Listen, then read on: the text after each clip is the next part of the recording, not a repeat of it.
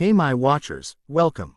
Today we are gonna see, what if Harry Potter manifested forbidden skills onto another timeline? Join Patreon for early ACESS and exclusive content of Super Op stories.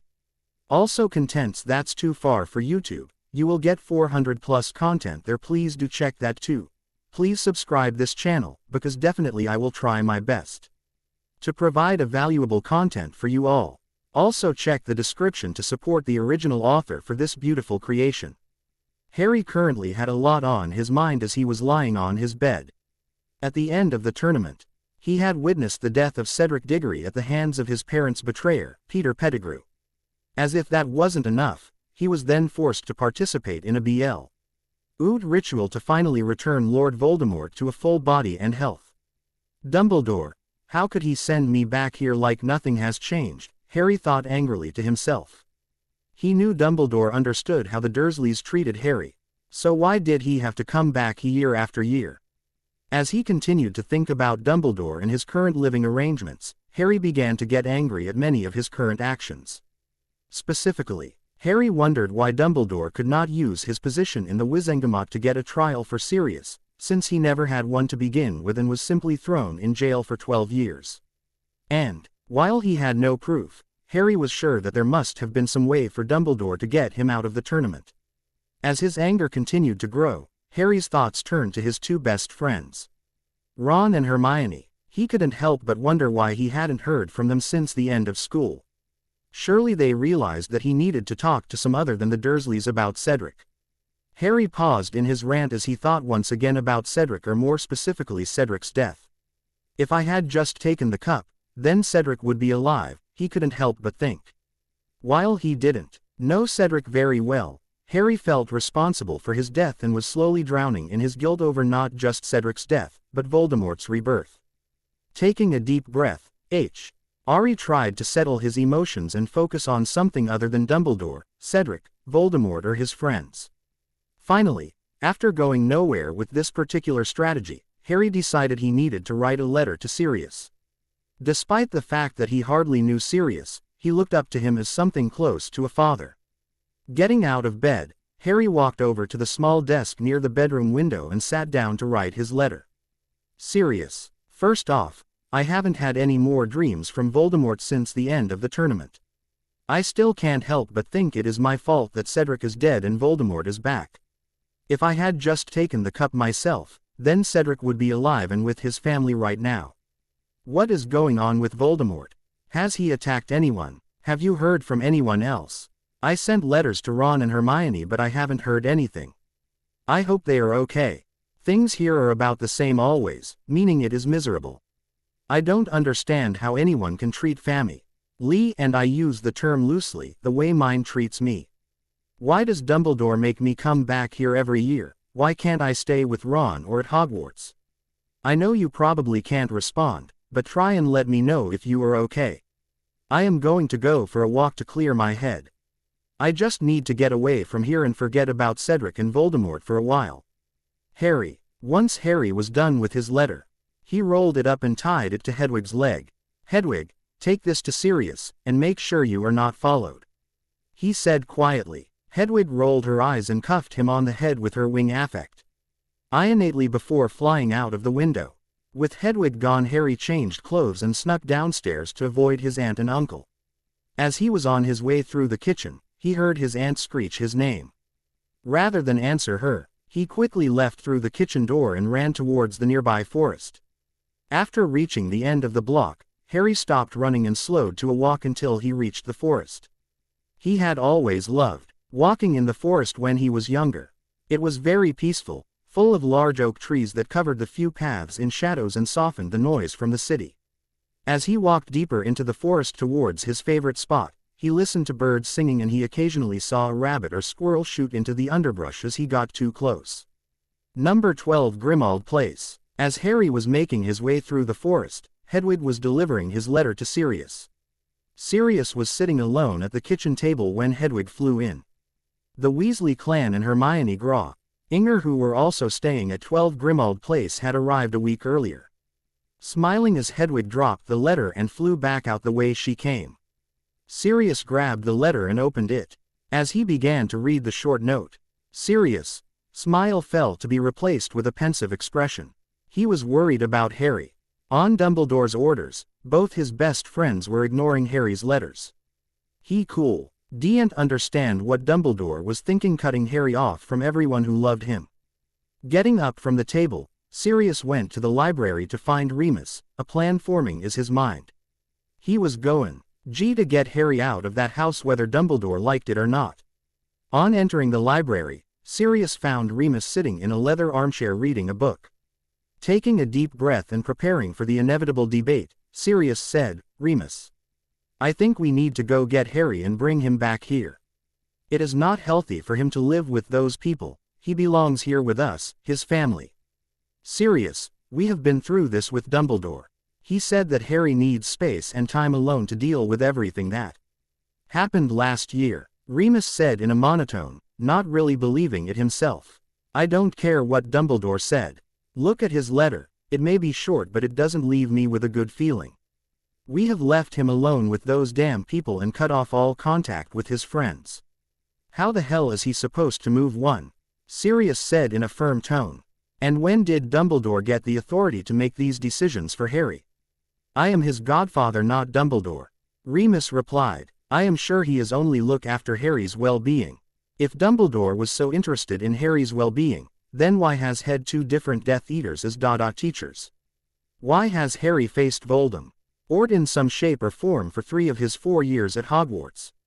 No, Dumbledore may be powerful, but when it comes to Harry, he has made bad decision after bad decision. It is time I started acting like wise godfather and stopped looking to other people to take care of him. I love him and he is my responsibility to take care and no one else's." Sirius finished firmly. Agreeing with Sirius in his heart, Remus gave in and said, "Okay.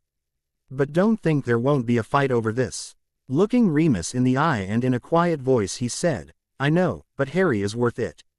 Smiling, Remus said, "In that case, let's pick him up this evening."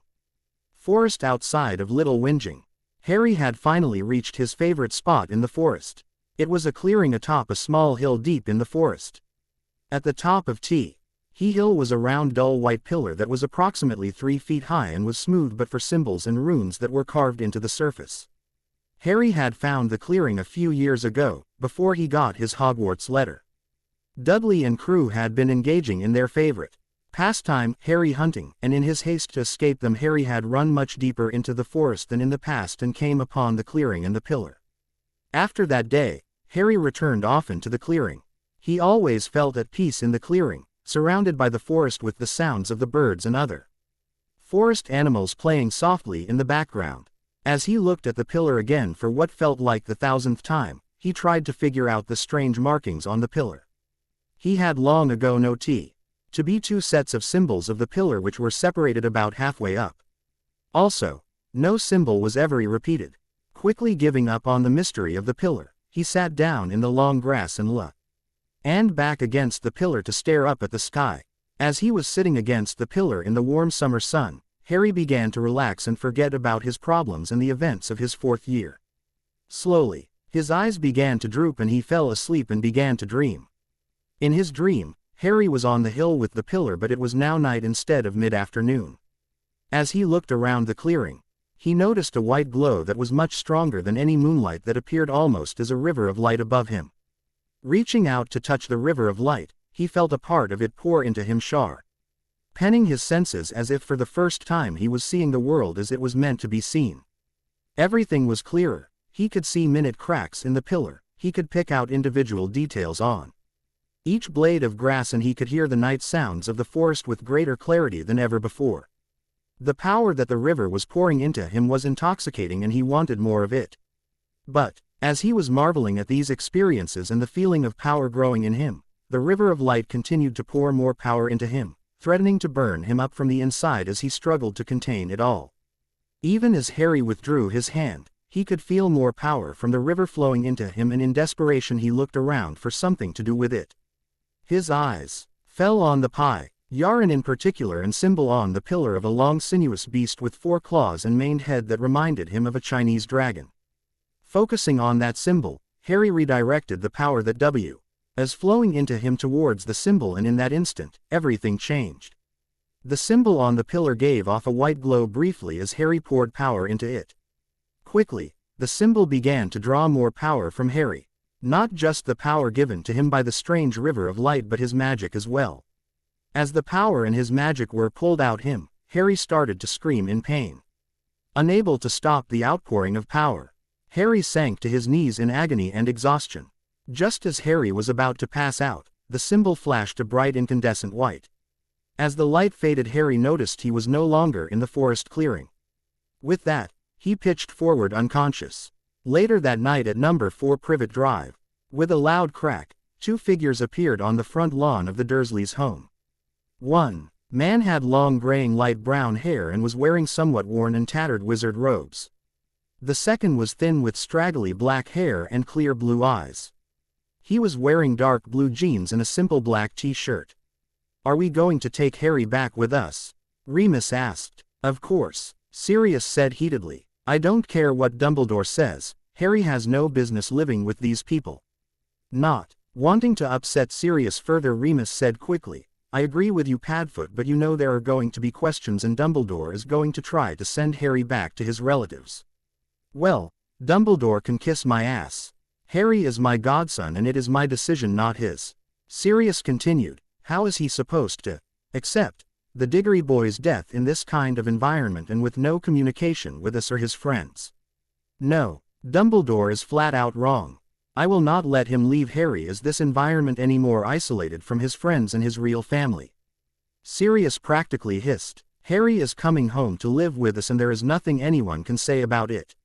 Remus stared at Sirius for a moment before nodding his head in agreement. Together they walked up the manicured LWN and into the home without bothering to knock. Once inside, Sirius called for Harry. Unfortunately, Harry was not there, but it wasn't long before his oaf of an uncle came lumbering into the room to see who was calling for his freak of a nephew. "What are you freaks doing in my home?" Vernon yelled. "Get out this instant. I will not have you kind contaminate my house or my family with your degenerate ways." Not wasting any time, Sirius pulled his wand from his robes and leveled at Vernon's chest before growling, "Where is Harry? We are not leaving until he is with us." Face red, Vernon puffed himself up, attempting to hide his fear of these two freaks, and answered, "That boy has not been here since this morning. He ran out of the house ignoring all his chores and hasn't been back since." Adding under his breath, "Good riddance. We never wanted the freak here to begin with." Unfortunately for Vernon, Remus clearly heard his last comment because of his heightened hearing. Eyes glowing amber, Remus snarled before pulling his wand out and uttering "Stupefy" to stun Vernon. Turning to Sirius, he said, "Sirius, you need to go back to Grimmauld Place and get Albus. If Harry is missing, we need to begin looking for him before it is too late." Not wanting to leave, but understanding the situation, Sirius left to gather the people needed to search for his godson. Unbeknownst to Sirius or the rest of the Order of the Phoenix, Harry would not be found. Where am I, or should I say when am I? Disclaimer: I don't own, unfortunately, anything related to Rowling's Harry Potter or Jordan's Wheel of Time. AN1. This chapter is largely explanatory and sets the stage for remaining Wheel of Time chapters. After this, things will pick up as we get to the events that lead to the War of Power. AN2. For the calendar I am using traditional months, but the year will correspond to the timeline from chronology for the different ages until Harry returns to England. PB is short for pre-breaking of the world. AN3. Some characters and events have been changed to better fit into the story. Chapter 2. Where am I? Or should I say when am I? June 30th. Year 50 petabytes before the War of Power. Looking around the fields, he didn't see anything but tall grass waving slowly in the summer breeze. As he continued to pan across the fields, his eyes came to rest on the portal stone, a strange pillar approximately 3.5 feet tall, covered in symbols and runes, that stood on the edge of the field. There, as the grass around the pillar, was the body of what appeared to be a teenage boy. Jogging over to the portal stone, he stopped and stared down at the body of what looked like a 13 or 14-year-old boy. He had short, messy black hair and looked to be about 5 feet 7, but it was hard to Tell given his position curled up on the ground at the base of the. Realizing that he would get no answers until the boy awoke, he bent down and picked the surprisingly light boy up into his arms and began to walk back towards his home. Maybe his wife would have some ideas on who this boy was or where he was from. As he was walking back to his home, he called to his wife, Aliena, come see what I have found. You better not be bringing back another wounded animal. You know how bad you are with the weaves for healing. A woman's voice answered back with humor. Blasted woman, I bring home one WOUNDED rabbit and I can never live it down. Won't she be shocked when she realizes how close to the truth she is? Have no fear, you don't have to worry about catching any animals as they run around the manor. Finally reaching the door to the porch, he pushed it open with his foot and staggered in. While the boy was not very heavy, it wasn't easy carrying a dead weight the half-mile from the portal stone back to the manor. Once inside, he gently laid the boy down on a scarlet and gold sofa and called for his wife. Aliena, can you join me in the solarium? Walking into the room expecting to see another animal of some sort. Aliena stopped short when she saw her husband sitting on the sofa with a young boy. Who is he? Where did he come from? I don't know who he is, but I think he may have arrived here by portal stone. Eyes widening and surprise evident in her voice, Aliena gasped, but that's not possible. Most Aes Sedai aren't strong enough and the one he is too young to have even begun training yet. I know, but as I was walking in the fields there was an intense flash of light as with a portal stone. When I made it over there, he was lying at the base of the stone unconscious. Luz finished in a perplexed voice. Even if he were an Aes Sedai and strong enough to use a stone, it would not explain his clothes. He continued, what do you intend to do with him? We can't just abandon him. She asked. Until he wakes up, he can stay in one of the guest bedrooms. Maybe we will get some answers after he regains consciousness. With that, Luz stood up and picking the boy up again took him to one of the guest bedrooms on the second floor of the manor. After depositing the boy on the bed, Luz left the room, shutting the door behind him. Later that afternoon, swinging his legs over the side of the bed, Harry sat up and looked around the room for the first time. It was definitely not his bedroom. The furniture was gilded in gold and silver with a large mirror on one wall and paintings on the other walls. After examining the bedroom for a few minutes, Harry decided it was time to try the door and see if anyone else was around. As he was reaching for the door knob, Harry paused. What if there were Death Eaters here? Shaking his head, he quickly decided that not the case because he would not be in a very comfortable bedroom and would in fact most likely be dead already. Taking a deep breath, he reached for the door knob once again. Opening the door, Harry slowly slid out of the doorway to find himself at the end of a long stone hallway. Closing the door behind him quietly, he started walking down the hall, attempting to keep in the shadows where possible. As he proceeded down the hall, Harry passed a number of doors on either side of the hall, pausing at each door. He would open each door slightly to look in each room. Each room was similar in size and decoration. Obviously he was in some sort of guest area. Finally reaching the end of the hallway, Harry proceeded down the stairs towards the sound of voices. Finding the source of the voices, Harry watched as two people carried on a discussion about something called portal stones and the One Power. The man seated facing away from Harry had shoulder-length jet black hair. The woman had long light blonde hair and was exceedingly beautiful with pale flawless skin. As Harry was about to step back into the hallway, the woman looked up and saw Harry. She smiled. Well, unless we more than one house guest, I believe our mystery visitor is awake. Turning around in his chair so he could see who Aliena was looking at, Luz Theron replied, Why, I believe you are correct. Well, don't just stand there, come in and take a seat. You look a little unsteady. Clearly confused with the situation, Harry stayed where he was. Don't let my husband scare you, Aliena said with twinkling eyes. We won't hurt you. Deciding he didn't really have any other options, Harry sat down in an empty chair. Not to be rude, but who are you and where am I? My name is Aliena and this is my husband, Luz Theron Telemann. You were in our home on the outskirts of Paradison. How you got here is something of a mystery. My US band found you unconscious by the portal stone at the edge of one of the fields surrounding this manor. May I ask you name? More confused than ever. My name is Harry Potter. What is a portal S? Tone? Is it similar to Porky's or apparition?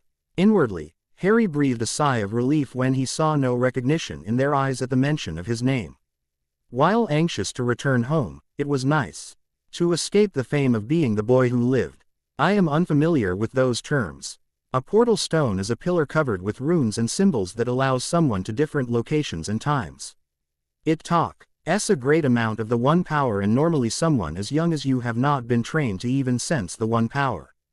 Your portal stone sounds like the pillar I found in the forest around my one power. Is that the same as magic? All I remember is sensing what looked like an immense river of light. But when I reached out, it started flooding into me and it felt like I was alive for the first time. Everything was sharper. My vision, my hearing, and my touch, but at the same time it felt like it was trying to sweep me away. I am not sure how to explain it, Harry said in a soft voice, remembering the experience. Harry, what did you do to keep yourself grounded? Many who experience the one power untutored the way you did do not survive the experience. Yet you survived and somehow traveled here, asked a puzzled Luz Theron. I am not sure. As I was starting to get overwhelmed, I focused all of the power that was pouring into me on a symbol on the pillar that looked like an oriental dragon. Once I started doing that, the symbol seemed to draw everything from me, not just the power from that river, but my own magic as well. Harry said honestly. Aliena gave her husband a startled look at Harry's explanation. Both realized that not only had Harry touched the one power at a very young age, but he was most likely stuck in with them. Do you know how I can get back to my time? Since I have never heard of this city, I know I didn't travel to another location. I don't know how to tell you this, but without knowing the symbol for your time, you won't be able to go back. There is very little known about the portal stones, as most Aes Sedai do not have the ability to draw enough power to use them. What can you tell me of this magic you keep mentioning? Luz Theron said. Harry's eyes had lost their life at hearing that he would not be able to go home. While part of his was thrilled at the fact that he was away Lord Voldemort, it also meant he would never see Sirius, Ron or Hermione again. Before his brain could register Luz's question regarding magic, Aliena was standing and suggesting that they all have dinner before they continued their discussion. Harry was about to say he was not hungry when his stomach betrayed him by growling very loudly. Luz looked somewhat startled by the sound for a moment, and then he started to laugh, releasing some of the stress from Finn. Ding Harry and trying to figure out what happened. Aliena also smiled broadly at the sound of Harry's stomach, thinking that he certainly needed to eat more. Harry sat at a large dinner table waiting for Aliena to finish whatever she was doing in the kitchen. He was already starting to miss Sirius, but he was also getting excited about the chance to have a fresh start in a place with no expectations or dark lords out to kill him.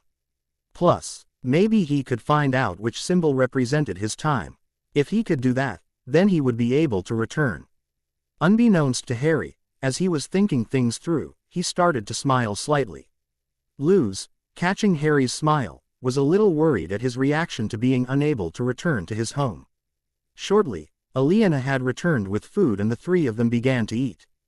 After each had had their fill, Luz asked the question that had been bothering him since he had seen Harry smiling. With a somber expression on his face, Luz asked, Harry, why were you smiling before we started to eat?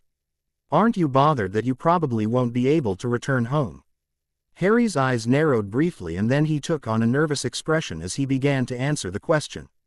Well, it isn't so much that I don't want to go home. It is more of that fact that here I get a fresh start. Seeing the look of confusion on both their faces, Harry decided to be open about his past. When I was little over a year old, I am not going to repeat the history of the first 4 books. Luz was staring at Harry with a thoughtful expression on his face as he digested Harry's story. Aliena was more emotional, crying softly when Harry talked about his childhood and the trials he had gone through while at school. Breaking out of his reverie, Luz asked Harry to demonstrate his magic. Pulling his wand out, Harry tries to perform a simple Wingardium Leviosa on the empty dinner plate in front of Hirely.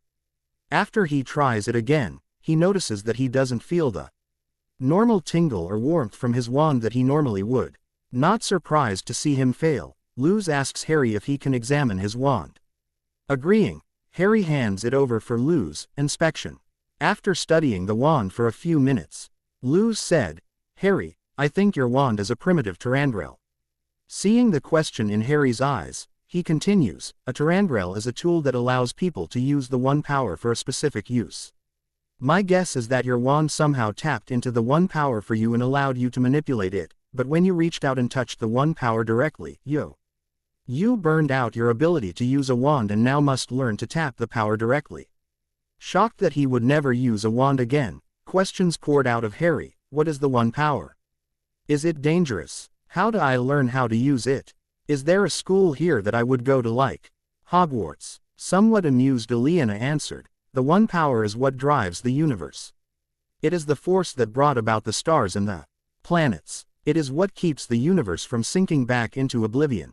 Despite its name, the one power is made up of two distinct forces, Satan and Sedar. Both are equal in power but opposite in nature. Only women can tap into Sedar and only men can tap into Satan. As with anything else, each individual with the ability to tap into this power has different strengths and weaknesses." Picking up for Aliena, Luz continued, "You see, Harry, both Satan and Sedar are broken up into 5 elements: air, earth, fire, spirit and water. By combining threads of these elements, men and women are able to perform feats that are equal to or greater than anything you described for magic. If one is strong enough, they can control the weather, bring someone back from the brink of death, or shake the very earth." As if they were a tag team, Aliena once again spoke, "There is danger to those using this power. If not trained properly, you could draw too much into yourself and burn out the ability, or worse, you could die." The ability to tap into the one power typically shows up in mid to late teens. If that person is not trained properly following their initial use, they oftentimes die. Seeing Harry take on a worried expression, Luz jumped in, "Don't worry, I myself am trained and am in fact one of the most powerful Aes Sedai that exist today." "What or who are the Aes Sedai?" Harry asked. "The Aes Sedai are an independent group made up of all those who can use the one power. They are trained from their 18th birthday until the time they can pass the test to be called an Aes Sedai.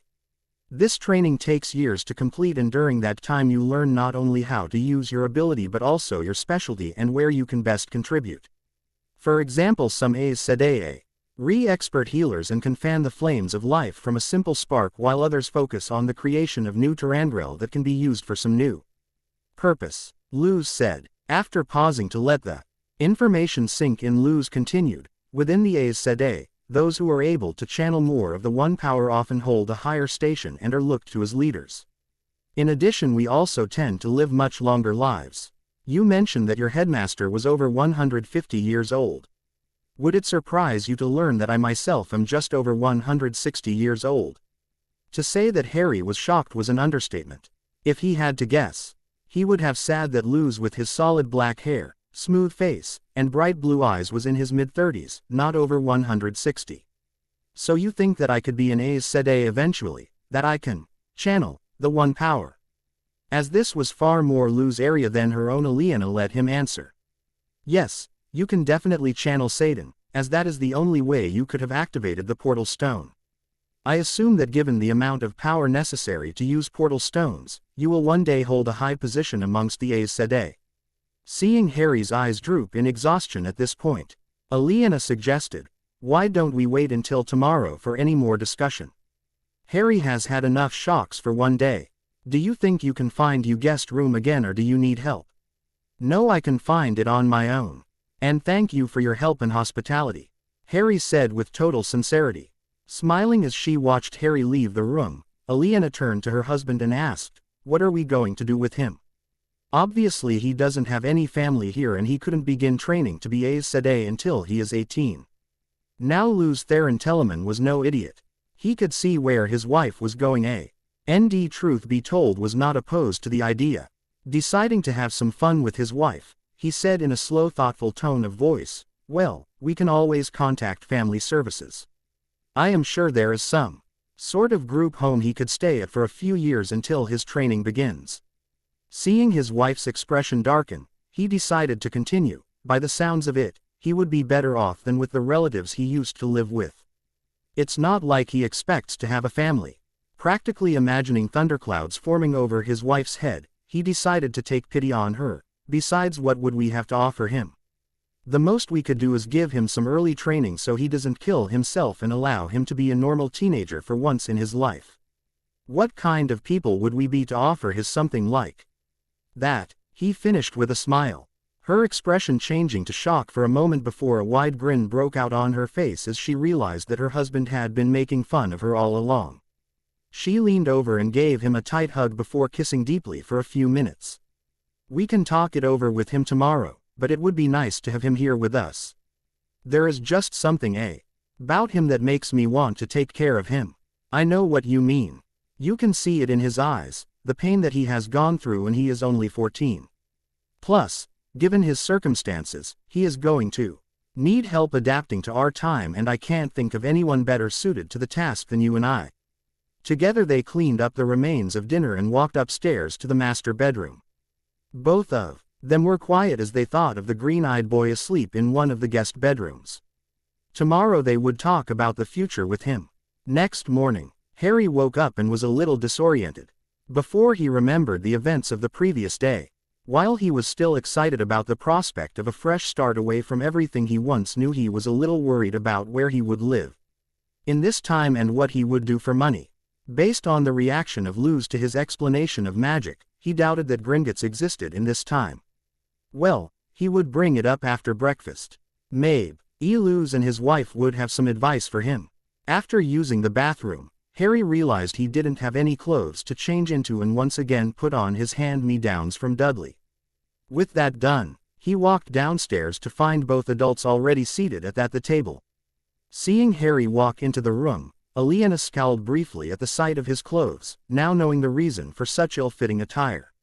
As he was sitting down, she said, "Harry, we have a few questions for you, but why don't you eat breakfast first?" Nodding in agreement, Harry surveyed the food before him and saw something that appeared to be a pastry, but he was unsure of the type, eggs, and some kind of meat that resembled ham but was a much paler color. Deciding on the safe options, he filled his plate with eggs and the pastry. A short while later, Harry had finished his breakfast and brought the plate into the kitchen. Once he returned and sat down, Aliena broached the subject that all three had been thinking about. "Harry, Luz and I talked last night after you went to bed. We know you don't have any family in this time and," she paused for a moment before continuing on a little nervously, "we would like you to stay with us. You can learn about this time and meet kids your own age. Luz can give you some enseling since you have already done so. You don't have to answer now." Before she could finish her sentence, Harry, with a smile on his face, said, "I would love to stay here with you. You helped me when you had no reason to. You had given a stranger someplace to stay and food to eat. Even after ring some of things that I have done," referring to killing Quirrell, "you still welcome me into your home. I don't know what else to say beyond thank you." A little surprised at this quick response and the thought behind it, Aliena smiled and gave Harry a strong hug. He couldn't help but to compare it against the ones he had received from Molly Weasley. Hers had always been overwhelming, almost suffocating in her efforts to protect and shelter him. The hug from Aliena was different. It seemed to give him comfort and support but without suffocating him. After stiffening for a few seconds in surprise, he relaxed into it and returned the hug with a strength that surprised him. In a very somber tone of voice, Luz began, "Harry, if you are going to stay with us, there are going to have to be some changes. Most importantly," here he paused for dramatic effect, "those clothes have got to go. First thing we will do is take you into the city to get some new clothes and show you the sights," he said, with a smile as he watched the nervous expression that had been on Harry's face melted into laughter. Later that afternoon, he stared in wonder at the broad boulevard that was paved in iridescent white stone. Down the middle of the boulevard ran a line of tall trees with thick trunks. Their canopies spreading over both sides of the boulevard seemed to exude a sense of peace that made Harry feel lighter and eased his homesickness somewhat. Both sides of the boulevard were lined with tall, elegant buildings made of similar material to the iridescent stone. The buildings' shapes appeared to be almost organic, pulling straight from nature, the image of a cresting wave or age-worn mountain. Many of the buildings were connected at some level by an airy bridge on which Harry could see many people walking and going about their business. He had learned that Paradisen was the capital city as well as being home to the Hall of Servants, the primary location for the Aes Sedai. Overhead, Harry watched. As something similar to an airplane flew overhead. It had a long, sleek sliver body and the wings were shaped like a hawk's. Unlike airplanes, it had no engines that Harry could identify. Seeing the questioning look on Harry's face, Luz said, "They are called show wings and they fly using the one power. The vehicles going up and down the boulevard are Jokar floaters and run on a similar principle but only hover a foot or two off the ground." It was obvious to Harry that he was in the future at some point since neither wizards nor muggles had the capability to construct a city like this or make anything resembling a show wing or Jokar floater. "It's time to go home. We can have dinner and finish our discussion from this morning," Aliena said. The three of them proceeded to climb into a waiting Jokar floater for the trip home since it was too far to walk being on the edge of the city. After a 20-minute ride, they arrived home and walked inside with multiple bags carrying clothes and books for Harry so that he could begin to learn about his new home. After a simple dinner, Luz said, "Harry, there are still a few issues we need to discuss and work out. The main one is your education. We were thinking that Aliena can tutor you to bring you up to speed on the world today. I will also give you some early training in channeling Satan. Normally, you would not receive any training until you were 18, but since you have already channeled, it would be more dangerous to you and those around you to not give you any training. Think of it as a way to keep you out of trouble and prevent you from making any mistakes." Jumping in here, Aliena added, "We also want you to meet the children of our friends so that you have friends your own age." Seeing that Harry wasn't silent, she added, "Do you have any questions or issues with this approach?" Realizing that they thought he was upset, Harry quickly replied, "No, I think it sounds brilliant. I am just not used to people being so nice without an ulterior motive. Thank you doesn't seem to be enough to say." Smiling again, "Harry, you told us what you have been through. Rest assured the only thing we want from you is for you to be happy." Harry couldn't understand the trust he seemed to have for Luz and Aliena. Ever since the Dursleys, he had been slow to trust, but since he had arrived in this time, they had done nothing make Harry feel uncomfortable or unwelcome. For perhaps the first time in his life, he felt accepted for who he was and not what he had done as a baby. Before he himself realized what he was doing, he had leaned over and given Aliena a tight hug and then done the same with Luz. June 30th 49 PB, 1 year later. Harry was happy. He had learned a lot about this time and from Luz he had begun training to channel. Apparently, channeling was not widely known until about 1,000 years ago when the talent started to emerge in people. Luz theorized that the wizards and witches from Harry's time were the precursors of those who could channel today. Something must have occurred that allowed them to tap directly into Sadar and Satan. Today was a little different though. Today was the anniversary of the day he had arrived here in this time. He had been living with Luz and Aliena for a year now. They had become his guardians shortly after his arrival. Even though he had never truly had any parents before, he liked to imagine that they were his parents and not just his guardians. Inevitably, as these thoughts came to him, a part of him felt like he was betraying Sirius. Now a year had passed and they had not been able to figure out the symbol for his time on the portal stone. Harry had accepted that he might never go back, but he still missed his friends, Ron and Hermione. It was Sirius that he missed most, however. Even that was fading. Though he was happy here, Harry decided that use this anniversary as a way to remember Sirius, Ron and Hermione. So, even if he never returned, he would always remember them. July 31st. Today's was Harry's second birthday in his new home. To say he was excited would be an understatement. Without the fame or notoriety that his scar brought him before, he had freedom he had never known to be himself and make friends without the fear that they liked him because he was the boy who lived. After taking a shower and pulling on his clothes, he made his way downstairs for breakfast. As usual, both Aliena and Luz were already at the table eating and talking softly. Over the last year, Harry had learned to read their expressions pretty well, and for some reason today both looked apprehensive about something. While Harry was eating, he saw Luz glance nervously at Aliena before saying, "Harry, we have some news for you and a question." As usual, when the topic was important, they seemed to alternate their sentences the way Fred and George did. Aliena continued, "Harry, I'm pregnant." Harry began to get nervous himself. Did this mean that they did not want to be his guardians anymore? Before he could get any further in his thinking, Luz disabused him of that thought. "Harry, over the last year as your guardians, we have come to know you and love you. The fact that Aliena is pregnant just pushed us to make a decision we had been nervous about. What Luz is trying to say is that we want you to be our child's older brother. If you are willing, we would like to adopt you and make you a permanent member of our family. We know we can never replace your birth parents and that someday you may return back to your original time, but until then we want you here with us. You are a very special young man and I can't think of someone I would rather have as a son." By this time, Harry's brain had stopped registering new information. He kept repeating to himself, "They want to adopt this heart." He knew it wasn't. Then he did something that he was becoming increasingly more comfortable. He got up from his chair and gave Luz and Aliena tight hugs, not wanting to let go. "Of course I am willing. For a long time now I daydreamed about you being my parents." Laughing and with a huge smile on his face, he continued, "I can't believe you were nervous about asking me."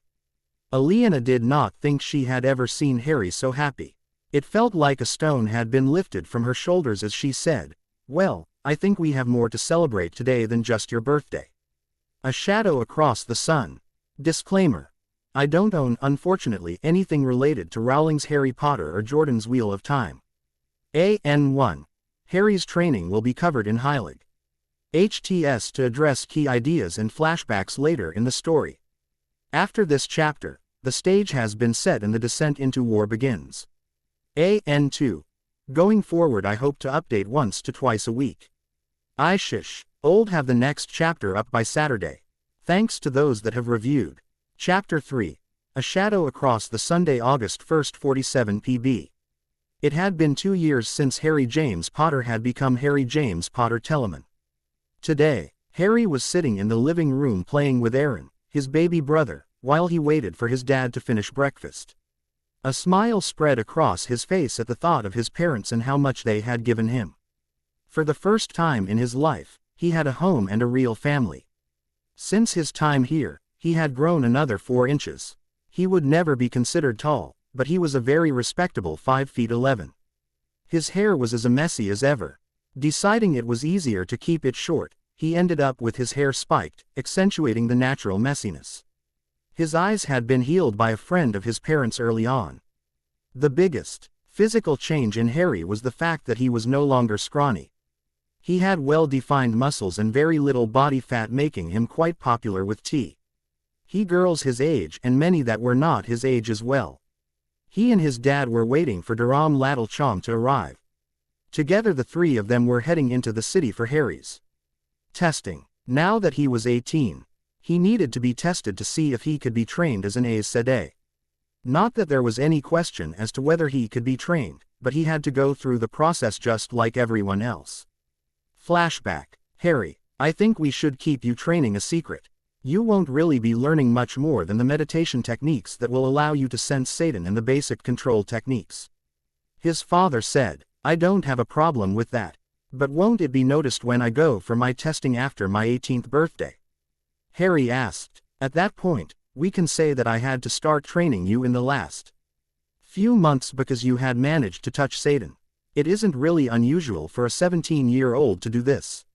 End flashback. Hearing a knock at the front door, Harry stowed and lifting Aaron into his arms went to answer the door. As he hoped, it was his uncle, Durham. Emerald green eyes sparkling as he remembered their last sparring match, Harry said, I wasn't sure you would be willing to come with us. You know, not wanting to be shown up by an 18-year-old and all. Uncle Durham, as he had become known thanks to Harry, stood there glaring at the youth. Ah, the confidence of youth, too bad. In this case, it does not correspond with talent. After all, how many matches have you lost to me? Adding with an evil glint in his eyes, besides, it was your birthday. Harry didn't know what to say to that. He just stood there mouth open for a couple of seconds before calling for his dad. Dad, Uncle Durham is finally here. He said something about needing to hurry. He is going to get the senior citizens discount for lunch. Before he could turn around to grin at his uncle, he was hit hard on the back of the head by his uncle. You'll regret that. I think I am going have to step up our little sparring matches, wouldn't want you to get overconfident. Harry was no longer sure it was such a good idea to call his uncle old. Luckily his dad chose that moment to walk into the room. Have you had breakfast yet or are we ready to go? No, I have eaten already and we should get to the Hall of Servants if we don't want to be there all day. Harry and I have a sparring match this afternoon that should be educational. Gulping a little, Harry hurried out of the room to hand Aaron over to his mother. As he was leaving the room, he heard his dad and uncle speaking in low tones before laughing loudly. Harry knew he was doomed. Finding his mom in the kitchen, he said, "We're leaving now.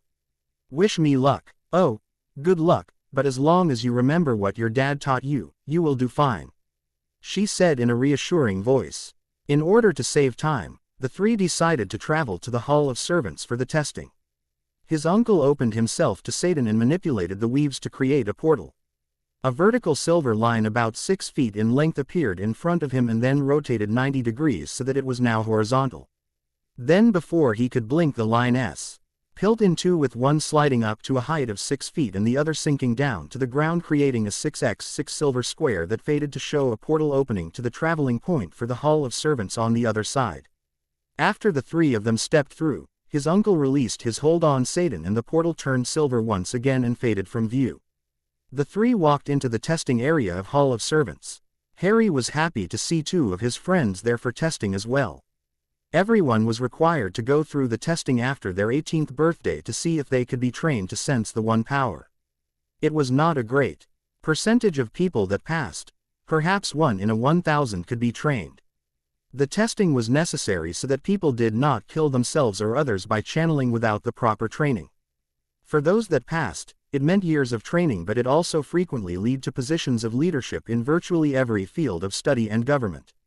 Two of his friends, Devale and Martin, walked over to Harry. Devale was somewhat plain-looking with light brown hair that she kept short and chocolate brown eyes. Her personality more than made up for anything she lacked in appearance. She was the cheerleader of Harry's group of friends. Devale was the one who encouraged others, celebrated their achievements, and supported them in their failures. Martin was good-looking but not quite enough to cause heads to turn. He had pale gray eyes and sandy blonde hair that was pulled back into a ponytail. Where Devale was the cheerleader of the group, Martin was Harry's main competitor. They competed in everything from girls, to sports, to sparring. "Harry, are you ready the testing?" Devale asked. "Yeah, it's not like we have any real say in the outcome. It is not like we can control whether or not we can channel." "What about you, Martin? Nervous?" "No, not really. I want to be an Aes Sedai but no one in my family has the talent, so I don't expect to pass." At that moment, two Aes Sedai walked over to collect Devale and Martin for testing.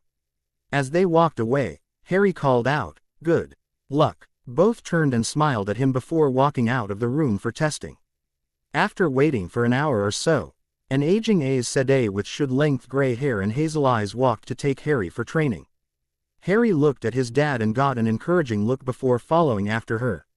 Shortly they came to a small room with no furniture or decorations or any sort other than two simple chairs. Flashback. "Harry, we are going to start with the exercise that is used during the testing after your 18th birthday. Okay, what do I need to do?" "Close your eyes. The first thing to do is to clear your mind. To do this, I want you picture a flame floating in a field of darkness. Once you have done that, start to push your worries and your emotions into the flame." Harry tried to follow his loose instructions, but he kept losing the flame. Finally, after many tries he was able to. Started to feed his emotions into the flame. As he did so, he became calmer and began to notice a pale glow in his peripheral vision. Whenever he focused on it, it would disappear and he would have to start over. Finally, he was able to feed his emotions and worries into the flame. In a voice that sounded cold to his ears, he said, "Luz, I think I did it. I keep seeing this pale glow but every time I try to find it, it disappears. Then I have to start all over. Normally, I would help you at this point to complete the testing but that isn't necessary with you. That pale glow you are sensing is Satan. When you are able to clear your mind, you will be able to sense Satan and open yourself up to it. For now, I want you to practice clearing your mind every day. Try to hold it a little longer each day. As you practice, you will find that you can slip into this state with little to no effort. How come my voice sounds so cold? That is common when you first learn to sense Satan. Once you have more experience, you will no longer sound so emotionless. End flashback. After Harry was seated, Karna placed his hands on either side of Harry's head. He had Harry repeat the exercise, with the flame taught to him by his dad 3 years ago. Harry quickly reached the desired state and could sense Satan easily. Now what? A little surprised at how quickly Harry had performed the exercise, he said, "Now, reach out to Satan. Do try to grasp it, but let it flow into you. Don't worry about being overwhelmed, I will keep you safe." It felt like Karna had put some sort of shield in Bedwi. And Harry and Satan that limited the amount of power that he could draw. He did as was instructed and felt the familiar cold exhilaration that came with channeling. Sensing the power in Harry, Karna instructed, "Now I want you to create a candle flame in between us. Focus on the flame, see the color, feel the heat." Harry tuned out Karna's voice as he channeled a flow of fire to create the candle flame. Feeling a small trickle of power flow through him, a small blue flame the size of his thumb appeared in front of his face, giving off a faint glow and a bit of heat. "Excellent, Harry. You can let go of Satan now. Your father has been giving you a little training, has he?" "He might have." Laughing he said, "I would have expected no less. Honestly, I would have been more surprised if he hadn't given you any training. Obviously, you passed the test. Your father will be able to fill you in on the details of where you need to go." "That's it. I thought there would be more to it." "That's it. Do you need help getting back to your father?" "No, I can manage. Thanks." Standing, Harry made his way back to the entrance hall where he found his dad and uncle waiting for you. "Have Devra or Martin finished yet?" "Yes, both had to leave a little while ago." His uncle asked, "Did you pass? Will you follow in your illustrious father's footsteps?" "I don't know about the illustrious part, but yes, I will be following in his footsteps," he said with a grin. Clapping Harry on the back, his dad said, "Well done, I knew you had it in you. We should get back and let your mother know, plus I believe Owen has a sparring match this afternoon." Aliena was waiting near the door for them once they reach home. After hearing that he passed the test, she gave him a tight hug and said, "Congratulations. I knew you had it in you. Did you eat lunch already?" "No, I'm starving. Maybe I will just take a nap after lunch, it was a long morning." "I don't think so, Harry. You and I have a previous engagement. I may be old, but I am not senile." Laughing at Harry's predicament, his dad explained to Aliena, Harry was a little boastful of performance in their last sparring match. "I believe Durham intends to nip any overconfidence issues Harry has in the bud." Taking no pity on Harry, his mom replied, "Lunch won't be ready for an hour so. Why don't you have your match now and work up an appetite?" Harry said as trudged off to get his sword. "I will meet you in the sparring chamber." Mumbling to himself, "Bloody traitors, no support." Meeting up with his uncle and father 10 minutes later in the sparring room, Harry prepared himself. His uncle was a blade master, and if he was honest with himself, he knew he had no chance of winning. Resting for a moment, Harry got to his feet and returned to the ready stance. Only to be returned to floor 5 minutes later. This was the way it went for the rest of the hour before Harry was too tired and sore to get up anymore. "Apparently, I still have some life in Met yet. Wouldn't you agree, Harry?" his uncle asked while holding out a hand to help Harry off the floor.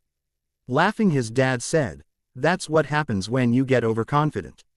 Grumbling to himself, Harry grabbed his uncle's hand to stand up and walked back to the dining room, hoping that lunch was ready.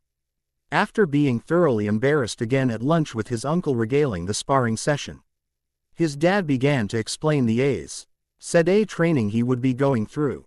He would be introduced to the concepts and uses of the Satan, physical fitness and swordsmanship, and his niece Sari training for any special talents he may have. During the first couple of years, Harry would stay at the dorms in the Hall of Servants. After he had completed his basic training, he would be free to live wherever he wanted. From the looks on both his parents' faces, it was clear that both hoped he would return home. Harry, training will begin in 2 weeks. It is going to be hard work, but I know you will do well. August 15th, 47 petabytes. It was Harry's first day of training. Because of the dual nature of the One Power, the group of 15, 6 men and 9 women, were separated into 2 groups. The ONLY class they had together was History and Theory. Harry and Martin were rooming together and made their way to the first class, which happened to be Theory.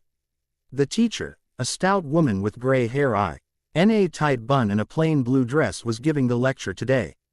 Apparently, the teacher would change depending on the subject. Today they were learning about the pattern. Every person's life could be viewed as a thread. When a person died, the thread ended. When someone was born, a new thread began. The interaction of all these individual threads formed the pattern. The pattern was the substance of life and could sometimes be altered by individuals that had special roles to play. These individuals were called Tavern and could alter the lives of those around them simply by being near them. One of the most dangerous uses of either Satan or Sadar was balefire. It not only killed or destroyed whatever it hit, it erased them from the pattern. Balefire is not be used unless absolutely necessary. By erasing someone from the pattern, you erase all of their actions but not the memory of those actions. After the lecture was over, Harry and Martin had classes on channeling and a private tutoring session on swordsmanship. Harry's dad and uncle had gotten both of the young men interested in the sport. September, 39 petabytes. Harry and his 2 friends Martin and Devale were nearing completion of their training. They were discussing what they were going to do after their training was complete. Devale had developed a talent for healing and was considering an internship with Nemen Demendar Boan to further develop her skills. Martin had already accepted an internship with Harry's uncle Durham to become a full blade master and strategist. During their 8 years of training, it was read that Harry had a talent for dreaming. This meant that with specialized training he would be able to enter the world of Tel'aran'rhiod, the dream world that ran parallel to the waking world. By entered the dream world, it was possible to enter into another's dream, scout locations in times of danger, and if one physically entered into the dream world, they travel great distances in a short amount of time, similar to traveling. Once he finished his training he would undergo 6 months of training with another dreamer.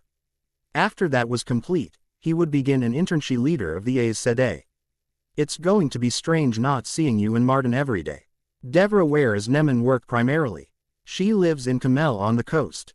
So I won't be able to get back too much, but because she is top of her field I expect to travel around. What about you, where will you do your training as a dreamer? I am not sure who I have been assigned to yet, but I know they work at the Column Dawn research facility in Visane. I plan on traveling there though and living at my parents' place outside of Paradisen. I assume you are staying here, Martin. Will you get your own place or live with your parents? Not sure yet. There isn't much room at home so I might get my own place. You are always welcome to stay with me at home. We have tons of room. Missing the resentment showing on Martin's face, Harry went on. There is also the sparring room so you would be able to practice without difficulty. I know what a taskmaster Durham can be. Grudgingly Martin said, I'll think about it. It wasn't that he was jealous of Harry, but they had always been very competitive with each other and it seemed that Harry always came out on top. Not that he won every time, but he won more often than Martin. He had been very excited about his internship. It would give him something that Harry didn't have, the title of Blade Master, a master swordsman. Jumping in to divert the conversation, Devale said, Zhu, think in a little over 3 years we will be full Aes Sedai. Having been distracted by Devale, both Martin and Harry moved on to the new topic for a few minutes before everyone left for the next class. December, 39 petabytes. Harry, Martin and Devale had finished their primary training the month before. In the end, Martin had decided to take Harry up on his offer and moved into of the guest rooms in Harry's home. Devale had left for Camel the previous day and Martin was meeting with Durham to discuss his internship. Harry took to the opportunity to spend time with his parents and little brother since his training as a dreamer did not start until the next day. Waking up, Harry quickly cleaned up and ate breakfast before traveling to begin his training. The column dawn stood before Harry. It was immense, easily twice the size of Hogwarts. But where Hogwarts was a single castle, the column dawn was a collection of buildings laid out in concentric circles that seemed to flow into each other to form one harmonious picture. On the outermost ring were the low-level researchers, and the building was shaped according almost like a ring of rolling hills that slow rose to meet the second ring. The Seiko ND ring held the mid-level researchers and was where the majority of work was completed. The second ring was the least elegant, consisting of rectangular buildings with softened edges that abutted up to the innermost ring. The final ring held only the most senior researchers and consisted of a series of fluted spires that were a glistening white in the morning sun. Hundreds of feet above the spires floated the newest facility of the column dawn, the Sharum. It was a shining white sphere that was used by only 2 researchers, one of whom he was to study under. The only way to enter the Sharum was to travel or skim. Harry was a little nervous as entered the column dawn for the first time. It was the premier research facility, and he was going to be studying with one of the top researchers, Mage and Arenale. According to the rumors, she and her partner Bedoman were working on tapping into a source of the one power that was not separated into Sadar and Satan. If they were able to succeed, men and women would be tapping the same source of power and should be able to achieve things that were once thought impossible. Taking a deep breath, Harry knocked on the door to Mieren's office. "Come in." Using the flame and the void to calm his nerves, Harry entered the office. "Aes Sedai, I was told to report here to complete my studies under your tutelage. I am Harry Potter Telemann." As he was speaking, he chose that moment to take a good look at Mieren. She was an exceedingly beautiful with a full figure and narrow waist. She was nearly as tall as Harry and had shoulder-length black hair that was adorned with silver clips in the shape of the moon and stars. He couldn't help but notice her expression change upon his name. Her face closed off and she sneered at him before answering. "I should have known that I would get stuck training Telemann's brat. Luckily for you, you look more like your father than that ugly cow of a woman he married." Deciding that silence would be the best response, Harry focused on feeding his rage at this woman's insults into the flame. Despite that, Harry wanted to reach for Satan and teach her a lesson she wouldn't forget, but he needed her to complete his training. "Well, I am impressed. You can keep your tongue. You are either afraid to challenge me or are willing to bide your time." She could tell that Harry, trembling slightly with the effort of taking no action, inwardly pleased with herself. If she couldn't get her revenge on the father, she would take it out on the son. "You will be here 3 nights a week for your training with Telarenride. If you show any talent, I may allow you to assist me with my research. Now you may leave, but do not sleep tonight. This should make our training tomorrow easier. I expect to see you here no later than 8 p.m. Recognizing a dismissal when he saw it, Harry nodded his head in acknowledgement and left the office to return home. After dinner, he and his father were sitting outside drinking coffee. "So, Harry, how was your first day? Who are you training under? I meant to ask you about that. Her name is Mieren Arenale and she seems to pretty much hate you and Mum." I was tempted to ask for another trainer, but she is supposed to be one of the best dreamers still living. Blanching at the name, his dad answered, "Yeah, she and I dated for quite a while. I broke it off when I realized he was more interested in my position within the hull than in me. I got to say, Dad, that between Mieren and Mom you really have incredible taste in women. At least as far looks go. Do you think I should ask for a different trainer?" "No, like you said, she is one the best around. Let me know if things get too bad and I will have a chat with her." Harry, realizing what a disaster that would be if his dad had a chat with Mieren, made a resolution to put up with any crap she sent his way. If he could put up with Snape, he could handle Mieren. May 38 petabytes. After months of training, Harry was able to enter Telarenride whenever he needed. He had used it to travel by physically entering into the dream world, but found he felt exceedingly vulnerable when doing that, so it was on rare occasions that he would use it in such a manner. It had taken weeks before he was able to go to sleep at night and enter Telarenride at will. Every time he had fallen asleep and entered his own dream rather than Telarenride, Mieren would find him in his dream and given his the most horrible nightmares. By the time he mastered entering Telarenride at will, he had deep bags under his eyes and had lost say to 10 pounds because of the near constant nightmares. His parents had even considered demanding a new trainer given the impact it was having on Harry. Once he had mastered this action, he was able to leap without being punished with nightmares and began to put the weight back on. After the nightmares, Harry never fully trusted Mierin again. He got the sense that she wanted him to fail and that she would like nothing better to see his entire family humiliated in the process. Despite everything, under Mierin's expert if bad-tempered tutelage, he had become adept at manipulating the dream world to create objects and creatures to do his bidding. Of late she had been letting him enter Tel'aran'rhiod on his own and would check up on him once or twice a week to see how his studies were coming. RRY was rather relieved when did not experience the prophetic dreams that many of those able to enter Tel'aran'rhiod did.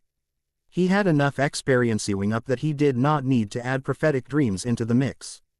Tonight, Harry was exploring Paradisen. It always took a little while to adjust to seeing the magnificent city devoid of people. As was often the case, Harry felt like he was being watched. But from his discussions with Mierin and other dreamers, this was a common occurrence. This night was different though because Harry was being watched. He was being watched by two people. Hearing a noise coming from a nearby alley, Harry decided to investigate. While he often felt like he was being watched, hearing noises was something entirely new and out of the ordinary. Entering the alley he saw two figures waiting for him. Not believing his eyes, he said, "Who are you? What do you want with me?" "Harry, you know who we are." The man answered. He was right. Harry did know who they are, but he refused to believe. "How? You were killed centuries ago. How could you be here now in Tel'aran'rhiod?" This time the woman answered, "Harry, it is us, your parents." When someone performs a great act of selflessness or heroism, they are sometimes spun into the pattern over and over again as needed to play pivotal roles throughout time. Given due importance to the wizards and witches of the 20th century, our sacrifice was enough to include us as two of the heroes that are spun into the pattern. What people don't know and you can't share with anyone is that until we are reborn, we wait here in Tel'aran'rhiod. Quote, "Even though it is against the precepts to show ourselves, we wanted to see you again, to meet you. Until Lily and I are born again, we can meet here often. We are curious to know how you reached this place since it was unknown of before we died. I don't know if I will be able to share everything tonight, but do you know what portal stones are?"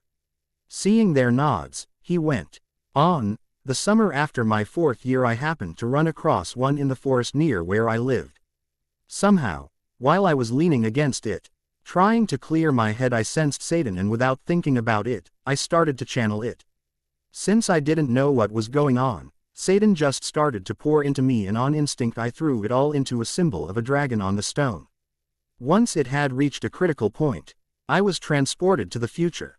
Giving them a minute or two to digest that information, Harry continued telling them of his time with his adopted parents, family, friends, training to be Aes Sedai, and a synopsis of his time at Hogwarts.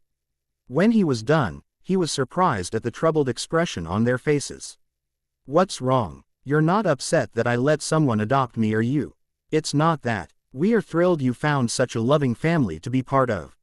"No, it's just that you didn't defeat Voldemort, did you?" "What about the prophecy? Aren't you concerned about what happened if you were never there to defeat him?" James asked. With a confused look on his face, Harry asked, "What prophecy? Why would I have to defeat him? Can't Dumbledore or someone else do it?" "You mean Dumbledore never told you about the prophecy despite everything that happened to you while you were at school? Didn't he give you any special training?" Lily asked, her voice rising. That would be a no and no. What prophecy are you talking about?" "Well, it may not matter if you can never get back, but before you were born there was a prophecy that said the one, and we have all read prophecy before, and since you have that scar, you are marked as his equal." What the hell was Dumbledore thinking keeping that kind of information from me? At this point, I guess it does not really matter, but if I do make it back there, that man has a lot to answer for.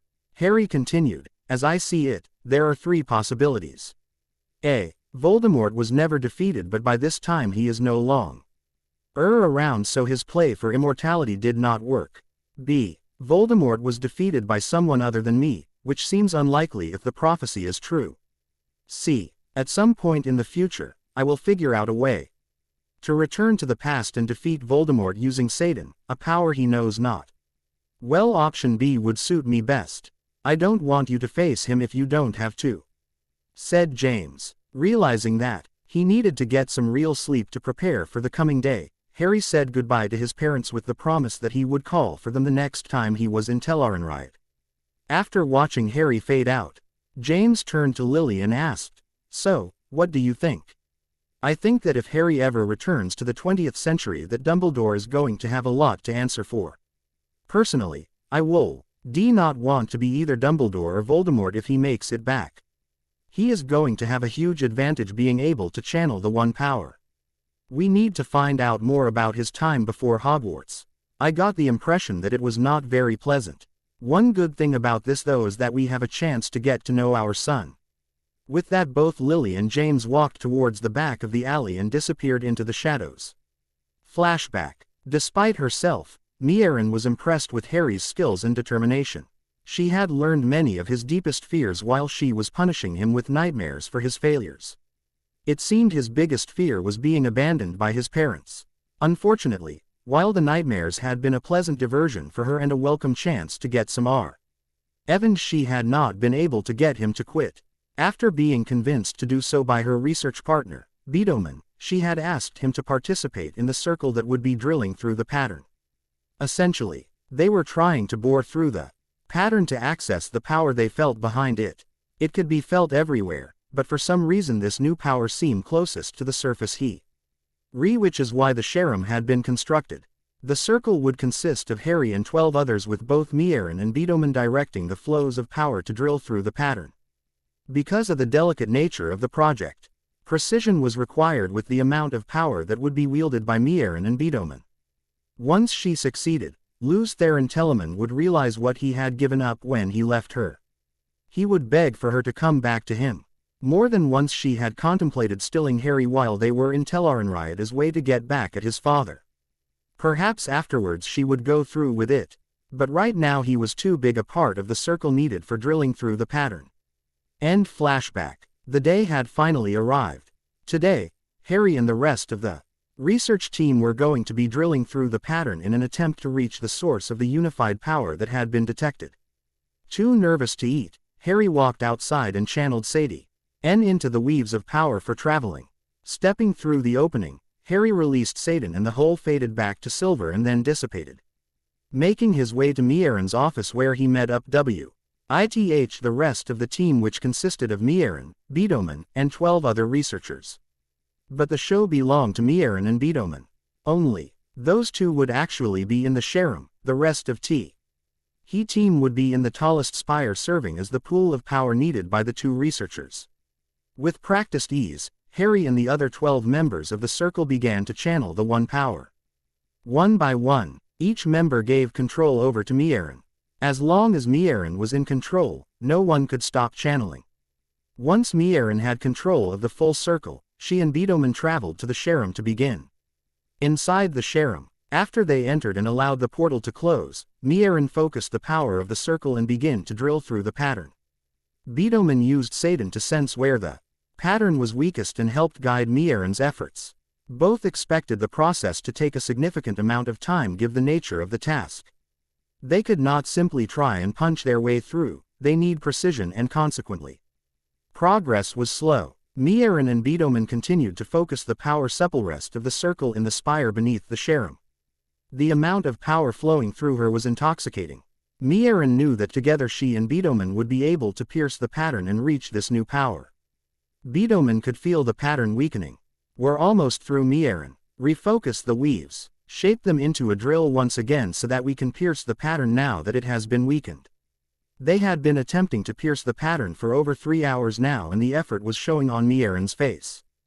Grimacing from the effort, Mierin did as he suggested and together pushed the drill of power into the pattern once again. Both of them felt the pattern strain and finally it frayed and ripped around the point of the drill. Beethoven shouted, "We did it, we are through the pattern.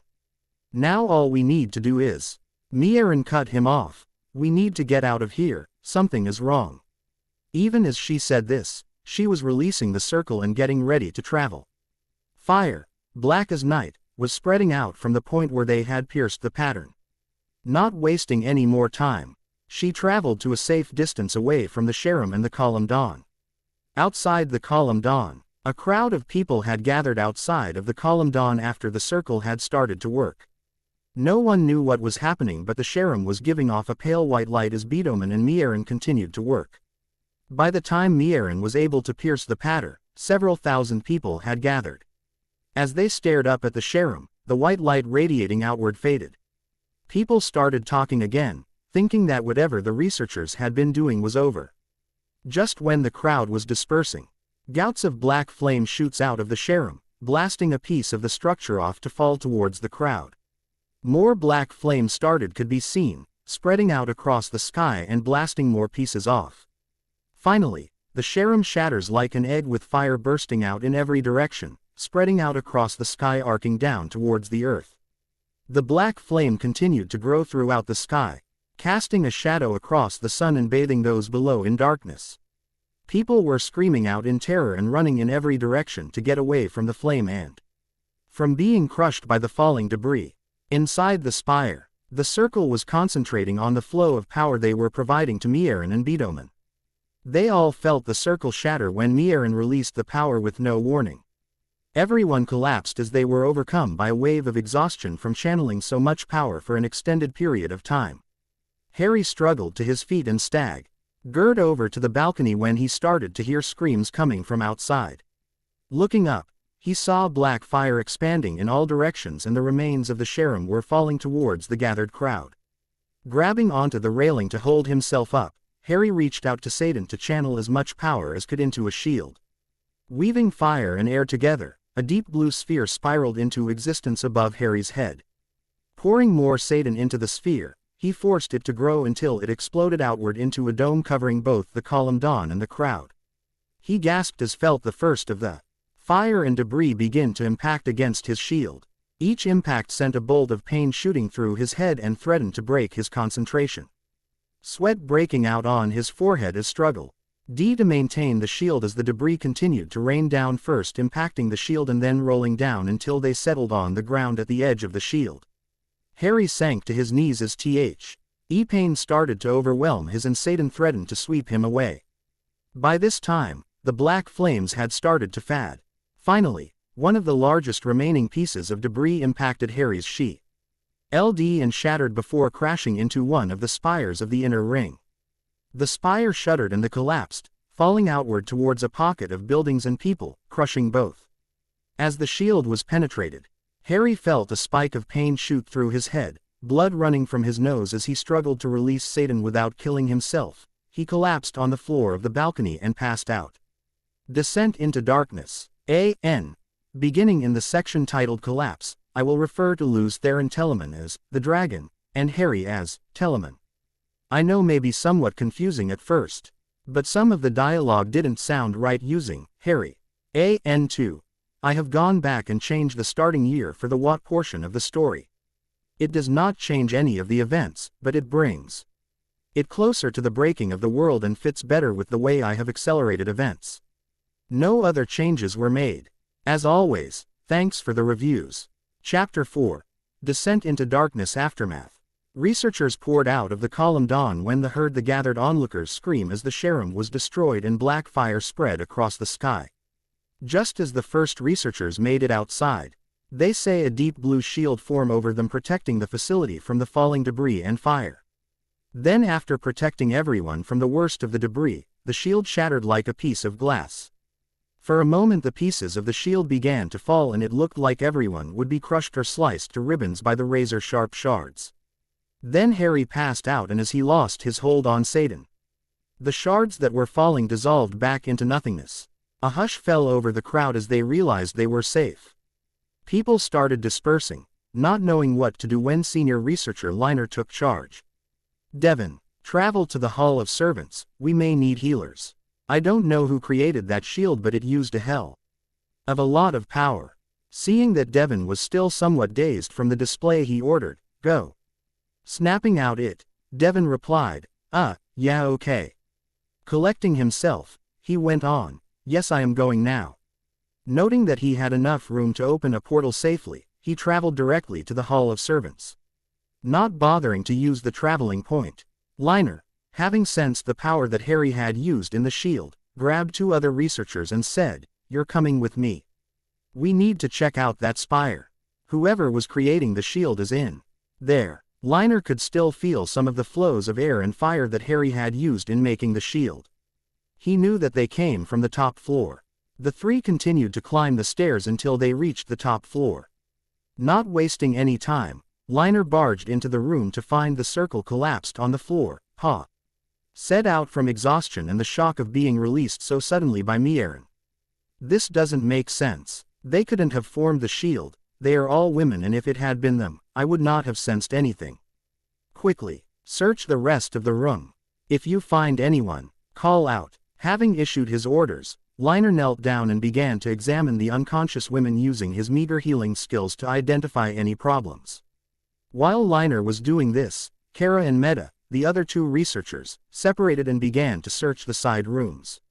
After checking all the doors and ante-rooms on her side, Kara decided to check out the balcony.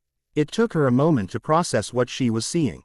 It was Harry, passed out on the floor of the balcony, blood slowly pooling around his head. Shaking herself, she called, "Liner, I found him, out here on the balcony."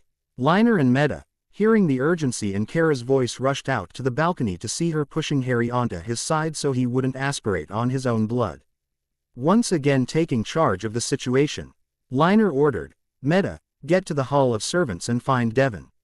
Tell him where we are and that we need healers immediately." Meta, recognizing the urgency of the situation, ran back into the main room and traveled to the Hall of Servants. After Meta left, Kara asked, "Is there anything we can do?" "Unless you have more skill at healing than I realized. The only thing we can do is wait and hope that Devin and Meta mime." "What do you think happened? What could destroy the Sharam like that?" "I really don't know. All I do know now that this young man saved everyone at this facility. Did you see the size of the shield he made? I couldn't have protected a single spire, let alone the entire facility and surrounding grounds. Hopefully he didn't burn himself out in the process." Gasping, her face pensive, Kara started brushing Harry's hair away from his face and said, "Do you really think that happened? It wouldn't be the first time it has happened. That someone drew more of the one power than they could safely handle and burned the ability to channel out. Hopefully that is not the case here." Meanwhile, in the main room, a portal opened and Meta, Devin and 3 healers stepped through. Meta quickly led 2 of the healers, Devra and Nemen, to the balcony. Devra paled when she realized that it was Harry lying on the floor of the balcony.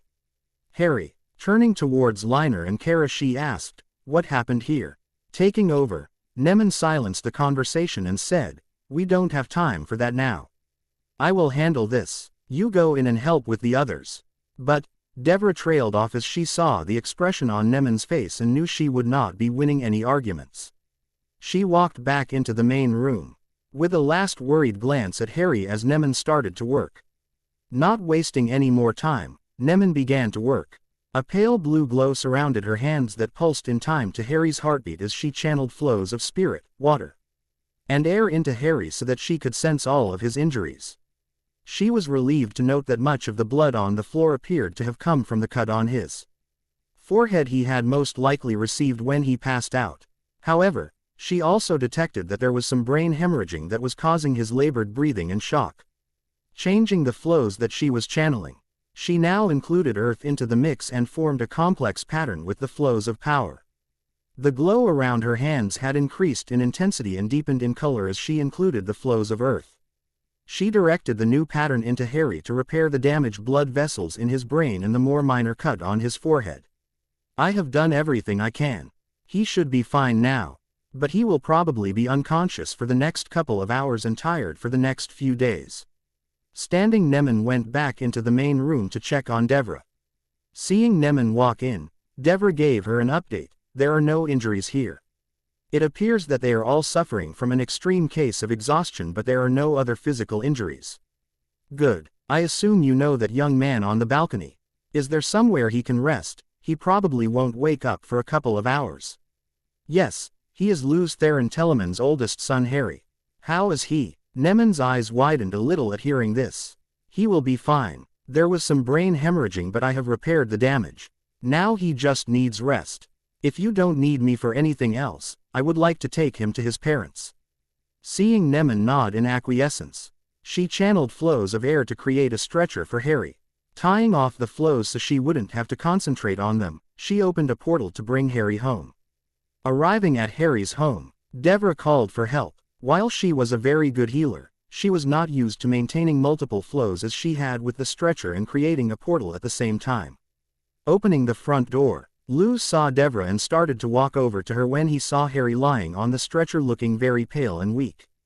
Aliena, Harry's been hurt. Devale, what happened? He was supposed to be helping Mierin with some research project today. At that moment, a very worried-looking Aliena rushed out to meet them and taking one look at Harry. Why are you standing out here? Get him inside and take him to his bedroom. Blushing slightly at this reprimand from his wife, Luz knelt down and gently picked Harry up and carried him inside and up to his bedroom.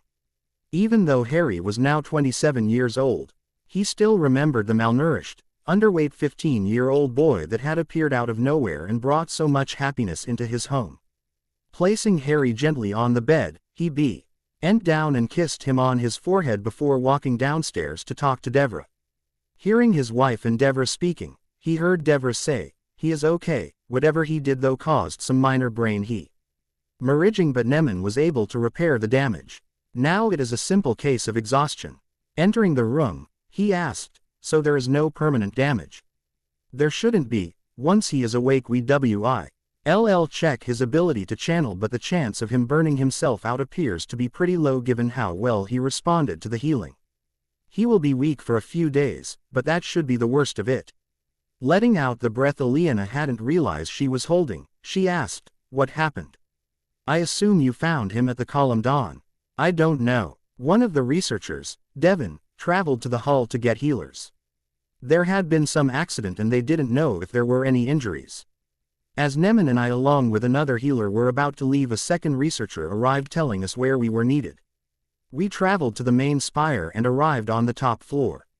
Nemon was directed to Harry while I and the other healer examined the other injured women. "Beyond that, I don't have any information. We will have to wait for Harry to wake up. Devale, you look like you could use some rest yourself. Take your normal guest room and get some sleep. You won't do anyone any good in your current condition." She was about to protest when a yawn escaped her control. Nodding in acquiescence, she went upstairs to her room after checking on Harry.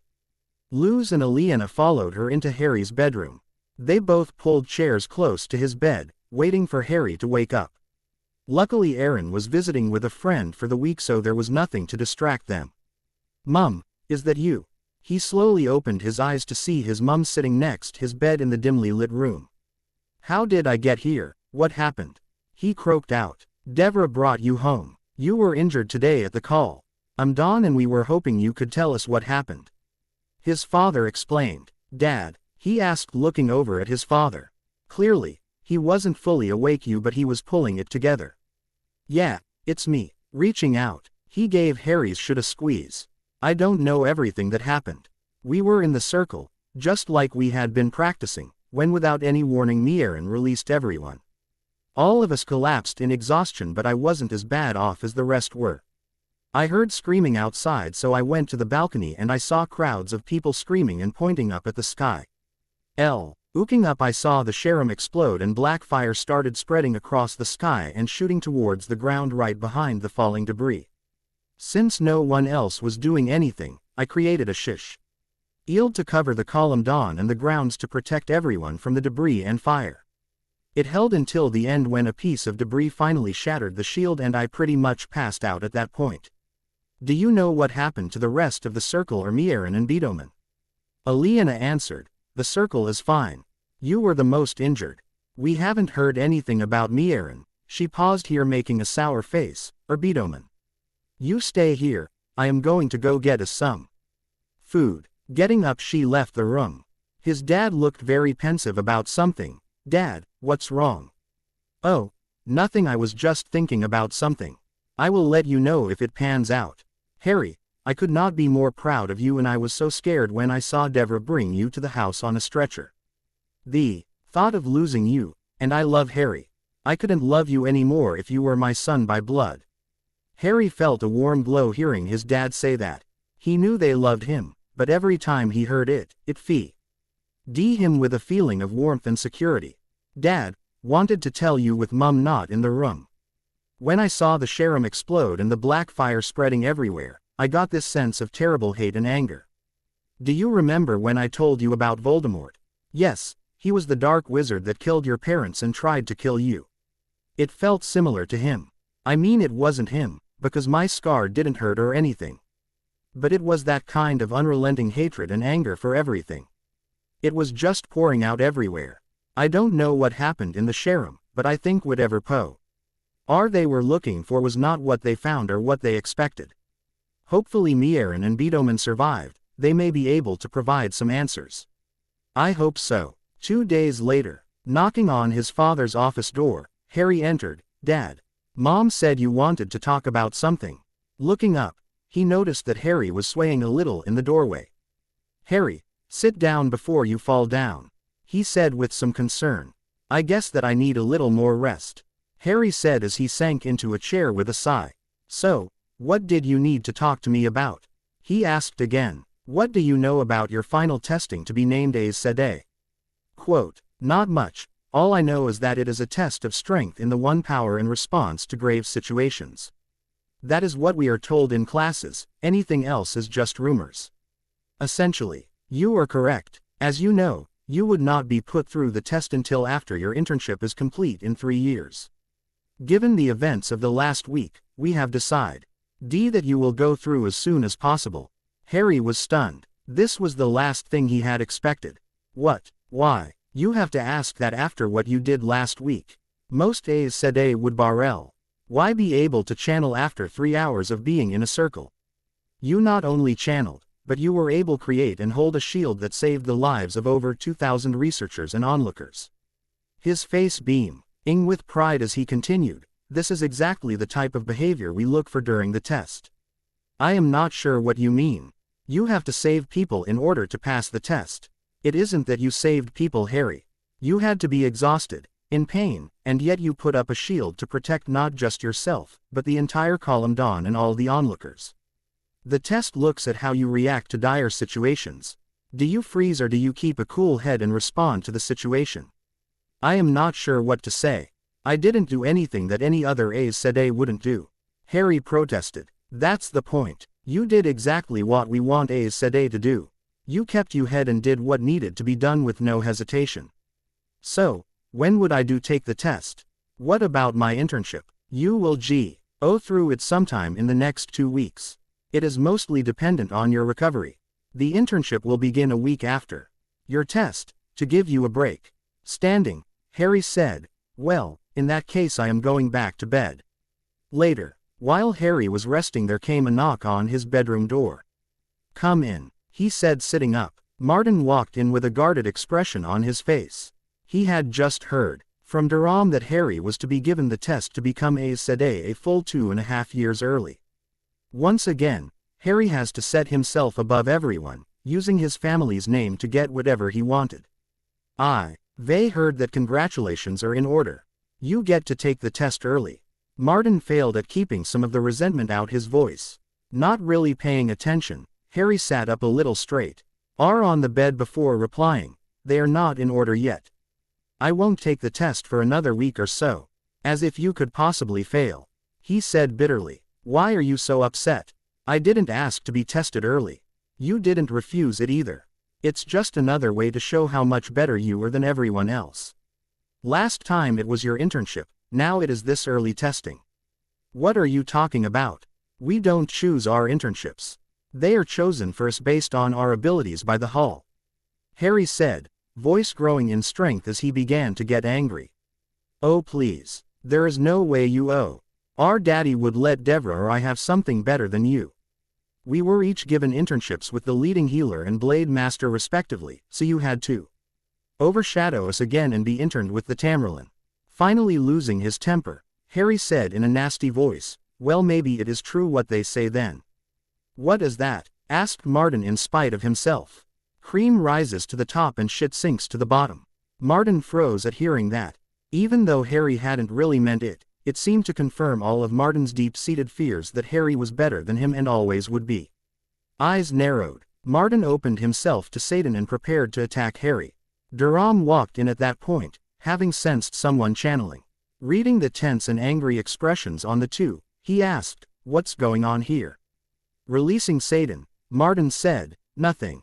I was just telling Harry that I have decided to take you up on your offer to live in your home during the rest of my internship. In that case, why don't you pack your things?" After Martin left the room, Durham continued, "Okay, what really happened? I can tell by your expression that you had no idea that Martin was moving into my home. Martin was jealous that I am being given the test early. Harry, you are going to have to expect that. There are going to be a lot of people that are jealous not only of your internship with the Tamerlane, which is rare enough, but now you are being given the test too. Half a year early. Hopefully in the future you handle it better than you apparently did today." With that, Durham left the room and Harry to his thoughts. Martin, seeing Durham standing in his bedroom doorway, said, "I suppose you are here to ask me to apologize." "No, I am here to offer advice. It is not wise to be so openly jealous or resentful of Harry or his father. They are too popular and highly thought of. What do you know about jealousy or resentment? I too have seen positions that were rightfully mine go to lose. I did not choose to take you on for your internship by accident. I recognize much of myself in you, especially the desire to prove yourself as every bit the equal of Harry. All I am saying is to be patient, our time will come." June 38 petabytes 2 weeks later. Luz knocked on Harry's bedroom door and walked in to see Harry fully dressed walking out of the attached bathroom. "Are you ready to go?" Harry was nervous and a little pale.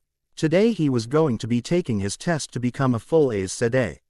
Nodding his head, he said, "Yeah, I am." "You'll be fine. Say goodbye to your mother and brother, then we'll go." Together they walked downstairs. They found Aliena and Aaron in the dining room finishing up breakfast. His mum and brother could clearly see that Harry was nervous.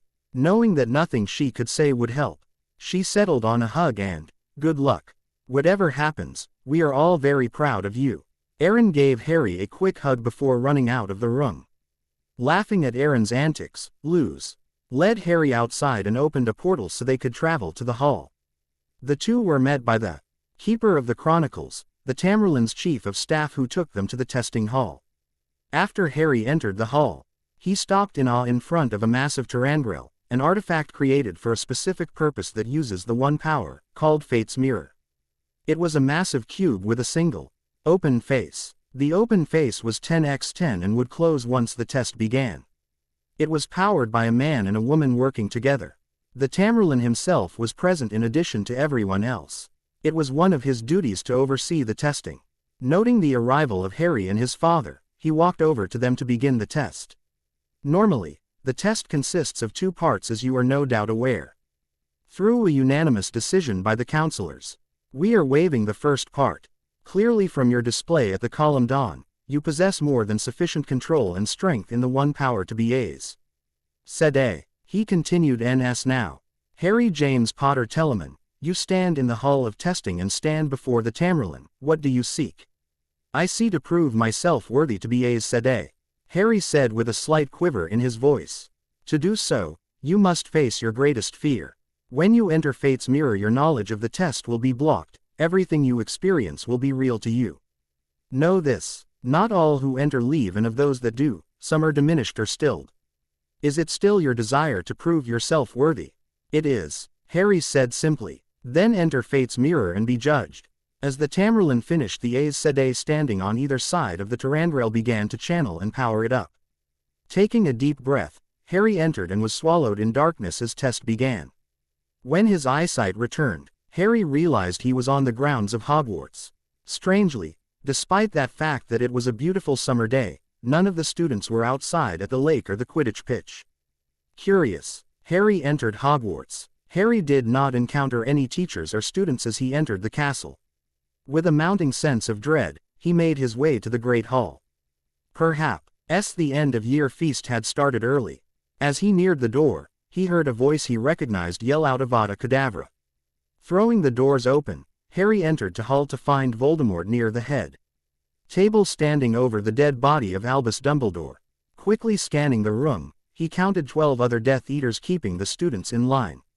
Looking up, Voldemort said his hissing voice, "Ah, Harry Potter, so good of you to join us. I am afraid you are too late to save your headmaster. It's me you want, Tom. Let the students go." Harry said, "I don't think so. They should have the honor of seeing the last hope of the wizarding world die, don't you think?" Before Harry could respond, Voldemort, red eyes blazing, whipped his arm around, yelling Avada Kedavra.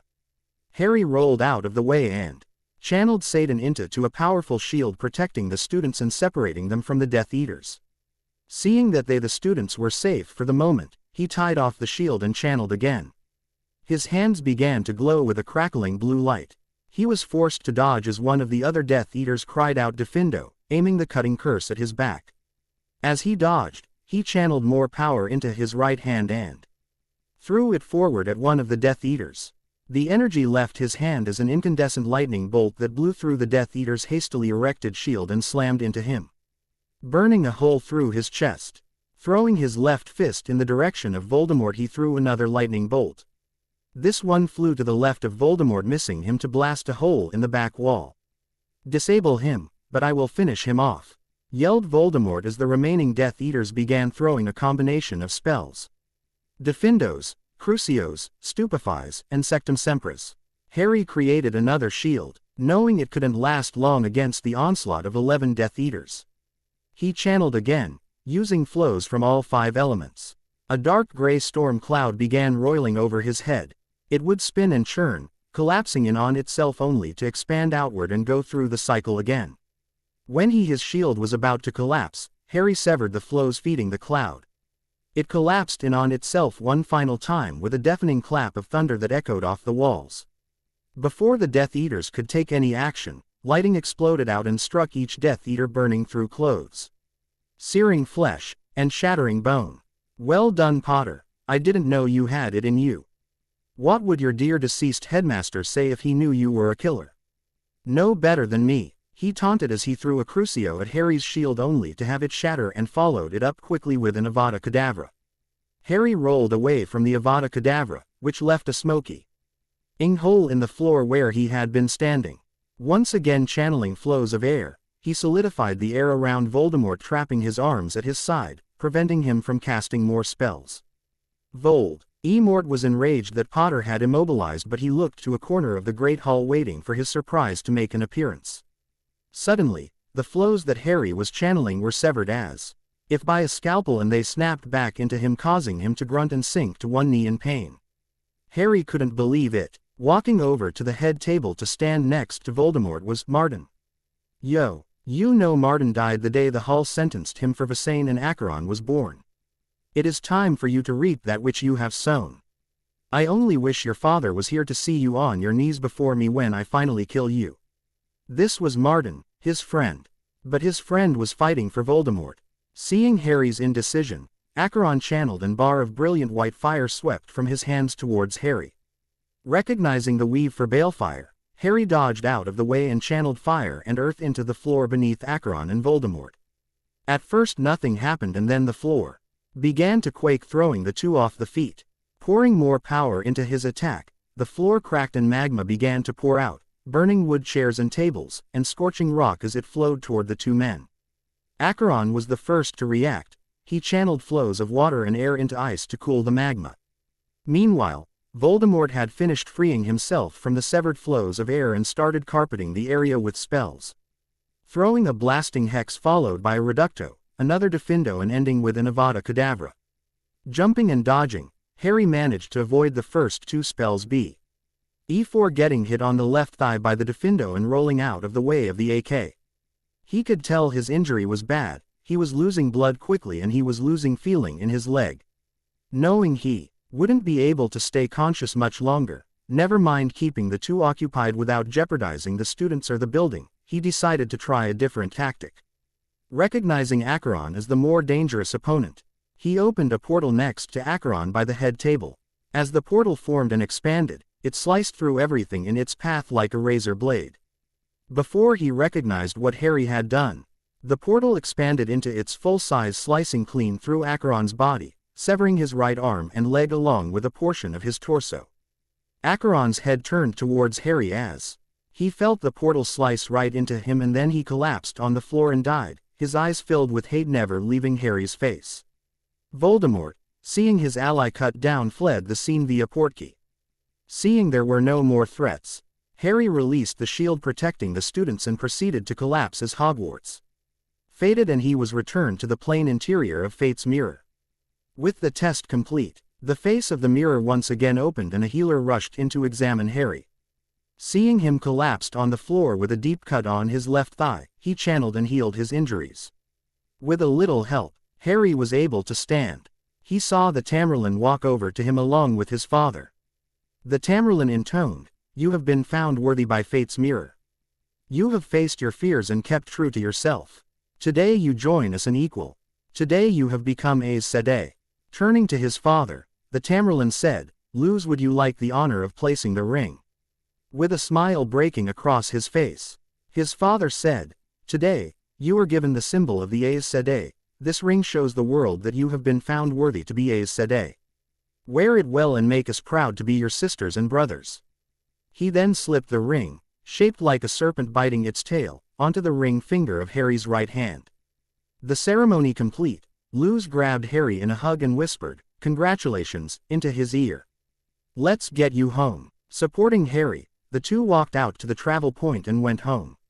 After getting Harry home and to bed, Luz went back down, found her walking into the kitchen from the garden. Seeing Luz standing in the kitchen, she felt a wave of apprehension. If he was here, that meant the test was over. Did he pass? Yes, he did. He stepped forward and wrapped his arms around his waist before giving her a soft kiss. Resting his chin on her head, he added, "Everything is okay. He is Aes Sedai now." They both jumped as they heard a scream from upstairs. Before Aliena could move or say anything, Luz said, "Don't. Let me talk to him." Heading back upstairs, he found Harry sitting up in his bed, hugging his knees to his chest with a faraway expression on his face. "Harry, was it real?" he asked without looking at his father. Sitting on the bed next to Harry, he put an arm around his shoulder and answered, "No one knows. Some people see events from their past and others see things that have yet to occur." "What was it that you saw?" "I saw Martin joining with Voldemort, and the hatred that he had for me was overwhelming." "Harry, what you saw is not a certainty. I believe that what you saw is one possible path for the future. Just remember that nothing is set in stone. The future is shaped by our decisions, and now knowing one possible future, you can shape yours to prevent it." 1 week later, Harry was greeted by the keeper as he arrived at the Hall of Servants for the first day of his internship with the Tamerlane. The keeper was an aging Aes Sedai with long gray hair and coffee-colored eyes. She was wearing a simple floor-length forest green dress with gold stitching running up the arms. "Excellent, you are here right on time. The Tamerlane wishes to speak with you right away." Entering the Tamerlane's office, Harry was directed to a chair in front of his desk. Nodding to the keeper who left the office, "Harry, I wanted to discuss your internship. Because you are now an Aes Sedai, your internship will be somewhat unorthodox. I am giving you the position of junior counselor. You will participate in meetings, serve as an aide, and will provide your opinion on issues as they arise. I understand. What will happen after your term ends next year? You have been clear on the fact that you are not seeking another term. Why? Our internship will continue regardless of who takes over. Do you have any other questions?" "Yes, I do, sir. Were you able to find either Mierin or Bedoman?" "I asked my father, but he didn't have any information. We have kept information regarding the event within the hall. Since you are now a junior counselor and were involved in the event, you have a right to know. Bedoman was killed during the destruction of the Sharam. Mierin, sensing something was wrong, cut loose your circle and traveled to a safe location, abandoning you in. Bedoman, what will happen to her?" Outwardly calm, Harry was furious with Mierin's actions. Unfortunately, she did not commit any crime as such. However, she had a trial earlier this week.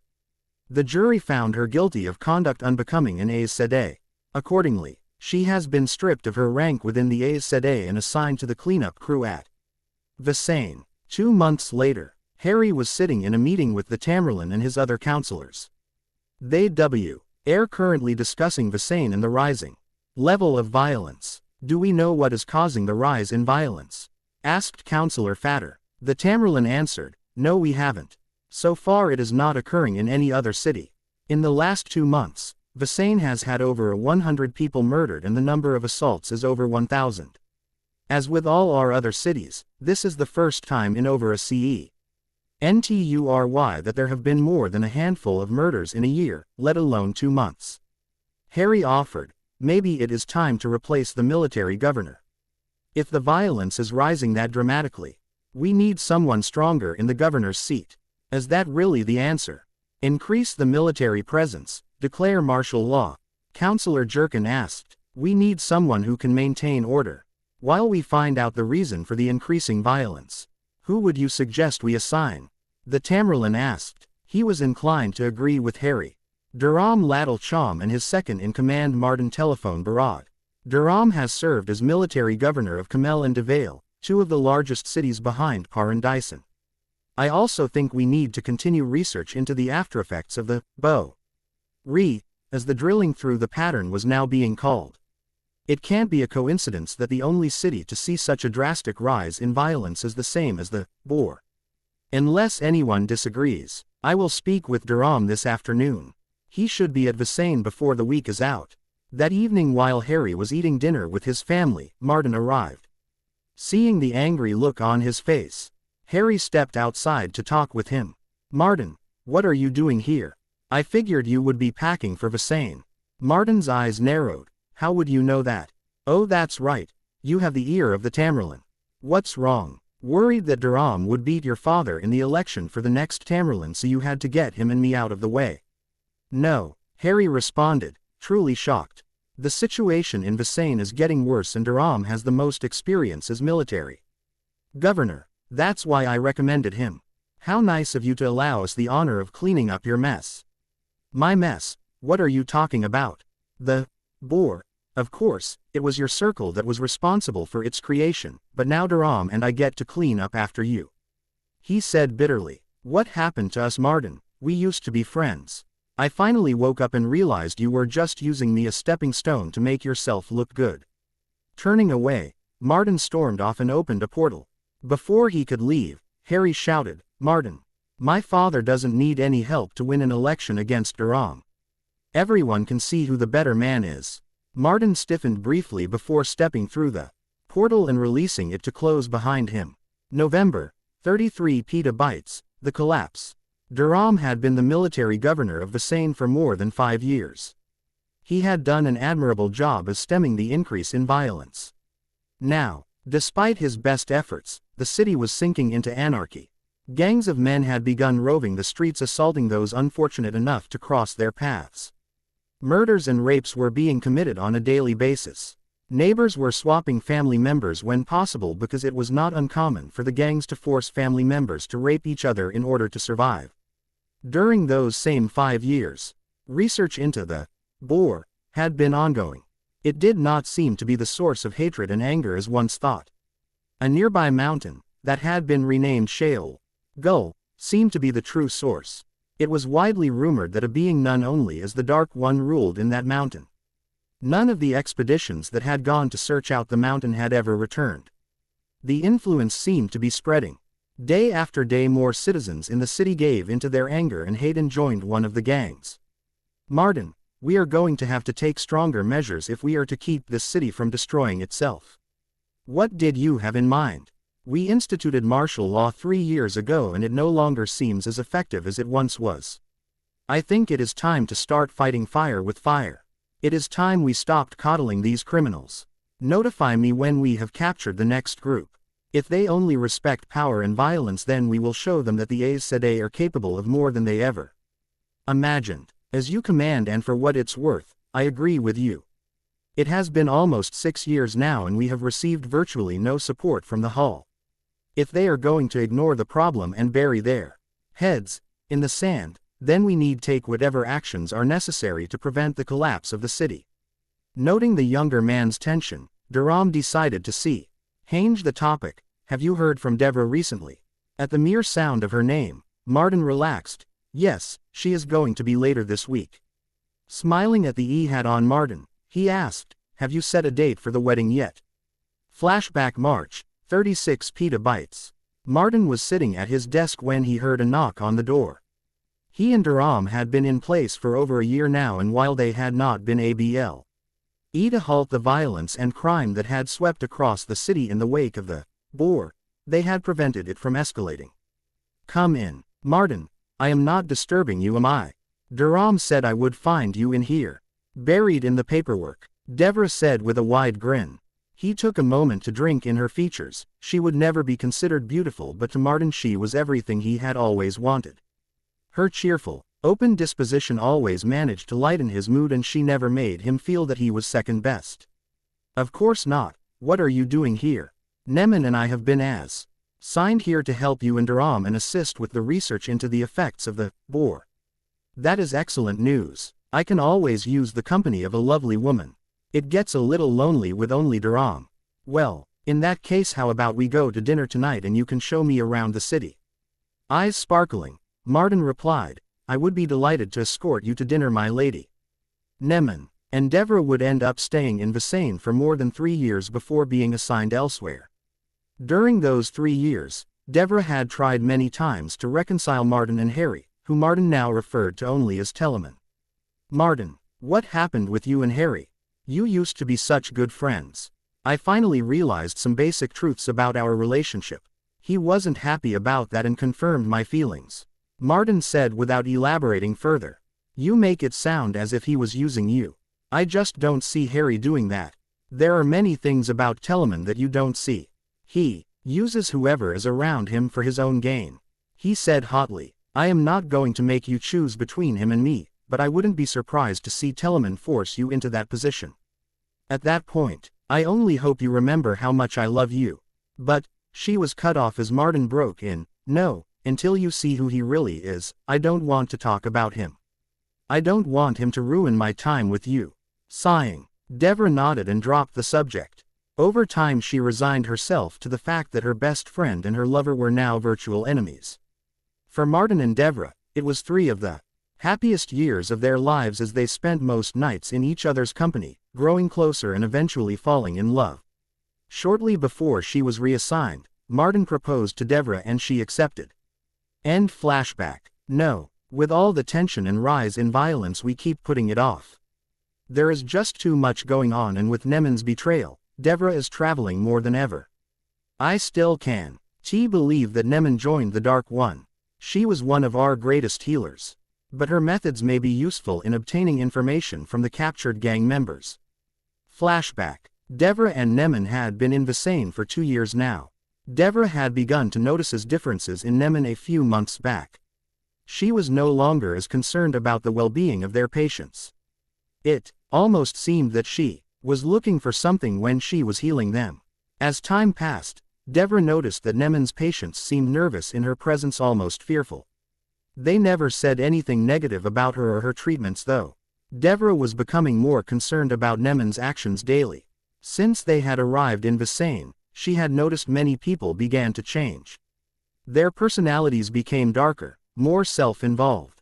It may have been the influence of the Boar, she wasn't sure, but it seemed that people were more willing to give in to their hate and jealousy. She had even noticed a change in Martin, and though she tried to deny, he scared her at times with his hate for Harry and his father. Devale began investigating Nemen's activities. She interviewed her patients after she had finished them and could never find anything physically wrong. However, the patients seemed to get worse emotionally. At first, there would just be some mild apprehension when her name was mentioned, but as the months rolled by, her patients began to show true fear at the sound of her name. Realizing she would never get any details out of the patients, she decided to witness one of her treatments for herself. Nemen had not noticed her entrance at this point. Devale quickly opened herself to Sedar and sent weaves of healing energy into the patient. She discovered that Nemen's weave was steadily stimulating the pain receptors in the patient, causing them to experience a constantly rising level of pain. Nemen spun around and said in anger, "What are you doing in here? I am never to be disturbed when I am with a patient." Reacting before Nemen could do anything else, Devra spun a shield of spirit and slid it into place, cutting Nemen off from Sedai. As this happened, the patient let out a huttering breath as the pain finally ceased. Why, it is just a small price they pay for my services. I give them the gift of life. Who are you to say that I am not due this small form of payment? Nemen would go on trial before the Hall of Servants, and because they could not get any of her patients to testify, she was given the opportunity to take exile or the oath rod. She responded, I will never again be bound by the useless rules of the Hall. I choose exile. That night, she made her way to Sheol Gul and pledged herself to the Great Lord of the Dark, giving up her existence as Nemen. Demendar Boan and embracing her new identify as Semirage, chosen of the Great Lord. End flashback. Martin issued the orders that day to the soldiers. You are to bring your captives to either myself or Durham for interrogation. Hopefully we will be able to use that information in order to break the power of the gangs and secure the city once more. Yes, sir. The officers turned and left the room.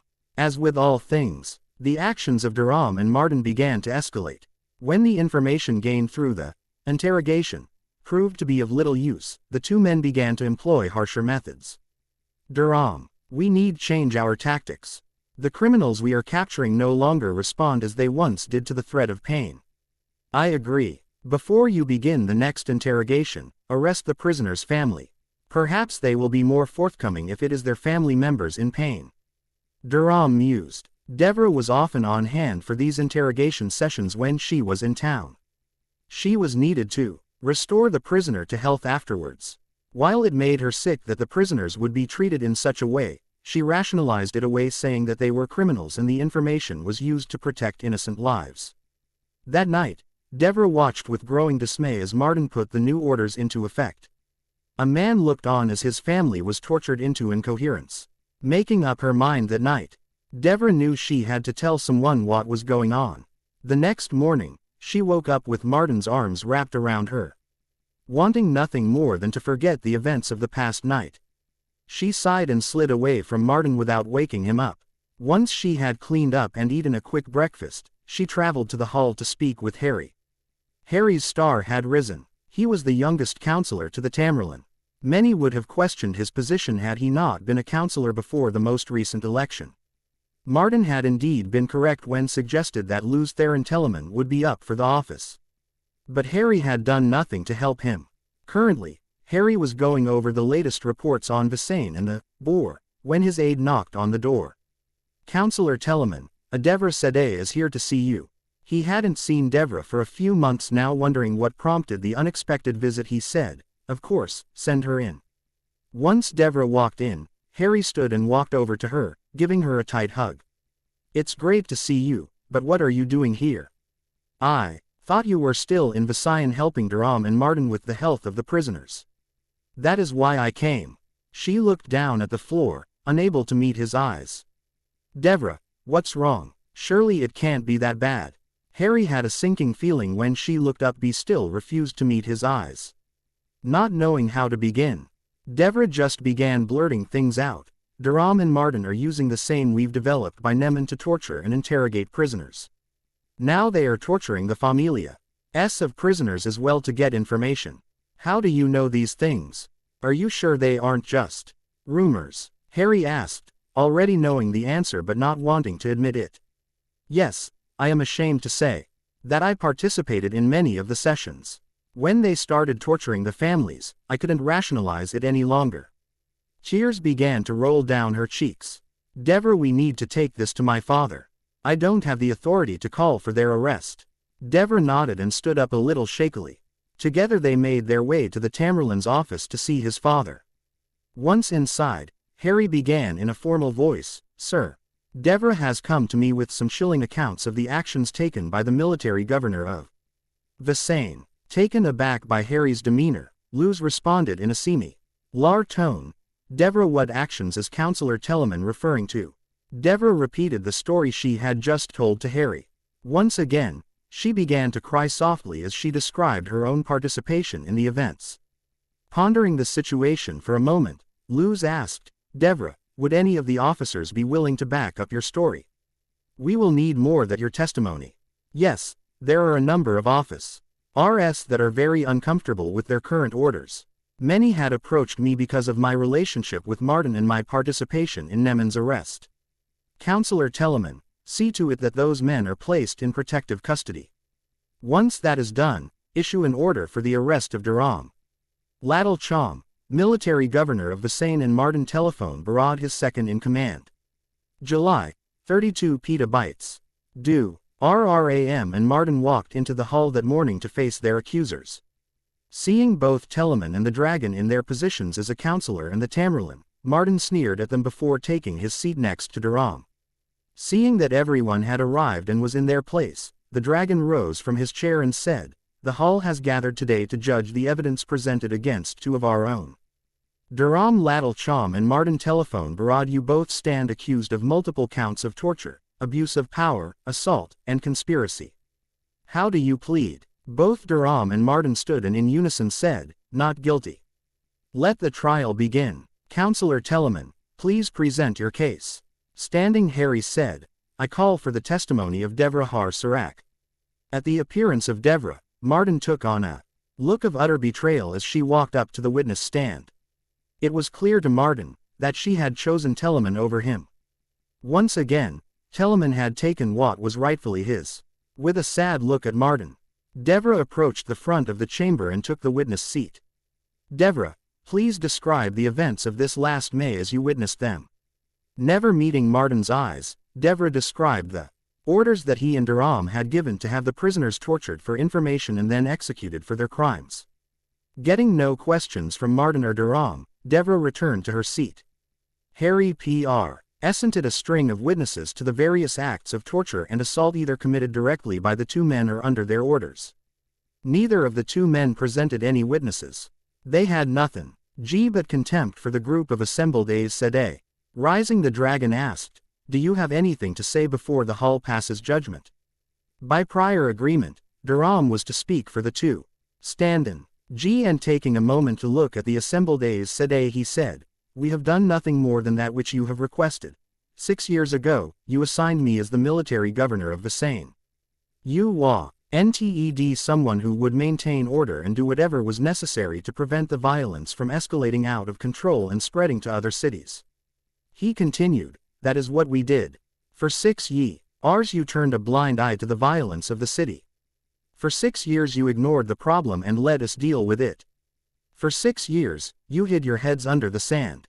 Now you want to judge us for dealing with a problem you refused to acknowledge. You are nothing but a contemptible group of cowards who are willing to watch our society fall apart so you don't have to bloody your hands.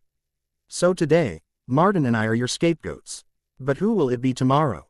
Finishing, he sat down. After listening to Durham, the counselors and Tamerlane left the hall for deliberation, returning a short time later. Once again, the dragon spoke. "You have been found guilty on all counts.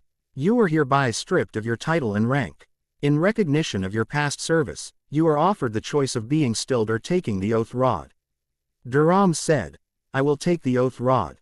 You may call me a criminal today, but all will know who the real criminals are." Martin also decided to take the oath rod. So, the oath rod was brought forth and each man stood to recite the oath, pledging to never use the one power to harm another human being and to follow all commands issued by the Tamerlane. As each recited the oath while holding the rod, they could feel Satan surge in them, enforcing the oath, preventing them from breaking it. At the end, both men were staring at the instruments of their downfall, Harry and his father. Durham was entirely correct in his description of the failings of the hall. With the draconian measures he and Martin had put into place rescinded, Vasane fell into anarchy with days of their arrest. People were fleeing the city with whatever they could carry, and those that didn't flee the city either joined one of the many gangs or were killed. With the population dwindling, the NGS turned on each and open warfare was seen on the streets. At night, fires lit the sky as homes and businesses burned. Soon nothing would be left of Vasane but a smoking ruin, a testament to the action characterizing the Hall of Servants. Following the trial, the two men returned to Durham's room. During that time, Durham made his decision. "Martin, I have decided to pledge myself to the dark. I leaving tonight to travel to Vasane and enter Sheol Gul. There I will make my pledge to the great Lord of the Dark. I would like you to come with me. Realizing that he had no real choice in the matter, Martin agreed. He knew that Durham was stronger than he was and that he would not have let him live with the knowledge of his defection if Martin had decided differently. That night, both traveled to Visane and made their way into Sheol Gul. Along the way they passed hordes of Trollocs and men sworn to serve the Great Lord. Finally they came to the pit where they would make their pledge. Looking up, they could see the night sky, but strangely it was devoid of any clouds or stars. Standing here in this place, both Durham and Martin could feel the presence of the Great Lord wash over them, filling them with his hatred and power. Durham made the pledge first. As he recited the oath, forsaking all other ties to the light in the Aes Sedai, he heard a voice in his head and was overcome with a feeling of ecstasy. Arise, Durham Ladal Cham, I have found you worthy of my service. From this day forward, you are Durham Ladal Cham no longer. Henceforth, you are Bilal, chosen of the Great Lord and General of the human armies. With that, Bilal could feel the restrictions placed upon him by the oath rod fall away. After witnessing his mentor's pledge, Martin knelt down and repeated the oath. As with Bilal, he heard a voice in his head. Arise, Martin telephone Barad. I have found you worthy of my service.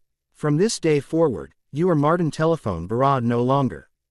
Henceforth, you are Acheron, chosen of the Great Lord, second to Bilal in command of the human armies. As with Bilal, Ram the oath rod and was free once more. Hearing that his place was by his mentor's side in command the armies confirmed his decision to abandon the Aes Sedai. After the trial, he never would have risen to a position of power. Bowing his head, Acheron turned toward his mentor, Bilal. Finally, we will take our rightful place as the leaders of our world. Once again kneeling, Bilal asked his lord, Great Lord, what would you have us do? Assemble my forces and burn the city of Devale to the ground. All who are willing to take the oath to serve me are to be spared. Any others will be used to feed the Trollocs. Agenor has prepared the Trolloc brigades, they await your orders. My shadow will spread to cover this world and tomorrow it will begin. Lanfar can provide you with intelligence on their defenses. Flashback. Ishar Morad Chawain had been a researcher at the Kalamdan focusing his efforts on bioengineering. He was one of the first Aes Sedai to succumb to the influence from Sheol Gul. Believing that the restrictions placed upon his research by the Hull were unnecessary, he pledged himself to the Great Lord so that he could experiment freely and bring his creations to life. On that day, Ishar died to be replaced by the chosen Agenor. With his newfound freedom, one of the first things that he did was to blend humans with animal stock. After much experimentation and loss of life, he finally succeeded in creating the Trollocs, beast-men that would serve the Great Lord with unswerving loyalty. The Trollocs were a combination of animals and man, displaying characteristics of both but dominated by the bloodthirsty nature of a predator. The Great Lord was pleased. Trollocs would make an excellent addition to his growing army. End flashback. Standing, Bilal saw a figure emerge from the tunnel. Miaran, is that you?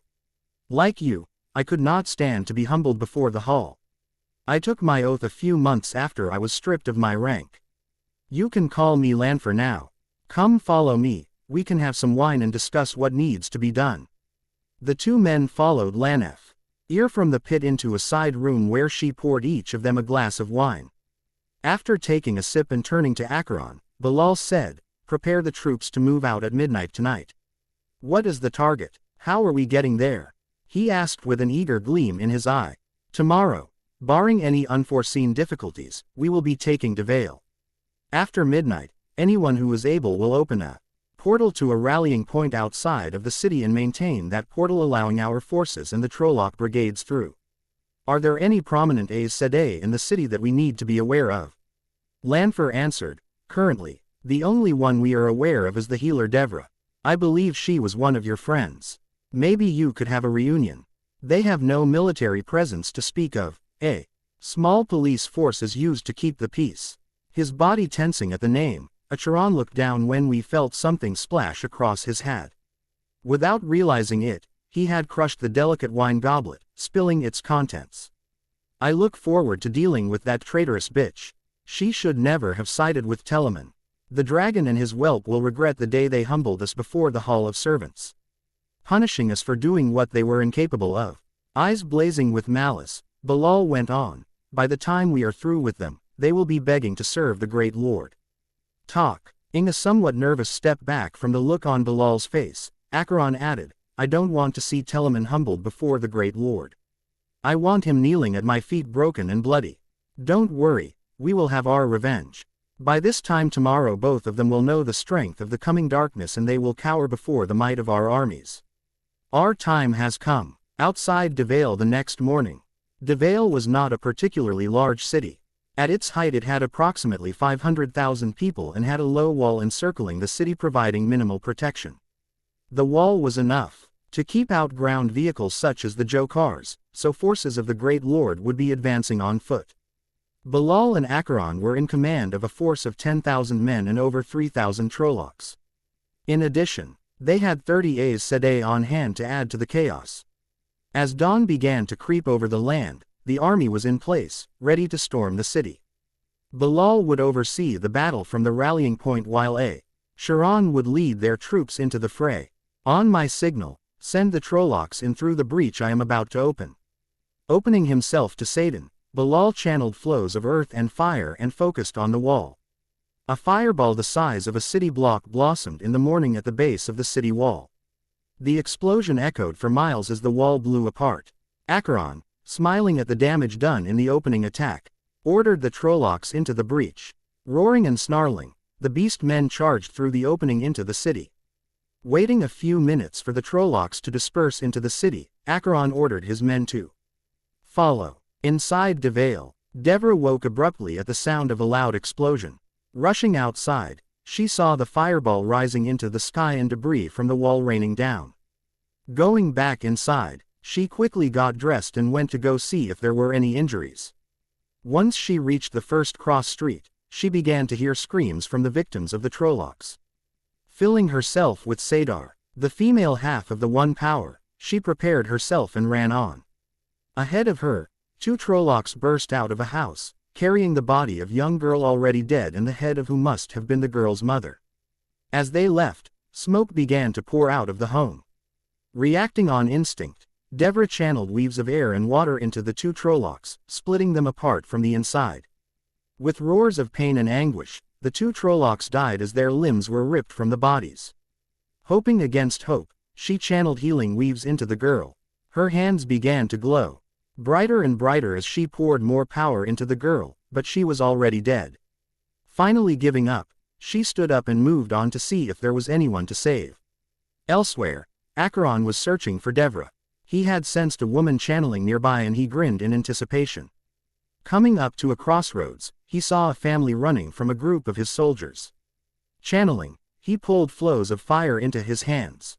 As his body began to take on a reddish glow, he pulled more Satan into himself.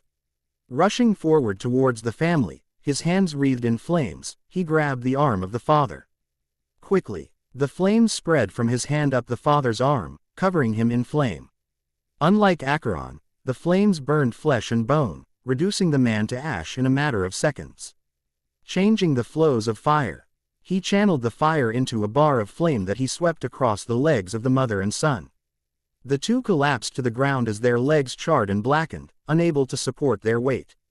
Laughing, Acheron turned towards the soldiers and said, "They're all yours, boys." Having sensed a woman channeling again, he moved off towards Devra. Devra, hearing more screams, unwittingly ran in the direction of Acheron. 2 blocks later, she saw him, calmly walking towards her. "Martin, what are you doing here? With the oaths in place, there is nothing you can do to help." "Who said I am here to help? I just came to watch the boys have some fun." Channeling a flow of air, he slammed a solid block of air into Devra, slamming her back into a wall. Dazed, she asked, "Martin, why are you doing this?" "Martin died the day the Hall found us guilty. On that day, Acheron, servant of the Great Lord of the Dark, was born." Channeling again, he slid a shield into place blocking her connection to Sedar. Screaming as she felt Martin, "No, Acheron, sever her connection to Sedar. Martin, it's not too late. You can stop this and help me save these people." "I don't want to stop. I am only getting started, and when I am done with you, Telemann will regret the day he rinning. He channeled flows of fire once again, and started to burn the skin from Dever's body, being careful to leave her face intact. Thankfully, she quickly passed out from pain and blood loss, but Acheron continued his work. When he was done, he had her body tied to the outer wall of the city for display. Not wanting to be bored, he went to go assist his men once more. Outside Devale, Bilal watched as his forces charged into the city and began the rampage. Flames started to light the sky as the city began to burn. He fell. Someone channeling as a portal opened nearby. He turned to see Semirhage, Lanfear, and Agenor step through the portal. Laughing as he watched the flames spread, he said, "Isn't it glorious? Today marks the beginning the Great Lord's reign." Smiles spread across the faces of the rest of the group as they stood next to Bilal and watched Devale burn. Ashes rose from the city, creating great black clouds in the sky, spreading the shadow across the land. Rising tide of darkness. Disclaimer: I don't own, unfortunately, anything related to Rowling's Harry Potter or Jordan's Wheel of Time. Chapter 5. Rising Tide of Darkness. July 32 petabytes. Night after attack on Devale. Before falling asleep, Harry entered Tel'aran'rhiod. He hadn't spoken to James and Lily in a while and has missed them. Even though he loved them, he didn't think of them as his parents anymore. Luz and Aliena were his dad and mum. After 18 years or so, it was hard to think or feel differently. Arriving in the alley in Paran Dyson that they frequently met in, he called out, "James. Lily." He waited for a few minutes, and after receiving no response he called out again, "James, are you here?" "Harry, I think James has been spun into the pattern again. I haven't seen him for quite some time now. What are you doing here?" Lily asked, concern evident in her voice as she stepped into view and glanced around the empty alley. Har. Rai spun around at the sound of Lily's voice to find her standing at the entrance of the alley. "It has been a while since I visited you and James. Do I need an excuse to talk with you?" "Of course you don't, and it has been wonderful getting to know my son, but Tel'aran'rhiod is no longer safe. Those who have sworn themselves to the shadow now walk in the dream world." "What do you mean?" "I have followed some of them. They use this place for clandestine meetings and for spying. Other than me, Aaron, I am one of the strongest dreamers alive, so I should be safe." "I hope so. I don't want to say you or see you become part of the wheel just yet." "Lily, if James has been spun out again, then that must mean you will be too. I suppose that means that dangerous times are ahead. Because we will never want my life to be boring now, would we?" he said, grumbling to himself. She always felt an ache in heart, knowing that Harry called someone else mum and dad. With a bittersweet smile at her son's attitude, Lily said, "Harry, I think you are right, and because I may not be here the next time you come looking for me, there are some things I need to share with you." "What do you mean? Do you know something is going to happen?" Lily paused, unsure of how to begin. Seeing her indecision, Harry prompted, "Whatever it is, it can't be that bad. Just start from the beginning." "Harry, I am afraid James and I weren't entirely honest with you when we first met you here. You see, we met you for the first time in Tel'aran'rhiod back in the 20th century. You were 37 years old at the time. How is that possible? Unless that means that around 4 years from now, I am going to be transported back to my original time." Harry mused, not entirely happy with the information. "You're correct. I don't know when exactly, but sometime after your 37th birthday, you will be going back to the 20th century. She paused here to give Harry a moment to process the information. "But, my family is here. I am not sure I belong there anymore," Harry said worriedly. "Harry, I said you would go back. I didn't say you would stay there. I am not sure what happens to you because you stopped contacting us. Even if something were to happen and you lost the ability to channel, you would still be able to enter Tel'aran'rhiod since it is not dependent on the one power. There is another reason, but I need to show you something first. Take my hand," she instructed. After Harry grabbed her hand, she took them to Devale. Harry felt Tel'aran'rhiod shift around them as they arrived at their new location. It appeared to Harry that they were in the ruins of some city. Because the dream world was a reflection of the real world, it showed the devastation that had befallen Devale. "Where are we?" I wasn't aware that there were ruins this extensive anywhere. Quote, "This is Devale. The Dark One is rising, Harry. This was his first move against the forces of light," she said softly. Harry's face fell as he took in the total destruction of the city.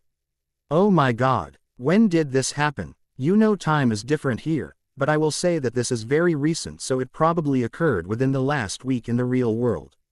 There is more that I need to tell you. I don't know what is coming, I only know it is going to be bad. Already you have seen some of the effects, such as your friend Martin and Uncle Durham resorting to such brutal means to maintain order." Quote, "I agree, it seems like the Boar is have a bigger effect than we first thought, but if it can affect the minds of Aes Sedai, disciplined minds dedicated to He light and trained to control emotions, what defense do we have? Channeling the One power is a great talent and weapon, but it opens you up to outside influence more so than those without the ability. I think your best defense will be the occlumency we taught you, because it is used to defend the mind from outside forces." Flashback. Lily and I have been talking. We think it is important for you to learn occlumency. Should you ever go back to the 20th century, it will be an important defense against Voldemort. Occlumency, what's that? Occlumency is mind magic. It allows you to defend your mind against outside forces and mind control spells such as the Imperio. Why would I need that? I can already throw off the Imperio. I did that with Moody and Voldemort. I wonder if it would work against compulsion, Harry asked, confused. Harry, do you remember those dreams you had at the beginning of your 4th year? We believe that your scar connects you to Voldemort, and that is why you had those dreams. If Voldemort were to learn of that connection, he may use it to try and give you false information, to spy on you, or to try and possess you. James finished. Plus, a benefit of occlumency is that you will have better control of your emotions and may even learn new skills easier because you will have organized your mind. Lily added, "That makes sense, I guess. So what do we have to do? You have already done much of the early work. The first step is to be able to clear your mind, which because of your Aes Sedai training you can do without thought or difficulty." "Okay, so then what's next? I assume there is more," Harry stated. "Now we need to begin building your mental shields. We want you to come back here every night and we will help you do that and test their strength." So for weeks Harry returned to Tel'aran'rhiod every night to work on his occlumency with James and Lily. Eventually, he was able to organize his thoughts and memories and protect them behind within a labyrinth in his mind filled with traps and defenses for anyone foolish enough to try and enter. End flashback. Continuing on after a short pause, Lily said, "It is critical that you teach your father occlumency. As the Tamerlane, his defection to the shadow would be devastating. I can teach him what to do, but how will I test his defenses?" Harry asked. "The only thing that comes to mind is compulsion, and I am not sure I am willing to use that on Dad." Pausing as if unsure whether she should continue, she muttered, "I have broken most of the rules already, why stop now?" Speaking louder she went on, "Harry, bring your father and I will help you with his training." Eyes widening and mouth hanging open a bit, "Are you sure? You told me never to tell anyone of our meetings." Sighing, "Yes, this is too important for the rules stop me." "If you sure," Harry said dubiously. "I am not sure how exactly, but your destiny is linked with the dragons. You have a role to play, just as he does in the downfall of the Dark One. That's why you don't think I will stay in the 20th century. Because I will help my father defeat the Dark One," he said, somewhat relieved to know there was a good chance he would be back. Assuming he beat Voldemort. Changing the subject, he said, "I have to go. If this is Devale, I need to alert people and find out what happened." Looking worried, Lily said, "Whatever you do, don't go alone. The forces of the shadow could still be there." "I won't." With that, Harry left Tel'aran'rhiod and fell into a normal sleep. Next morning, waking up early the next day, Harry rushed to get ready. He noticed that his father had left for the day already and ran outside and traveled to the hall. On his way to the Tamerlane's office, he picked up 2 of his friends that he trusted the most. He had gone through training with both of them. Seraph was the first Aes Sedai in his family. He, like Martin, had studied under a blade master and was currently training one himself. He was tall at 6 feet 2 with short light brown hair and pale blue eyes. While not an especially strong channeler, He was an excellent blade master. Hunter was a researcher and teacher. His mother was Aes Sedai and a researcher as well. He chose to teach and train those who passed the test even though he had been offered a research position at the Column Dawn. Exceptionally bright and quick-witted. He knew when to argue and when to hold his questions. He had sparkling green eyes and dark brown hair. During their training, the three men had not bothered to get to know each other beyond simple greetings in passing. Once Harry started his internship with the Tamerlane and spent more time in the Hall of Servants, the three slowly became friends. Unlike with Martin, Harry never felt like he was competing with them or that they were jealous of his accomplishments. As with Devale, they accepted him for who he was and consequently, Harry found himself becoming closer with them than he ever had with Martin. As he was running into the hall, he saw Seraph and Hunter talking in the main entrance. Stopping for a moment, he said, "I need both of you to come with me to the Tamerlane's office. Please, just don't ask questions until we get there." Together the three ran through the corridors, startled Aes Sedai jumping out of the way at the sight of three men charging at them. Reaching the outer office, Harry found the keeper sitting at her desk as always. "Is there anyone in there with him? I need to speak to him immediately," he said in a commanding tone. Normally Harry would never have been so brusque. She examined his face and sensing the urgency of the matter walked over to the door. "Tamerlane, Counselor Telemann wishes." Here she paused looking at Harry for confirmation. After receiving his nod, "Counselor Telemann is here to speak with you on a matter of some urgency. Hunter Sedai and Seraph Sedai are with him as well." "Of course, send them in," his father answered. As the three men entered his office, Luz noted the pale countenance of his son and the somewhat confused looks of Seraph and Hunter. "So what I can do for you three? I was in Tel Arenriad last night. Don't ask me why because I can't tell you at the moment, but something made me visit Devale. As you know, only the more permanent aspects of the real world are reflected in Tel Arenriad. When I arrived at Devale, it was in ruins. The entire city." He stopped for a moment to let his words sink in. "We need to send a team to Devale now, and I would like myself, Seraph and Hunter to be included in that team." Paling at the implications of Harry's discovery, Luz called for his keeper, "Have a force of 20 soldiers and 2 investigators assembled in the entrance hall immediately."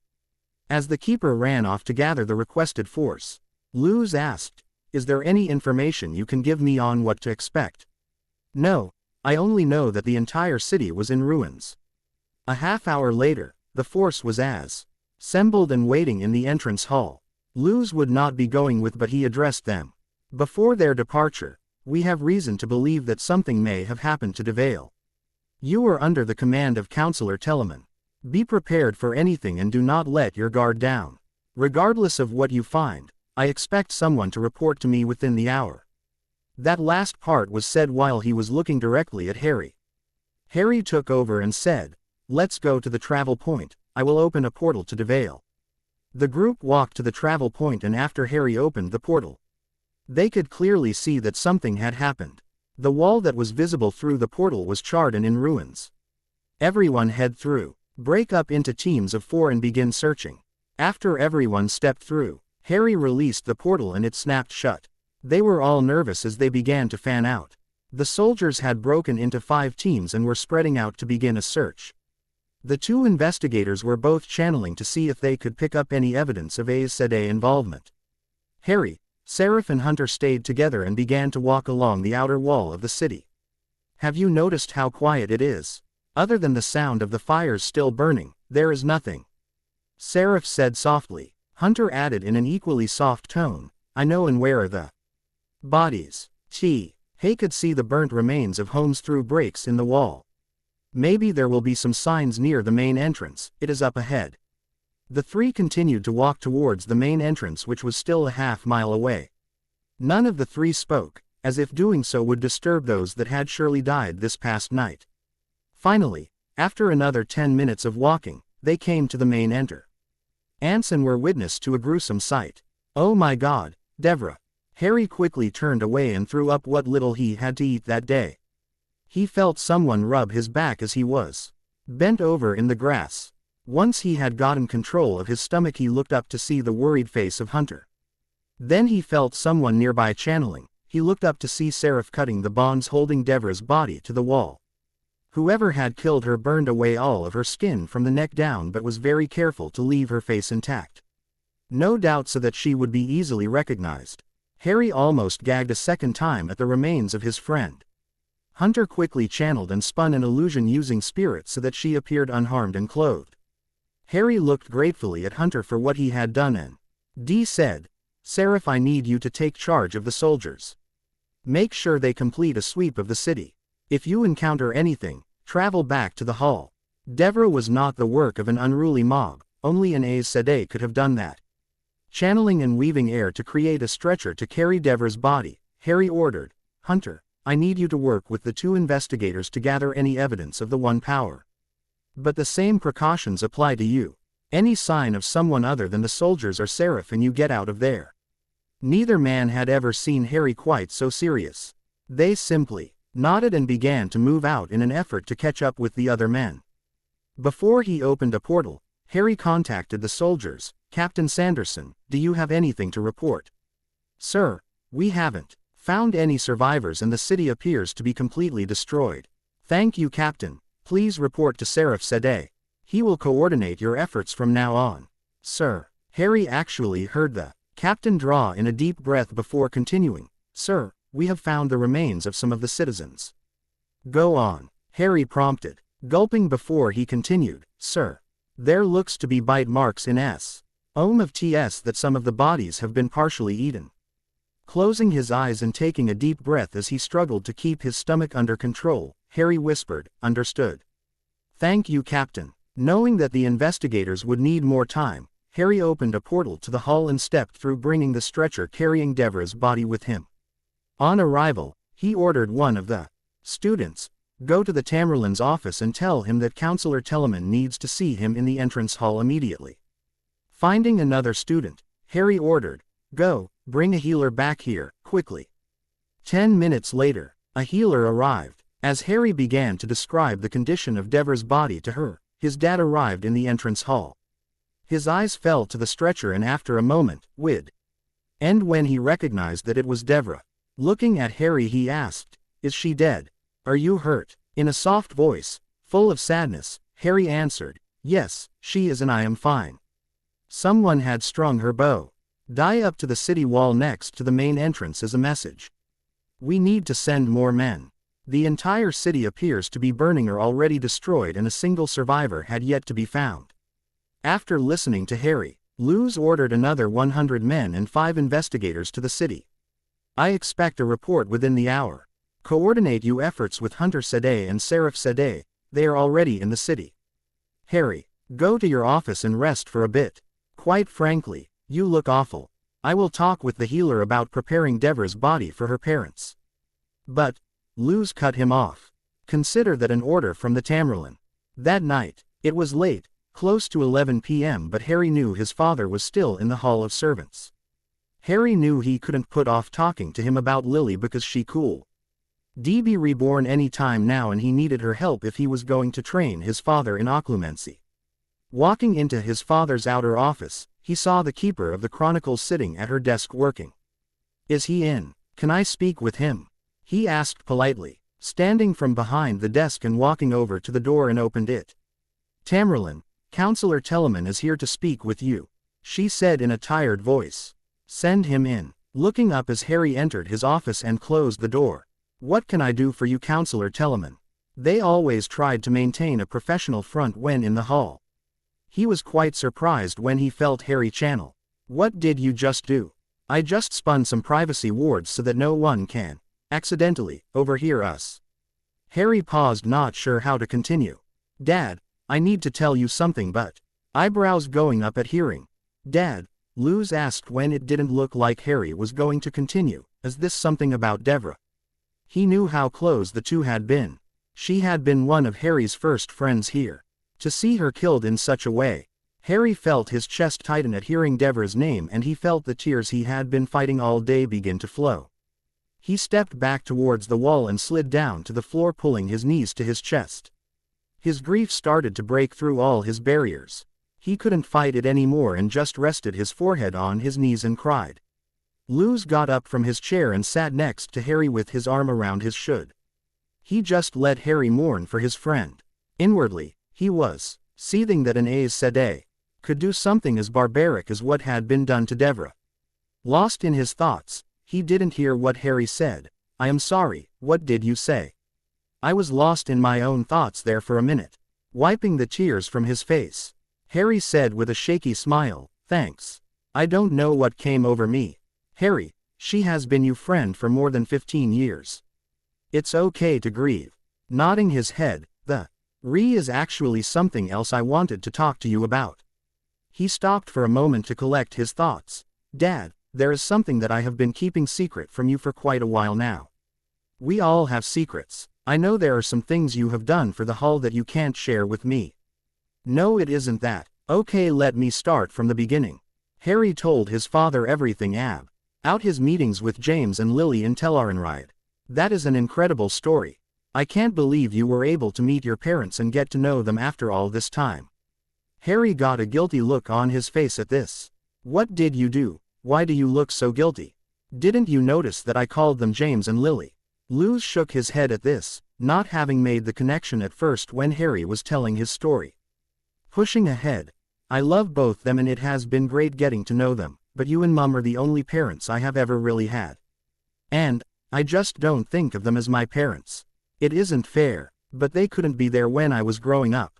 Even though I was almost 15 when you found me, you and Mum have been the parents I always wished for. Giving Harry a one-armed hug, his dad said, thank you, Harry. I hope you know that adopting you was one of the best decisions we have ever made. Smiling at his dad and nodding, there's more. Lily warned me that bad times are ahead. If Devale is any indication, I think she is right. Was she able to give you any specific information? Not much. She did say that they are using Tel'aran'rhiod as a meeting place and as a way of scouting and spying. We will have to think about this to see if there is any defense. Of course it gives us a means for scouting as well. What else? She wants me to bring you to her in Tel'aran'rhiod so that she can train you in occlumency. It is a type of mind magic from the 20th century that she thinks could protect you from the influence of the shadow. Because James has been spun into the pattern again, that means that she could be spun out again as well very soon. It is something we should be tonight, but given how late it is I suggest we begin tomorrow and I will bring you with me when I go to meet her. What about the others? Shouldn't they be trained as well? They probably should be, but we have no way of doing it because you need magic to aid in the initial setup of the mind's defenses. That is why Lily has to train you, because my magic was burned out when I came here. Our training as Aes Sedai makes it a lot easier though. They were able to train me in a couple of months rather than the normal time of a year or two. Plus, we can't let other people know of her existence and we don't know how long it will be before she is reborn. Harry finished. I understand. Tomorrow night sounds like a good time to start. Suddenly Luz had a mischievous glint in his eyes and smile on his face as he added, oh, just think of all the embarrassing stories I will be able to share with Lily. Suddenly, Harry wasn't so sure if this training thing was such a good idea. 2 nights after attack on Devale, Harry was a little nervous. Tonight he was going to be introducing the man he considered his dad to his biological mother. He and Luzan just arrived in Tel'aran'rhiod. Harry led them to the alley he always used when meeting with James and Lily. Lily, we're here, he called loudly. His dad was looking around. It had been quite some time since he had been in Tel'aran'rhiod. He was not a dreamer, so the only way he could get here on his own was to enter physically, which was very dangerous. Just as Harry was about to call again, a woman emerged from the end of the alley. She had shoulder-length wavy red hair and emerald green eyes, almost exactly the same shade as Harry's.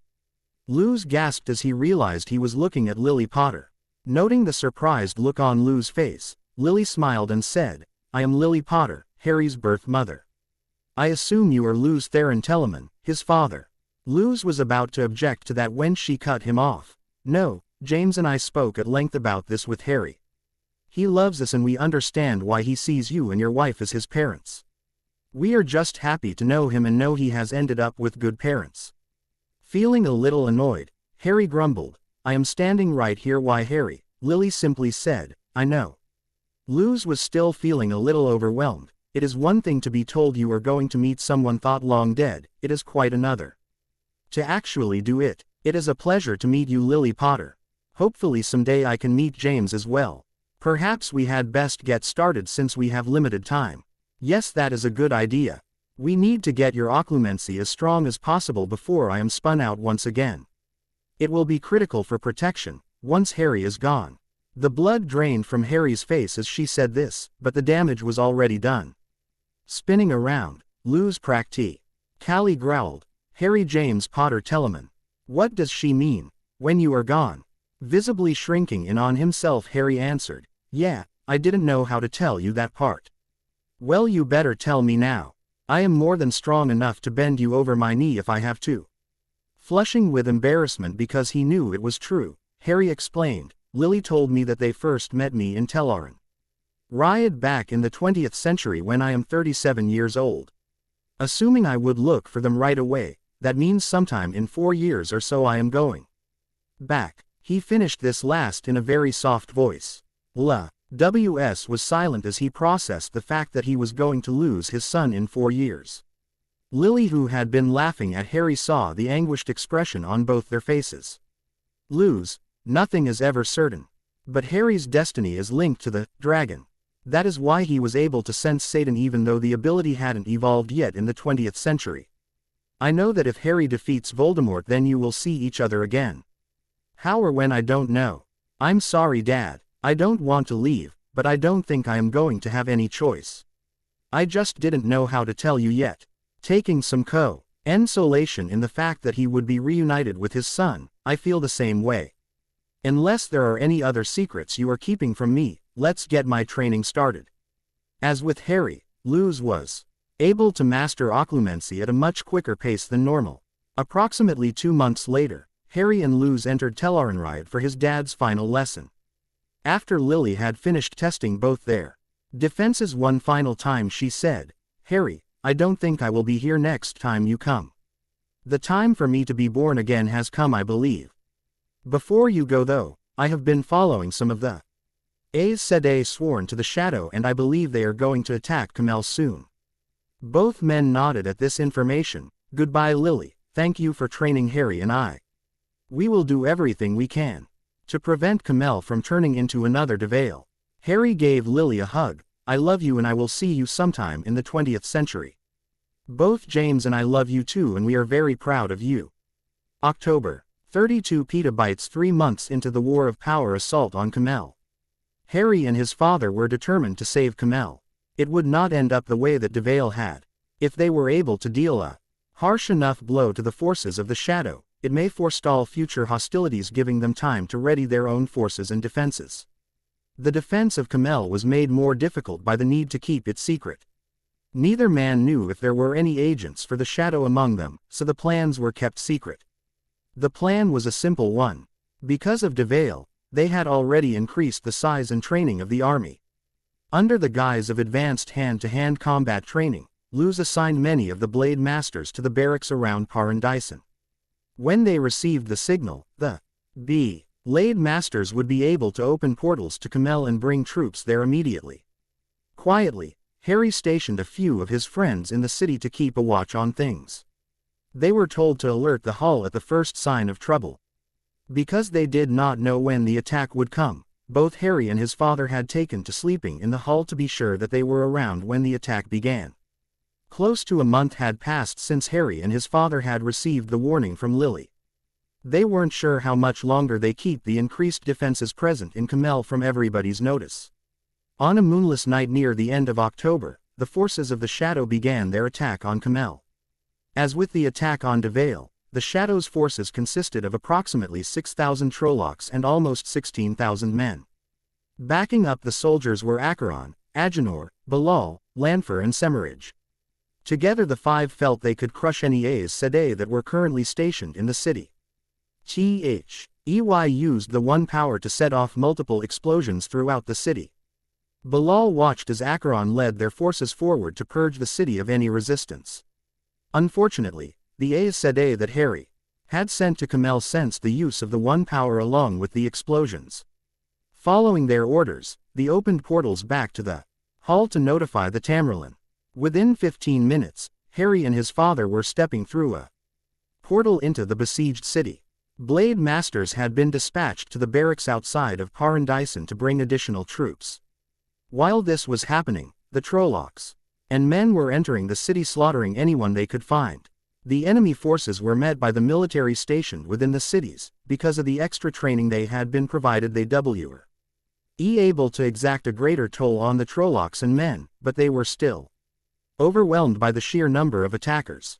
Then the Aes Sedai began to arrive through the portal along with reinforcements. Harry was leading a team of 6 Aes Sedai including Hunter and Seraph in a search for the ones channeling. They had the general location from their use of the One Power. As Harry's group went off, Eus arrived and took charge of the defenses, giving orders to the Aes Sedai and sending the Blade Masters off to take charge of the soldiers still coming through the portals.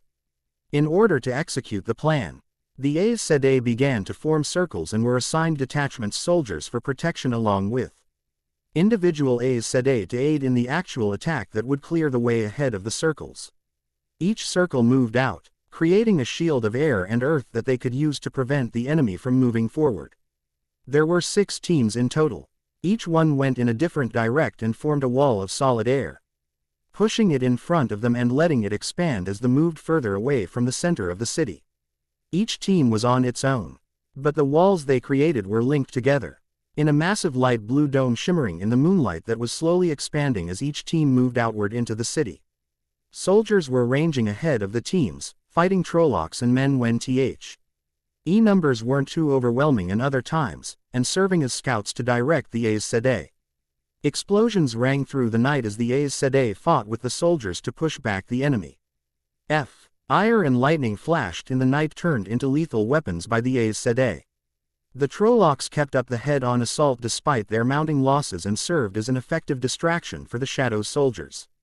After watching the Aes Sedai tear apart men and Trolloc alike, the officers began stationing archers in the buildings ahead of the advancing Aes Sedai. Once they were in range, EY were able to eliminate the threat by taking many of the Aes Sedai out with arrows before they recognized the danger. Without the Aes Sedai, the Trollocs and remaining human soldiers were able to overwhelm many of the parties advancing ahead of the shield. Despite the loss of the soldiers and Aes Sedai, the circles continued to advance, spreading the base of the dome, oftentimes using it to fork. Ibli pushed the enemy forces back out of the city. Now, though, the enemy was only being forced back, they were no longer taking any significant losses as they gave up ground. Meanwhile, Harry's team had found the rogue Aes Sedai. After taking note of their identities, he was very disappointed to see his uncle's face among the rogues. He noted the glittering dome slowly expanding to cover to more and more of the city. The rogues were concentrating their attacks on the dome, now in an attempt to shatter it. Taking advantage of their distraction, Harry and his group channeled and advanced on them slowly. Earthquakes, explosions and fireballs shot towards the rogues. Harry walked forward slowly, ready to spin shields into place as needed as his men continued to attack, now included Spur. It attacks aimed at blocking or severing the connecting to the One Power. At the first attack, shields sprang up around the Forsaken, absorbing the worst of the attacks. Agenor and Semirage were forced to dodge attacks that had made it through the shield. Now aware of Harry and his group, the two began trading attacks. Fireballs met lightning bolts met boulders met waves of earth. Anything and everything was used in the battle. Individually the Forsaken were stronger than any in Harry's team except for himself, but they had been channeling for a significant amount of time before Harry's team had arrived. Bilal, recognizing that they were not going to win this day, opened a portal and stepped through. The other Forsaken saw his retreating form and jumped through after him as the portal snapped shut. Like the Forsaken, the remaining Trollocs and soldiers were also in retreat. Acheron had long since fled the field, leaving his men to fend for themselves. Aftermath. The next morning, Luz as meeting with the counselors to discuss the outcome of the attack. He sat behind his desk with a tired expression on his face as he realized the enormity of the task in front of him. It was on his holders to once again ready the world for war and beat back the forces of the Shadow. Okay, so what do know? We lost almost a third of the city, but it could have been much worse if we hadn't been able to respond so quickly. Answered a Blade Master present during the battle. What about our forces? Who did we lose? Luz asked. We lost close to 30 Aes Sedai and 4,000 soldiers. This does not include the military force that was stationed in the city. Counselor Telemann, your team fought the rogue Aes Sedai. Were you able to identify them? Sighing, yes, it was Mieren, Ishar, Duram, and Neman. Most likely they joined the Shadow after receiving their judgments from the Hall for their crimes. Harry was about to go on but was interrupted by another Blade Master. Martin was also present. He was cited by 2 of the circles. He must have been leading their forces in the city. On hearing that Martin had defected, Harry felt very sad for the man that used to be his friend. Clearly uncomfortable with what he was going to say, the Blade Master went on. He wanted to know if you had found his gift that he left for you at the main gates of Devale. Harry understood the message even if others didn't. Martin was the one who killed Devra. His face closed off as struggled to contain his rage. Another said, I can't believe that Aes Sedai would forsake the light to swear fealty to the Shadow. It just doesn't seem possible. But the evidence from last night is irrefutable. A counselor added, I don't think we can count on this defense to keep working. If they had been able to penetrate the shield, we would have been slaughtered. And we can't afford to lose Aes Sedai in these kinds of numbers. Luz agreed with this point and asked, do we have a count on the enemy's numbers? We were able to recover over 5,000 of the Trollocs and another 12,000 human soldiers. Do we know where their base of operations is?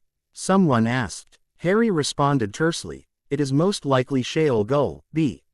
Without knowing their numbers or defenses, a counterattack at this point is probably not a good idea. Luz ended the discussion by saying, we need to focus on improving the army we have and coming up with new defenses. I expect to hear ideas the next time we meet. June, 31 petabytes 1 year into the War of Power. There had been no other attacks since the forces of the Shadow had been pushed back fro. The walls of Camel by the forces of Light under the command of Harry and his father. 9 months and nothing to indicate the plans of the enemy, but Luz Theron Telemann, the dragon, was taking the advantage of the respite. During the 9 months, Luz commissioned the creation of a new Saongrel, an artifact that allows the wielder to channel more of the one power than they would be able to otherwise. In this case, he had commissioned the creation of a sword that would allow a male Aes Sedai to wield vast amounts of the one power, more than him even. The Aes Sedai crafters had started with a general's blade. The blade given to a general of the armies was forged using the one power to increase its strength and durability. They never dulled and would never break. Such a strong material as the base of the new Saongrel would enhance the channeling capabilities of the weapon. The crafters worked in 2 teams. The first team reforged the blade, modifying its structure so that it LD accommodate the power that would flow through it. Weeks were spent at the painstaking process of channeling flows of earth through the blade to slowly change the molecular makeup of the sword. 3 months later, the sword was physically complete. Its appearance had changed drastically. It now appeared to be made of crystal, yet it retained the enhanced physical durability of the original blade. Now that the sword was complete, the second team took over. It was their job to weave flows of spirit into the structure of the sword that would allow it to serve as a conduit for the one power.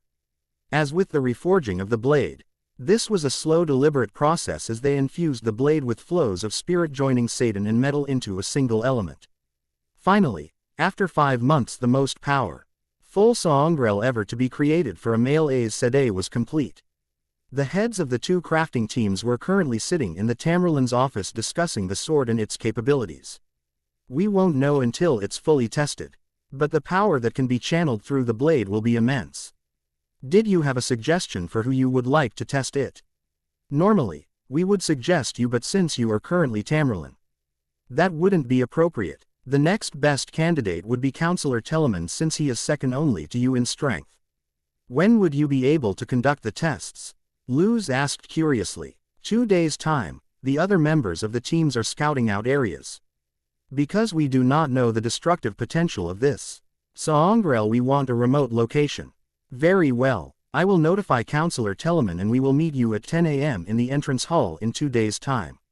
Recognizing a dismissal, the 2 men nodded their heads and walked out, leaving the Saongrel with the Tamerlane until the tests. Later that day, Luz was discussing the readiness of the Blade Masters and the soldiers. Since the burning of Devale, the army had grown to vast numbers. To aid in the training, he had assigned the Blade Masters to the new recruits. The Battle of Camel showed that well-trained forces can be effective in beating back overwhelming odds. One of the Fem-Ale Blade Masters picked up the sword from his desk and examined it. Is this the completed Saungrel? Has it been tested yet? No, it hasn't. Counselor Telemann and I will conduct the testing in 2 days with the crafting teams. So it has not yet been given a name. Before he could respond, the woman's eyes grew unfocused and she began to intone in an emotionless voice, Kalendor, the Sword of Power, shall be wielded by the non-born son of the dragon. With its creation, the son will assume his role as the dragon's strong right arm. Forever shall their destinies be linked, to stand against the darkness, to serve as beacons of the light, to lead the armies of man, and to beat back the forces of the shadow. Finishing, her eyes rolled back in her head and she collapsed to the floor. 2 days later, Harry and his father stood in the bright morning sun at the base of a low mountain that had been Woe elements. Around them stood the 2 crafting teams responsible for Kalendor's creation. Ready when you are, counselor. Harry drew Kalendor from the sheath he was wearing across his back. Again he marveled at the feeling of rightness as he held the sword. It seemed he truly was meant to wield the sword. He felt as if the sword had chosen him as its master. Flashback. Harry, I was meeting today with Magda and the other Blade Masters responsible for the soldiers' training. Did something happen? Is there an incident we need to be aware of? No, it has nothing to do with the soldiers. It relates directly to you and I. Magda had picked up Kalendor and was examining it. Kalendor? Harry asked. Handing the sword to Harry, he said, "This is Kalendor. It wasn't named until my meeting with Magda. During the meeting she went into a foretelling trance and gave APS the most straightforward prophecy I have ever heard." Harry went cold. He had a bad feeling that the prophecy directly related to him. What did the prophecy say? After listening to his father repeat the prophecy, he said, "I assume that I am the non-born son because you adopted me." That was my thought as well. Harry felt much better and was even smiling after hearing this. Harry, I must say, this wasn't the reaction I was expecting. Don't you see, it just confirms what Lily said. Even if I go back to the 20th century, somehow, someway I will make it back to stand by your side. End flashback. Glancing nervously at this father, Harry stood up a little straighter as he began to reach for Satan through Kalendor. It was like a flood of power rushing into him. The surge of power flowing into him was like nothing he had ever experienced. It felt as if his body was radiating power. As he began to channel, Kalendor began to shine with the light of the sun, glowing brighter and brighter until it was almost too bright to look at. Reaching through Kalendor, Harry pulled on Satan even more to cast out flows of air, water and fire into the sky. The flows stretched for miles as they gathered the moisture in the air and began to pool it near the mountain. Overhead, clouds began to form and darken until they were as black as ink. He continued to feed power into the flows as lightning began to flash, arcing between the clouds in thick, bright bolts. Finally, with Kalendor blazing brightly, like the noonday sun, massive lightning bolts as thick as a man's torso began to arc to the ground, repeatedly striking a nearby boulder guided by Harry. In moments, the boulder was destroyed and the lightning ceased as Harry released the flows and the clouds overhead began to dissipate. Everyone was dumbstruck by the amount of power that was just channeled. Normally, anything changing the weather such as what Harry had done would have required a circle of Aes Sedai to accomplish. Before anyone could say anything, Harry redirected Satan into pure flows of air to lift another boulder that easily stood as tall as his father. Once he had the boulder, he forced the flows of air inward, squeezing the boulder until it shattered. Finally, Harry looked to a small hill, roughly a half-mile away, and channeled fire and earth into the hill. Suddenly all the gathered people including Harry were blasted off their feet by the shockwave generated when the entire hill detonated, sending a fireball hundreds of feet into the air. Looking a little abashed as debris rained down around them, Harry released Satan and Kalendor ceased glowing. "Sorry about that." Laughing, his father summed everything up with, "I would say that was a successful test." January 28 petabytes 3 years, 6 months into the War of Power. In the beginning, the war had not been going well for the forces of light. It seemed that the armies of the shadow were endless. For every Trolloc that was killed in battle, 2 more took its place. Everywhere the light was being overwhelmed and pushed back, struggling to defend a handful of cities that had yet to fall to the shadow. Paradisen was one of the few cities left that had not suffered any damage as a result of the war. It was no longer the beautiful immaculate city it had been prior to the war. Its streets were packed with refugees and soldiers. On the outskirts of the city, barracks had been built to house the additional soldiers. Everywhere you looked, people hurried about their business, spending as little time out in the open as possible. With every city lost, the forces of the shadow grew as the survivors of the attack were given to auction to swear fealty to the Dark One or be killed. As a result, when the light was able to retake a city more often than not, there was no one left to rescue. It was just another ruin, barren and empty. In addition to the numerous military defeats, there was the defection of many of the strongest and most influential Aes Sedai, including Mierin, Nemen, Duram, Ishar and Martin. In all, 14 of the strongest rose to the position of generals in the armies of the Shadow, and they became known as the Forsaken by the forces of the Light. Each defection had come at a critical time for the Light, resulting in the loss of a critical battle or a loss of hope. Most of the Forsaken changed their allegiance simply for power, such as Ishamael, Balthamel, Raven, and Moghedian. Others of the Forsaken, Graendal, Asmodean, and Messana changed their allegiance to fully explore their darkest desires, ranging from he explorations of human depravity to simple revenge. Finally, Samael and Demandard swore fealty to the Dark One out of jealousy for the power and respect afforded to the dragon. The Forsaken could of 10 be seen leading the hordes of the Shadow in the battle, wielding the One power as a weapon to burn away all who stand against them. Early on in the war, after the Shadow's defeat at Camel, they began using balefire as a weapon. Forced to respond in kind, the Light began to use it as well. For close to a year, it was the primary weapon used by the Forsaken and the Aes Sedai. Thousands of men on either side were burned from the pattern, their actions and memories erased from existence. As the war escalated, whole cities were wiped from time using balefire, leaving nothing its wake but smoking craters where the cities once stood. The mass burning of people and cities from the pattern threatened to tear it and the world apart. By mutual agreement, in a war where no quarter was asked or given, balefire ceased to be used as a weapon. Instead, both sides resorted to increasingly devastating displays of the One power. During the Battle of Marwa, Harry led a small group of Aes Sedai to the enemy encampment. Forming a circle to augment his power, with the Aes Sedai and Kalandor blazing like a beacon in the night sky, Harry channeled earth and fire in the center of the camp. The quiet of the night was shattered by the explosion that echoed for miles as a firestorm erupted in the camp, spiraling outward, searching for victims, consuming man and beast alike. While the Forsaken were strong, they could not match the power wielded by Kalandor and the sheer number of Aes Sedai loyal to the Light. It was one of the few advantages held by the Light. What the Forsaken lacked in sheer power, they made up for in depravity. After the Battle of Marwa, Agenor created a new type of assassin called a Golem. The Golem was immune to the One power and incredibly strong and agile. Only 2 were created. Because of their immunity to the One power, they were not trusted by the Forsaken for fear they could be used against them. The target of the first Golem was the dragon and Harry, tracking them through their use of Satan. The Golem found them one night while they were having dinner at their estate outside of Paradisen. Before the 2 men understood the nature of the threat, the Golem had killed Aaron and incapacitated Aliena. Only Harry and his father were left to fight the Golem. Harry attempted to wrap the Golem in air, only to find it had no effect, trying again to burn it with fire, this time only to meet with the same result. Yelling to his father to the One power, they took positions on either side of the Golem and attacked with swords. Even though it was facing 2 skilled opponents, the Golem had the upper hand. Fending off an attack from Harry, it spun and blocked an incoming strike from his father. This went on for almost 15 minutes, with the 3 moving back and forth in attack and defense. All 3 were covered in minor wounds.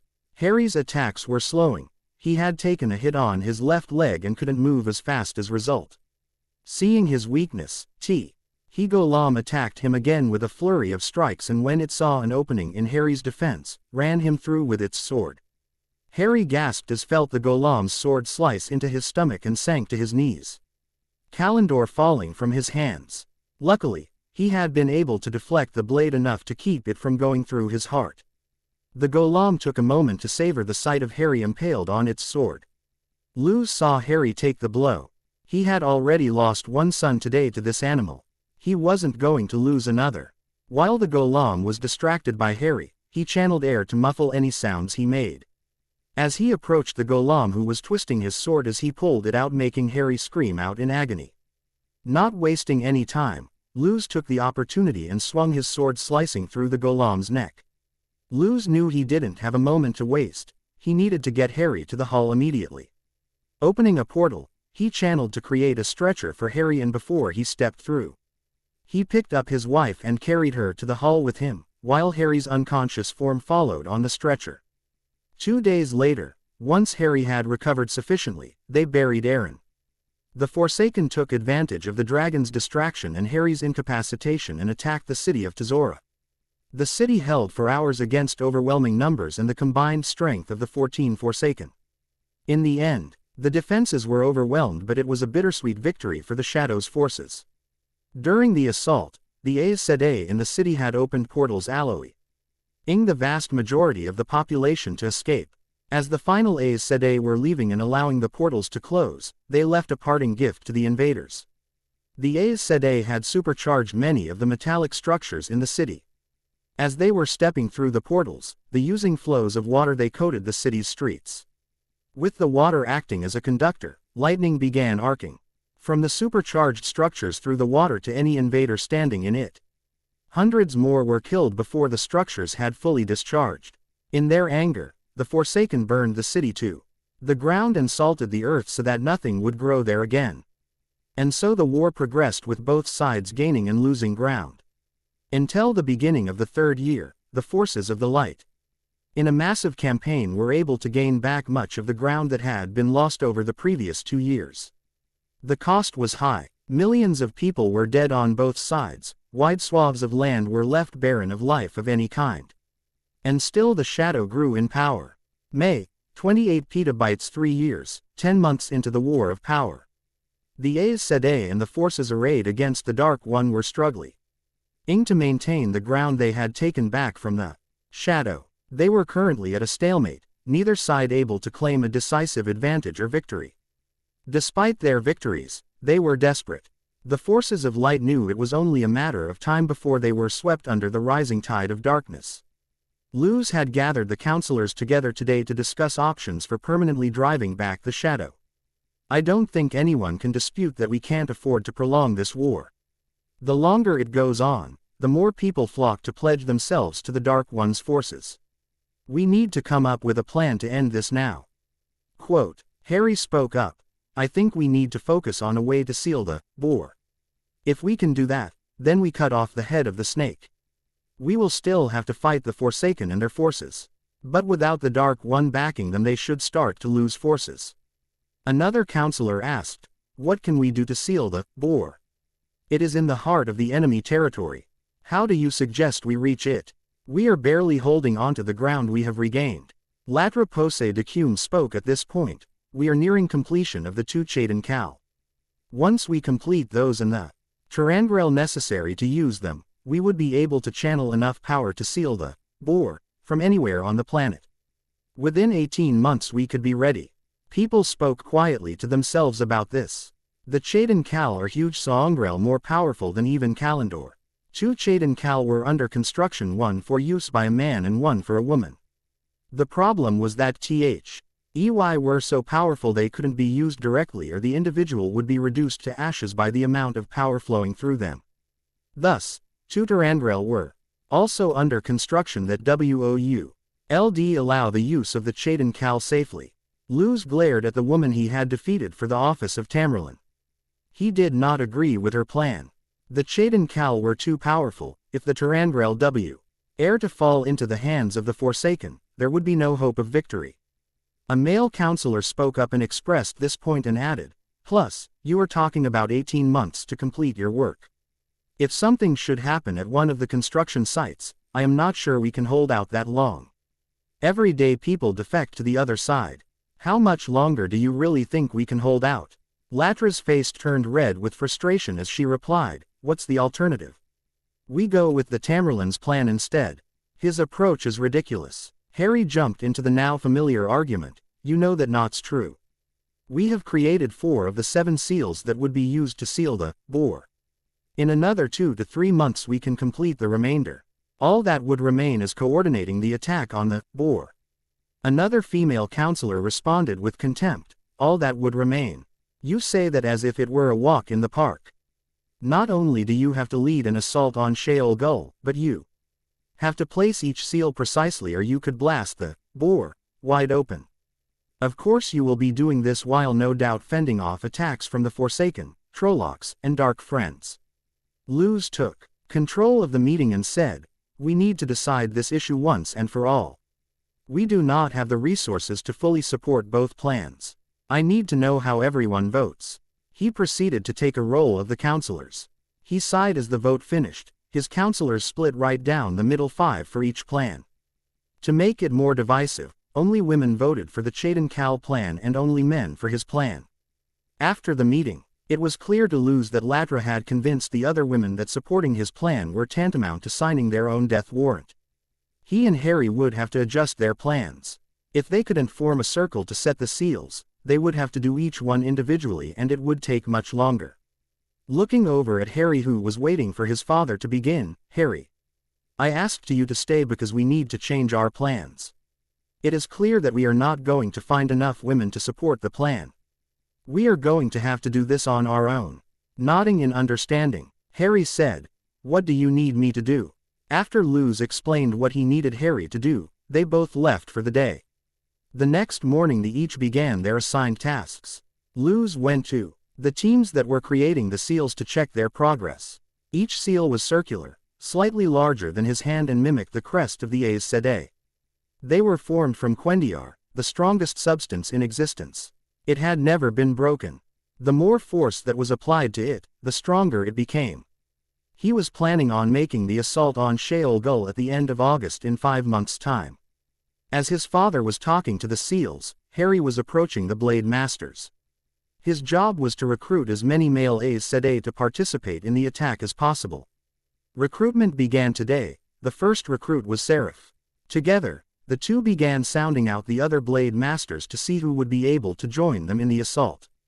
After gathering recruits from the Blade Masters, Harry and Seraph went through the researchers, teachers, and crafters.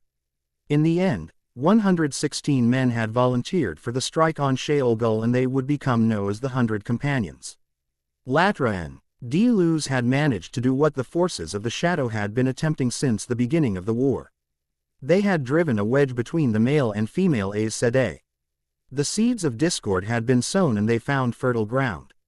No one walked the corridors alone if they could help it. Open looks of distrust were shared between the two sides and cooperation was virtually non-existent. There had been no incidents of outright violence yet, but it was only a matter of time. July 31, 28 PB 4 years, 1 month into the War of Power. The Shadow was attacking the heart of the light. Paran Dyson was under attack. Admittedly it was a somewhat minor force of Trollocs and soldiers, but there were at least 8 of the Forsaken attacking. Most of the remaining Aes Sedai were currently in other cities, helping to reinforce the defenses, so the primary duties fell to the Luz and Harry. The garrison at Paran Dyson had been able to fend off the numerous assaults of the Trollocs and humans. Their losses were fairly minimal as a result of training and embattlements that were in place around the city. The Trollocs threw themselves mindlessly at the garrison, hoping to pull them down through weight of numbers. The humans were not quite as suicidal, but they followed a similar strategy, hoping to overwhelm the garrison and break through the lines. The garrison had other ideas. Archers positioned behind the front lines rained arrows down on the advancing ranks.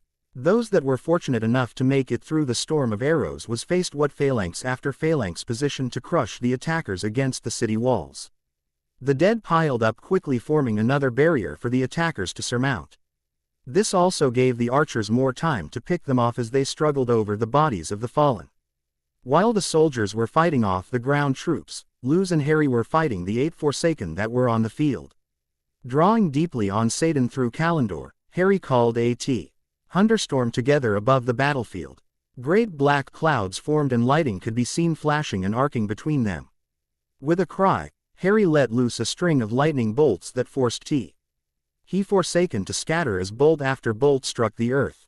Lose, his hair standing on end as a result of the static electricity from the lightning bolts, followed this up by causing the earth to express load underneath two of the Forsaken, throwing them into the air to land with audible cracks as legs or arms broke in the fall. He followed up with more explosions, but the Forsaken had separated, limiting the effectiveness of the tactic. Two of the Forsaken opened a portal and fled. The two that had been thrown into the air by the explosion followed suit, fleeing back to Sheol Gul via portal as quickly as they were able. The remaining four Forsaken resumed their attack on Harry and Luz. Using fire, lighting and even balefire, they forced Harry and Luz onto the defensive. Something about this doesn't seem right, Luz thought. They are not making any real effort to drive us away from the city. It is almost as if, Harry, they're not after the city. The hall is their goal. You need to check it out. Nodding, Harry opened a portal and before stepping through, filled himself with Satan. With Kalendor drawn and blazing like the sun, Harry stepped through to find Acheron and Bilal emerging from the entrance hall. Apparently, two of the Forsaken had not fled. They had used the distraction of the battle to make their assault on the Hall of Servants. Using flows of air, he grabbed both men and incapacitated them before they could react. We wanted to wish you a happy birthday, Harry. Surely you didn't think we would forget after all this time. What better way to celebrate your birthday than with a bonfire?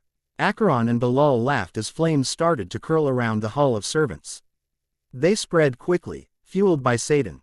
The flames burned hot, radiating heat as the stone of the hall turned red and fractured. Letting his anger free, Harry squeezed the flows tighter. Both men were grimacing and grunting in pain. Bilal felt one of his ribs crack from the pressure Harry was applying. All three men heard the snap as Acheron's right arm was crushed against the pommel of his sword. Acheron, grinning maliciously despite the pain, said, "What, don't you like it? I know it's nothing compared to Devra, but it is the thought that counts." Behind Harry, a voice called through the open portal, "Harry, your father needs you. He is being overwhelmed." Torn, Harry didn't want to let either man go, but he couldn't leave his father. Finally, he threw the two men against the hull, which was now crumbling from the fire. The impact knocked the two men out, tying the flows so they couldn't get away. Harry returned through the portal. His father was being attacked by four of the Forsaken. Currently, he was safe behind his shield, but even he would not hold long against the four. Channeling Earth, Harry plunged Kalendor into the ground, forcing as much Satan as could into the attack. A shockwave swept out of Kalendor through the ground towards the Forsaken. Cracks and rents were opening up as the shockwave shot towards them. Fire and magma began to spew forth, burning and incinerating anyone unfortunate to be hit by it. Looking up, they saw Harry, and through the open portal behind him, they saw the Hall of Servants burning. Their mission accomplished, they each dodged Harry's attack, taking minor wounds in the process, and traveled back to Sheol Gul. Harry rushed to his father's side. "Dad, Acheron and Bilal destroyed the Hall of Servants. I incapacitated them before coming back here. If they are still there, we will interrogate them, but this is a major setback for Latra's plan. Even if they didn't take Tarandrel for the Chaden Cal, they were surely destroyed or lost in the rubble. They will need to begin construction all over again, and I am positive we will not be able to hold out that long." "I agree. We need to go ahead with our plan to make the assault on Sheol Gul at the end of August. If Latra wants to rebuild her Tarandrel, let her. With luck, it will be over by the time they are ready." Returning through the portal, Harry and Luz found no one. Bilal and Acheron had escaped. They stood there and watched sadly as the Hall of Servants burned and crumbled to the ground. Another bastion of the light lost to the rising tide of darkness. That night, they received a status update on the city. Other than some minor damage, the focus appears to have been the destruction of the Hall of Servants. While this was not a major defeat, it did weaken the resolve of many. If the forces of the Shadow could destroy a complex that stood as the heart of the Aes Sedai, then what could possibly be done to stop them from winning the war? August 21, 28 PB, 4 years, 2 months into the War of Power. Harry was planning out his portion of the assault on Sheol Gul to place the 7 seals. Without any women participating, it was going to be extremely difficult. They 100 companions as they had come to be called would have to buy him and his father time to place the seals. If there were any problems, while they were doing this, the Boar could be blown wide open and the Dark One would have free reign over the world.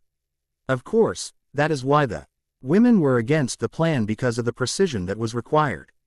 Unfortunately, with the attack on Paradison and the burning of the Hall of Servants, the Tarandrail necessary to use the Cho Eden Kala take months to create new ones, and Harry was not sure they could hold out that long. His father had been able to gather together a force of 10,000 men and 116 men who could channel, including Harry, Seraph and Hunter. Looking at Harry's hunched form as he once again went over strategies for the attack, Hunter sighed and said, "Harry, we came here today to relax. We don't launch the attack for another week." Laughing at Hunter's attempt to get Harry to loosen up, Seraph added, "Nothing is going to change in the next 12 hours. You heard your father, you were ordered to relax today." Standing up from where he had been sitting and stretching his back, Harry said, "I know, but if even the slightest thing goes wrong, it could mean utter defeat. Harry, you need to lighten up or you are going to make a mistake. There is such a thing as being too prepared," Hunter said. Suddenly, a klaxon started to sound in the house. Harry reacted first. "The wards have been breached. Seraph, get to the camp and bring a detachment of troops back. Hunter, destroy the plans. If something happens they can't fall into enemy hands. I am going upstairs to see what is coming." Hunter channeled quickly, ing fire to reduce the plans to ash, and then followed Harry upstairs. Seraph opened a portal to the camp and stepped through, not bothering to close it behind as he called out for one of the detachments to form up. While Seraph was gathering men, Harry and Hunter were standing on a balcony overlooking the estate. Hunter sighted them first. There was a band of at least 200 men near the hill where Harry first arrived. Hunter alerted Harry, pointing to the men, "Over there, by the portal stone." Harry gripped the railing, stared forward studying the men with intent eyes. "Why men and not Trollocs?" he muttered as he opened himself to Satan. The unmistakable feel of cold power started pouring into him, and Harry reveled in the exhilarating feel of his enhanced senses. His eyes began to glow, an intense green as he pulled more power into himself. After the men had crested the hill, he acted and wove Satan. A wreath of fire, burning blue flames radiating intense heat rose from the ground and surrounded the attackers. The men were trapped by the flames' intense heat, pushing them back towards the center of the ring to get away from the flames. As the attackers clustered together, Hunter acted. He channeled fire, the element he was strongest with, and sagged against the railing as he felt the power leave him in a rush. From the sky above the attackers, a pillar of fire descended and engulfed the men. Harry and Hunter could hear the cries as they burned to death and collapsed on the ground to be consumed by the flames. Tearing his eyes away from the sight, Harry turned away and saw two more groups of men appear from the opposite direction. Harry realized the first group was a diversion so the other two could reach his home, limiting his actions. Before the first group of men could reach the home, Seraph rushed out of the house with his sword drawn, leading a group of 40 men. Harry and Hunter were about to join Seraph when he heard someone call out, "Telemann." Harry saw a figure on the hill by the portal stone.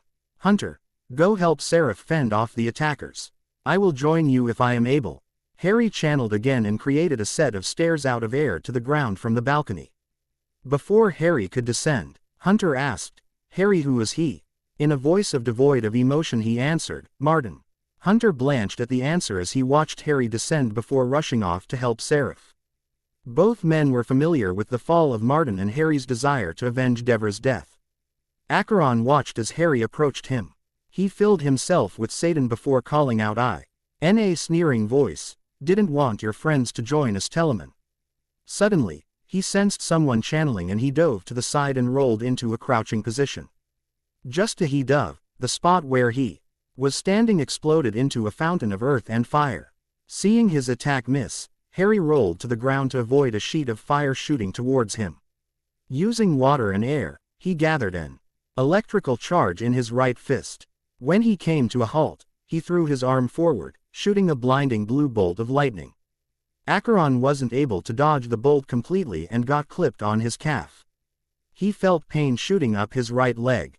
Channeling earth as his leg crumpled, he slammed his fist into ground aiming towards Harry. Earth rumbling, a trench started forming, moving in Harry's direction and widening as it got closer. Before he was thrown from his feet, he channeled air to form a platform of air beneath his feet. Martin was surprised to see Harry floating above the trench as it opened. Ned beneath him until he realized he was actually standing on flows of air. He channeled again to bind Harry. Harry felt the air solidify around him and he struggled to move. A razor made from spirit sliced through the flows of air and he collapsed to the platform he had created. As he fell, a bar of balefire shot over his head. Not taking any more chances, he formed another razor of spirit and this one to try and sever Acheron's connection to Satan. Acheron grabbed on to the angrel in his pocket to strengthen his connection to Satan as he felt Harry's attack. He sliced the flows and Hay snapped back into Harry and followed it up with another blast of balefire that slammed through the platform that Harry had just been standing on. After he felt his flows snap back, he jumped to Hay's left to avoid the next attack and channeled earth and water. Pushing both hands to the ground, he formed a wave of earth that went rumbling towards Acheron. Acheron looked up to see a wave of earth towering above him. But with his injured leg, he couldn't dodge out of the way in time and was swept under. Harry took the opportunity to move to a different location because he knew that Acheron would not be incapacitated for long.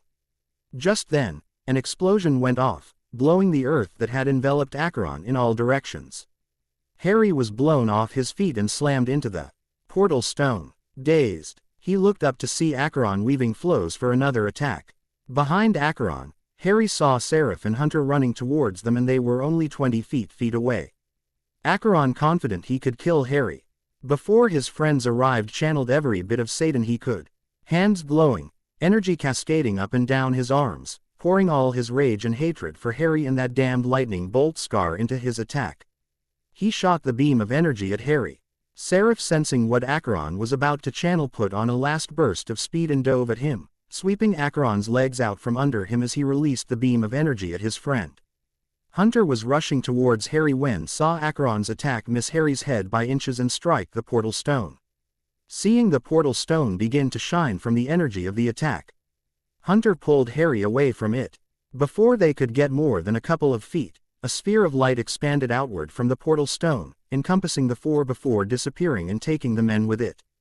August 21, 1995. In a forest near the town of Little Whinging stood a small hill in the middle of a clearing. On that hill was a portal stone. At approximately 2 p.m., a small sphere of light formed. No bigger than a baseball. This sphere of light was a blinding white and seemed to pulse like a heartbeat. With every pulse, the globe expanded. Until the sphere was more than 10 feet tall. When it reached that height, it started to spin and change colors, oscillating from white to blue to red to green and back to white in ever-increasing speed. When the colors seemed to blur together, the sphere exploded, sending out a shock that tore the trees surrounding the hill from their roots like the shockwave from a volcano. In place of the sphere lay the bodies of 4 unconscious men. Number 12 Grimald Place. Sirius and Remus were sitting up in the attic with Hedwig and Buckbeak talking about Harry. Sirius was extremely worried about his godson.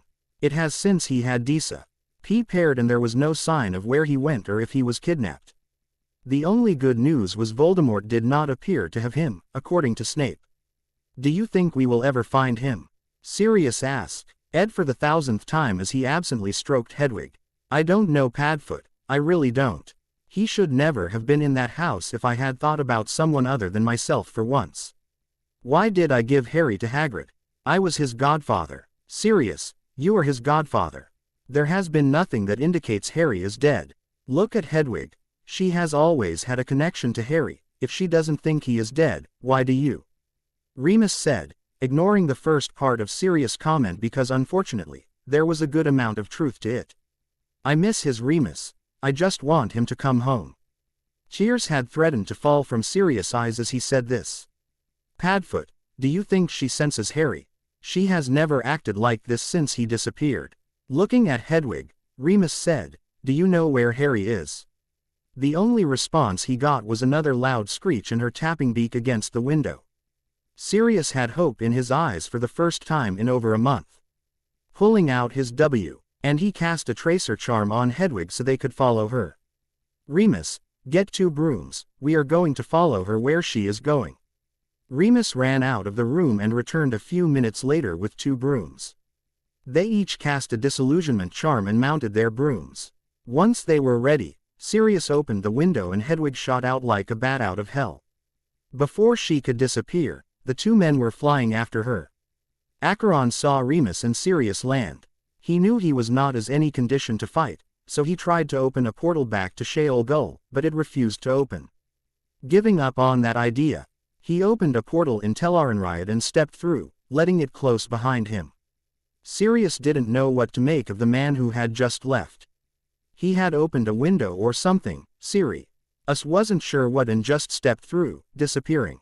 At that moment, Hedwig let out another screech, grabbing his attention.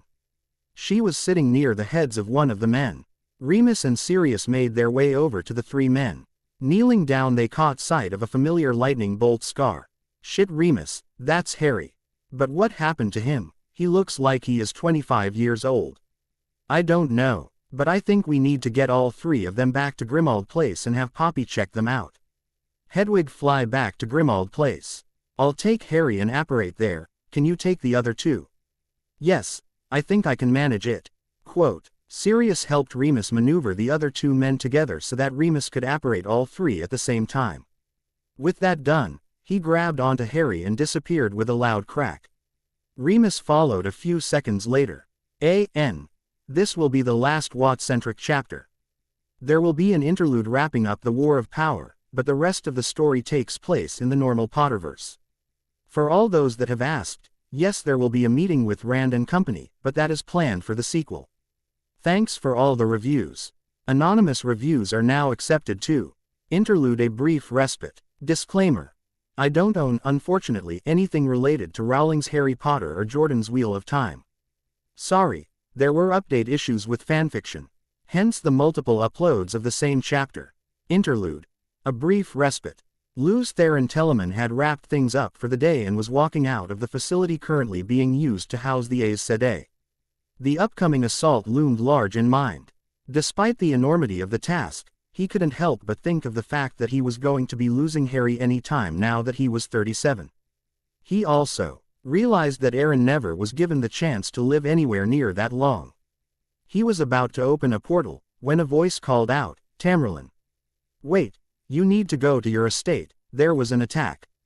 A jolt of panic went through his body as he realized that Harry was supposed to be at the estate going over their plans once again. Forgetting the formal facade he maintained with Harry, he asked, is Harry there? Was he hurt? I am sorry, sir, I don't have any more information for you, I was just sent to notify you and bring you back. Visibly forcing himself to calm down, Luz channels and opens a portal to his family estate. The portal snapped shut after the 2 men stepped through. Where to, soldier? He asked as he looked at the damage to the estate. The ground was churned up from the back and forth of the fight. He could see where the bodies of the attackers were being burned and did not feel a bit of remorse. This way, sir. He led Luz to the hill and the remains of the portal stone. When Luz noticed where the man was leading him, he knew Harry was gone. Once they found the captain, he said in a strong voice, report, Captain. The captain detailed the attack on the estate, including the presence of at least one Forsaken. He recounted what his men had seen of the battle between Harry and Acheron. Luz theorized that final attack from Acheron had enough raw energy to power T. He portal stone, and the white light that the soldiers saw was the 4 men being transported back to Harry's time. Unfortunately, the portal stone was destroyed in the process, so Harry would have to find a new one in order to get back. Thank you, Captain. Do you need healers or any other assistance? We sent off runners to retrieve the healers. They should be here shortly. Luz thanked the man and took his leave. He needed to break the news to his wife. After opening a portal, he stepped through into his home to find his wife. Aliena, are you home? I'm in here, she called from the den. Walking to the den, he saw her sitting behind the desk writing a letter. Aliena, I just got back from the estate. There was an attack. He trailed off here, not sure how to proceed. Harry was there. Was he hurt? When Luz didn't respond, she sagged back in the chair, seeming to collapse in on herself as she began to cry. No, no, he isn't dead, of that I am sure. Aliena looked up in hope for a moment before he continued. He is gone though, back to the 20th century. How do you know that he isn't dead? She truly hoped he wasn't dead. It was bad enough that the war had claimed Aaron, but the thought of losing both her sons was terrifying. Luz told Aliena the whole story, starting with Harry's visits with his parents in Tel'aran'rhiod, their first meeting in the 20th century when Harry was 37. And he ended with the foretelling when Calendor was created. She stood up from the chair and sat next to him while she thought about what he had just told her. It was a lot to take in. On the hand, she may never see Harry again, and on the other hand, he was safely away from the war. Luz put his arm around her shoulders and pulled her close. Finally she asked, "Do you really think he is alive? It just seems like such a fantastic story." Laughing softly he said, "It isn't that outrageous when you think he came here from the 20th century in the first place. Yes, I know he is alive, other Eyes. How would he have met Lily and James when he was 37? I don't know. From what Lily described, it is possible that we will become part of the pattern to be spun out when the times are dark. In that case, we will be reunited when that happens." They sat there for some time, offering each other silent comfort. August 31, 28 PB Assault on Sheol Gul. The assault began at dawn. In order to avoid detection, the portals were opened 5 miles away from the base of Sheol Gul. 10,000 soldiers and 113 male Aes Sedai participated in the attack that day. In case it was necessary, the dragon had GHT Calendor with him, and by doing so he couldn't help but feel that Harry was there as well in spirit. Fortunately, the enemy was unaware of their presence. Using advanced scouting parties, they were able to eliminate many of the outlying guard posts that would have raised the alarm had they been spotted. Soldiers were lost on both sides as the Shatley gave up the ground. By noon, they had reached their goal. They were at the base of Sheol Gul, and the dragon could begin placing the seals on the Boar. The seals were not physically sealing the Boar, they were attuned to the Boar, using Satan to contain its influence. Up till this point, the Aes Sedai had left everything to the soldiers. They did not want to channel for fear of alerting the enemy to their presence. However, once the dragon began channeling to place the seals on the Boar, that was no longer a concern. Horns could be heard throughout the mountain signaling the presence of attackers. Unbeknownst to the attackers, he remaining 13 Forsaken were meeting in Sheol Gul that day. With the placement of the first seal, time within the mountain seemed to slow. While the Forsaken were not trapped and out of the fight just yet, the dragon and his 100 companions were given additional time to place the seals. While the dragon was placing the second seal, the first of the enemy forces came tearing out from the mountain. It seemed that the time dilation effect was centered over the Boar, and weakened as it moved farther away. Soldiers rushed into position to battle the Shadow's men and to protect the dragon. As each seal was placed, the time dilation effect grew more pronounced. Those near the Boar were experiencing a second for every hour that was occurring away from the Boar. The dragon was tiring though. Each consecutive seal required more power, time and precision to place. By the time the 5th seal was in place, he had resorted to drawing Satan through Calendor. Many of the soldiers had been killed and some of the Aes Sedai had fallen as well, and yet the Trollocs and men continued to attack. The dragon quickly ordered a retreat, portals were opened and the survivors poured through as quickly as possible. In the end, only 2,000 soldiers had survived the assault and 68 Aes Sedai. It was a victory though. The seals were placed and the Forsaken were trapped as well. The war was not over. Without the Shadow and the Forsaken to lead the armies, the forces of the light stood a much better chance at winning. September 27 petabytes. Time of madness begins. It had been over a year since the dragon and the 100 companions had completed their assault on Sheol Gul, successfully placing the 7 seals on the Boar. Since that time, the forces of light had been able to recapture virtually all the ground and cities that had been lost during the war. The fragile peace that had been established was once again being shattered. This time, the catalysts were those closest to the dragon. Those of the 100 companions who had survived were using Satan to commit great acts of destruction. Weakly, the dragon was receiving reports of towns being leveled, mountains being flattened, or people being slaughtered. The prevailing theory behind the rash of violence was the taint now on Satan. Somehow, before the seventh seal was in place, the Dark One had managed to poison Satan. Every male Aes Sedai was being driven insane by the taint that was pouring into them whenever they channeled. It seemed that the effects were cumulative. Each time they channeled they were driven to further levels of insanity by the taint. Of the male Aes Sedai, it was the 100 companions who were affected first, most likely because they were exposed directly at the ceiling of the Boar. The only one who said to be unaffected at this point was the dragon. He had a theory about this, but he had no way to test it, so he kept it to himself. March 26 petabytes. The remaining governments in Aes Sedai were on the verge of collapse.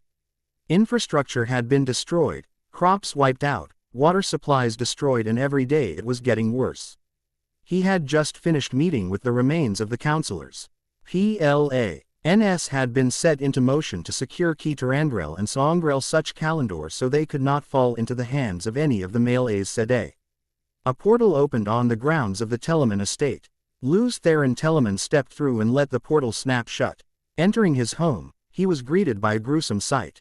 Everywhere he looked bodies were strewn about. Friends and relatives lay dead in every room. It looked like the house had come alive and stalked the inhabitants. Bodies were partially absorbed into walls and floors. Scorch marks covered the wall as if the fire had been alive and stalked the victims. Entering his bedroom, he found Aliena dead on their bed. She would have looked almost peaceful if it wasn't for the fact that she was lying in pool of blood. Crying out in grief and rage, he sat on the bed and pulled her still warm body to him in one final embrace. "Dragon, I was wondering when you would show up." Looking up, he saw a man step through a portal.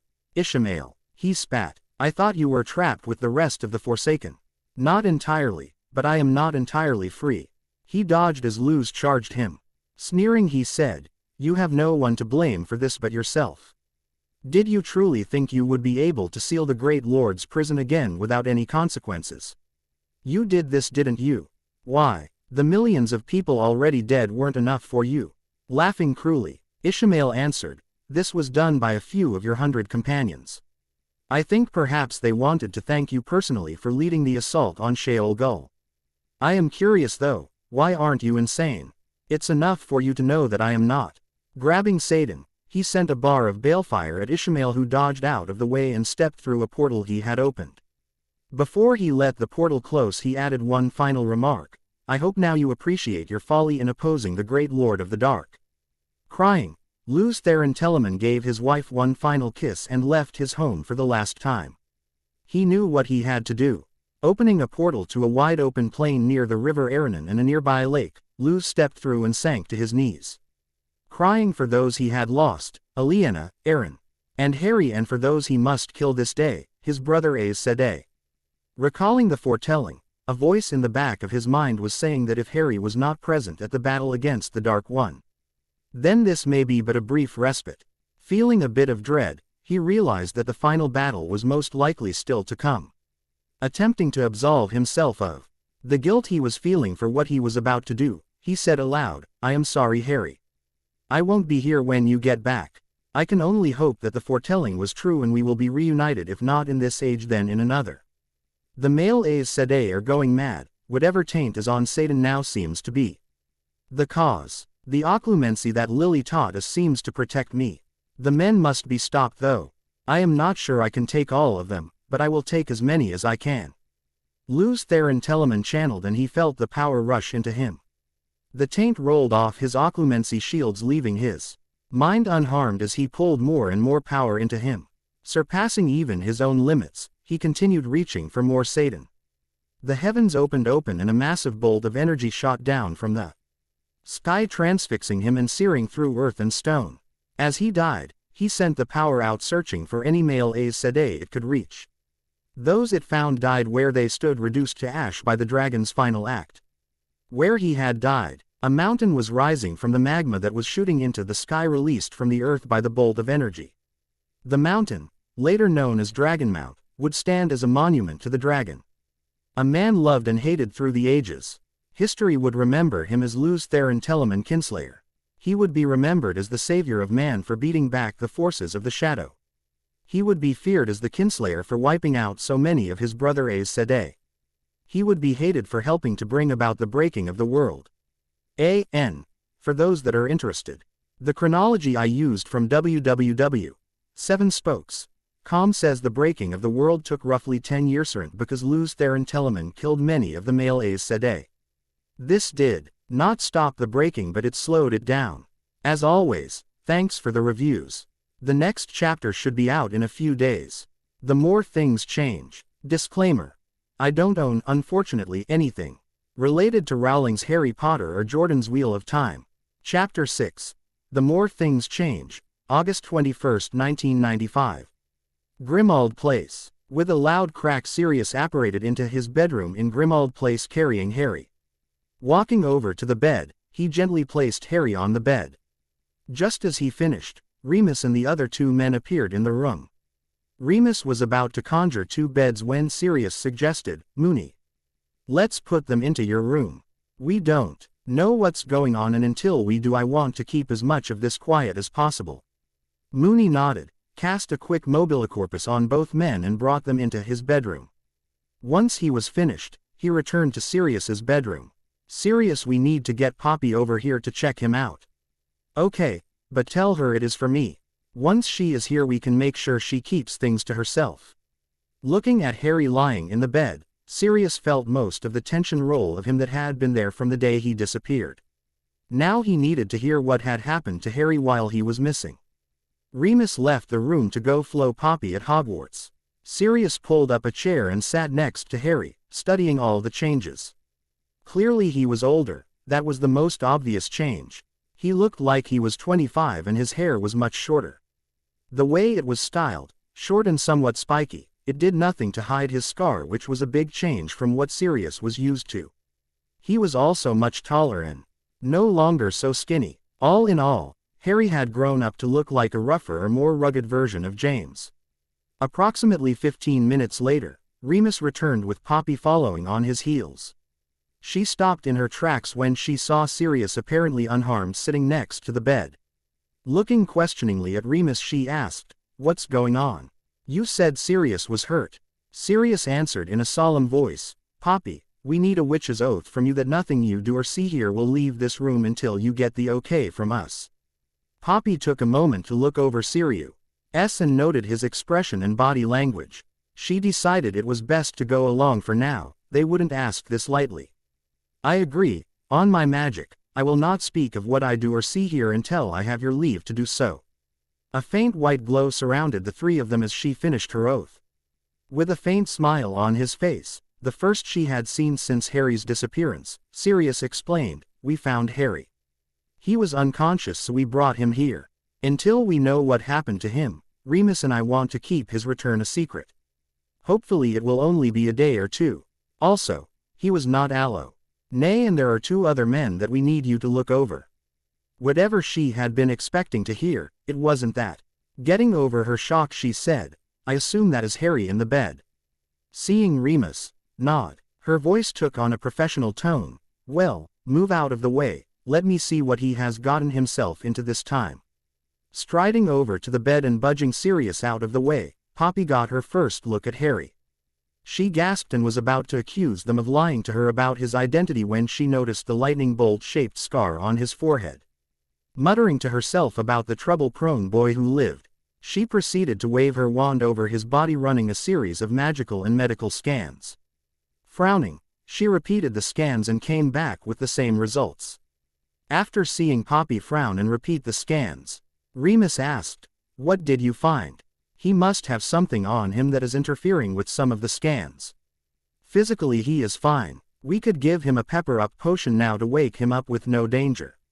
Pausing for a moment before continuing, "It is the scans of his magic that are confusing.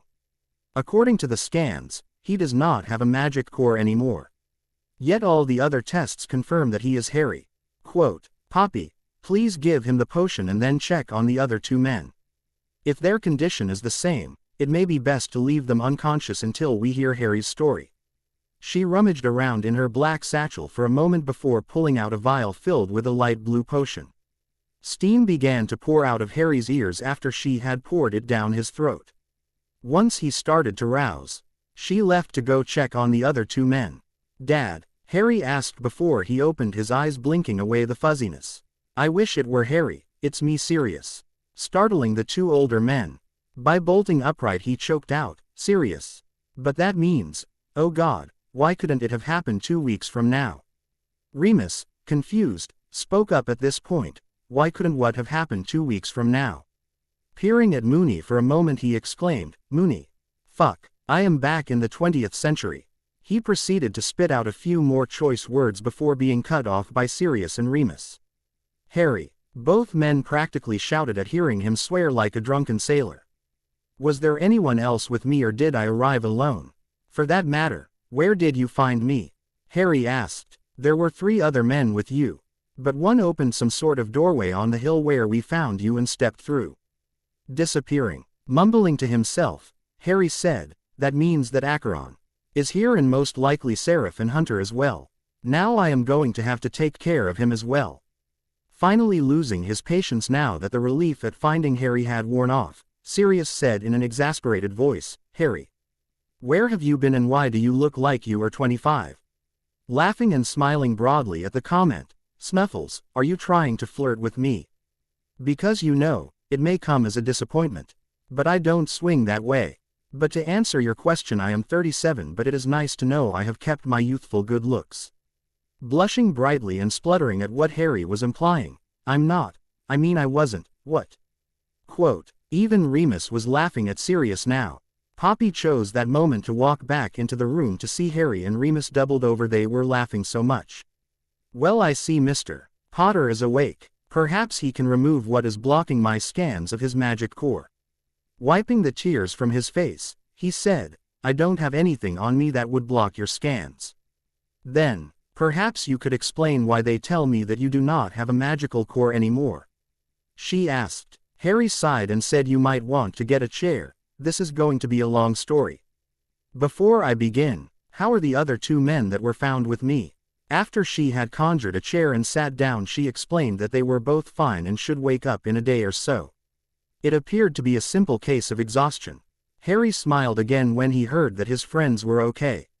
He saw that Sirius was once again getting that impatient look on his face, so he went into his story. The only part he left out was the meeting with James and Lily, since that was something that needed to be kept secret.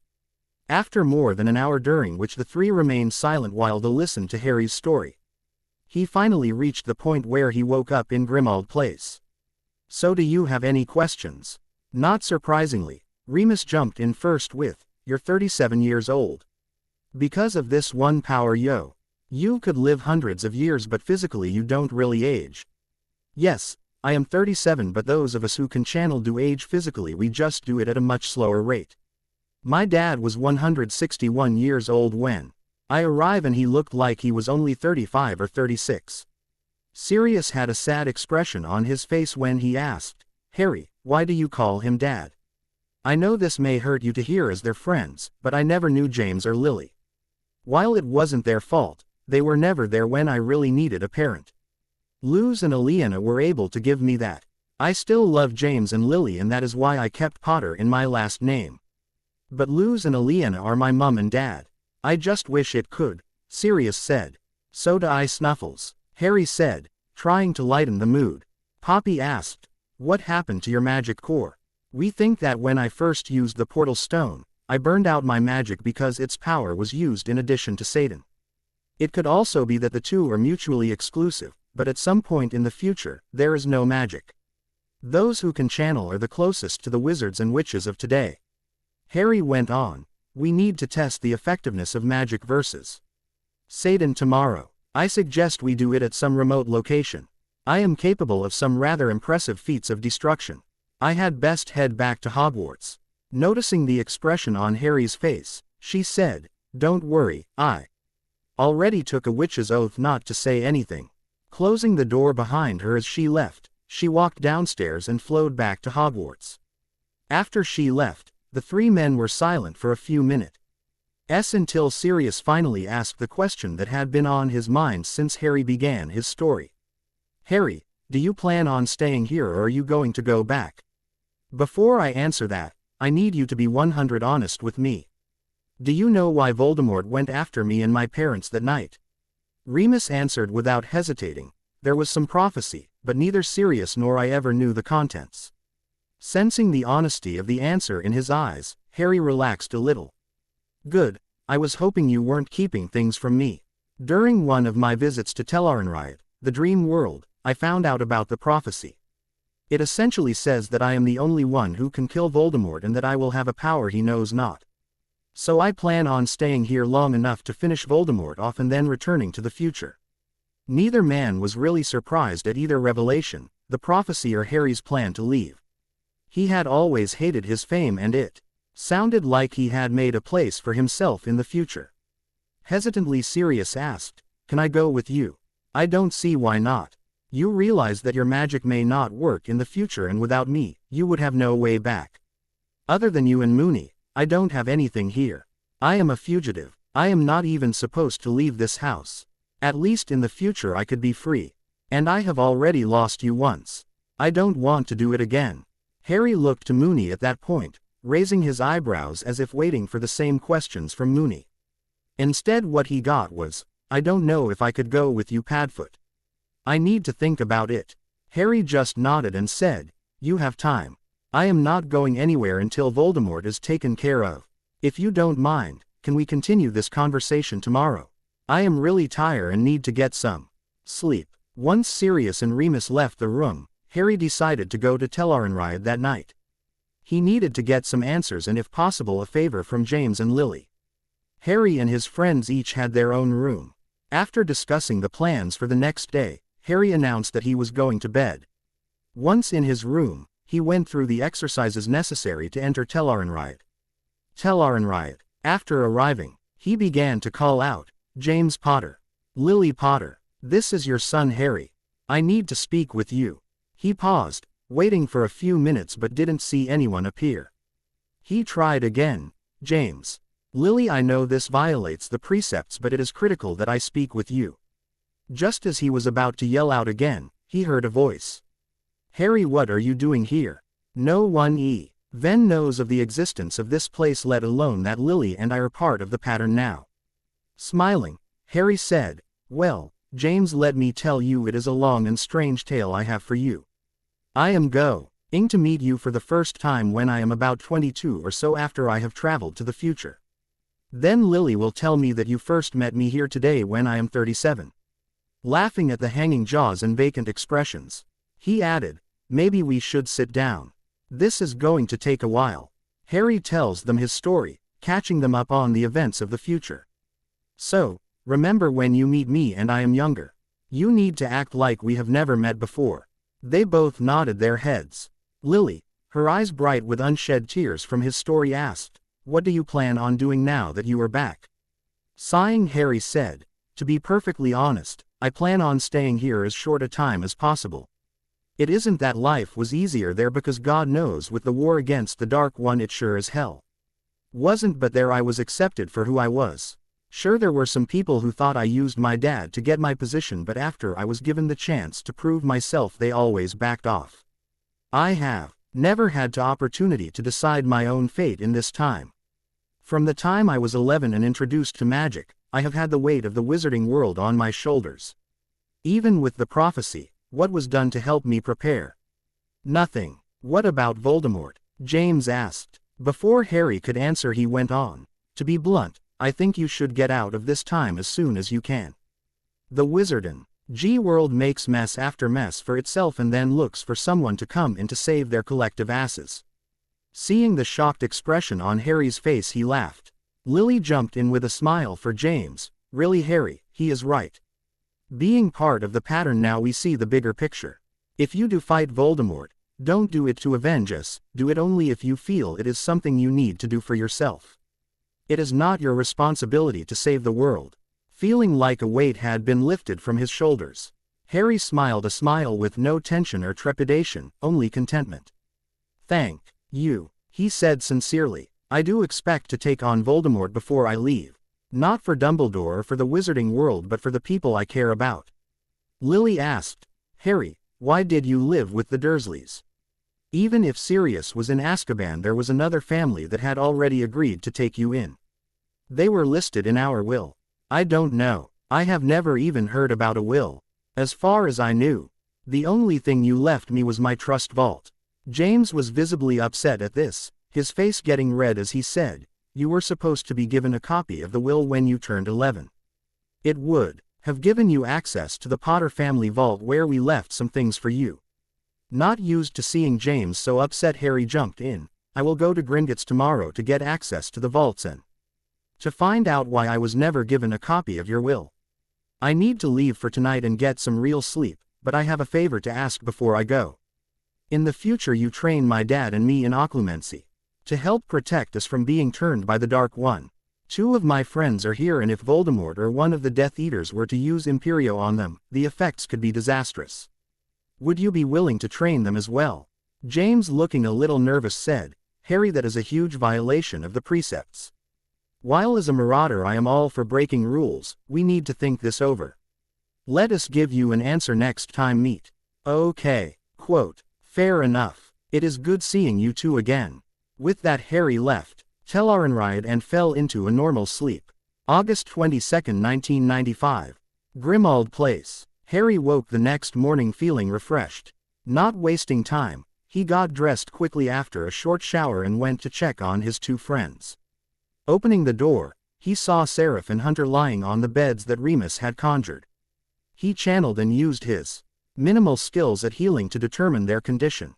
After he was convinced that neither was injured, he woke his 2 friends up by creating a pool of ice cold water above their heads and letting it fall.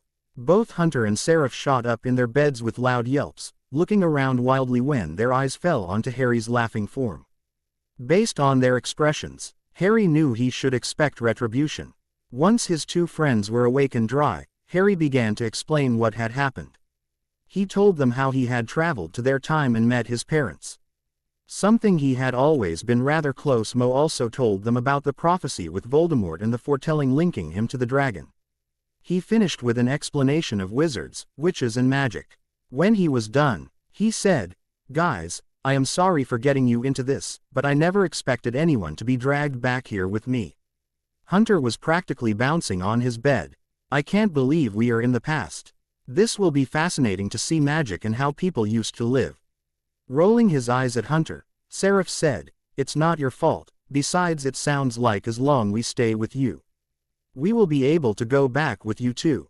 Breathing a sigh of relief that his friends did not hate him, Harry said, with Acheron back here with us, I am going to need your help in tracking him down as well as Voldemort. Once the 3 of us talk to Sirius and Remus, we need to get an idea of how effective Satan is versus magic and vice versa. We also need to find another portal stone. According to Sirius, the one we used is destroyed. Eyes alight with eagerness and curiosity, Hunter said, I can start researching to find any mentions of other portal stones. We know they exist in the future, so they are somewhere. You can start that later. Remus is a bookworm like you, so he would probably jump at the chance to help. Harry said with a laugh. For now, let's get some breakfast and talk to Sirius and Remus. Their discussion complete, Harry directed his 2 friends to the bathroom where they could clean up. After everyone was ready, they walked downstairs in search of the kitchen. Inside, Sirius and Remus were already sitting at the table eating breakfast. Seraph, Hunter, this is my godfather Sirius and Uncle Remus. Sirius, Remus, this is Seraph and Hunter, 2 of my best friends and fellow Aes Sedai. After the introductions were complete, they all sat down to eat. After Harry and company finished eating breakfast, he asked, so where can we go that is remote? We don't and to be disturbed, and it should be somewhere outside of the jurisdiction of the ministry, so we need to worry about Sirius. There is the island in the Caribbean that I used as a hideout last year. But I am not sure how we could there. It is too far for either Remus or I to apparate, especially if we have to take you 3 lumps along. Sirius said. Seraph smiled at that and Hunter logged head before saying, I don't think you have to worry about that. Our methods of traveling are far more efficient than yours. Remus looked puzzled. He could almost hear the capital T in the word traveling. What do you mean? Are you talking about what that other man did? Remus noticed the frown that formed on Harry's face at the mention of the fourth man they had seen yesterday. Seeing his friend's expression, Seraph said, "You will see in a moment. If everyone is ready, we should go into the other room. We will need more room if we don't want to destroy anything. We can use the dueling chamber downstairs," Sirius suggested. He got up and led the four men down a set of stone steps to a large room that was largely empty. Ancient swords and shields carrying the Black family crest could be seen adorning the walls. Seraph started grinning, and the sparkle in his eyes could be seen by everyone in the room as he set his eyes on the swords. "Harry, look, we will be able to continue your daily trouncing. We wouldn't that head of yours to get too big, being the boy who lived and all. Perhaps we should include some channeling in our duels.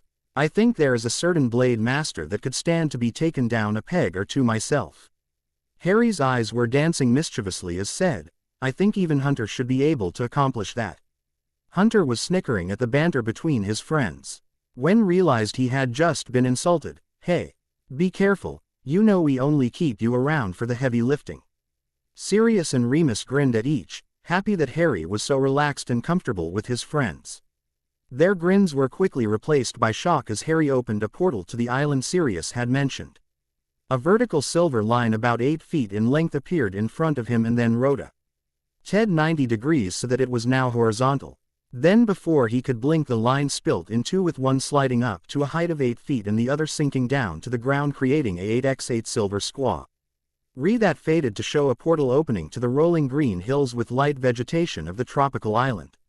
Seraph and Hunter immediately stepped through the portal, followed by Harry. "Are you coming or not?" he asked. Shaking their heads, the two marauders stepped through the portal and jumped when it snapped shut behind them, disappearing. "Can you go anywhere with that thing?" Sirius asked. Hunter jumped in, being the academic of the three, and explained that whoever opened a portal had to be familiar with the area they were starting in, but the exit could be anywhere. The only part requiring power was the size of the portal. Distances did not matter. Remus, clearly excited by what he had just seen, asked, "Why did we need an empty room? Granted, Harry's portal seemed large, but does it make a difference?" "No, it doesn't, but a portal will slice through anything like a hot knife through butter when it snaps open, be it a person or an object," Hunter responded. He was happy to find one who was more academically inclined than either Seraph or Harry. Not wanting to listen to a lecture, Sirius jumped in. "Harry, this is your show.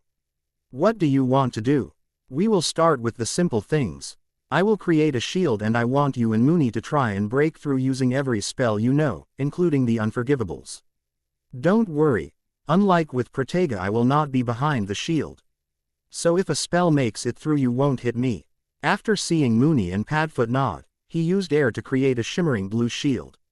Mooney started off by casting a simple bludgeoning hex which smashed into the shield and had no visible effect, and then a stupefy.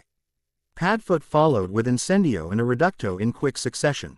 As before, the spells clearly impacted the shield but had no effect.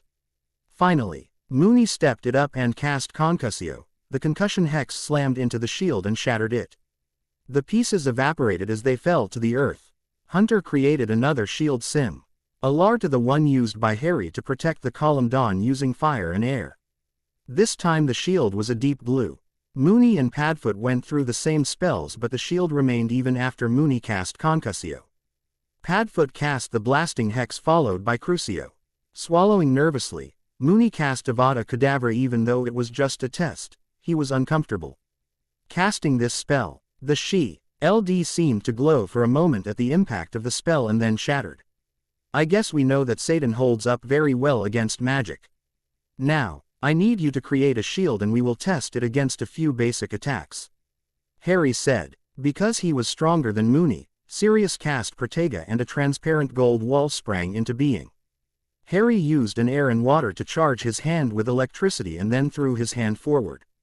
The lightning struck the shield and crackled along the edges before the shield fell apart, and the remains of the lightning struck Sirius in the chest. Once he recovered, Sirius cast an aura-level shield Protega Maximo. Seraph stepped forward this time, and rather than using lightning, he channeled pure fire at the shield. Hunter was standing by, ready to help Sirius. Again, the shield appeared to hold for a moment before flashing into nothingness. Sirius barely dodged out of the way of the incoming bar of fire that shot just inches over his head. Harry, that was an Auror-level shield. If you can break through it that easily, I would say you will have a distinct advantage. We will need every advantage we can get. Cast that shield again though, I want to try something. After Sirius cast Protega Maximo, Harry used air to wrap Sirius' arms against his body and to put a gag in his mouth. Sirius would have fallen over if Harry hadn't been holding him up. After releasing Siri, the shield is directional only. Are there any full body shields you can use? Mooney stepped in. I can try the Shield of Justice. It is probably the strongest shield, but it takes a lot of power. That's why you don't see it used too often. Do it, Harry ordered. A little surprised at hearing the commanding tone from Harry, Mooney cast Aegis ab Aquatus. A pale white dew spread out from Mooney till it extended a foot in every direction. Harry tried to wrap Mooney in air the way he had for Sirius and found he couldn't get through the shield. Another weak lightning bow, lieutenant-like the one he used against Sirius, simply dispersed across the dome. Mooney was grinning, thinking he was safe, and cast a quick Tarantalagra. The spell hit Harry in the chest and he started dancing uncontrollably, much to the pleasure of the other 4 men. Once he had regained control of his legs, Harry said, smirking, "So you want to play, do you?" Opening himself once more to Satan, he sank on a knee and slammed his fist into the ground and forced Flo's earth in the direction of Mooney. Immediately, the earth started shaking and a trench easily 10 feet deep moved towards the werewolf, who quickly dodged out of the way. Before he could regain his feet, Harry channeled earth and fire into an explosion on the edge of the shield, throwing the rock and earth in all direction and causing the shield to buckle visible before returning to its dome shape.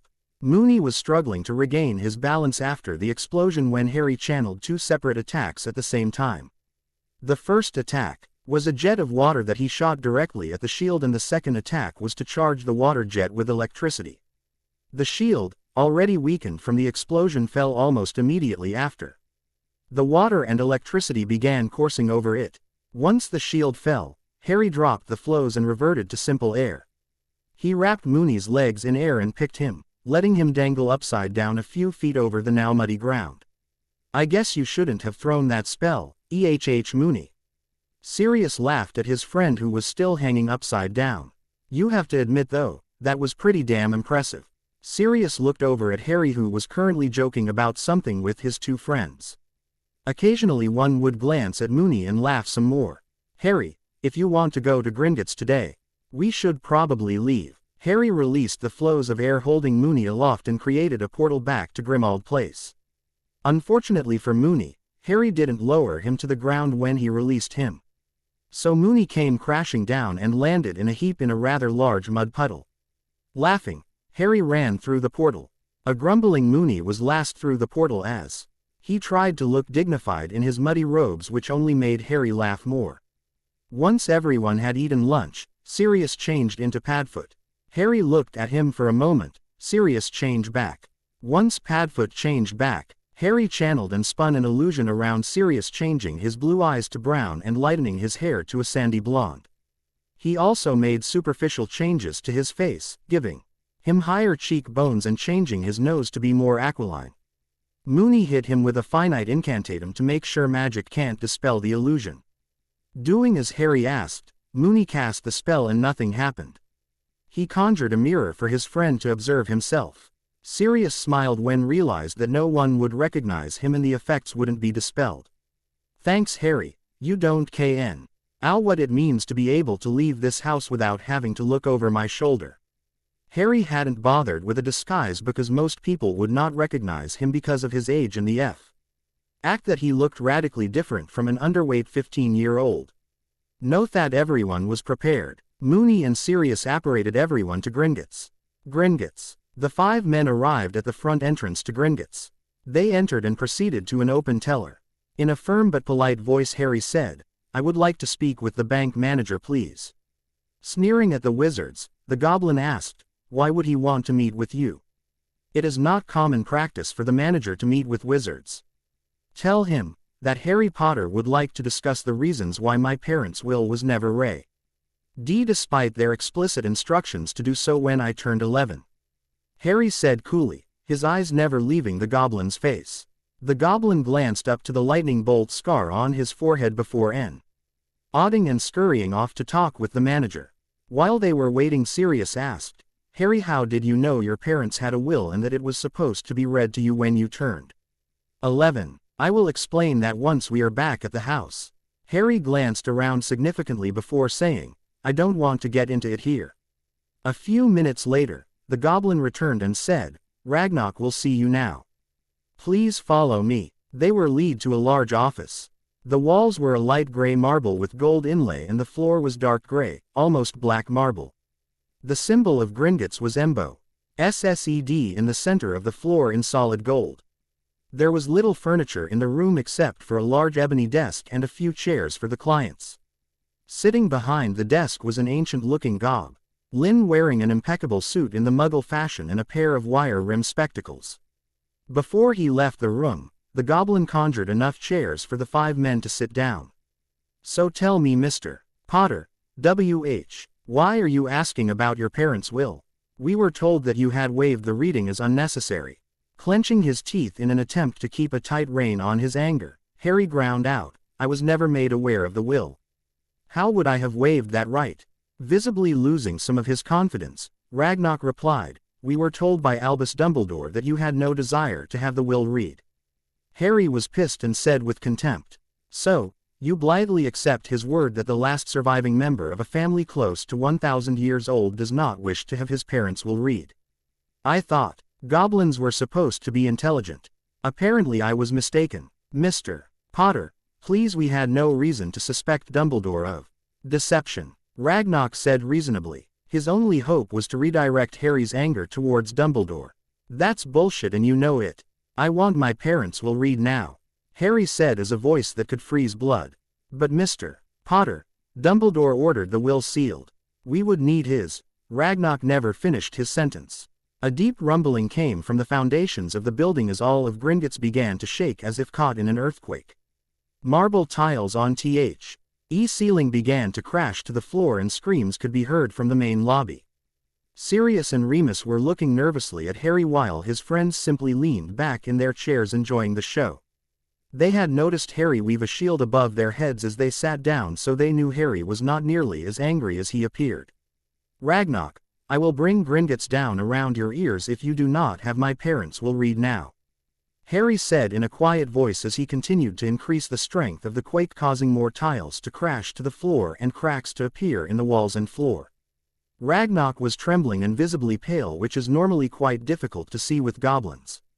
An entire section of his office wall crashed to the floor before Ragnarok begged, "We will do as you ask. But please stop whatever it is you are doing."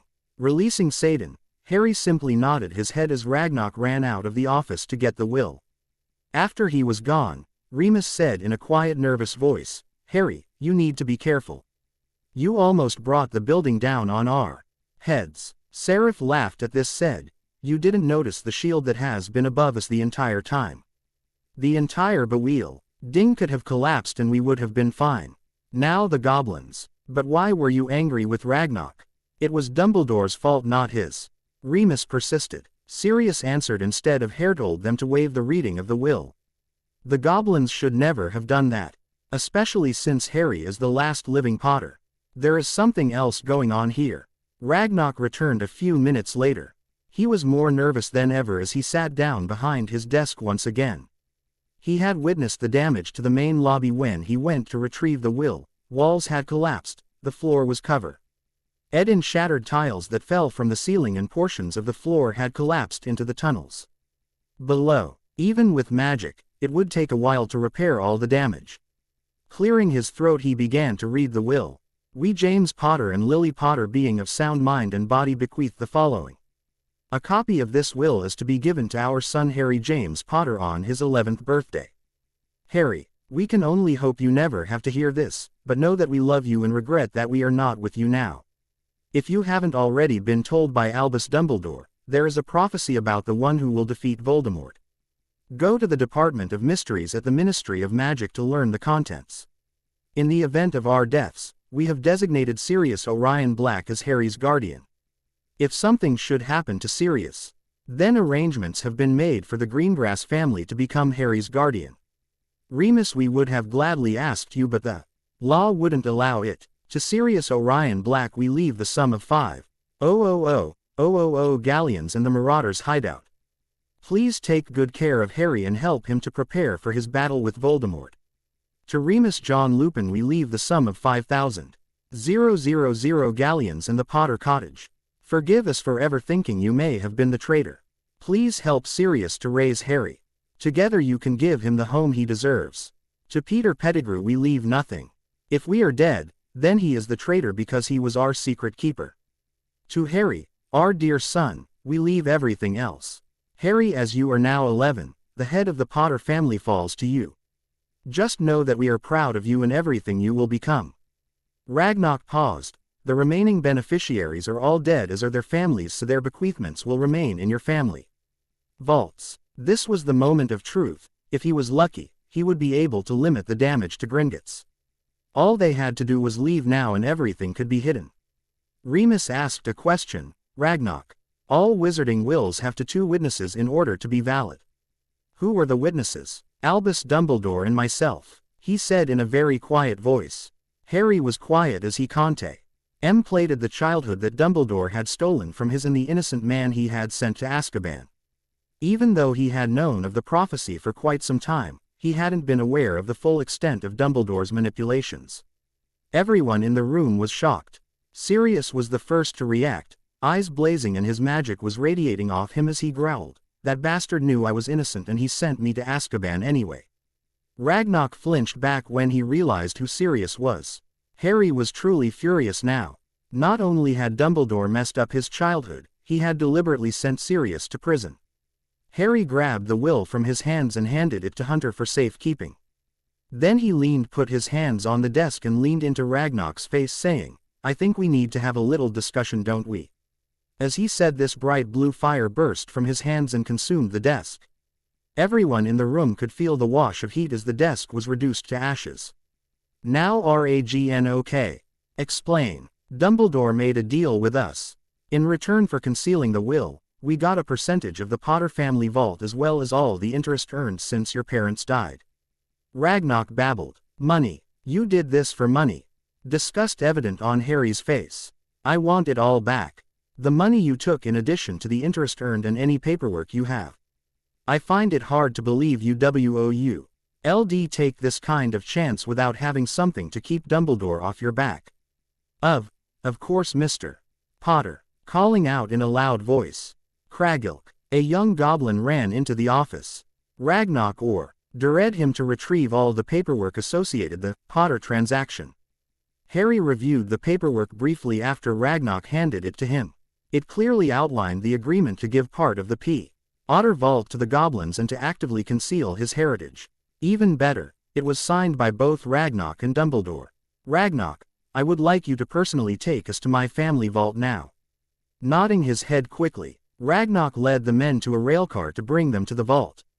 After a 15-minute ride, they arrived at Vault 8.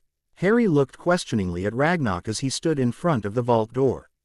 Place your hand on your family crest, Mr. Potter, and the vault will open. Doing as he was instructed, Harry felt a small prick in his hand as the crest sampled his blood to ensure he was a Potter.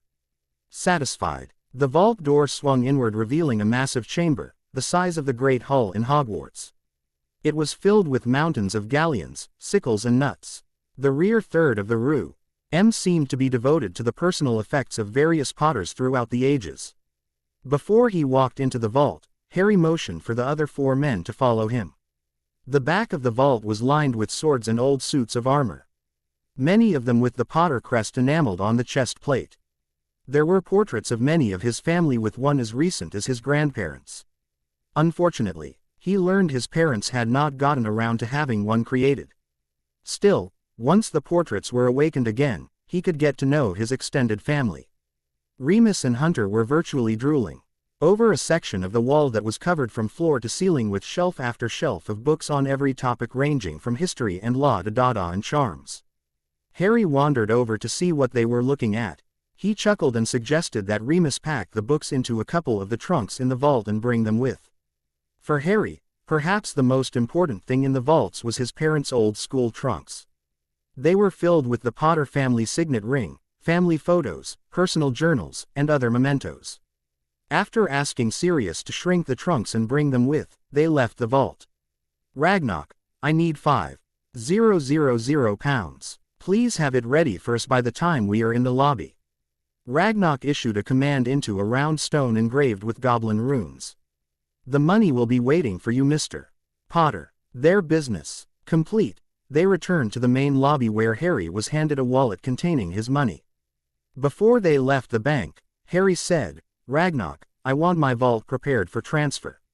All monetary assets should be converted to British pounds and all items are to be stored in trunks for my retrieval within the next 2 days. I expect the pounds to be deposited into an account in my name at Barclays. But Mr. Potter, are you sure you want to do that? Gringotts is the safest place on Earth for storage. Ragnarok was desperate to prevent the massive loss of funds from such a transfer.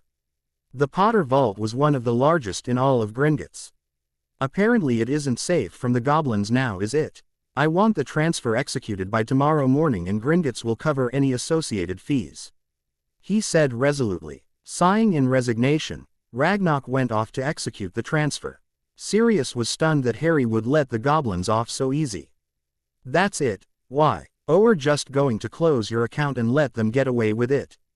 Who said that? When I am through with Gringotts, every pureblood in Britain will be transferring their accounts to Muggle banks. Imaging how they will react to proof that goblins were conspiring to steal from an ancient pureblood family, conceal my heritage and knowingly send an innocent pureblood to jail. Remus posed a question. On as they were walking out of the bank, how are you going to do that? Harry replied somewhat smugly, my dear Moony, the goblins have given me the evidence to buse it to the ministry. Tomorrow morning is in order. After all, I am sure Minister Fudge will not be happy to hear that all those bribes he no doubt receives are in danger. An interview with Rita Skeeter would probably put the last nail in the goblin's coffin. I will have to think on that one. After they had apparated back to Grimmauld Place, they left again to Muggle London so that Harry, Seraph and Hunter could buy clothes for their stay in the 20th century. After a few hours of shopping, wearing new clothes, Harry and company returned to Grimmauld Place. Grimmauld Place. The 5 men sat down in the library to begin making plans. Sarah, P.H. was the first to speak. What has Dumbledore been doing since Voldemort's return? Sirius responded. Remus and I have been helping him gather the old crowd again and restart the Order of the Phoenix. Seeing the question on Seraph's face, he explained. The Order of the Phoenix was a group working outside of the ministry that Dumbledore formed to fight Voldemort. From there Seraph began to quest Ion Sirius and Remus on the tactics used by the Order, their effectiveness against the Death Eaters, and what has been done since Voldemort's first defeat. Seraph frowned when he heard that the group had been disbanded after the events of 81 and that so many criminals were allowed back into society with little to no punishment. When Seraph started to trail off, Harry started asking questions about the Ministry's reaction to Voldemort's return. Remus glanced quickly at Sirius and told Harry that the Ministry was denying his return and claiming that he was just an attention-seeking kid. Harry cetually laughed at this, which was just another sign to Sirius and Remus of how much Harry had changed. I think the Ministry will be surprised to see how much I have changed. Seraph spoke up again. Harry, this isn't going to work. We can't spend years here fighting this war. We need to get back. If the assault on Sheol Gull does not succeed, your father will need all the help he can get. I agree, but what do you suggest? Harry asked, knowing that Seraph would come up with something. Seraph was the strategist of their little trio while Harry was the tactician. Hunter rounded out the trio by providing the military intelligence and analysis. As I see it, there are 2 main issues. The first is this Dumbledore. We need to either remove him entirely or marginalize at a minimum. He has add 14 years to prepare for this guy's return and prepare you for it, and he has apparently done nothing. My preference would be to remove him from the picture entirely. Sirius interrupted at this point. But Dumbledore is the only man that Voldemort is afraid of. If you remove him, then he will probably attack more openly. Harry replied to this, that is exactly what we want. I may be the one who has to fight Voldemort in the end. But it is pathetic that the wizarding world relied upon a 1-year-old to defeat him the first time and is looking to me to protect them now. You heard my plans. I am not staying here after this is over. The wizarding world needs to wake up and take responsibility for the mess they have created. Hunter jumped in. Harry is right. With Dumbledore out of the way, Voldemort should re-emerge. Plus, if the first war came down to Harry defeating Voldemort, then I don't think that Dumbledore was doing a very effective job in the first place. Taking over Seraph went on. The other primary issue is the Ministry. If they are ignoring his return, then they will be a detriment to the effort because they will most likely try to actively hide anything going on.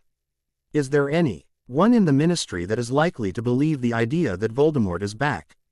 Remus replied. Madam Bones, the head of the Department of Magical Law Enforcement, is probably the highest-ranking member to be willing to consider the idea. Seraph continued to ask questions and clarify the strategic goals that needed to be accomplished. It was decided that a regime change at the Ministry and the incarceration of Dumbledore would be the first 2 goals. The third goal discussed was to begin recruiting members from the Order of the Phoenix, but if they were successful against Dumbledore, they may not be immediately critical, as Harry was the natural person to step into his position. When is the next meeting of the Order? Harry asked. We have been using this house as our headquarters and the next meeting is tomorrow night. So unless you want to go on concealing your return, Sirius responded. If we can meet with Madam Bones tomorrow, then I should be able to get the ball rolling on the Ministry and Dumbledore fronts. So, it will be necessary for me to introduce myself to the Order. Remus spoke up. Hermione and the Weasley's kids will probably be here too. Hermione was staying at tea. Burrow and Molly is not going to want to leave the kids alone. Harry's eyes became distant and he had a small smile as he remembered 2 of his best friends. I haven't thought about them in ages. It will be interesting to see how they react to the new me. After the discussion, Remus left for the Ministry to set up an appointment to meet with Madam Bones. During this time, Harry was working out what would be presented. He was going to present the proof of Dumbledore's conspiracy against himself and Sirius. He hoped that the proof would also start the ball rolling to get Fudge thrown out of office, as he had Sirius committed to Azkaban without a trial. During dinner, Harry brought up another topic. Why don't wizards or witches use guns? Remus said. It just isn't done. Most of us are too prejudiced against anything invented by muggles. Seraph, understanding the direction Harry was going, asked, are they effective? Will they penetrate a shield? Yes, I think they will. Why? Harry explained his idea. He wanted Remus and Hunter to research different guns and rifles that could be used to kill Death Eaters from a distance. He also asked them to begin researching the different types of body armor available, both Muggle and magical. Once everything was prepared, they could test the armors to see which allowed for the greatest mobility and protection. August 23, 1995. Grimmauld Place. After he woke up, Harry took a quick shower and got dressed. He decided that he was not going to wear wizard robes, they were simply not suited the style of fighting he was accustomed to in. He didn't feel entirely comfortable with the lack of mobility they offered. Instead he chose to wear black cotton chinos, a white t-shirt, a silk midnight blue button-down, and his once concession to wizarding fashion, a pair of black dragon hide boots. Once he was finished dressing, he walked downstairs to get breakfast. While Harry was sitting at the breakfast table eating, Sirius wandered in and plopped down in one of the chairs. Clearly half asleep, his hair was a mess, he was wearing plaid pajama bottoms and an old t-shirt. Harry smiled at the sight of his godfather, clearly he wasn't a morning person. Coffee, Harry offered. God yes, Sirius mumbled and then said, thanks, when Harry handed him a cup. By this time Seraph and Remus had wandered in and were preparing their own breakfasts. Both men were wide awake and alert, unlike Sirius. Last to enter was Hunter. While all the men were eating, Seraph asked, what's on the agenda for today? I think Remus, Seraph and I should go to the Ministry to speak with Madam Bones. If everything goes according to plan, we can get an investigation started into Dumbledore and potentially Fudge.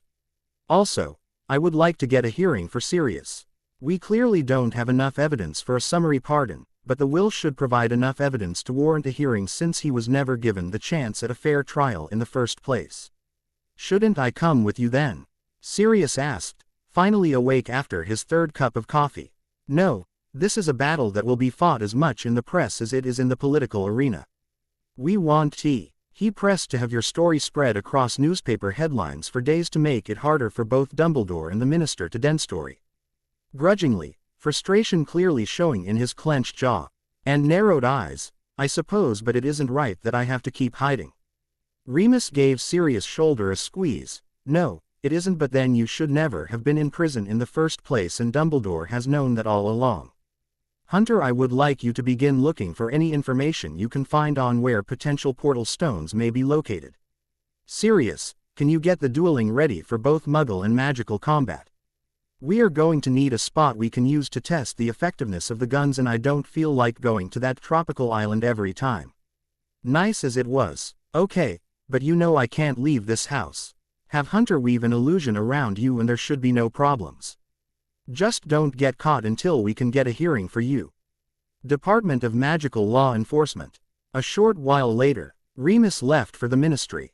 He was going to signal Harry through a two-way mirror once he was in Madame Bones' office so they could travel in, that way Harry's involved. Emmett could remain unknown for the time being. At exactly 11 a.m., Remus called for Padfoot so that Madame Bones wouldn't recognize the name. Sirius responded, "They're on their way. Make sure no one gets in the way." Madame Bones was not sure what to make of this appointment. She had been very surprised when her niece's favorite Dada teacher, a known werewolf, asked for some of her time. She motioned him to sit down. But when he pulled out a two-way mirror, she was tempted to call for orders. After all, one couldn't be too careful.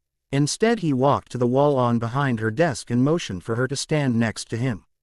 She hesitated until she saw a vertical line form a foot in front of her desk. As she watched with her jaw hanging open, the portal opened, slicing right through the two chairs in front of the desk. Once it was open, Harry and Seraph stepped through, letting the portal snap shut behind them. Remus cast Reparo, restoring the two chairs, and conjured a third chair for himself. One does not get to be the head of the DMLE by being a pushover, and Amelia Bones was anything but a pushover. Madame Bones got over her shock quickly and, standing behind her desk, said in an authoritative voice, "What is the meaning of this? Who are you?" Remus said, "Amelia Bones, may I present to you Harry Potter and Seraph Callistus." This couldn't be the boy who lived. He looked to be 25 years old. "I don't know what kind of joke you are playing, but I will not waste any more time on it."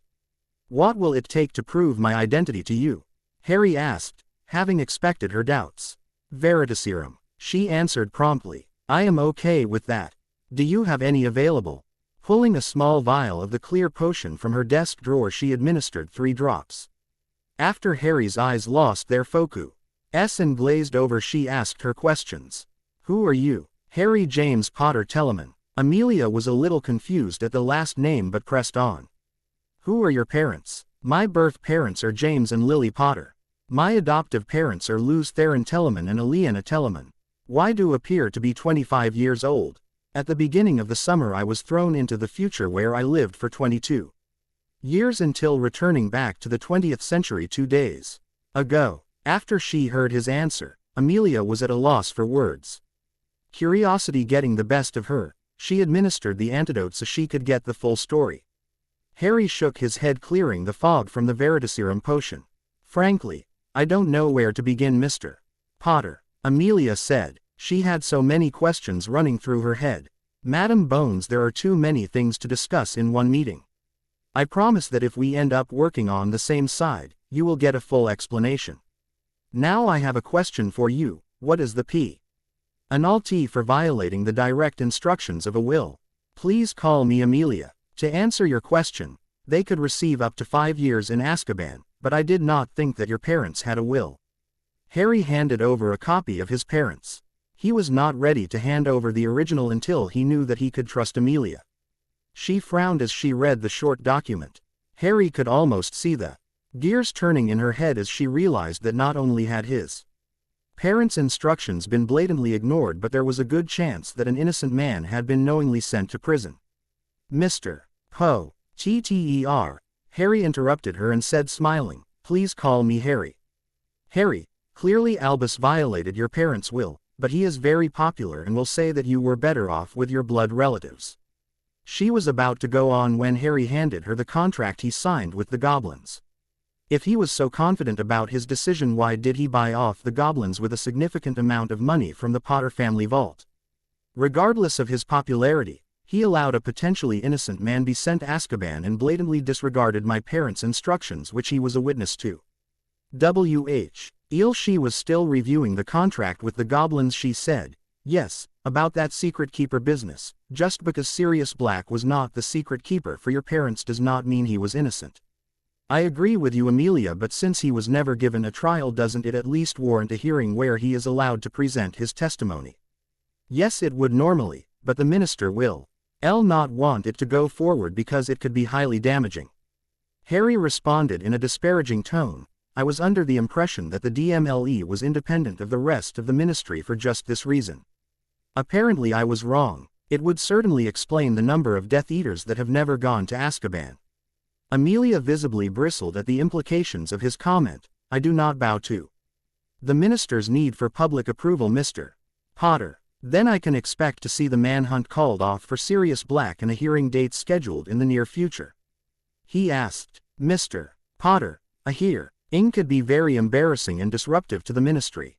I am not sure it is in the best interests." She didn't get any further. In a cold, emotionless voice, Harry said, "So you, like Dumbledore, are willing to sacrifice innocent men for your own goals and interests. I am sorry, but the ends do not justify the means. If this is how you operate, then you and the wizarding world truly deserve Voldemort." Even Remus paled at that last comment. He stepped in and said in a reasonable tone, "Harry, you didn't let Madame Bones finish. I am sure she was about to say that despite the potential GE to the ministry, a hearing would be scheduled for this time next week." "Is that what you were about to say, Madame Bones?" Harry asked in a falsely sweet voice. Yes, it is," she said in a defeated tone. It wasn't that she wanted to send an innocent man back to Azkaban, she just didn't want the distraction with Voldemort's return. Unlike the minister, she believed that Harry was telling the truth when he described Voldemort's resurrection after the third task. "Good. I apologize for making assumptions.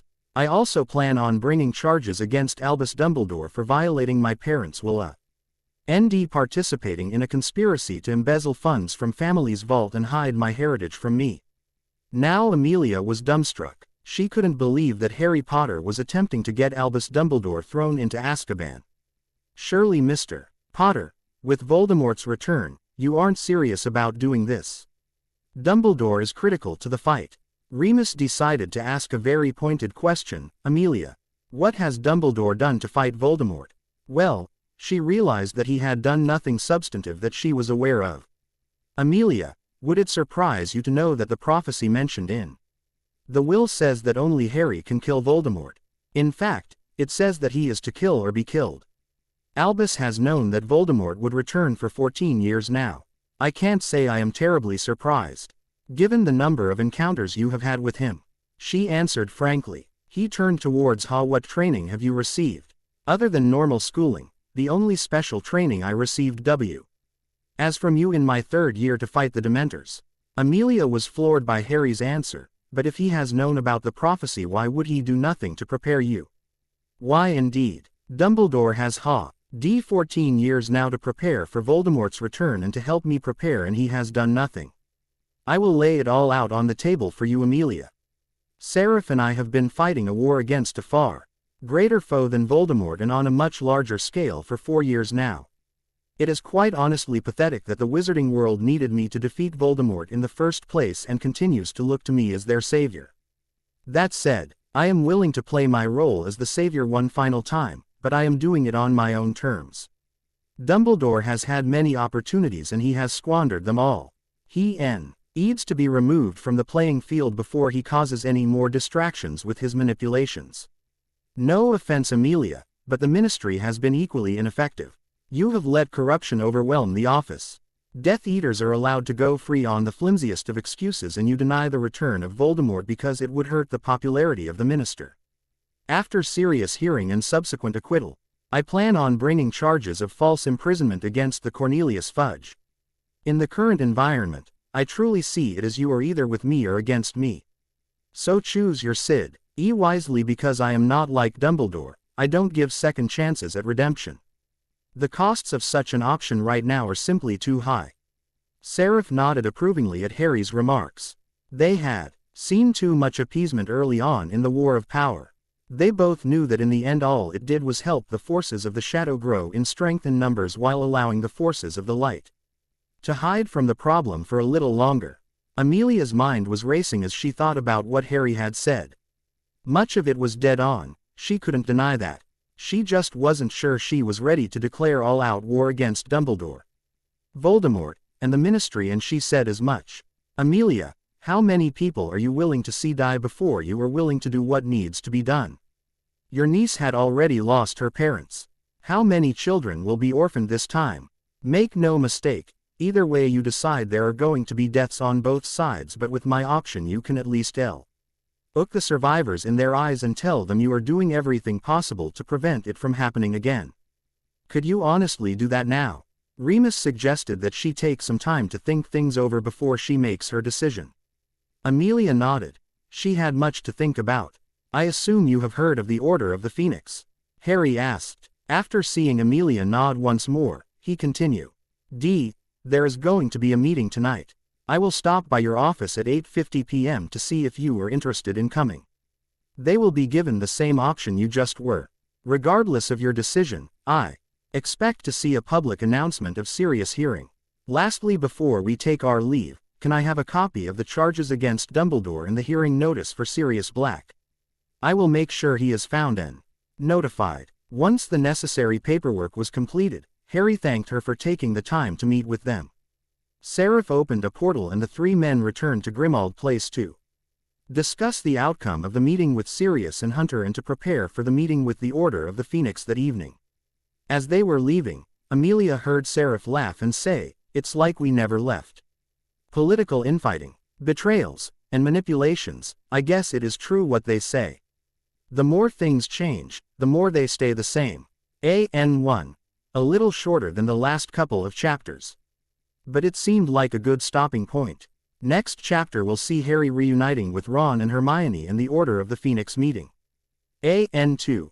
I normally enjoy the stories where Harry gets the goblins as allies. But I wanted to do something different. If Dumbledore were to try and cover everything up, it doesn't seem inconceivable that the goblins would go along willingly for the right price. Thanks to those of you who have submitted reviews. The response has been greater than I expected since I haven't seen this crossover done too often. If you wrong us, shall we not revenge? Disclaimer. Anything you recognize I don't own. Chapter 7. Wrong us, shall we not revenge? August 23, 1995. Grimmauld Place. So, how did it go with Amelia? Sirius asked. It went about as well as we could hope. You have a hearing scheduled for this time next week. Here is the official notice.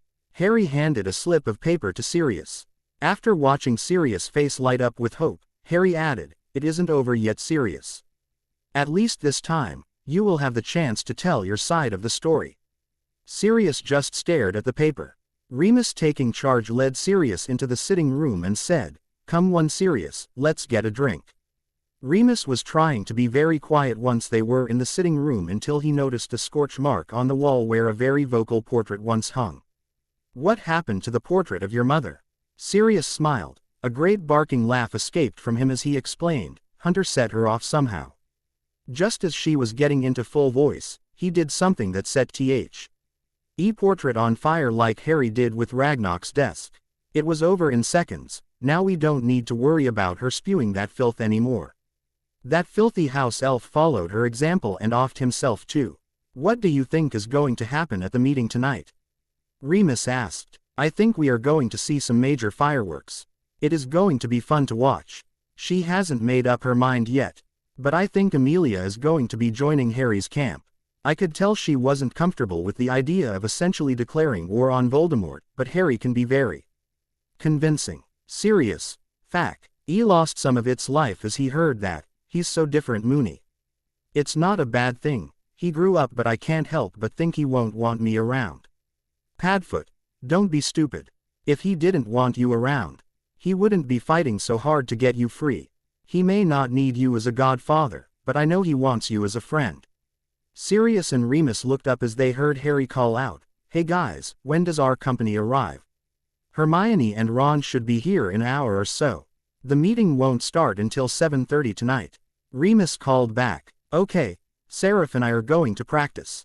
Seraph and Ari went down the stone stairs into the dueling chamber. Harry grabbed one of the swords off the wall and started loosening up. They both went through a series of stretches before the squared off in the center of the chamber. "First round there is no channeling," Seraph said. "Fine." Harry agreed and then proceeded to attack. The two went back and forth, swords flashing in high attacks and low blocks. Every so often, Seraph would strike out with his leg or his other hand, distracting Harry and pushing him back. Despite jokes to the contrary, Seraph was an excellent blade master and was far superior to Harry in pure swordplay and melee combat. Finally, after almost 20 minutes, Seraph executed a successful foot sweep and knocked Harry onto his back. "Another round?" Seraph asked. "Sure, but this time channeling is allowed." "Okay, but no direct attacks." This time, Seraph was the first to attack. He knew that with channeling thrown into the match, his chances of winning fell dramatically. As the familiar back and forth of the duel began, Harry channeled air to form small blocks behind Seraph's feet.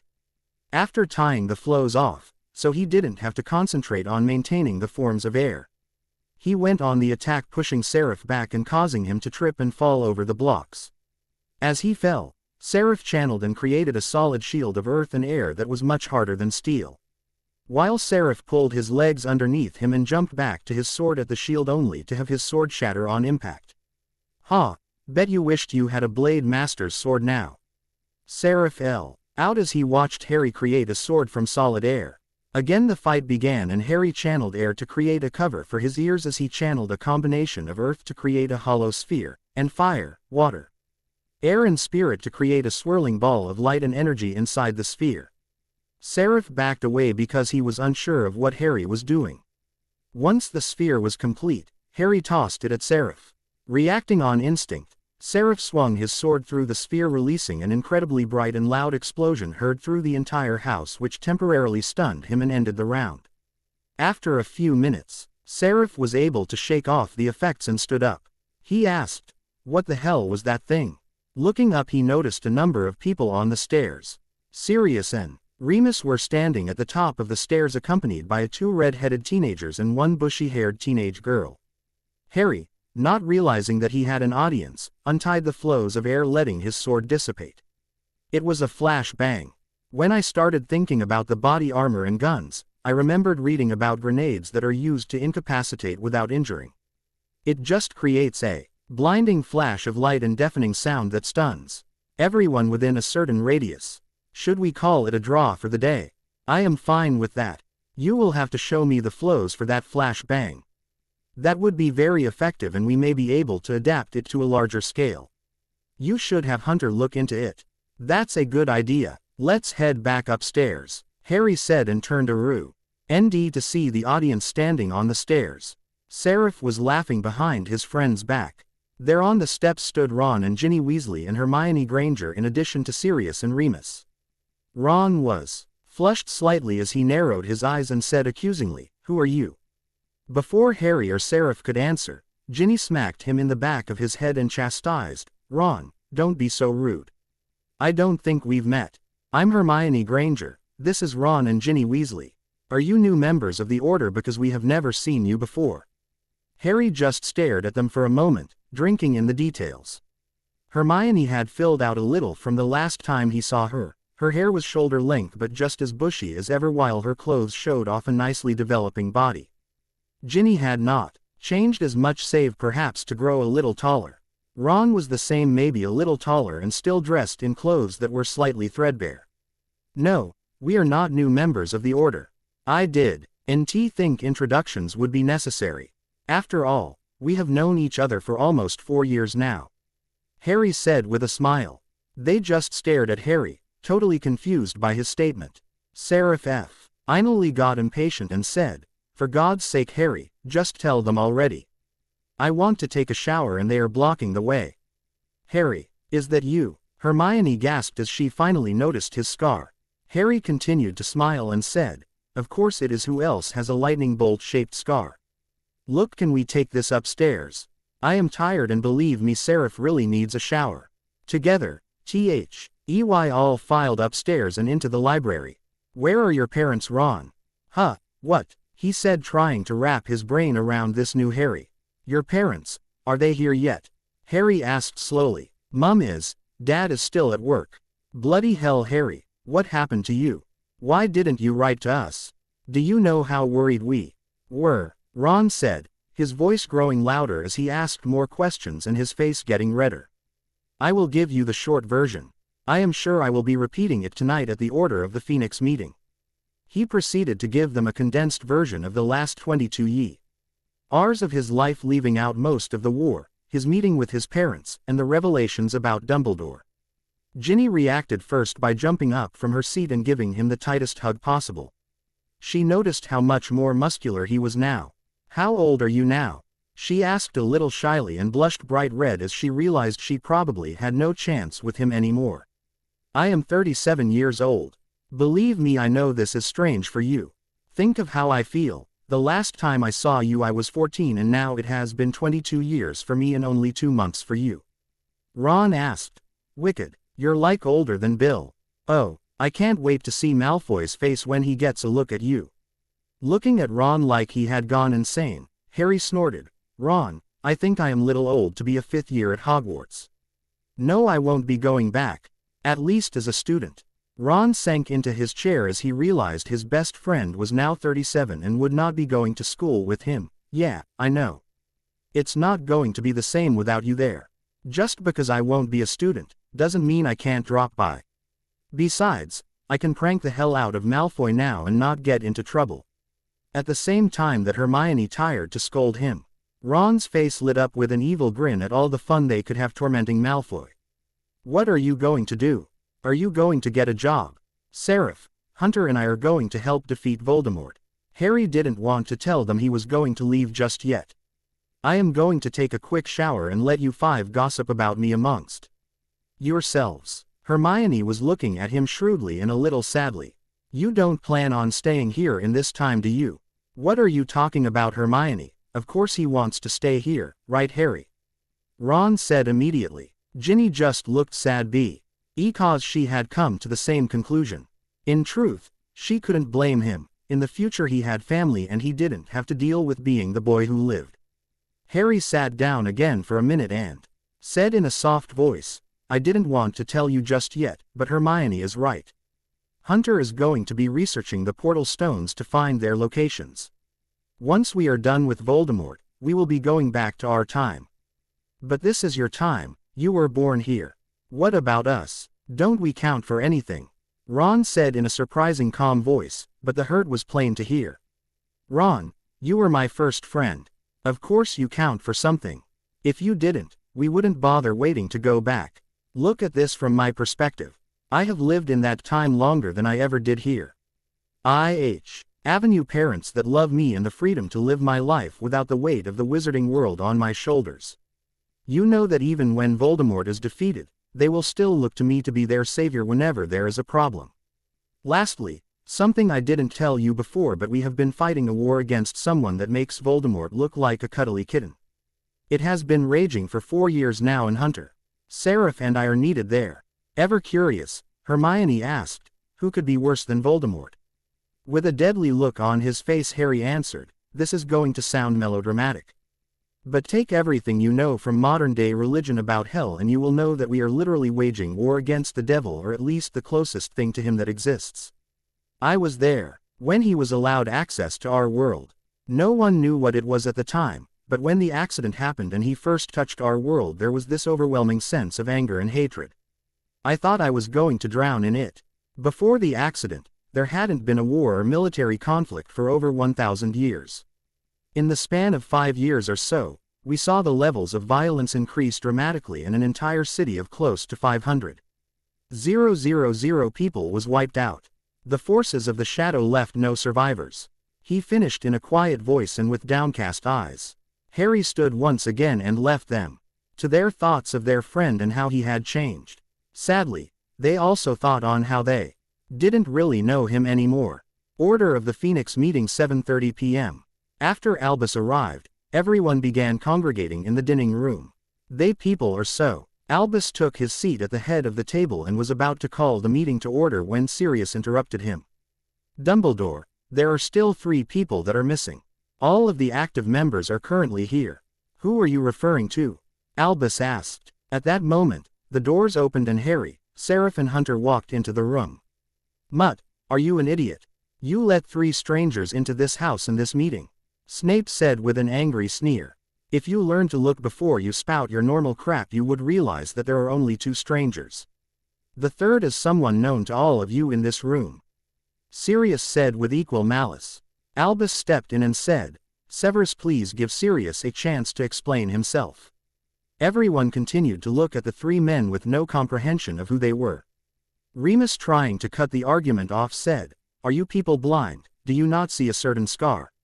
Finally, his eyes twinkling wildly, Albus said, Harry Potter, is that you?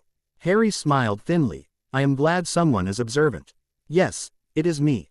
Chaos erupted in the room. Everyone was trying to get in a word and arguing that he couldn't possibly be Harry Potter. Snape roared in disgust. You can't possibly believe that this is Harry Potter. I have no doubt that the arrogant brat talked this man into committing this insane farce. He even tried to see into Harry's mind.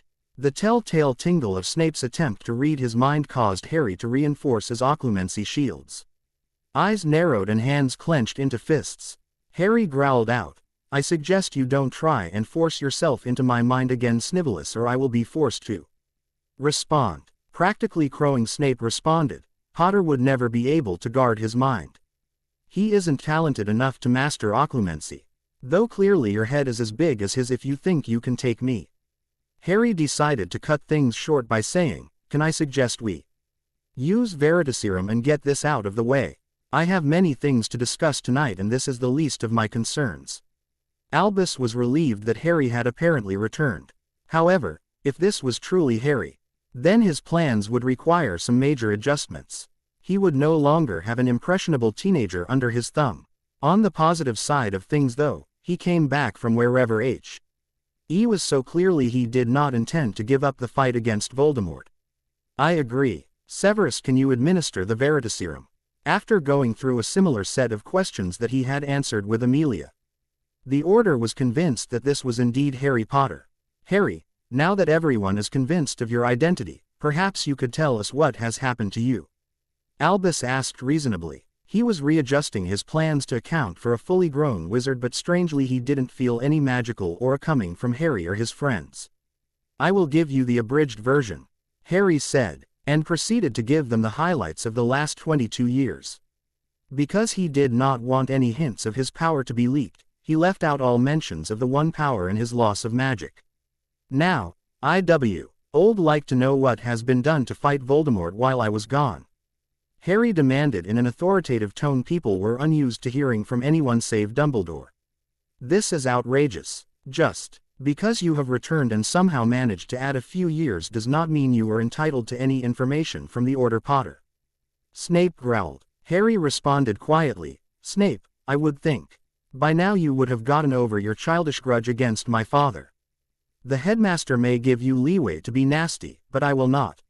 You will keep a civil tongue or I will see to it that you don't use it at all for the rest of the night. Everyone could hear the clear threat in Harry's voice and tensed, waiting for the inevitable confrontation. You are an arrogant, self-important ass just like your dead father.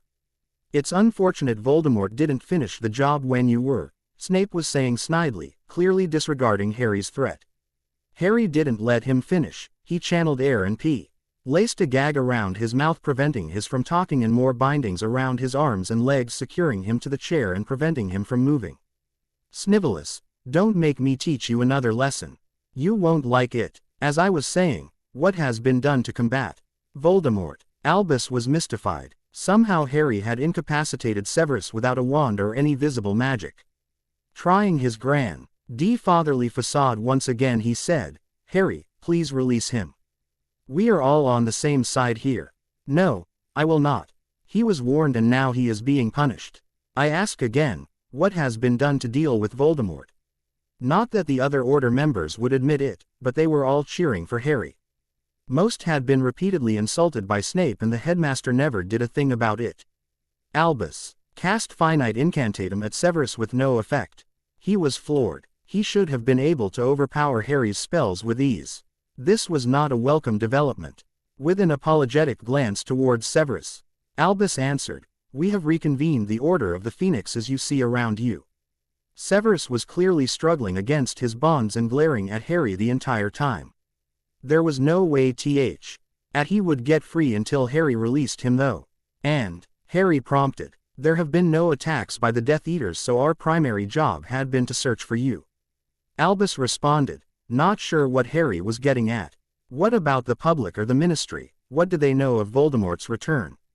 Harry asked. The Ministry is denying his return and the public has turned a blind eye. It is not ideal, but there is nothing we can do, Albus said with some trepidation.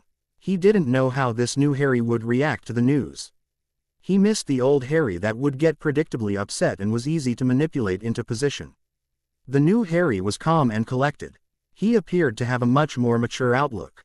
This would not do. So, basically you have done nothing and given Voldemort 2 months to regain his strength and followers.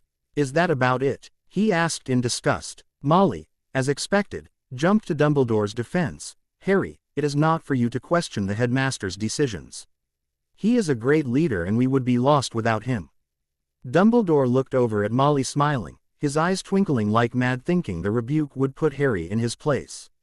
This was exactly the opening Harry was looking for. He could kiss Molly for making such an asinine statement. As that's so, who defeated Voldemort the first time? He paused, waiting for answer. When he didn't get one he asked again, Moody. Who defeated Voldemort the first time? Moody grudgingly answered, you did. That doesn't mean you will be the one to defeat him this time. Quite right, but I have another question. If it wasn't for me back in 1981, who would have won the war?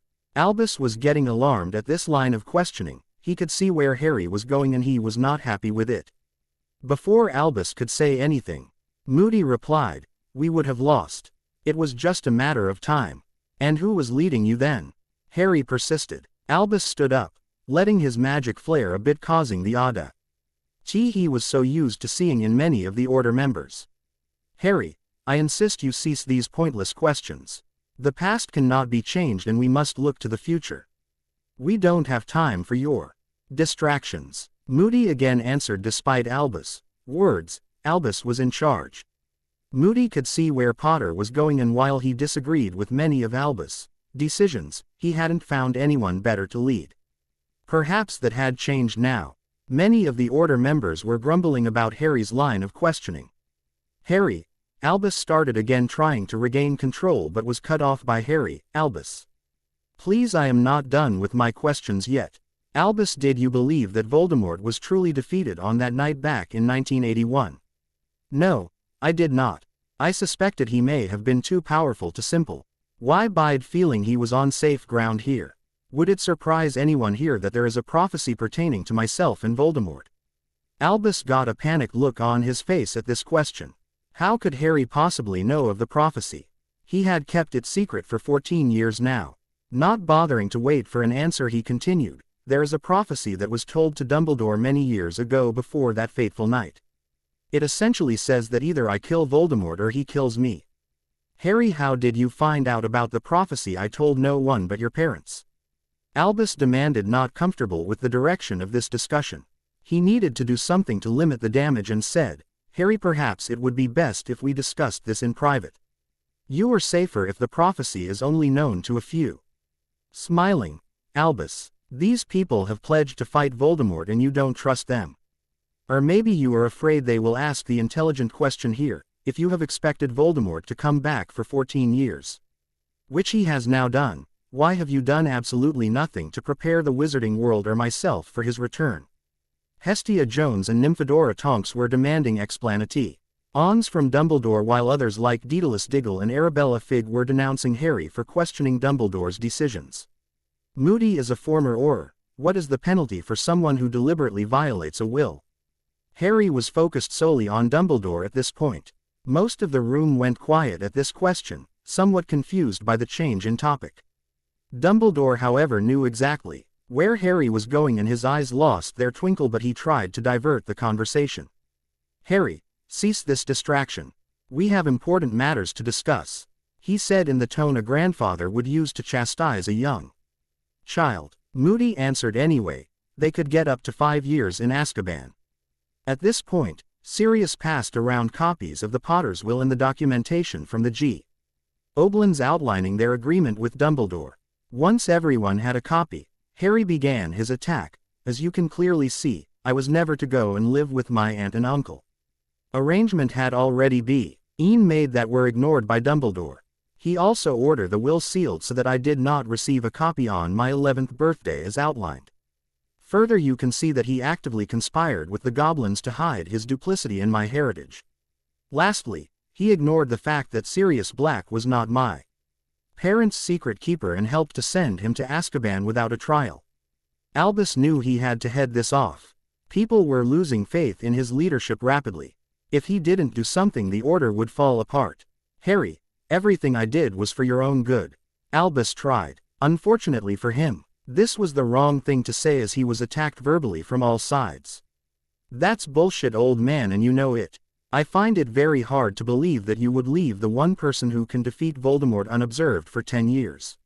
You knew how the Dursleys treated me.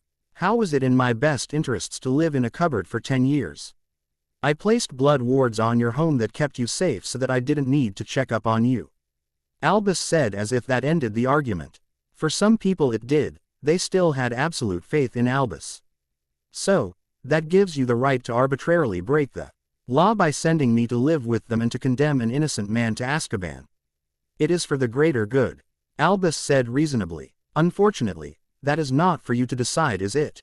You are not he elected leader of the government, and you are not empowered to disregard laws whenever you choose." Harry all but yelled. Some fool that Harry did not recognize had the nerve to say, "He is Albus Dumbledore. Who are you to question his decisions?" Harry retorted, finally losing his cool. "He is the fucking headmaster of a school. Yes, he is powerful, but that does not make him omniscient. He has countless goddamned mistakes in the handling of the First War and the 14 years in between. How long will you continue to follow him blindly? In that you are no better than the Death Eaters." Albus was outraged that Harry would make such statements. "Harry, you will have to leave now. All you are doing is disrupting this meeting." Perhaps if he got Harry out of the room, he may be able to convince people to follow him again. Harry ignored him and pulled out his next salvo and waited for everyone to quiet down. "People, I truly appreciate your commitment to fighting Voldemort, but you have been ineffective at best. This is not entirely your own fault. The majority of the blame lies with Dumbledore. Voldemort and his Death Eaters are not petty criminals that you stun and throw into jail. This is not a police action. They are enemy combatants seeking to actively overthrow the government, and you are soldiers in the fight. This is a war, people, and the sooner you realize that the better." Jean Rawl George Patton once said, "No bastard ever won a war by dying for his country. He won it by making the other poor dumb bastard die for his country." The Death Eaters know this, but you have hidden from this basic fact. This is a war. If you are not willing to kill those whose goal is to destroy your way of life, then you might as well give up now, because you are never going to win. Most of the Aurors in the room were nodding their heads in agreement. Albus expressed the doubts of the others. "I fear that Voldemort is influencing you through you, Scar Harry. If I am correct, it links your men DS together, and we stand in danger of losing you to the dark. If we start killing the Death Eaters, we are no better than they are." Albus thought to win back support with that comment, but as with many things, he only strengthened the growing opposition from many in the room. "My link to Voldemort was severed the instant I traveled to the future." "And Albus, did you not kill the Dark Lord Grindelwald? If so, apparently killing is okay as long as you are the one doing it." "That was for the greater good," Albus said impatiently. "You are talking about killing more than just Voldemort. I fear if you go down this path, you and any who follow would go dark." Albus finished, hoping to make people fear Harry and the course he was suggesting, so they would once again look to him for guidance. Shaking his head at Albus' statement, Harry said in a reasonable tone, "It is not going over to the dark to fight a war. Were the Muggles fighting in World War II evil for fighting against the Germans? The only difference between Voldemort and Hitler is the scale of the conflict. Where Hitler had the SS, Voldemort has the Death Eaters. Moody answered as well with disgust, Potter is right. It does not makes us the same at all. Death Eaters kill for the sheer pleasure in killing. We would be killing to protect people and rid the country of a threat to our sovereignty. At this point, perhaps 3/4 of the Order was at least considering what Harry and Moody were saying if not actively supporting it. Harry said, "Can any of you look a survivor in the eye and honestly say that you did everything you could to protect their family? I have spent the last 4 years fighting a war much larger than this one and I have seen atrocities on a much larger scale. By not taking a stand you make it easier for them to grow in strength while you hide your head in the sand waiting for a savior. What would you have done if I had not come back? I hadn't planned on it. Would you have rolled over and surrendered to Voldemort? Because I was not here to fulfill a prophecy. If the wizarding world had stood up to Voldemort in the beginning, we would not be here now. Yes, he was powerful and yes, people would have died, but Harry, you have raised many valid points that we will discuss, but I must ask you to leave now as you are not a member of the Order," Albus said, hoping to win support once Harry was out of the room. "That won't be necessary because you will not be here much longer. Aurors Shacklebolt and Tonks, I have here an arrest warrant for Albus Dumbledore signed by Madame Bonato, custody immediately." The uproar from those in the room was enough to wake the dead. "Quiet," Harry shouted. "Why are you shocked by this? Is Dumbledore above the law, because you have evidence sitting in front of you showing that he has broken many of them? We don't enforce laws only when it is convenient." Arabella answered. "No, he shouldn't be above the law, but without him who will lead the fight against Voldemort? I will, or someone else can stand up. I don't ask you to follow me, and honestly if you are not willing to kill, I don't want fighting with me. We may be able to find a use for you elsewhere, but you will not be fighting because you would only be a liability. Aurors, please take Dumbledore to the Ministry holding cells. There will be another meeting here tonight at 9 p.m. for anyone interested in actually fighting Voldemort and the Death Eaters. Harry, you don't need to do this.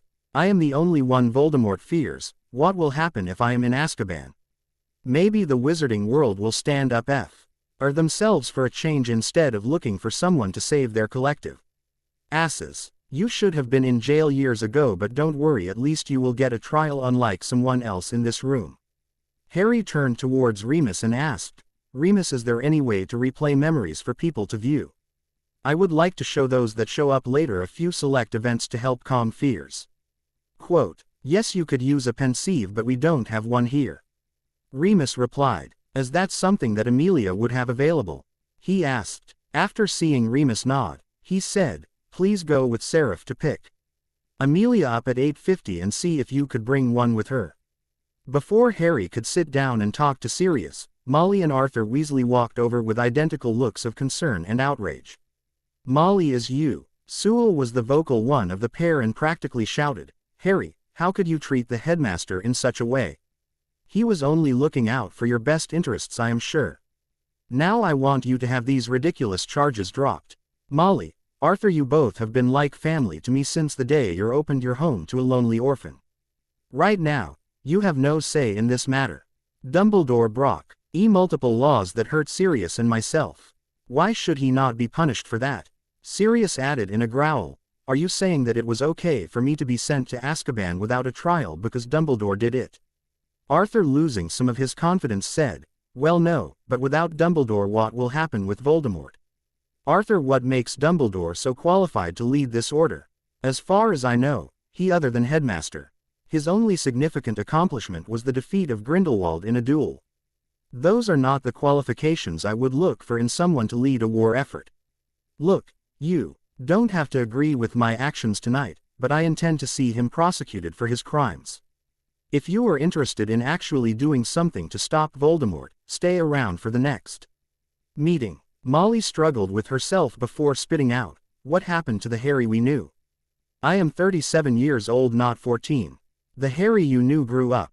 After having a similar conversation with a few Order members he was not familiar with, Harry went off to speak with the kids. Before he could leave the room, Seraph said, "Harry, you might want to release Snape. Oh year, no wonder it was so peaceful around here. He replied while he untied the flows securing Severus. Snivellus, unless you are willing to swear a wizard's oath to keep our secrets, I don't expect we will have a need for your talents, meager though they may be. I would never swear an oath to you, Potter. With you leading the light, there is no chance that the Dark Lord will fail, but at least you will get to see your mudblood mother and that prick of a father. Harry didn't say anything, everyone in the room was quiet. Then Harry hauled off and slammed his fist into Snape's jaw, breaking it and knocking him to the floor. While he rubbed his hand, Harry asked, Seraph can see Snivellus out, his services are no longer required. With that, Harry stalked out of the room and went to search for Ron, Ginny and Hermione. He finally found them in the library. Here you are. I want you to sit it on the next meeting. It starts in about 30 minutes. An eager expression blossoming across his face, Ron said, Really, but Dumbledore always said we were too young. Why are we being allowed now? For one thing, Dumbledore is currently under arrest and will most likely be sentenced to many years in Azkaban. It took Harry almost 5 minutes just to get them to calm down so that he could explain. Predictably, Hermione was the hardest to convince, but once he gave them the highlights of the meeting and handed over a copy of his parents' will, and Dumbledore's agreement with the goblins, they were more subdued as they thought over his words. Hermione asked, Are you sure it is a wise move to get Dumbledore sent to Azkaban? Shakespeare said it best, If you tickle us, do we not laugh? If you prick us, do we not bleed? If you wrong us, shall we not revenge? Dumbledore has violated a great number of laws, while this is not motivated by revenge. I would be lying to say I did not get any satisfaction from it. To answer your question, in the long run it really is the best option. He would make a powerful ally if he had the right mindset. I think he has been in control too long and would end up being a disruptive influence. Just so you know, I won't allow you to fight. Harry finished his looked each one in the eye. Ron and Ginny were upset. The twins less so, while Hermione seemed to expect that. Ginny responded for the group, So when you were 14 we were old enough to help, but now we're too young. Yes, because anyone who fights with me is not going to pull any punches. We are soldiers and soldiers kill. I don't want you to have to kill anyone at 15. Just because you are not on the front lines does not mean that can't contribute to Voldemort's defeat. How can you kill them? Doesn't that make you the same as the Death Eaters or Voldemort? Ginny asked. No, we are defending people. As I said, this is a war and we are all soldiers. Soldiers kill, they don't stun. This is not a police action. Hermione asked. So if we won't be fighting with you, how can we help? You will probably be excited to hear this, but Hunter is going to need a lot of help researching different weapons and defenses, as well as a way for the three of us to return home. Harry laughed at the eager expression on Hermione's face as she heard how she could help. He only laughed harder when he saw the sour expression on Ron's and Ginny's faces. Don't worry, we are also going to need people to get trained in healing magic to help with the wounded. And everyone will be expected to be a proficient fighter in case they are ever attacked. So you will not become a bookworm like our dear Hermione. Ron and Ginny brightened up at hearing that, and Hermione exclaimed, Hey, I'm not that bad. Calming down, Harry finished. Look, it is just about 9 p.m. You will have a better idea of what's going on after the meeting. He then led them to the dining room for the meeting. Second Order of the Phoenix meeting, 9 p.m. Harry was pleasantly surprised at the number of people there. Tonks, Shacklebolt, Jones and Moody were there. In addition, he saw Sirius, Remus, Poppy, Molly, Arthur, Bill, and Charlie. Amelia was there and 3 other Order members that Harry had not been introduced to. He could see Molly gather steam when she who was standing with him, and he said, Molly, I asked them to come to this meeting. They have a right to hear the full story. While I already told them I would not allow them to fight, that doesn't mean that they can't contribute in other ways. Molly was about to argue until Arthur put his hand on her shoulder and whispered something in her ear. She reluctantly acquiesced and sat down again. Amelia, were you able to bring a pensieve? Yes, I was. It is one that we use in trials, so it will project the memories like a Muggle movie. Do you know the spell to copy your memo? She asked. Though you couldn't tell by looking at her. She was quite excited to get more details of his story. Before I proceed, I need everyone to take an oath that nothing seen or discussed here will leave this room. You will understand why after you have seen my memories. Everyone looked a little surprised at the need for an oath, but readily agreed. Now, I need you to hold off on any questions until after you have viewed the memories. Amelia, see, and you use cast the spell to copy the memories from me. Again she answered in the affirmative. Concentrate on the memories you would like in the pensieve. Seeing he was ready, she cast the spell Rem, oving a series of silvery threads from his head and depositing them into the pensieve. You may be wondering why I did not cast the spell. The reason is that my friend Seraph, Hunter and I are technically muggles. We have no magical core and can't use wands or anything else requiring innate magic. Harry raised his hand to stop the questions and asked Amelia to play the memories that had been deposited. She activated the pensieve and a large image was displayed hovering over the dining room table. It was showed the day that Harry had participated in testing Kalendor. Once the memory was done, everyone was in awe at the level of power displayed. It was far more than could be done by a wizard or a witch, even one as powerful as Voldemort or Dumbledore. What you just say was an example of Satan. Harry proceeded to explain the one power and its uses and functions. So you can see that while I no longer have magic, I am far from powerless. In fact, the other memory I am going to show why. OU is the effectiveness of Satan versus magic. He and Amelia repeated the process. Everyone got a laugh at the mock battle with Moony before they settled down to listen to Harry. Before they moved on to the next topic, Harry, Hunter, and Seraph spent a significant amount of time answering questions about Aes Sedai and the One Power. Hermione had the final question. Harry, is it possible for any of us to learn to use the One Power? Hunter answered in place of Harry, it is unlikely. According to our history, the ability to channel is a fairly recent within the last 2,000 years or so. We were never able to figure out how far into the future Harry traveled. Since our history has sketchy records at best of this time, it is not probable that any of you can. Harry is most likely able to channel because of a genetic mutation, possibly caused by surviving the killing curse as a baby. I am willing to test those that are interested, but I can only test the men. As you heard, the One Power, despite its name, is made up of two different types of power, Satan for men and Sadar for women. The manner in which they are accessed and channeled is entirely different for men and women. It would be impossible for me to test or teach women, just as it would be impossible for a woman to test or teach a man. Hermione did not seem very happy with that answer, but she let it go for a later day. Mood, why spoke up? Clearly you can defend yourself despite the loss of your magic. As you pointed out with Dumbledore, power does not qualify you to lead. Why should we follow you? I told you that my Frian DS and I have been fighting a war for the last 4 years. I am not the strategist. My strength lies in tactics and combat leadership. Amelia, if you please. They added yet more of Harry's memories to the pensieve. This time the group watched as Harry led his detachment in an assault on the Forsaken during the Battle of Camel, and a separate memory of Harry leading his troops during the defense of Parendyson. One thing you need to be aware of is that in our time 14 of the most powerful Aes Sedai betrayed the light and swore allegiance to the Dark One. They became known as the Forsaken. The battle that I was fighting that brought the three of us back to the 20th century was against the Forsaken Acheron, a former friend of mine. He is back in this time now too. We will need to be on the lookout for him. I am not sure if he will ally himself with Voldemort, but on his own he will not have a power base to work from, so he may.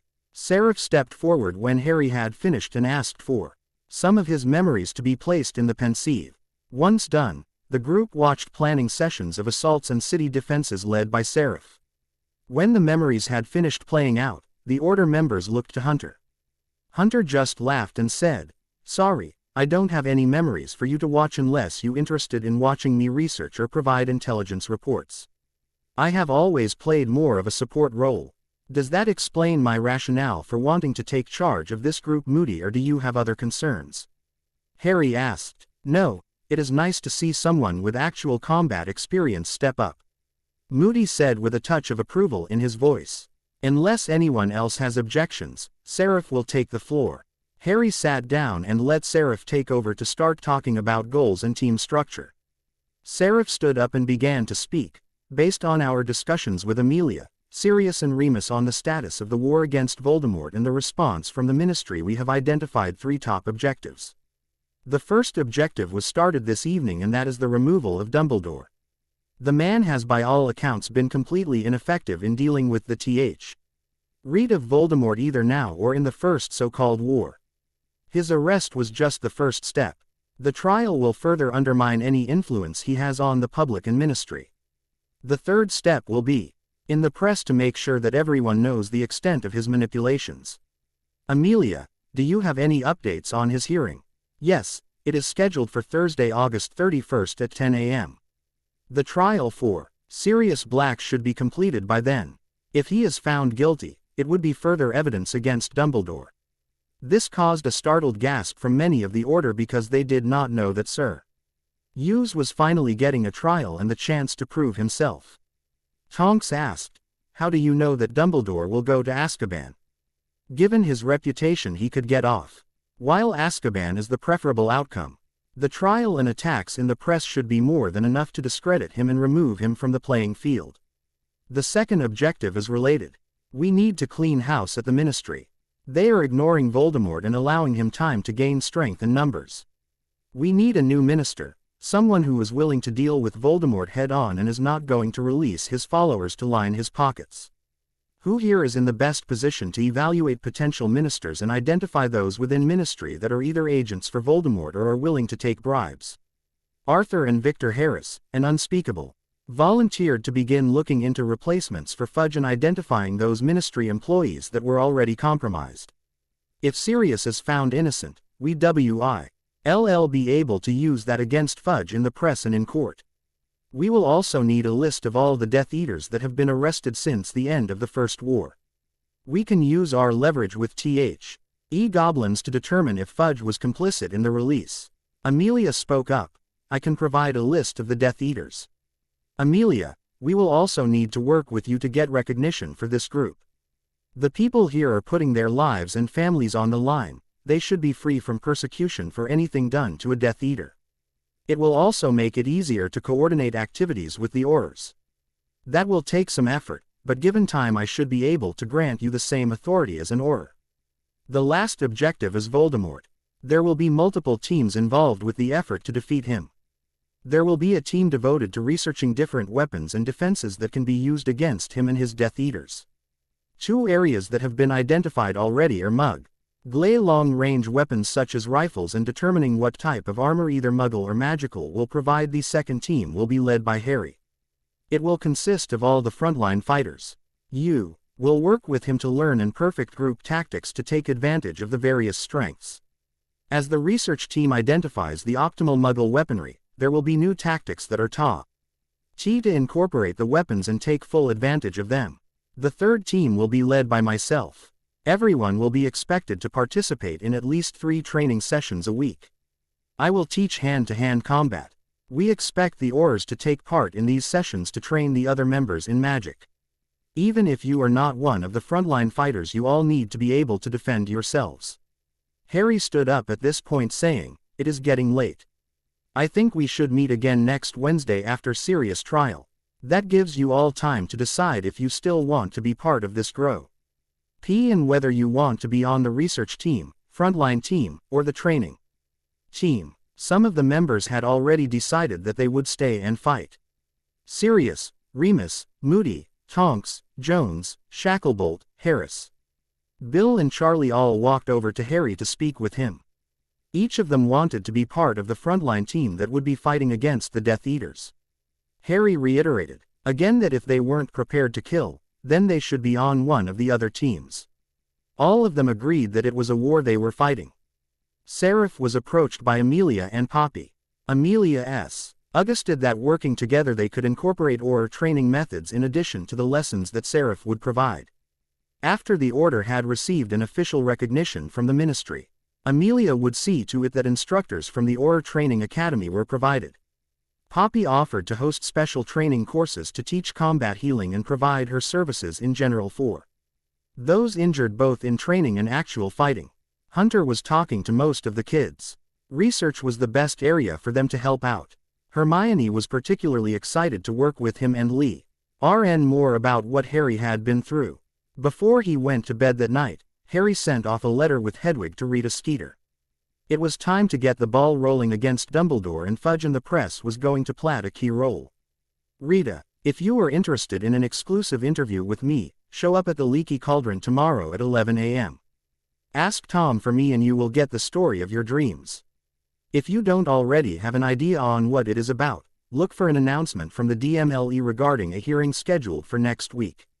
Harry Potter. A short while later, Hedwig dropped off a letter for one Rita Skeeter at the Daily Prophet. She of course recognized Hedwig from her time at Hogwarts this last year, but was rather surprised to receive a letter from Harry Potter considering the stories she had written about him. After casting a spell on the letter to make sure that there were no surprises, she opened and read it. Her eyes widened at the implications of what a story like this could do for her career. She was aware of the upcoming hearing for Sirius Black, which promised to be highly embarrassing to the Ministry. There was no doubt in her mind, she would definitely be at the Leaky Cauldron tomorrow to see what Mr. Potter had to say. August 24, 1995. The Leaky Cauldron. At precisely 11 a.m. the next day, Rita Skeeter walked into the Leaky Cauldron. Looking around the dimly lit common room, she saw Tom standing behind the bar serving drinks to the few patrons that were present. "Tom, I am supposed to meet Harry Potter. He said he had a private room." Tom eyeballed her slowly, taking in her ridiculous glasses, the eager anticipation glinting in her eyes and the sneer that seemed to be a permanent part of her face. Finally, he responded in a surly voice that did nothing to mask his contempt for her. Room 305, top of the stairs on the 3rd floor. Before she could thank him, he had turned away to help someone else. She climbed the flights of stairs and found room 305. Rita knocked on the door sharply. A moment later, Harry opened the door and let Rita into the room. "I am glad you decided to take me up on my offer." "Who are you?" "I was supposed to meet Harry Potter here." Clearly, the person in front of her was not Harry Potter. He appeared to be 25 years, quite a bit taller, better built, and ruggedly handsome. With a laugh, Harry said, "Rita, I am hurt you don't recognize me. The scar is usually a dead giveaway." Rita let her eyes rove slowly over Harry's body, taking the time to appreciate his muscular build and well-fitting clothes. Purring, she said, "Anyone can fake a scar. How do I know it is really you?" Harry, suppressing the need to run and take a shower, repeated many of the events that happened between himself and Rita during his 4th year. "Well, Harry, I can't wait to hear what happened to you. However, I have to say you really grew up well," she said in what passed for a seductive voice from Rita and ran her fingers lightly over his arm. Yes, thanks. We should be going. I wouldn't want to take up too much of your time." "Oh, I cleared my schedule. We have all the time in the world for this interview and anything else that comes to mind. Besides, if what you said in your letter is true, I could be on the inside of the downfall of an administration. Now if you will follow me, it will be easier to discuss everything where there is no danger of being overheard," Harry said as he channeled and opened a portal to Grimmauld Place. Rita's jaw dropped as she watched the portal open. She had never heard of any magic like this. She was getting more excited by the minute. After she hooked her arm through his, the two stepped through the portal. Unfortunately for Harry, Sirius was there waiting for them and saw Rita caressing his arm and clearly admiring the finer points of Harry's body. Rita saw Sirius sitting in a chair by the table. Sirius Black, well, this is getting better and better. I assume that you are going to be telling me your story. His eyes glittering with suppressed laughter because Harry had not been able to get free from Rita's arm yet. "Yes, I am." Harry had nothing but good things to say about your talents. Really, Harry has certainly developed some impressive talents of his own. I wouldn't mind helping him to explore those talents some time, she said suggestively. Harry choked a little at that point. "Let's get started. Rita, there are a couple of ground rules for this interview. First, you will not embellish the truth. Second, we get to review the article before you print it. Last, we get the final say on the timing of the articles." Rita knew she didn't really have a choice in the matter for the first two conditions, but she was confused by the third and said say so. Harry explained that over the next couple of weeks, they wanted her to release a series of articles detailing her interview with Sirius, the involvement of Dumbledore and the criminal actions of Fudge. When she heard what her articles would be covering, a predatory smile spread across her face and her fingers started to twitch a little at the excitement of bringing down two of the most powerful men in the wizarding world. She quickly gave her agreement and began the interview with Sirius, going over the events leading up that eventful Halloween in 1981 and his subsequent actions with Peter Pettigrew. I have more than enough material to spread this story over a couple of days. With the announcement of the hearing today, you will want the first story to appear on the 26th, then AF. Follow up on the 28th and the day of the trial. Breaking it up this way keeps the story in front of the public and will make it more difficult for Dumbledore or Fudge to sweep it under the rug. Rita concluded as she put her notes and quick quotes quill away. Harry, if you would be so kind as to take me back to the leaky cauldron. Harry turned away to open a portal, unwittingly giving Rita unrest. Restricted access to his ass, which she took full advantage of. After the portal had opened to Harry and gave his ass a nice squeeze before cutting off his protests by giving him an extremely hard kiss, slid her tongue in between his lips and into his mouth. I will allow you the first story later today for your approval.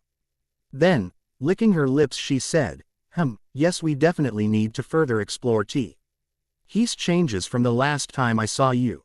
She stepped through the portal with a saucy smile on her face and Harry quickly shut it down before she could come back. Harry turned around at the sound of something hitting the floor only to find Sirius on the ground curled up into a ball. He was laughing so hard. Harry said, shuddering, I don't know about you, but I need to take a shower. I feel violated. Later, after taking a long, extremely hot shower, Harry burned his clothes.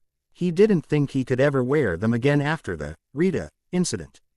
Finally, after getting dressed, he made his way downstairs only to hear Sirius regaling the events of the day to Seraph, Hunter, and Remus. As Harry opened the door to the library, Sirius said, I kid you not. She was all over Harry like ugly on an iguana. His face flaming, Harry fled the room to more raucous laughter. August 30th, 1995. Ministry of Magic, Courtroom 10. Sirius was sitting nervously waiting for Harry to open a portal into Madame Bones' office. His shoulders were clearly tensed and he kept clenching and unclenching his fists. At 10:50, Harry opened the portal to find Amelia sitting behind her desk waiting patiently for them. Good morning, Madame Bones. I trust everything is ready for the hearing. Harry asked. Of course, Mr. Potter. We will bring the accused to courtroom 10 now so that the proceedings can begin. She answered, in a formal manner as she rose gracefully from her chair. Before we leave, my orders have completed that list of names you were looking for. I trust you will be able to make use of this. Harry SMI led as he folded the list of names and put it into his pocket. I think I know what needs to be done.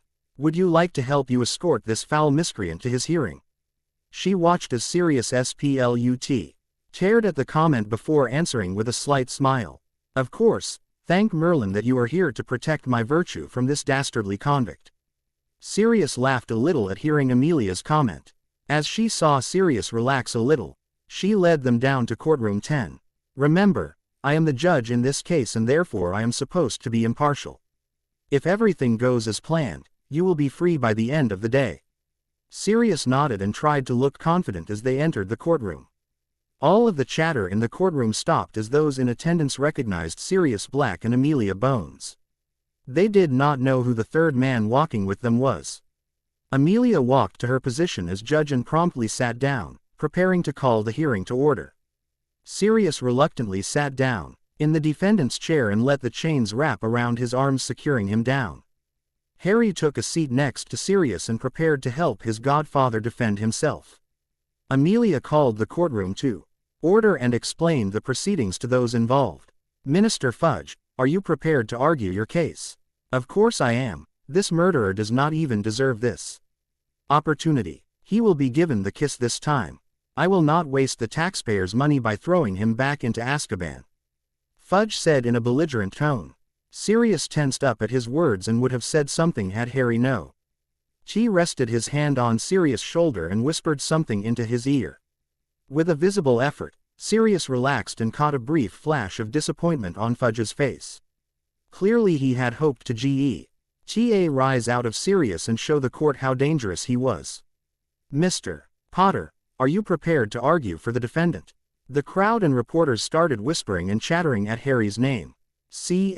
Early they did not expect to see him grown up or defending the supposed betrayer of his parents. I am Madam Bones. Sirius Black was thrown into Azkaban 14 years ago without a trial. It is high time. This minister followed his own laws and give Sirius Black the opportunity to refute the charges. Before Harry could sit down, Fudge had jumped up, face red with outrage. You are not Harry Potter. I don't know what game you are playing at, but Harry Potter is 15 years old and he would never defend the Sirius Black. It would violate the memory of his parents. Minister Fudge, it is neither here nor there whether you believe I am Harry Potter. However, I will be proving it to you when I testify in defense of Sirius Black. Harry replied calmly, Madam Bone, I ask that this impostor be removed from the court. Fudge persisted. According to Article 8, Section 134 of British Wizard Law, all defendants are entitled to representation before the court. It does not require that the representation be a registered solicitor. Therefore, nothing prevents me from serving as Sirius Black's representation. Therefore, as I am the counsel for the defendant, I cannot be removed. Inwardly Harry was thanking Hunter profusely for drilling the law into his head this past week. He only hoped it was enough. A stern expression on her face, Amelia stated, Mr. Potter is correct, Minister Fudge, and he will not be removed. Now present your case. Quote, very well, if you won't remove him, I demand that he testify as to his identity under Veritaserum. Fudge ranted, thinking that the impostor would surely back down, making Black's conviction a sure thing. Before Madam Bones could respond, Harry replied, I have no problem doing this, but I trust the questions will be kept pertinent to the confirmation of my identity, and I would like Madam Bones to do the questioning.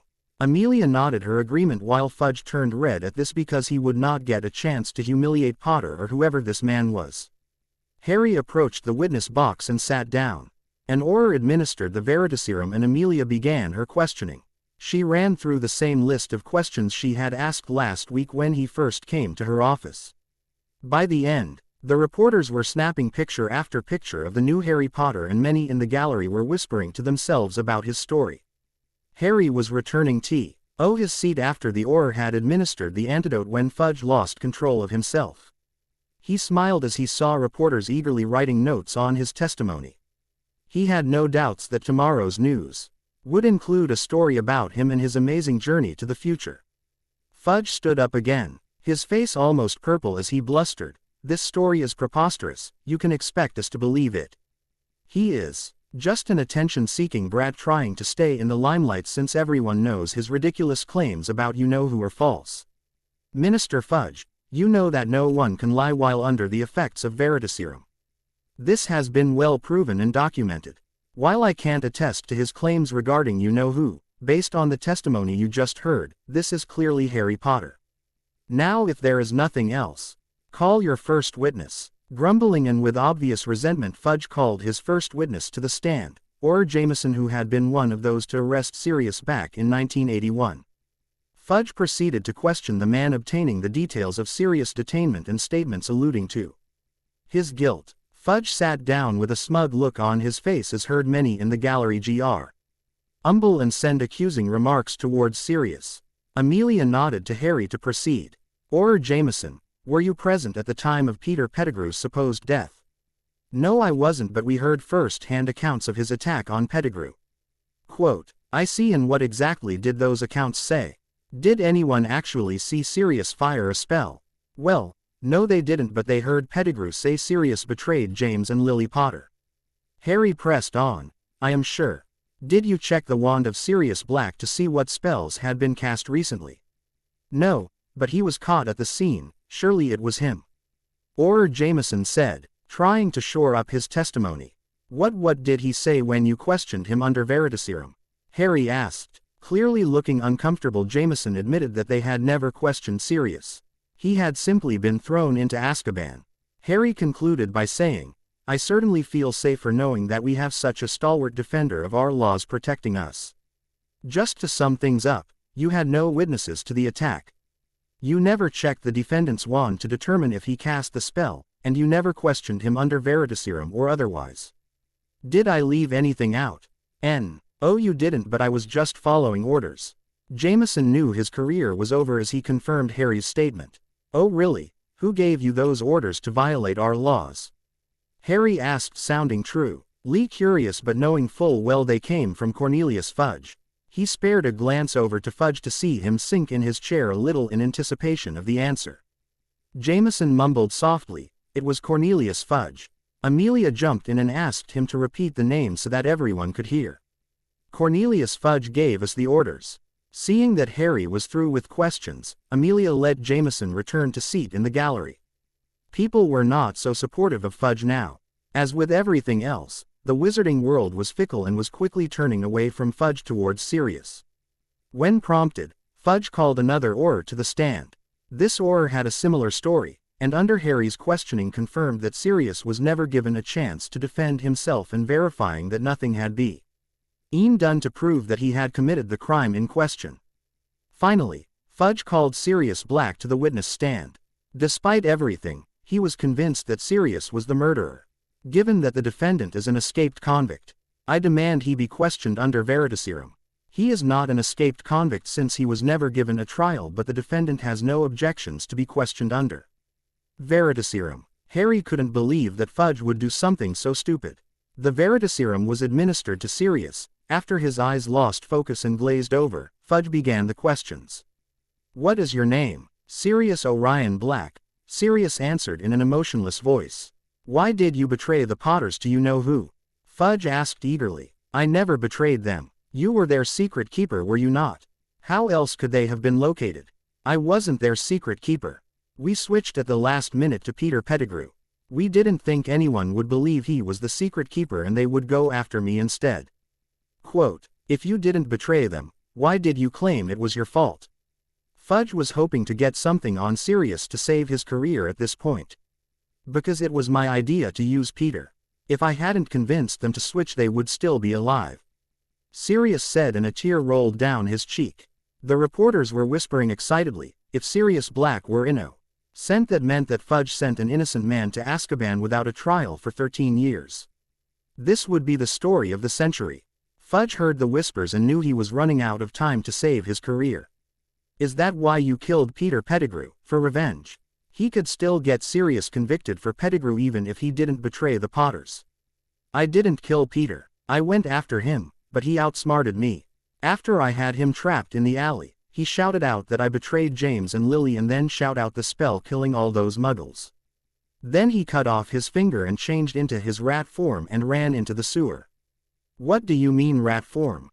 Fudge asked, confused. Harry meanwhile was grinning. Fudge was proving his case for him. At this rate, he would be able to leave his evidence a secret for use against Dumbledore and Fudge at their own hearings. Peter Pettigrew is an unregistered animagus. He can turn into a rat. Fudge visibly deflated on hearing Sirius answer. He had no evidence linking him to Pettigrew's disappearance, and now the man had testified under Veritaserum that he did not kill Pettigrew or betray the Potters. Sirius returned to his seat after an Auror administered the antidote. Harry stood and said, "Madam Bones, I request that all charges be dropped against Sirius Black." By their own testimony, the Aurors in charge on his case have admitted he was never questioned and his wand was never checked for spells. Now under Veritaserum, Sirius Black has testified that he never killed Peter Pettigrew or betrayed the Potters, my parents.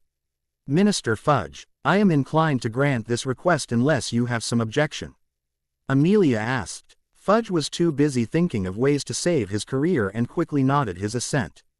Sirius Black, I hereby drop all charges against you. You are free to go with the apologies of this court. She finished formally. Not wanting to miss the opportunity to embarrass Fudge further in the eyes of the public, Harry stood and said, "Madam Bone, I think it would be appropriate for Minister Fudge to publicly apologize to Sirius Black for this gross miscarriage of justice. Additionally, Sirius Black should receive reparations for the manner in which his life has been destroyed."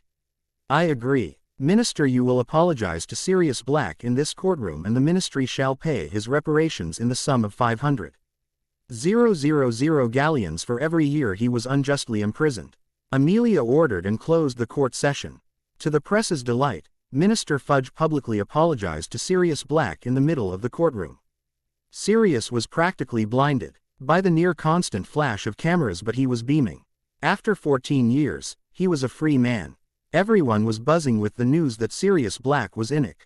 And more than a few women were eyeing both him and Harry with an appreciative eye. Harry wanted to make an impressive exit, so he opened a portal in the middle of the courtroom. Grinning, he thought, the reckoning has begun.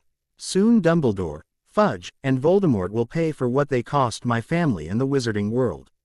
Together he and Sirius stepped through to Gringotts to begin the next step of their plan. Gathering evidence from the goblins to bring Fudge crashing down.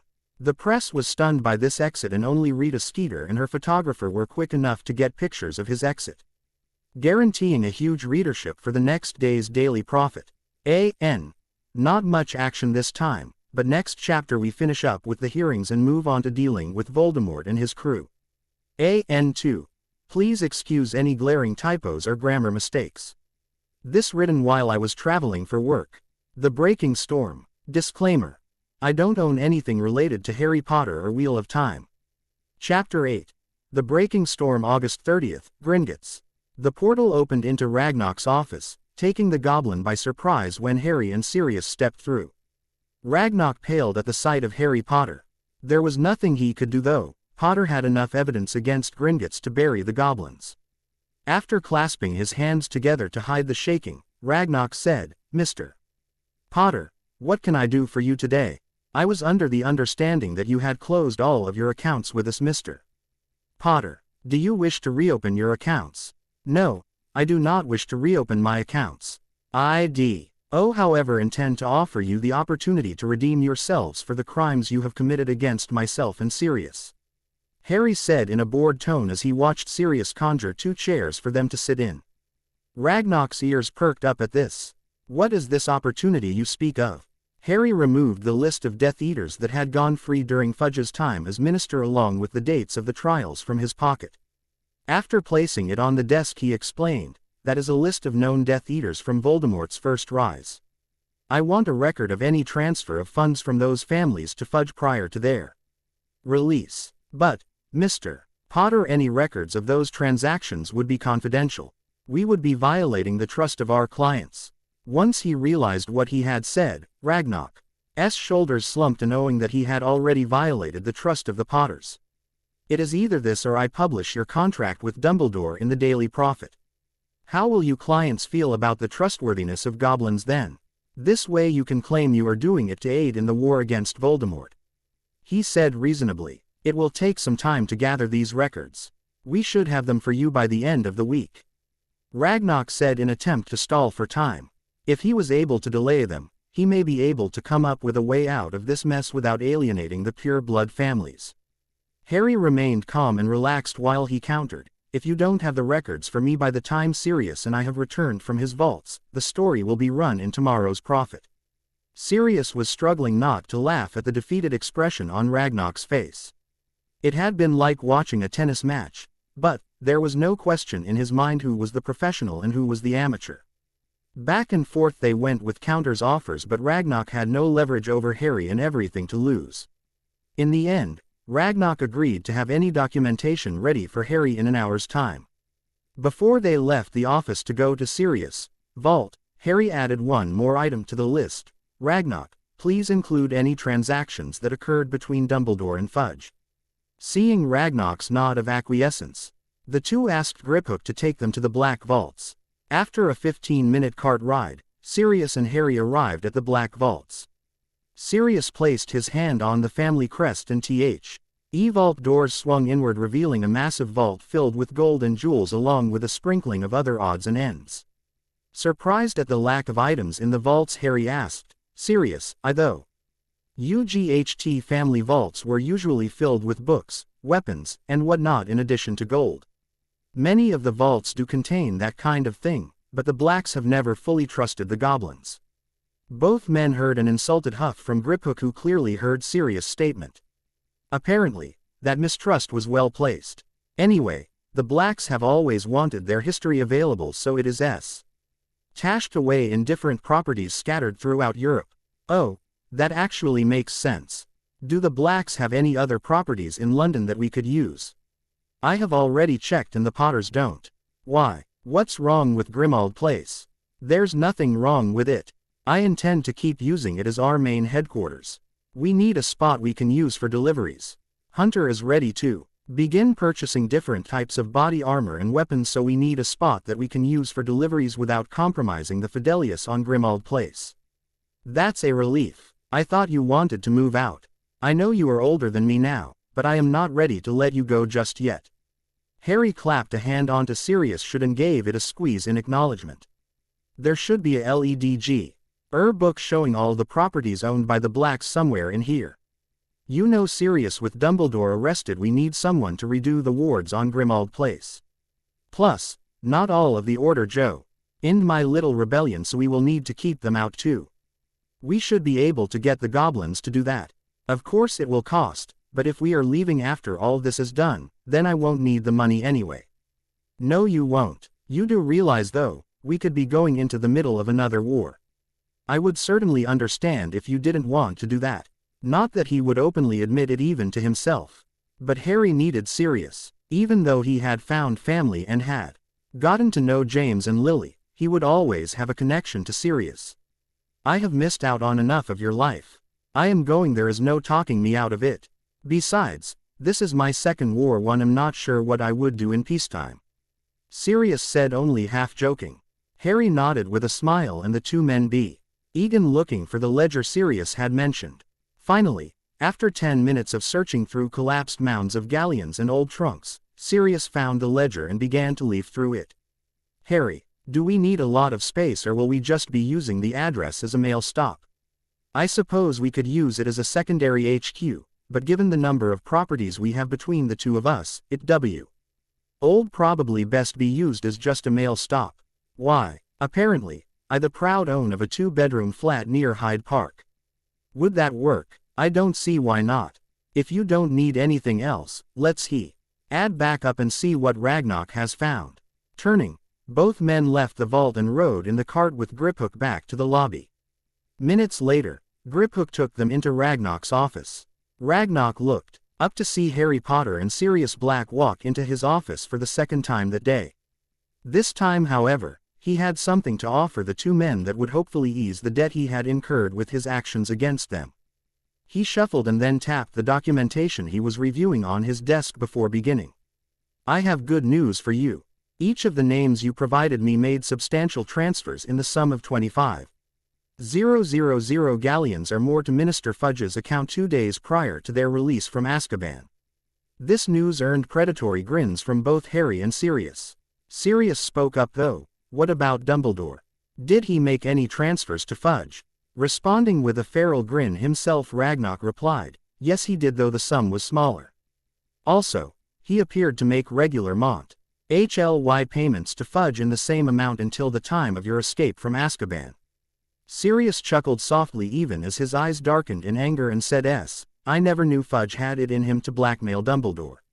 Ragnarok, we need a secure messenger to take these documents to Madame Bones at the DMLE. Of course, we can courier it over now if you would like.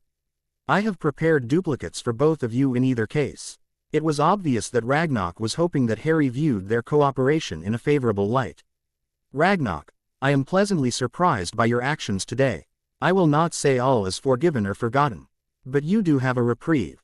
We may come back in the future for another favor, but we will not ask the goblins to openly fight against Voldemort. Harry finished in a businesslike tone. Shoulders straighter as if some of the weight had been lifted from them, Ragnarok said sincerely, thank you, Mr. Potter. Let us know if we can be of service in the future. Now that you mention it, there is another service we will require. Somewhat nervously, not wanting to lose what little trust he had regained, Ragnarok asked, what do you ask of us? We would like the goblins to break the ward of my home at number 12 Grimmauld Place and reward it with everything you can think of. Sirius answered for Harry. Ragnarok was about to protest because that would be a significant amount of work when Harry added, of course. We are willing to pay your normal rates for this job. In that case, Simply send us an owl with the date when you would like the work done and we will have a team ready. Ragnarok replied with relief. Their business complete, both men pocketed the documents and left Gringotts for Nocturne Alley. Harry needed to make some purchases from an armor shop in Nocturne Alley and Sirius did not want him to go alone. They walked down the alley, avoiding the less than reputable inhabitants wherever possible, though most if not all of them stared at Harry wondering what the savior of the wizarding world would be doing in such a disreputable place. Word had already leaked from the hearing about Harry's new appearance. With these documents, we should have more than enough for trials tomorrow against Fudge and Dumbledore, Sirius said to Harry. Harry looked thoughtful and added, if necessary, I can testify as well, but it will definitely be fun to sit in the courtroom and watch both men get what's coming to them. Sirius just laughed and the two continued to walk further into Nocturne Alley. Near the end of the second block, they came to the store in question. Inside the store, Harry and Sirius saw that the walls were covered with different sets of armor, both medieval and modern. One wall seemed devoted to the different styles of dragon and basilisk armor. Hat was available for those with deep enough pockets. Other walls were devoted to the traditional chainmail or plate armor made popular by the knights of old. Behind the counter stood a burly man who appeared to be in his mid-50s with thinning hair and a well-trimmed beard. He was eyeing Sirius and Harry with a suspicious eye as they looked over the different types of dragon and basilisk armor that was available. Coldcastle asked, "Is there anything I can help you find?" They walked up to the counter and Sirius began describing their needs. Hunter had identified a number of different armor types that seemed to offer the greatest protection. Specifically, they needed to get sets of armor from the Antipodean Opal Eye, Chinese Fireball, and the Peruvian Vipertooth dragons. Coldcastle explained, that of the three types of armor it was the Opal Eye that provided the greatest flexibility and range of mobility. The armor itself was an iridescent white and according to Coldcastle would withstand many hexes and charms but would not provide much protection versus spells that caused impact damage such as the Reducto and Percussio hexes. Because it was lighter than other dragon armor it allowed greater range of motion. The Chinese Fireball armor was a deep scarlet. It was clearly heavier than the Opal Eye and was backed by a thick layer of padding. Coldcastle went on to explain that it afforded greater protection from spells than the Opal Eye would, and in combination with the padding provided some protection from impact spells and physical blows. However, the greater protection came at the cost of increased stiffness and less mobility. Some of that could be offset by proper fittings but it would never have the same flexibility as the Opal Eye. The last set that Sirius asked to see was the Peruvian Vipertooth. Of the three, the copper-colored Vipertooth armor was the heaviest of the three armors. It had 2 layers of scales separated by a layer of padding. It was best used by someone who didn't require much mobility or agility, but it provided the strong protection from all spells but the unforgivables. Coldcastle suggested that the armor is best used for sentries or guards that would be casting from set locations. Before Harry and Sirius left the store, they asked for 3 sets of each type of armor to be sent to Sirius, flat. Coldcastle said it would take a couple of weeks to get all 9 sets and he would need the money up front. Grunting in amusement, Sirius handed over the 5,000 galleons. Coldcastle's eyes lit up at the money on the counter and got to work immediately on the armor as Harry and Sirius left. Sirius pulled Harry into another shop before they had made it half a block back towards Diagon Alley. It was the tribal tattoo shop. "Sirius, what are we doing here? We need to meet with my solicitor." Shortly, Sirius didn't answer, so Harry looked around the shop. Sirius answered with a grin, "I want a tribal tattoo. It is going to take an hour or so." The owner answered. Harry asked, "Why will it take so long? I thought tattoos were just spelled on in a matter of minutes." "That's true, but in order to get a tribal tattoo you have to drink a potion that rates the tattoo for you based on your personality." Despite himself, Harry was intrigued by the idea, so he asked, "Does it work for muggles too? We have a couple of friends that would love something like that." "Yeah, it works, but the tattoo won't be animated the way it is for a wizard or witch because there is no magic for it to feed on." "Can we take the potion with us? We have another appointment to get to." Harry asked. "Yeah, it will cost a little extra." "How many do you want?" Sirius answered, "We will take 5 doses. That should be enough." If anyone else wants one, they can come on their own. Sirius passed him the money and they left at the shop with 5 doses of the potion. Soon they were out of Nocturne Alley and at the apparition point. Sirius apparated and took them to offices of the Potter family solicitor.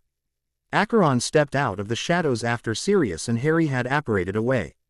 Unbeknownst to Harry and Sirius, he had been following them since he caught sight of their exit from Gringotts. Acheron had been waiting in a flat near Gringotts for days in the hopes of catching sight of Harry ever since he had sensed Satan begin channeled in massive amounts. Today he had finally gotten a break and saw Harry and Sirius leave the bank. Following from a safe distance, he only heard snatches of conversation, but he connected the dots and realized that Harry would be at the trial of Albus Dumbledore tomorrow that he had heard people discussing. Flashback. Acheron was disoriented. He had just exited Tel'aran'rhiod in Muggle London and was trying to get his bearings. Last thing he remembered was his attack striking the portal stone and the image of a lightning bolt, the scar on Telemon's head, being burned into his mind. Somehow, he must have channeled the energy. Why of the attack into the portal stone using the lightning bolt as the destination point? Based on the technology, they were obviously in the past. He spent the next day wandering around the city, getting a feel for the people and potential threats. He had not felt a single person channel, so it appeared that the history books were correct and man had not always had the ability to channel. It was during the second morning that Acheron felt someone channeling a great amount of Satan. Running into an alley, he opened a portal that took him to the site of the disturbance. He stepped through the portal to see Gringotts Bank experiencing an earthquake. Acheron decided to wait and see who exited the bank. He could only assume that Telamon, Seraph or Hunter had survived and was responsible for the display. Approximately an hour later, his patience was rewarded. Growling, he watched as Telamon, Seraph, Hunter and 2 other men leave Gringotts and proceed down Diagon Alley only to disappear. He was not sure what method they were using, but he knew it was not traveling. With what he had seen that day in Diagon Alley, Acheron knew he was going to need an ally if he wanted to kill Telamon and return to his time. He resolved to stay near Gringotts, figuring that Telamon would be back and he would keep his ear to the ground for potential allies. End flashback. Law offices of Andrew Nestor. Yo, you never told me how you found out about this guy. Harry thought for a moment before shrugging his shoulders and answering. The name of the law firm was mentioned in some of the documents from the family vault. He wished he could tell Sirius the real reason, but no one could learn about James and Lily. Flashback. It was the 3rd night since Harry had arrived in the 20th century. He decided it was time to visit Tel'aran'rhiod once again to see if his parents reached a decision. Relaxed and comfortable on his bed, Harry slipped into the necessary trance and entered the world of dreams. Looking round at Muggle London for a few moments, he again marveled at the complete emptiness of the city. Even in the future, dreamers were uncommon, but still everyone would occasionally touch Tel'aran'rhiod during their sleep. It did not appear to be the case here. Harry yelled loudly, "James! Lily! It's Harry, I have come back to speak with you." Walking further down the street, Harry called out again. After a few more tries, James and Lily stepped out of the shadows near Harry, causing Harry to jump in surprise. "Don't do that to me. You don't want to meet me here on a permanent basis yet, do you?" "Yeah." Mies was laughing and Lily had a wide grin on her face. James answered, "Maybe if you weren't shouting loud enough to wake the dead you would have heard us." Chuckling, Harry replied wryly, "Well, seeing as you two are dead, I felt it necessary." Lily stepped forward and gave Harry a tight hug before stepping back so that James could do the same. Taking a deep breath as if she was preparing for a battle, Lily said, "Harry, I know you probably want our answer regarding the occlumency lessons. We have talked it over and we just don't think it is a good idea at this time. Too many people would kn out of our existence and that would be dangerous for everyone tied to the pattern." Harry had just opened his mouth to protest when James took over at this point. "Now that you are in the 20th century, there are many people you could go to get the training you want for your friends. I would suggest going to Andrew Nestor. He is the Potter family solicitor. All solicitors are required to learn occlumency to help protect their clients' confidentiality. If he can't train your friends, he can give you some names of trustworthy teachers." Listening to James, Harry got a sheepish expression on his face. I never thought of that. I guess I was stuck with the idea that only you guys could teach it. You're right, it is better this way. I was not entirely comfortable letting more people know about you. James's face tightened a little at that comment. Don't you trust your friends? Not everyone will turn on you the way Martin and Durham did. I do trust them, and I am not worried about them turning of their own choice, or I wouldn't want them trained. I just happen to agree with you that your existence is a very dangerous piece of knowledge and should only be told if absolutely necessary. End flashback. Sirius didn't quite believe Harry's answer. There was something about it that just seemed to be off, but he figured it didn't really make a difference in the grand scheme of things. They read Andrew's office and gave their names to the secretary. A few minutes later, Andrew entered the main lobby and introduced himself. Andrew Nestor was 67 years old, thin gray hair and cold blue eyes. If Harry didn't know better, he would swear he was a muggle because he was dressed in a perfectly tailored navy blue pinstripe Armani suit with black leather loafers and a starched white shirt. Comple. ETING. The outfit was a solid iridescent red tie. Mr. Potter and Mr. Black, I am Andrew Nestor. Please come into my office where we can speak privately. Andrew led them into his office and motioned him to take 2 chairs that were seated in front of his desk. Mr. Potter, this meeting came as quite a surprise. I was not expecting to meet with you for another 2 years when you would have come of age. Mr. Nestor. Andrew cut Harry off and said, please call me Andrew. Andrew, how is that you know who I am when I don't appear to be a 15-year-old boy? Ah, you see, when I heard about the trial of Sirius Black, I went to watch. I was in the courtroom for your defense. It was masterfully done, by the way. I always love to see Minister Fudge put in his place. Chuckling, Harry went on to explain the reason for the visit. Andrew, I need someone to teach occlumency to Sirius and 3 other associates of mine. I was told that all solicitors are trained and that if you could not do it yourself, you could probably recommend someone. Quote. Andrew tented his fingers as he thought the matter over. Finally he peered at Harry over his hands and replied, I should be able to provide the training myself. If you necessary, I can train you in legilimency in order to help your associates perfect their shields.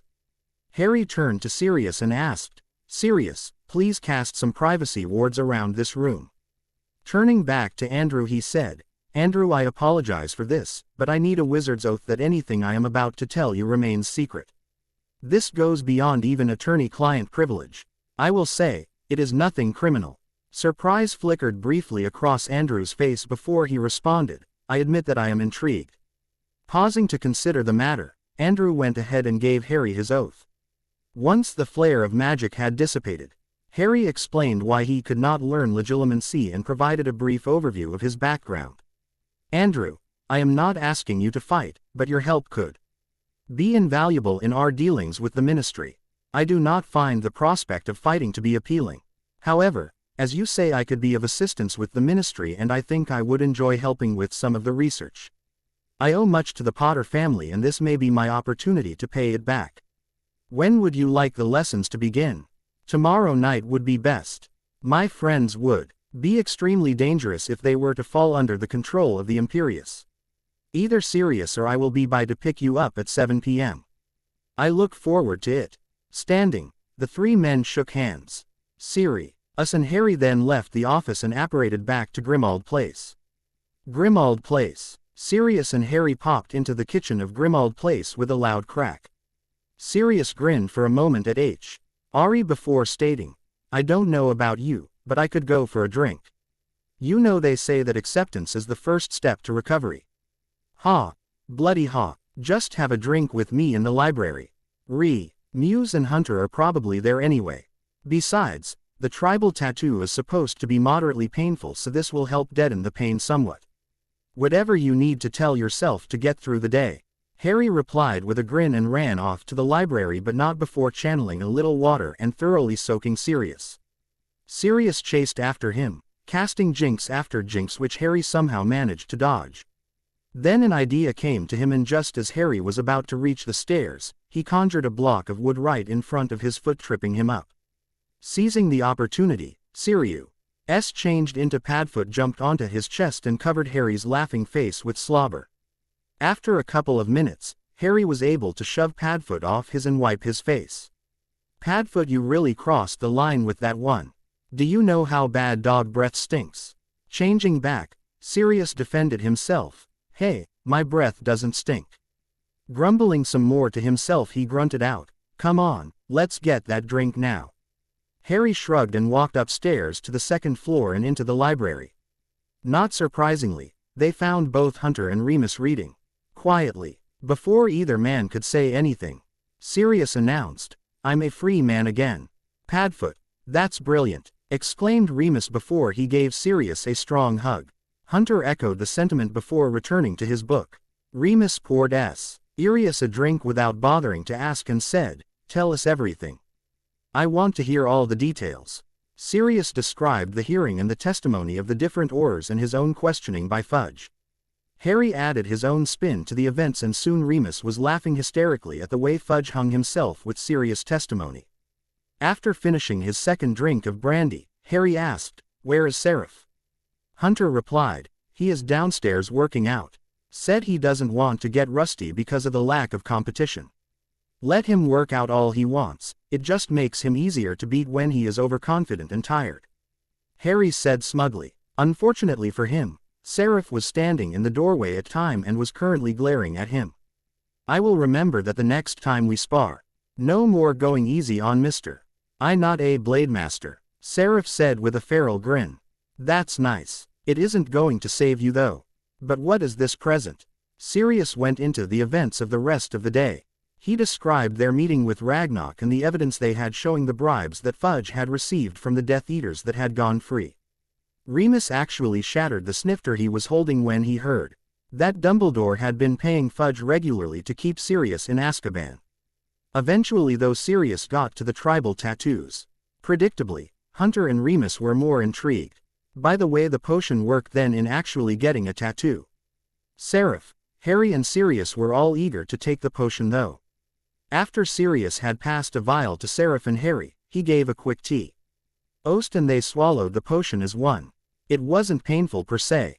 It felt more like something was crawling over their skin and Wolhauer progressed, the feeling intensified and changed. Now, it was like the body was pushing the tattoo up from underneath the skin. In the end, for Seraph and Harry, the feeling simply faded away as the potion finished its work. Sirius yelped as he felt his tattoo move, tickling him in the process. Hunter's eyes were dancing as he asked to see the tattoos. Harry had a long golden serpentine dragon running the length of his left arm from the shoulder to his wrist. Seraph had to remove his shirt in order to see his tattoo. In the middle of his upper back was a large angel with glistening white wings spread wide and a flaming sword in his hand. Hunter just snickered at his friends. That is so predictable. Harry gets a dragon to go along with his father and Seraph gets an angel, like his name. Hey, you would probably get a book if you were brave enough to take the potion. Seraph retorted. Remus cut the argument short by saying, come on Sirius, let's see it. Sirius had to remove his shirt as well. His tattoo had moved to his upper chest from his back. It was a black puppy that looked remarkably like a baby Grimm playing with a bright red ball. Sirius blushed furiously when he saw the tattoo in a mirror. Remus just burst out laughing. Padfoot, we always knew you were just a big softy. Do you want a saucer of milk for your little puppy?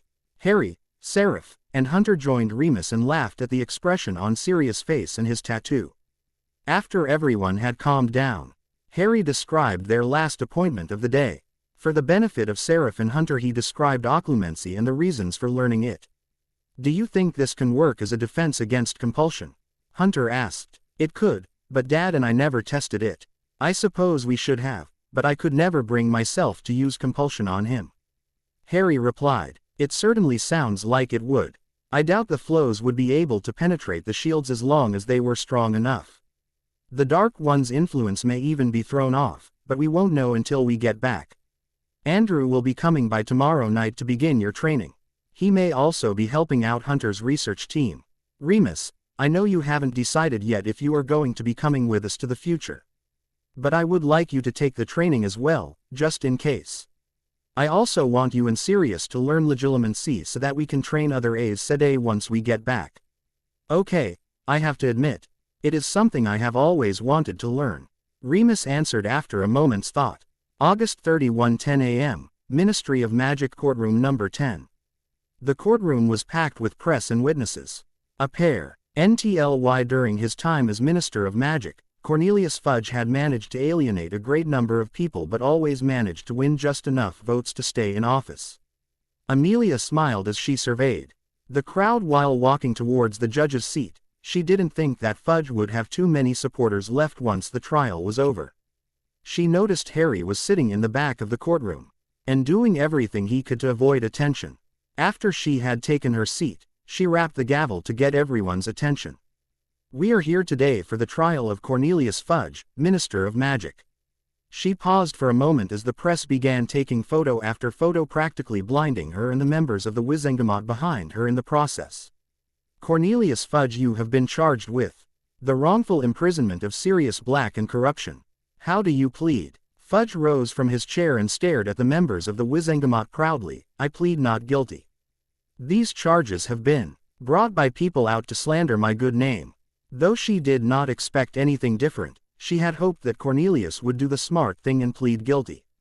Sighing in disappointment, she asked the prosecutor to begin his case. Madam Bones, I call Orr Jameson to the witness stand. The prosecutor, Matthew Robertson, waited while Jameson sat down and was sworn in before he started his questioning. Orr Jameson, were you one of those responsible for the arrest of Sirius Black? Yes, I was. Were you also part of the team that questioned Mr. Black? Sir, Sirius Black was never questioned. Why was he not questioned? Is it not standard practice to question a suspect? Sir, we were told not to bother and to bring him directly to Azkaban. Are you aware that it is illegal for S.O.1 to be sent to Azkaban without a trial? Yes. And yet you did it anyway. Why is that? We were ordered to by Minister Fudge. The same Minister Fudge that is standing trial today. Yes. I have no more questions for this witness. Defense, do you have any questions for this witness? Amelia asked. None at this time, Madam Bones. Devin Pasdow, Cornelius' solicitor, answered. Corneli, Us was looking somewhat nervous, but he was still confident that he would be acquitted in the end. He had too many friends in the Wizengamot. Matthew called each Orr involved in Sirius' arrest and asked each man the same questions. They all told the same story and confirmed that they had been ordered to throw Sirius Black into Azkaban without a trial or even questioning by Cornelius Fudge. Each time Devin stayed silent. There was nothing he could to refute the Orr's testimony. All this testimony had been printed in the Daily Prophet this morning after the hearing for Sirius the day before. It would make Cornelius look worse to fight it now. We call Cornelius Fudge to the stand, Matthew said in a loud voice. Standing once again, Cornelius walked with his head held high and stood squared up to the witness stand. Minister Fudge, are you friends with any Death Eaters? Of course not. I would not lower myself to associate with such filth. Cornelius said hotly. Indeed. Then are you friends with Samuel Crabbe, Lucius Malfoy, Walden McNair, James Goyle, William Avery, or Maxwell Knott? Yes, though I would not call them friends, more like associates. Fudge responded, not sure where Matthew was going with this. I thought you said that you did not associate with Death Eaters, and yet each of these men carries the dark mark. Devin shot to his feet before Cornelius could respond. Madam Bones, I object. Each of these men were released after admitting they had been placed under the Imperious Curse. Move along, Mr. Pasdow is correct. These men were found to be innocent. Amelia said. Inside she was jumping for joy. Devin Pasdow had just opened a new line of questioning to tie Cornelius to the trials of these Death Eaters. Minister Fudge, who served as the judge for the cases of the 6 Death Eaters. Puffing his chest, Cornelius answered, I was the judge. Luckily we were able to avoid sending more innocent men to Azkaban. Was the decision to acquit made by the Wizengamot or yourself? It was my decision. The evidence clearly pointed to the Imperious Curse, answered Fudge pompously. Again Devin objected, claiming that everyone knew the story of the trials. Matthew explained that he wanted to make sure the facts were clear. Amelia asked him to get to the point. Matthew removed a stack of papers from a folder on his table. We present Exhibit A to the court. He gave a copy to Amelia and one to Devon and handed the final copy to Cornelius himself. Minister Fudge, is this a record, your Gringotts account? Tiny beads of sweat started to pop out on Cornell. Aes' forehead and his face became extremely pale. Yes it is, but how did you get this? Records with Gringotts are confidential. Matthew ignored that question and pressed on. Can you describe the transaction that occurred on November 20th? 1980. There was a deposit of 25,000 galleons into my account. Fudge's face had changed from pale white to a slight green. Can you remember the source of such a large deposit? That was such a long time ago. I am sure it was a campaign contribution of some sort. Fudge tried to make it sound reasonable that someone would donate such a large sum of money. And the transactions on November 21st, 25th, 27th, 30th, and December 3rd, were those also campaigned? Or could not think of anything to say. He couldn't believe the goblins had given out these records. Minister Fudge, are you aware that the only transactions on these dates for these amounts came from the 6 Death Eaters I mentioned earlier, and that the transaction each take place 2 days before their trial in front of you? Devon stared at Fudge for a moment, his mind racing, trying to find a way to salvage the situation. It wasn't open and shut, but it sure looked like Cornelius had taken bribes. This does not prove anything. Those deposits could have been made for any reason. Even to his own ears, his argument sounded pathetic. A predatory smile spreading across his face, Matthew asked, Are the same families making more campaign donations when they were accused of being Death Eaters by Harry Potter and the Ministry never pursued the case earlier this summer? Hate contorted Cornelius' face and he inadvertently crushed the account statements when he clenched his hands. He retorted hotly, Potter is just an arrogant, attention-seeking boy. He would say anything to keep the limelight on him. Of course he is. Shall we move on? The wrongful imprisonment of Sirius Black? Matthew asked reasonably. Face red and spittle flying, Fudge lost his temper and shouted, he was not wrongfully imprisoned. I was told by Albus Dumbledore himself that he was guilty. Did Albus Dumbledore suggest you simply send him to Azkaban without a trial as well? Yes he did. He said it wasn't necessary. Fudge knew he was screwed on the corruption charge, but as much as he hated Dumbledore, he felt his name would get him cleared of this charge. So you saw no problem with throwing a man into Azkaban with no trial, questioning or concrete evidence of his guilt as long as Dumbledore said so? Matthew asked curiously. Devon just stared at his client with his mouth hanging open. It was like a train wreck. You want to turn away but something keeps drawing you back. He couldn't believe he was openly admitting to breaking the law and there was nothing he could object to. I have complete faith in Dumbledore. If he said Black was guilty then he was. If that was the case then why did Dumbledore feel it necessary to make monthly payments of 5,000 galleons to your account? And why did those payments stop the month that Black escaped? Fudge had no answer to that. He looked at Devon and mouthed, do something. Matthew felt confident he had made his case and said simply, your witness. At this point Devon wanted to see Cornelius in Azkaban as much as anyone else and said quietly, no questions. With the completion of Cornelius' testimony, Matthew rested his case. Amelia turned to Devon to begin. Unfortunately for Cornelius, the witnesses for his side were conspicuously absent. It would not do any good to put the Aurors or Dumbledore on the stand as they could only confirm the violations. When he saw that he had no witnesses to call forward, Devon said simply, the defense rests as we are unable to find any of our witnesses. Amelia smirked. The rats were clearly fleeing the sinking ship. The Wizengamot will begin deliberations then. She raised a privacy shield and separated herself and the Wizengamot from the courtroom. The spectators and press were buzzing when the shield fell a scant 5 minutes later. Many were visibly excited at the prospect of seeing Cornelius fall from power.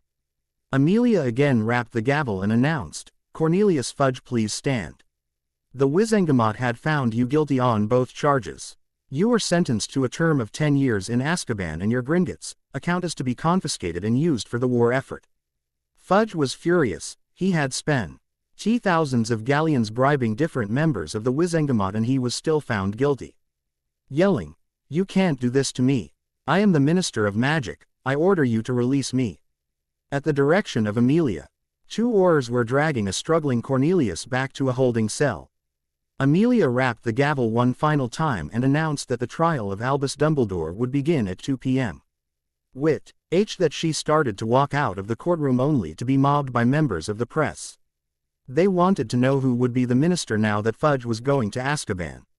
She explained that the Zengamot would hold a special election to elect an interim minister for the remainder of Fudge's current term.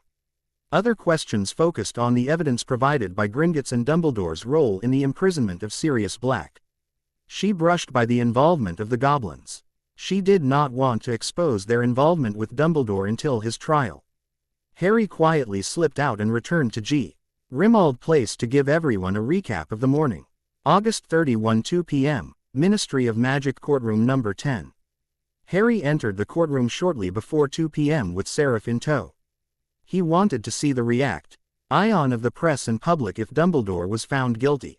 It would provide some insight into the general feeling of people and their willingness to fight back against Voldemort. Harry and Seraph were completely unaware of the fact that Acheron was hiding in the back corner of the courtroom. He had entered approximately 20 minutes earlier as was currently hiding under an illusion, making it appear as if the corner was unoccupied. Luckily, he had tied the flows off so he did not need to continue channeling, otherwise he would have been detected by either Seraph or Harry. Flashback. After yesterday's discovery of Telemon, Acheron began making plans to get into the courtroom for the trial of Albus Dumbledore. With no way of finding the Ministry of Magic on his own, he began searching for an aura that he could use. After some searching, he was able to spot an aura at the entrance to Nocturne Alley. Confident that Telemon was gone, he channeled briefly and used compulsion on the aura. While the aura had been trained to resist the Imperious Curse, compulsion was much more difficult to resist. Acheron told the aura to meet his at the same spot tomorrow at 1:15 p.m. He would have the aura, or take him to the Ministry of Magic and get him into the courtroom. Satisfied that the compulsion would hold, he tied it off and sent the aura on his way. End flashback. Harry and Seraph were forced to separate because they could not find enough space to sit together. Harry squeezed into a spot near the front since he would be called on to provide testimony. Seraph was sitting towards the back left of the room, the opposite side from Acheron.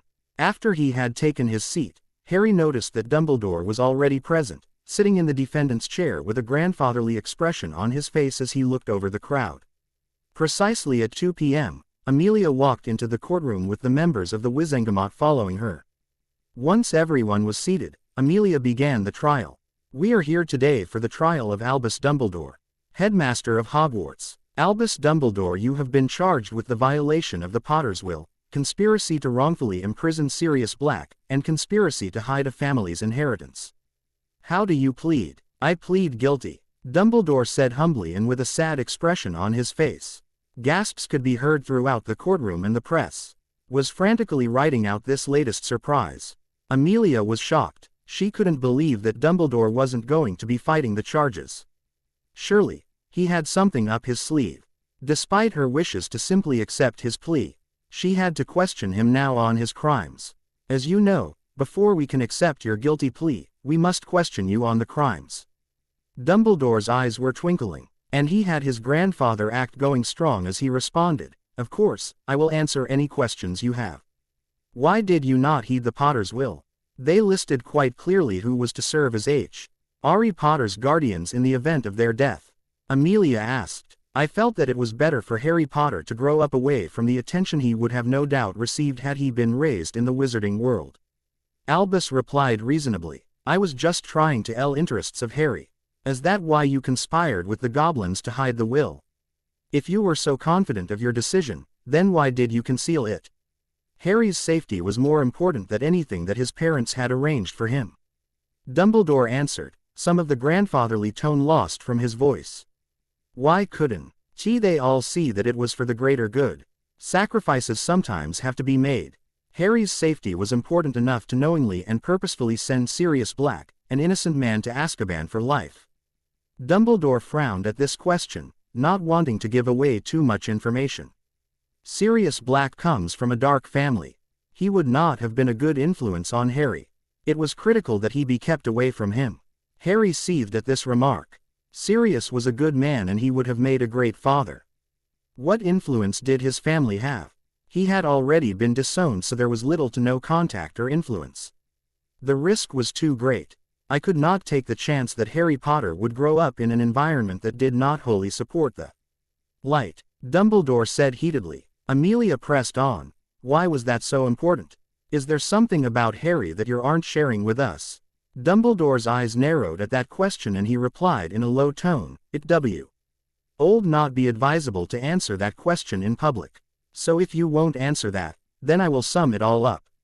You felt that it was not a crime to violate the Potter's will and to work with the Goblins to conceal that face or to wrongfully incarcerate Sirius Black. All of this was because you thought it was best for Harry Potter. It was all for the greater good. Sacrifices had to be made and those in power would not have been willing to do so. Dumbledore said simply. That is exactly why we have elected officials, Dumbledore. Private citizens are not empowered to break the law whenever they feel like it. You are just as much a danger to our society as Voldemort. You took the law into your own hands and blatantly violated the rights of James and Lily Potter, Harry Potter and Sirius Black in the process. That is exactly what Voldemort does. Your way is simply less violent. Amelia concluded, nearly shouting at the end. Losing his temper, Dumbledore roared, Now you see here, I defeated Grindelwald. I think I am the best one to decide what is best for this society and what actions to take. That is exactly what makes you so dangerous to our society. Regardless, I think we have heard enough. The Wizengamot will begin their deliberations now. She finished and raised the privacy shield once more, separating the Wizengamot from the rest of the courtroom.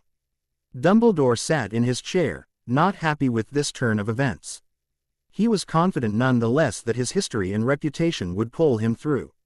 Everyone in the courtroom was buzzing as with Fudge's trial. The Wizengamot had returned after deliberating for an extremely short amount of time, only 15 minutes. Amelia rapped a gavel on the bench to call the courtroom back to order. She asked Dumbledore to rise. After deliberation, we have decided to accept your plea. We find Albus Dumbledore to be guilty of on all counts. Amelia said formally while looking at Dumbledore. At hearing the verdict, Harry glanced at Dumbledore and watched as his smug, confident expression was wiped off his face by the verdict. Dumbledore's shoulders sagged. A sense of elation filled Harry. Despite all the evidence in his plea, he was worried that Dumbledore's reputation would sway the Wizengamot. Breathing a sigh of relief, Harry relaxed back in the chair.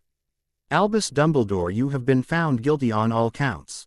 Normally his crimes would require a minimum sentence of 20 years in Azkaban, but in light, Amelia was cut off at that point by an explosion blasting open the doors to the courtroom. 12 Death Eaters burst into the room, stepping over the remains of the door. They immediately began firing spells in all directions while the lead 2 Death Eaters seemed focused on Dumbledore and Amelia. Avada Kedavra, both led aiming at the neon green spells Dumbledore and Amelia. The other Death Eaters attacked the Aurors in the room, attempting to take out the greatest threats. Several of the Aurors fell to the Avada Kedavra, but 2 Aurors were able to dodge the spell and began attacking the Death Eaters. Harris Pullman, one of the remaining Aurors, transfigured a nearby chair into a wall to use as cover and shout out Stupefy, hitting one of the Death Eaters. Unfortunately, another simply cast Enervate and went back to methodically destroying his cover. Harris was forced to remain behind cover and focus on transfiguring the items around him into shields to block the incoming spells. He didn't have time to do anything else with the number of spells being thrown his way. Dumbledore was too stunned to react and he was struck in the chest, collapsing to the floor quite dead. Amelia was saved by a deep blue shield that appeared directly in front of her and absorbed the spell before shattering back into nothingness. Once the shock wore off, the wizards and witches that had come to the ministry today to witness the historic trials began screaming and panicking. Some tried to run for the door while others huddled down on the floor hoping to avoid being hit. Harry recovered from the surprise quickly and opened himself to Satan and spun a shield in front of Amelia. Once he saw Amelia was safe, he focused on the 2 lead Death Eaters.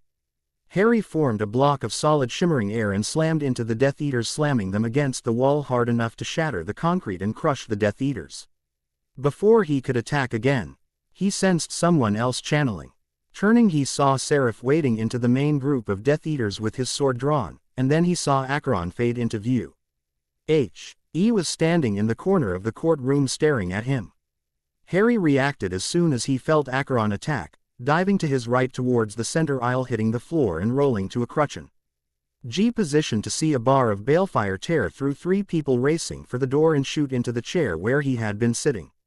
Immediately, 3 people ceased to exist, fading into nothingness. Meanwhile, Seraph drew his sword and started advancing on the Death Eaters. Slipping into the forms he had trained in for years, he attacked the first Death Eater. Swallow takes flight resulted in one man L.O.ing his arm before swinging again and lopping off his head. Moving on to another target, parting the silk eviscerated another Death Eater. Diving forward into a roll to avoid an Avada Kedavra and SL. Ashing upward as he stopped in front of yet another attacker. He opened a deep gash from the man's waist to his neck. As the third Death Eater collapsed from Seraph's sword, he moved on to the next. And Hornsby, the only other remaining Auror, saw Seraph attacking the Death Eaters with his sword, distracting them. Not one to waste an opportunity, he silently cast Reducto at a Death Eater near him. The spell caught him in the chest, shattering his sternum and forcing the bone into his heart. He dropped to the floor dead. Acheron called out, "Telemon, you can't beat me. Give up now." He channeled Ain, sending another bar of brilliant wild balefire blasting towards Harry, this time catching Hornsby, one of 2 Aurors still standing and a Death Eater. 2 of the remaining Death Eaters turned to face Seraph while he was dispatching another of their comrades. One cast Reducto and the other cast Crucio. Harry saw them attack and wove flows of air and water into a brilliant blue-white lightning bolt that arced from his hand to each of the Death Eaters. Smoke began to roil out from their robes as they were electrocuted by the force of Harry's attack. Seraph turned just in time to be blasted off his feet by the Reducto, which had the benefit of blowing him away from the Crucio but broke his left leg in the process. Pushing the pain away, he wove a shield around himself and shot a sheet of fire across the courtroom into one of the H-Eaters. Another explosion rocked the courtroom. Fire and debris flew in all directions, slicing into the huddled witnesses as Acheron blasted his way out of the floor. He grabbed the Death Eater nearest to him and opened a portal to the flat he was using and escaped. Harry grabbed the remaining Death Eater in a flow of air, incapacitating him. He channeled a bit of fire and destroyed the man's wand and severely burnt his hand at the same time. Seeing that there were no more Death Eaters, he sank to the floor once more to catch his breath before he went over to Seraph to check on him. Voldemort's hideout, Wales. Rodolphus Lestrange was the only Death Eater to survive the assault on the Ministry. His black cloak was ripped and blood could be seen on his clothes underneath. The white face mask had long since been lost in the battle. He had a long deep cut running from just underneath his right eye to his jawline. While it had been a successful raid in that Albus Dumbledore was dead, they had lost a number of the inner circle, including his brother Rabaston and Avery McNair. Rodolphus turned to Acheron to once again examine this stranger. There was a palpable feeling of hate and disdain that seemed to radiate off the man. His clothes were clearly well made but in a style that he was totally unfamiliar with. And his magic, he had never seen such a display even from the Dark Lord. "Please wait here a moment before I present you to the Dark Lord." Flashback. As soon as Acheron had stepped through the portal, he let it slam closed. The last thing he needed was for Telemon to follow him through. Now that they were safe, he took a moment to look over the captured Death Eater. He couldn't help but sneer at what he saw. It was evident based on the battle in the courtroom that the attackers were nothing more than thugs not used to any sort of resistance. Acheron only hoped their leader was more intelligent, but he didn't have very high expectations based on what he saw. "What were you doing in that courtroom today?" Acheron asked. Rodolphus looked around nervously and saw no way to escape. This man had been using magic that he had ever seen before, and he was not afraid to kill. He decided his best course of action would be to let the Dark Lord deal with him. His course decided, he answered, "We were there to kill Albus Dumbledore, Amelia Bones, and Harry Potter." Anger and hatred flared in Acheron's eyes at hearing the name of his mortal enemy. Who ordered you to kill Telemon, or as you call him Potter?" Acheron hissed, when he saw the man's confusion at the name Telemon. Rodolphus had only seen such intense hatred in the Dark Lord. It was ordered by the Dark Lord Voldemort. Rodolphus was taken aback when he realized that the stranger had no idea who Voldemort was. How was that possible? His name was feared throughout the wizarding world. Acheron had already realized he would not get any valuable information from this lackey. So he asked, "Can you take me to this Voldemort? Perhaps we can help each other complete our mutual goal." Resigned to a choice between punishment at the hands of his Dark Lord or death at the hands of this stranger, he nodded and grabbed the stranger by the arm and portkeyed back to Voldemort's hideout. End flashback. Acheron sneered at the title. That someone would claim a title so close to the Dark One was galling. "Don't take too long. I am not used to be kept waiting." Rodolphus gulped nervously and hurried into the meeting room to report to the Dark Lord. After Rodolphus had entered the meeting room, Acheron continued to look around the outer room, never removing his hand from the pommel of his sword. These people are amateurs, they wouldn't last 5 minutes against the rest of the Chosen or even that fool Telemann and his father. Whatever power they had was a pale imitation of the one power. Inside the meeting room, Rodolphus found Voldemort sitting on his throne awaiting news of the attack on the Ministry. Struggling a little due to the various wounds he had suffered in the battle, Rodolphus slowly sank to his knee in front of his Dark Lord. He grunted as he leaned forward to bow his head further. Voldemort was pleased at the display and the obvious pain that was caused by the move and said in a sibilant voice, "What was the outcome of the attack, Rodolphus?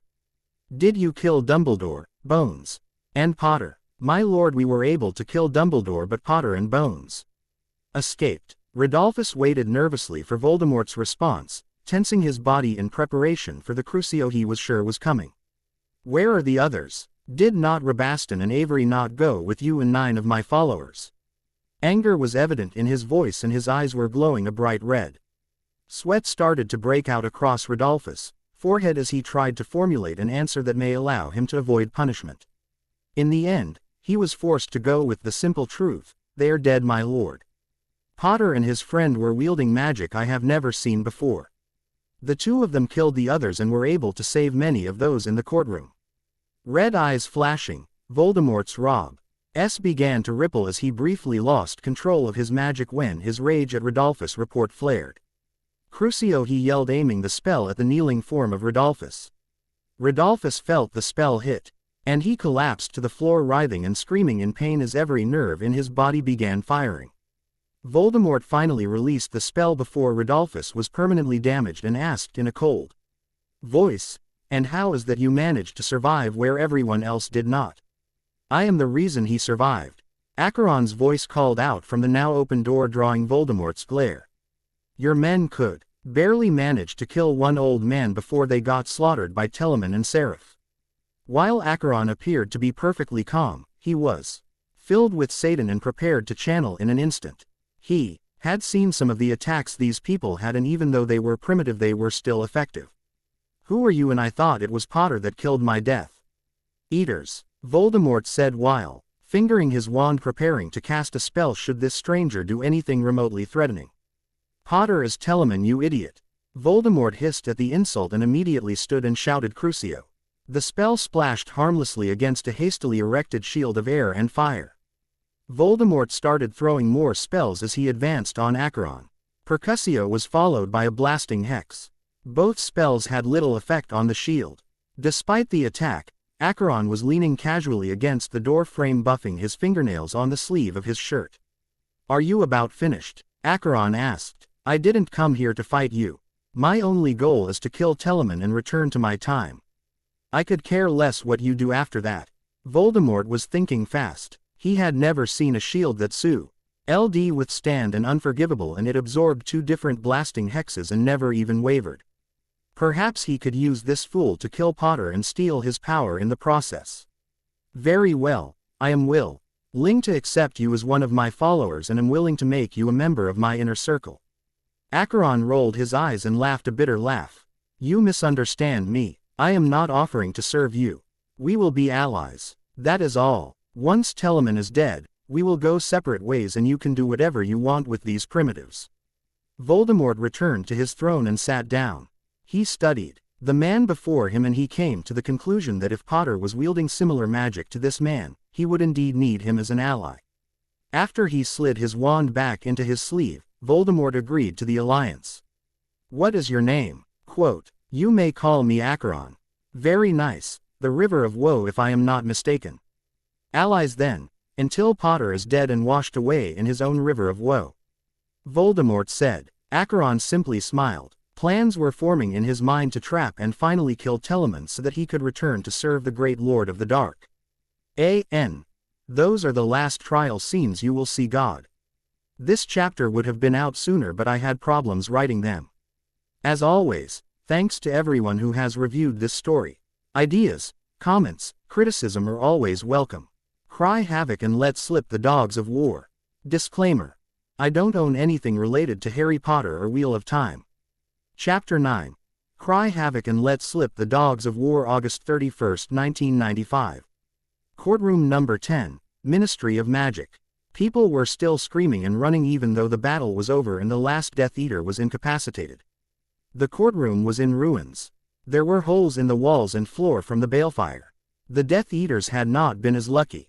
The methods used by Harry and Seraph had been just as permanent but far more brutal. Their crushed, burned or mangled bodies were spread throughout the gallery of the courtroom. Harry was struggling to catch his breath as he made his way over to Seraph. After stepping over or around the still bodies of various Death Eaters and victims, he reached Seraph. Opening himself to Satan, he performed a health check on Seraph and found that other than some cuts and bruises he had only a broken leg, nothing life-threatening. Before he released Satan, he channeled air creating a splint around his leg and tied it off so that he could focus on other things. You're fine, other than the leg of course, Harry said as he collapsed onto the floor next to Seraph. Seraph laughed a little only to grunt in pain as he accidentally shifted his position and his leg protested the change. I must be losing my touch to let myself get hit like that. Seriously, if you can escape unharmed, what does that say about me? Harry ignored the comment and leaned his head back against bench behind his back. He asked in a tired voice, did you see Acheron?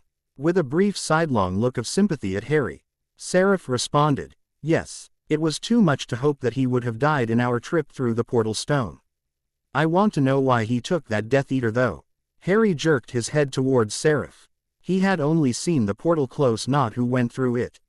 I think we need to accept the possibility that if he isn't already, Acheron will soon be allies with Voldemort. You know, in the end that may make things easier for us. We will only have to go after one primary target rather than two. Before Harry could respond, Amelia walked over with a number of oars behind her. Mr. Potter, do you or your friend require medical assistance? I am fine, but Seraph has a broken leg and requires medical attention. Amelia motioned for one of the oars to go retrieve a healer. Would you be willing to meet with me in my office? There are some things we need to discuss. She was purposely being vague, not wanting to take the chance that the wrong ears would hear what they had to discuss. Harry looked at Seraph, who nodded his head. Grunting softly as he stood up, Harry followed Amelia back to her office. She walked to her desk and sat in her customary IR looking for all the world as if she had just reported to work. Harry, we need to figure out how to proceed.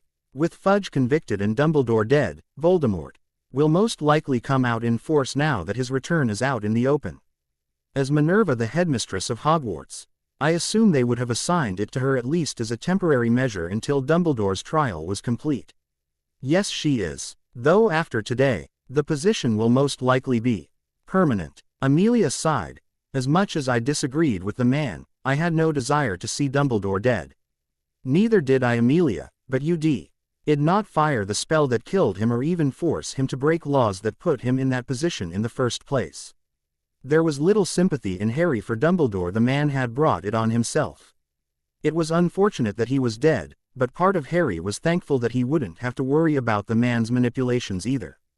Can you tell me what happened in the courtroom? And I don't mean what you were doing, because I saw your memories, so I know what you are now capable of. His name is Acheron. I believe I mentioned him the other night. He is from my time and was one of the stronger Aes Sedai that pledged themselves to the Dark One. He was one of my first friends, but he was always jealous of my strength or what he saw as special privileges I got because of my father. I am not sure when it happened exactly, but he and my uncle were put on trial for their crimes they committed while maintaining order in one of our cities. Afterwards they both just disappeared. Later I found out, he tortured and killed his ex-fiancée, another good friend of mine, because he felt she had betrayed him by testifying at the trial. The day he pledged himself, he gave up the name Martin and became Acheron." She leaned back in her chair thinking on what Harry had said. "I'm sure there was nothing you could have done to stop him," Amelia said in an effort to comfort Harry. "I know, but there are times when I still miss my friend. Martin is dead, replaced by Acheron. You should know that Seraph saw him leave with a Death Eater." Amelia gasped at the implications. "Do you think that he is working with Voldemort?" "I am not sure if he was, but my guess is that he will be. As Seraph pointed out to me, this makes it easier for us in a way because now we know where Acheron will be. So we won't have to focus on two separate targets." Eyes hard with determination, Amelia broached another subject. "The fire that he was using, I have never seen anything like it. Those people it hit just vanished, there were no remains whatsoever." Quote, his eyes closed for a moment, Harry spoke softly, "It is called balefire. It is perhaps the most terrible weapon that someone using the one power can make use of. There were no remains or ashes or anything left of those people because as soon as they were hit, they literally ceased to exist. You have to understand, I don't mean that they died. They were erased from the pattern of the universe." "I am not sure what you mean by erased." Confusion was plainly evident on her face. "Imagine everyone's life as a thread in a carpet. Balefire burns that thread, destroying any future they may have had, but it also burns into the past. Actions that had taken place because of that person will no longer have occurred, but the memory of their occurrence remains. Depending on how powerful the wielder is, the effect may only go back a few minutes or it could go back for days. Imagine an Auror arrested a criminal and then later that day the Auror is hit by balefire from someone very strong. That criminal would end up back on the street because the Auror's action would be erased before the arrest was ever made. I think I understand what you are getting at. It all seems very fantastic though." Harry laughed a little bitterly at that comment. "You use magic every day and you say balefire sounds fantastic." Blushing at the comment, "Yes, well, it is not a verid I that you see people erased from the universe. It takes a little getting used to." "That it does." There was a knock at Amelia's door. Without knowing who it was, Harry opened himself to Satanin, prepared to channel in case it was a Death Eater hoping to take them by surprise. At Amelia's request, Kingsley Shacklebolt entered the room. Nodding to Harry, he presented the assessment of the attack. "How many are dead?" Amelia asked in a businesslike tone. "We counted 9 dead Death Eaters, 1 survivor, and 2 unaccounted for. We had to have your friend release him for us. None of our spells had any effect on the restraints you placed on him." Harry asked, "Is the survivor a member of the inner circle?" "We're not sure at this point. He may be, but if he is, he was not during Voldemort's first rise. Of the Aurors assigned to the courtroom, Pullman is alive, Hornsby is unaccounted for, and the rest are dead." Harry chimed in sadly, "Acheron took one of the Death Eaters with him. The other Death Eater and your Auror are dead. They were killed by the attack that Acheron was using. There is nothing left of them to recover." "What about the civilian casualties?" 8 dead and more unaccounted for. It will be difficult to get idea until we have to check the entry and exit logs to figure out who ran. The Death Eaters also killed the Aurors that were posted outside the courtroom." Amelia said her eyes and massaged her forehead for a moment. "Thank you, Kingsley. Please see that the families of the slain are notified." Before leaving, Kingsley said to Harry, "Your friend asked me to tell you that he would meet you at the HQ." Harry simply nodded in understanding. After Kingsley left, Harry confronted Amelia on the real reason for bringing him to her office. She confessed that she wanted Ed to discuss the future of the ministry with him. Now that Fudge was convicted, there would be an emergency session of the Wizengamot to appoint a new minister until the next election. Arthur Weasel, and Victor Harris were looking into potential replacements for Fudge. "Since we have a meeting tonight, I suggest we wait and discuss it after hearing their report." Amelia nodded her agreement and asked if there was anything she could do for him in the meantime. Harry asked if she had the authority to deputize the members of the order that would be present tonight. With Fudge out of the picture, she was able to give the order legal authority to serve as Aurors. Giving her his thanks, he told her that someone would be by to pick her up before the meeting. Their conversation finished, Harry Street. Ood and traveled back to Grimmauld Place. Grimmauld Place. Order of the Phoenix meeting. This was the first meeting of the new Order of the Phoenix. Everyone from the previous meeting was in attendance.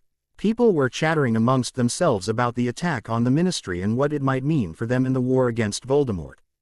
After the last person arrived, Harry called the meeting to order. Once everyone had quieted down, Harry, Seraph and Amelia gave a recap of the two trials. Discussion lulled for a moment after hearing of Dumbledore's trial and testimony. People were somewhat shocked that he did not deny or refute any of the charges. Even at the end, he appeared to have no remorse for his actions, claiming that sacrifices had to be made for the greater good. Still, it was a subdued order that watched the battle play out from Harry's memory in the Pensieve. Harry put his hands on the table and stood. Before we move on and answer any questions you may have, I would like to have a moment of silence for Albus Dumbledore, the Aurors, and the men and women in the gallery that died today. Despite his actions and methods, Dumbledore strove to protect this world. Finished. Harry lowered his head and the others followed suit as they contemplated the lives lost today. Are there any questions before we move on to the first item on the agenda? Harry asked. There were a rise of question about details of the two trials. Amelia took those questions as she was most knowledgeable on the legal side of the day's events as well as the actual trials themselves. At different points, Harry added his perspective. The Order got a laugh when they heard about Fudge's testimony and that he had damned himself. When the questions started to pertain to the attack on the courtroom, Harry and Seraph took over for Amelia. Harry repeated his explanation of Acheron while Hunter provided a more concise understanding of Balefire than Harry had given to Amelia earlier in the day. Sir. APH provided his opinion on the Death Eaters themselves. They appear to have little organization. They just barged into the courtroom and opened fire. There was no strategy or tactics behind their attacks. It seemed more like a mob with a singular goal than an organized fighting unit. Is that their normal fighting style? Moody, having the most experience, responded to that question. He detailed the types of attacks that were typically executed by the Death Eaters and their favorite targets. Based on what he had seen in the Pensieve, they followed their usual MO and had gone after two high-profile targets. In this case Dumbledore and Amelia, while the rest simply focused on causing mass panic. Their only real advantage in battle comes from their willingness to use the unforgivables and in particular the killing curse. Amelia looked foreboding as she gave her perspective. We may not use the unforgivables, but I expect that my Aurors and the members of the Order to use whatever means necessary to put the Death Eaters down in a manner that keeps them from getting back up seconds later. Pausing briefly to let that bit of news sink in, she went on. The standing orders for the Aurors will be to shoot to kill any Death Eaters. We are only doing a disservice to the public the longer we play around and let this situation continue. Too many people died today. This can't be allowed anymore. She finished hotly, eyes flashing and hands clenched tightly around a teacup. Jones and Tonks in particular were surprised to hear this. There had been a lot of disagreements in the Auror ranks regarding the return of Voldemort and how to deal with the Death Eaters if he was back. Shacklebolt was happy with Amelia's announcement. He felt that the Aurors had been ineffective during the First War. It was part of the reason he had joined the Order of the Phoenix in the first place. The announcement received mixed reactions from the rest of the group. In general, the younger members were more supportive of the action while the older members such as Arthur and Molly Weasley were more reluctant to use lethal force except as a last resort. Harry decided that it was a good time to discuss the next steps with the Ministry. After receiving a nod from Amelia, Harry passed around the badges that she had given him earlier in the day. Any member of the Order that was not already an Auror now had the full authority to act as an Auror. Amelia took the opportunity to explain the penalties for abusing the privilege before allowing Harry to move on to the next topic for the evening. Arthur and Victor, you have been looking at potential candidates to fill in as Minister of Magic until the next election. What have you found? Harry asked and returned to his seat. Arthur and Victor followed Harry's example and stood while they were giving their report. They had identified 3 potential candidates. Amelia had already refused to serve as minister. She felt that she would be more effective continuing in her position as head of the DMLE. The first candidate took many in the room by surprise when Victor said their first choice would be Rosaline Zabini. She came from an ancient pure-blood family that had never sworn itself to Voldemort. Despite the fact that they had similarly never supported Dumbledore, which some in the room found to be a selling point, the Zabini family tended to support positive changes to the laws controlling the lives of dark creatures, goblins and elves. Rosaline was a pragmatist and a highly successful businesswoman in both the wizarding and Muggle worlds. Voldemort would be a highly destabilizing factor and negatively impact the family's business ventures. Because they were viewed as neutral, she would have better chances at garnering support from the Archer families as well as the Light families. The second candidate was Amos Diggory. He had risen through the ranks of the Ministry and after the death of his son this past June had a major reason to fight back against Voldemort. While he had great political instincts, he would not have as much of a rallying effect on the masses as someone like Rosaline. Despite his devotion to the light, he was likely to oppose easing many of the restrictions on the dark creatures, thus forcing them to be neutral or worse to join Voldemort's camp. The last candidate was Samuel Croker. He was the former head of the Unspeakables. Croker would take a very hard line with the Death Eaters. Most likely, he would declare the wizarding version of martial law until the war was complete.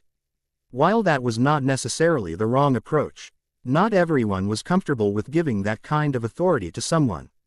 In regards to the dark creatures, he could go either give them the same rights as any other witch or wizard, or he would go to the opposite end of the spectrum and order their extermination in the name of security. Of the three candidates, he represented the greatest unknown. When their report was complete, Arthur and Victor returned to their seats to answer questions and participate in the discussion regarding the three candidates. Unsurprisingly, Remus was in support of Rosaline Zabini. As a werewolf, he had faced discrimination for much of his life and had worked to obtain equal rights for all dark creatures. Bill, Charlie and Sirius were also in agreement with Remus because the experience from their work at Gringotts or the Dragon Preserve. Harry was also supportive of Rosaline for other reasons. He argued that she would be a good bridge between the wizarding and Muggle worlds and be effective in opening the Wizarding Society up to future integration with the Muggle world and instituting other needed changes. Seraph and Moody were more supportive of Croker.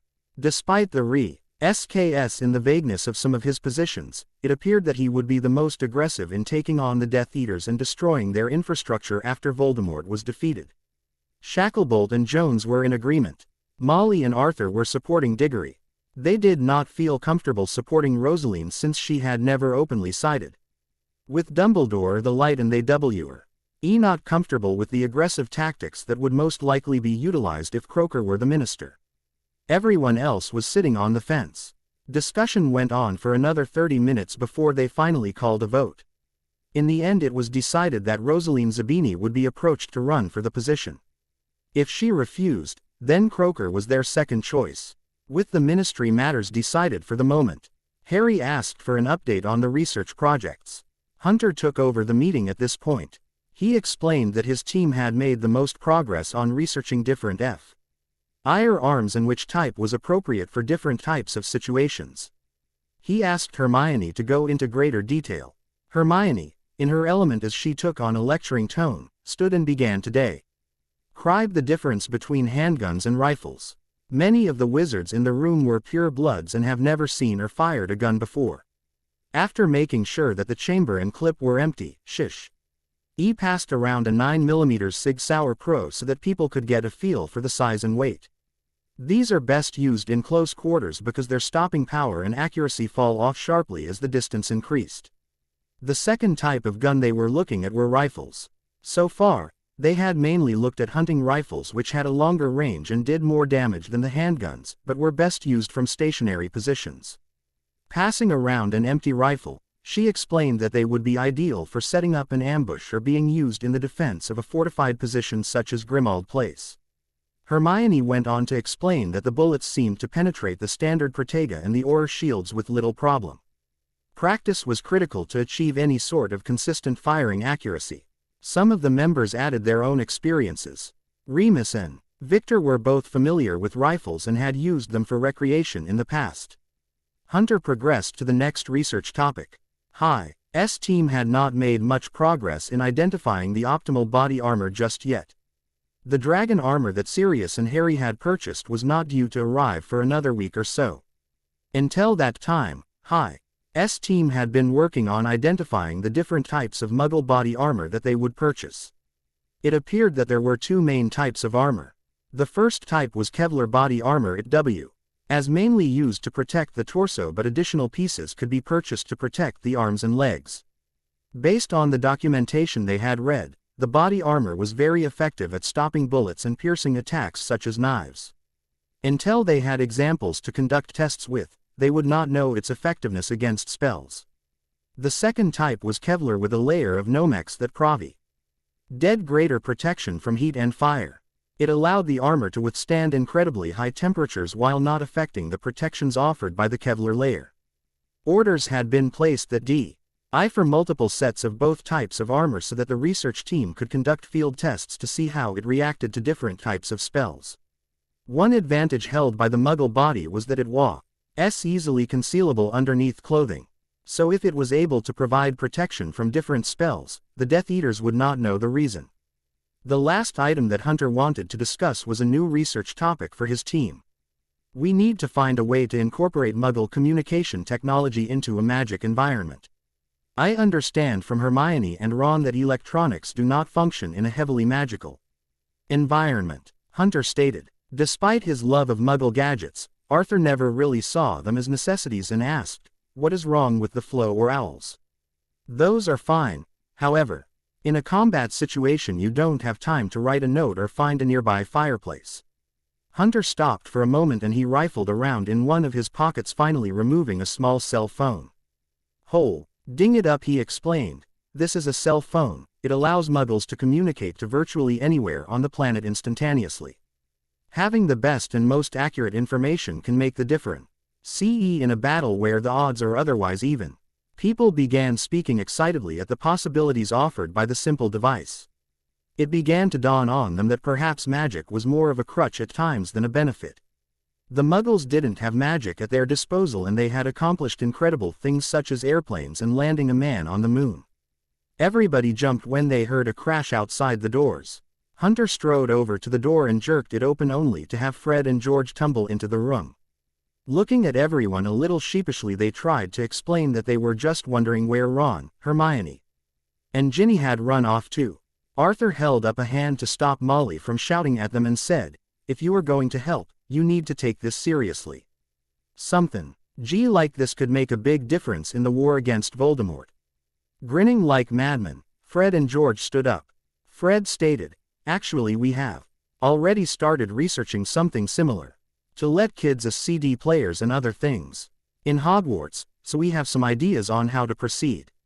George finished. Hunter just stared at them for a moment before muttering to himself as he returned to his seat. Seraph stood up after seeing that Hunter had no further topics for discussion. He had two main points to discuss: recruitment and the training schedule. Now that Voldemort is out in the open, we are going to need more people in addition to the forces already fighting for the Ministry. Everyone needs to be on the lookout for new recruits that we can bring in. Seraph went on, looking specifically at the kids. This includes you. If possible, we would like to build a network of students in Hogwarts. Based on what Harry has told me, it is clear that Voldemort already has his tendrils in the school. You will need to be a balancing force to give the students another option. Ron in particular sat up straighter in his chair at Seraph's words. He would have an important role to play. Research was fine for Hermione, but Ron wanted to be doing something, out there fighting if possible. Amelia, other than the Aurors that are already members of the Order, I would suggest we don't look to recruit further for your organization. Instead, I suggest we share intelligence and plan joint operations that can leverage the strengths of both groups. Nodding quickly, Amelia was unable to mask the brief look of relief at Seraph's idea. Despite the authority she had given to the Order, it still re-up, and she was not happy with the idea of more of her Aurors splitting their time and loyalty between the two groups. She rationalized that Tonks, Jones, and Shacklebolt were liaisons between the Order and the DMLE. Seeing that there were no further comments or points to be made regarding recruiting future members, Seraph moved into the training Finally, Harry stood again. The last item on the agenda for this evening is the establishment of a secondary HQ should something happen to this one. With Dumbledore dead, the Fidelius on Grimmauld Place has fallen. We have hired the goblins to reward the house, including a new Fidelius charm. Unfortunately, the work will not begin until September 2nd. Until then, we are vulnerable here. Therefore, I have opened one of the Potter mansions as the secondary HQ. It is located in the countryside outside of Cardiff in Wales.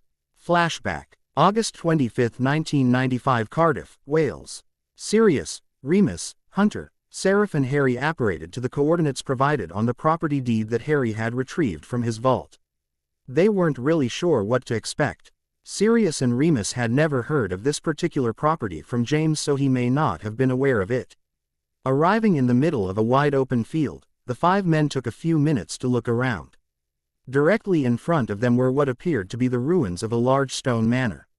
Surrounding the manor were the remains of gardens that had long since been overgrown by weeds and wild flowers. A stream could be seen running through towards the rear of the manor, and large groves of trees could be seen in virtually every direction. Harry approached the manor while the other 4 hung back, waiting to see what would happen. He pulled a sheet of paper out of his pockets and read it aloud. I, Harry James Potter, son of James Thomas Potter, do lay claim to the ancient abode of Potter. I ask leave to enter and assume my rightful ownership as heir to the Potter name and bloodline. Magic flashed and surrounded Harry in a coruscating aura. The house was judging his worthiness. While Harry was certainly the Potter heir, he no longer had magic, so they were not sure how the house would react to his claim. Eventually the aura faded after a few moments. Then the image of the manor wavered in front of them in the same way that heat shimmers of the road in the summer. Replacing the ruins of manor, the true manor appeared. It was a magnificent structure composed of light gray stone. While it was clearly ancient, its style reflected a different era of architecture, with arches and delicate carvings dotting the structure. The main doors were easily 8 feet high and were a deep brown, almost black wood that glistened in the afternoon sun. I am sorry, but who are you? My lord, I am Thomas Renther. My family swore to serve the Potter line over 1,000 years ago. My family and I live on the grounds. When you claimed your rights, we were notified by the manor that the Potter heir had returned to us. He was clearly happy at the development, even if Harry and the rest were totally lost. What do you mean your family swore to serve the Potter line? Harry asked. Thomas explained that over 1,000 years ago his family had been minor nobles and were involved in a conflict with other nobles of the time. One of their allies had betrayed them and during a key battle, killed the head of their family. The Potters, who had been neutral in the conflict, stepped in and rescued the remaining family, vowing to protect them from further treachery. While the Potter family was strong, it was not strong enough to stand alone in the conflict, and so they risked much by rescuing the Renther family. For over a year, the Potter Manor was under siege until finally they were able to secure the alliance of the goblins and elves. With the combined might of these races, the Potters were able to defeat the forces arrayed against them. In return for their selfless defense of my family, we pledge to serve the Potter line as long as it exists. Harry was floored by the story. For the first time, he truly realized what it meant to be a Potter. Even though he had stopped asking, "Why me?" years ago, he now knew the answer. It was because his family was willing to put itself at risk for the sake of others. Regaining his voice, Harry introduced his companions. Thomas, these are my friends Remus, Seraph, Hunter and Sirius. It is a pleasure to meet you. Will you be staying, my lord? Grimacing at the title, Harry responded, no. But we will be returning. Is it possible for you to give us a tour of the manor and the grounds? Of course, it is no trouble. They spent the rest of the day touring the estate. If it had been located closer to London, they would have scrapped Grimmauld Place immediately. The manor had 10 bedrooms and included a fully stocked potions lab, dueling chamber, and number of empty chambers that could be put to use. Harry asked Thomas to order a great deal of exercise equipment and weights that would be used during their training sessions. He also asked a tea and infirmary be set up and stocked with the standard potions and salves. Thomas was thrilled to have a Potter back in the manor. He told them it would take a few weeks to complete the preparations and setup of the infirmary and exercise room. Harry gave him the information for his Barclays account since he had closed out his Gringotts account. Before they left, Harry explained what they were doing, and that more people would eventually be joining them in the manor. Promising that they would return soon, Harry and his friends opened a portal back to Grimmauld Place. End flashback. Voldemort's hideout, Wales. Voldemort had summoned his Death Eaters to discuss the events of the raid against the Ministry. The Death Eaters arrived and one by one they proceeded to bow and kiss the hem of Voldemort's robes. Each one took a surreptitious glance at the stranger standing by Voldemort's side. My loyal followers, today we have struck a great blow against the forces of the light. Albus Dumbledore is dead. He was slain by you, my loyal Death Eaters. Without Dumbledore's influence, the light's forces will be in disarray. We will be able to sweep aside the Ministry and the Order. Voldemort continued. After a brief pause while the Death Eaters chattered excitedly, I would like to introduce our new ally. His name is Acheron and he brings with him a powerful new magic that will secure our victory over the Ministry and the Order of the Phoenix. Lucius Malfoy stepped forward and asked, My lord, are you sure he can be trusted? He does not sound like he is from any pure blood family I am familiar with. Why should we need the help of this filth? Face contorted in rage, eyes flashing a deep crimson red, Voldemort roared, Crucio. The spell struck Lucius in the chest and he immediately collapsed to the ground, writhing in incredible pain while the other Death Eaters looked on with glee. Not many liked Malfoy. He was constantly bragging about his superiority. So many of the Death Eaters were happy to see him taken down a peg. Voldemort eventually released the spell when Malfoy started to foam at the mouth. How dare you question me? Acheron decided he needed to prove his power to these people and stepped forward. Voldemort. Do you need this one? He was clearly looking to Malfoy when he asked the question. Thinking over the answer for the briefest of seconds, Voldemort answered, No, I do not. Feel free to make an example of him. A grim smile spread across Acheron's face as he opened himself to Satan and once again shot a thin bar of balefire at Malfoy. He deliberately kept the POW level low so Malfoy's death would be more dramatic. His body appeared to fade in and out of existence for a few seconds before simply disappearing, leaving nothing behind. The demonstration complete, Acheron returned to his spot next to Voldemort without another word. Voldemort nodded in approval at the sight. The other Death Eaters had never seen a display of magic like that and were looking at each other somewhat nervously. Snape, step forward now, Voldemort ordered. Snape toward into view of Voldemort. For many years now, you have been betraying my secrets to Dumbledore and his ridiculous Order of the Phoenix. I give you one chance to save your own skin and prove your worth to me. Almost sagging in relief that he wasn't a condemned man just yet, Snape knelt and said fervently, Anything, my lord. I am your humble servant and will never stray again. Yes, I thought that would be your answer. So, tell me, where is the headquarters of the Order of the Phoenix located? Snape realized that the Fidelius must have fallen with Dumbledore's death because he could now answer. Thinking of Potter and how he had been humiliated by him the previous week, Snape said maliciously, They are located at number 12 Grimmauld Place in London, my lord. Excellent. Then tomorrow night you will lead a strike to capture or destroy Grimmauld Place. You may take up to 20 men with you. Do not fail me in this. I won't, my lord, Snape said, his head bobbing up and down quickly. Oh, and Snape, before you go, Crucio. Voldemort cast the spell for the second time that night. As with Malfoy, Snape sank to the floor trying to contain his screams of pain which quickly broke though and echoed off the walls of the chamber. That is for betraying me to Dumbledore. If you ever betray me again, you will be begging me to kill you. Snape was unable to respond, he just stayed on the floor twitching occasionally in pain before passing out. September 1, 1995. Grimmauld Place. It was getting late. Many of the research team had left but there were still a few people hanging around the house. Hermione was in library working on the background research on the different Muggle body armor. This was Hermione's last night since she would be starting her 5th year tomorrow. She had gotten permission to help out on the weekends and someone would make sure she and Ron had a portkey to use. Hunter and Remus were also in the library researching different topics. Hunter was looking for any references to the portal stones and Remus was reviewing manuals on occlumency and legilimency. Sirius, Seraph, and Hest Ia were in the dueling room in the basement practicing off to one side. In the other half of the room, Harry and Victor Harris were working with Ron. They had just finished taking Ron through his first endurance and strength exercises. The three were sweaty, but Ron was virtually exhausted, not being used to heavy exercise. Wiping the sweat from his face with a towel, Ron glared at his friend. "You want me to do this every day? What good will it do me?" Harry laughed softly and shared a look with Victor, who was an unspeakable understood the value of being physically fit. "Ron, being fit will help you in lots of way.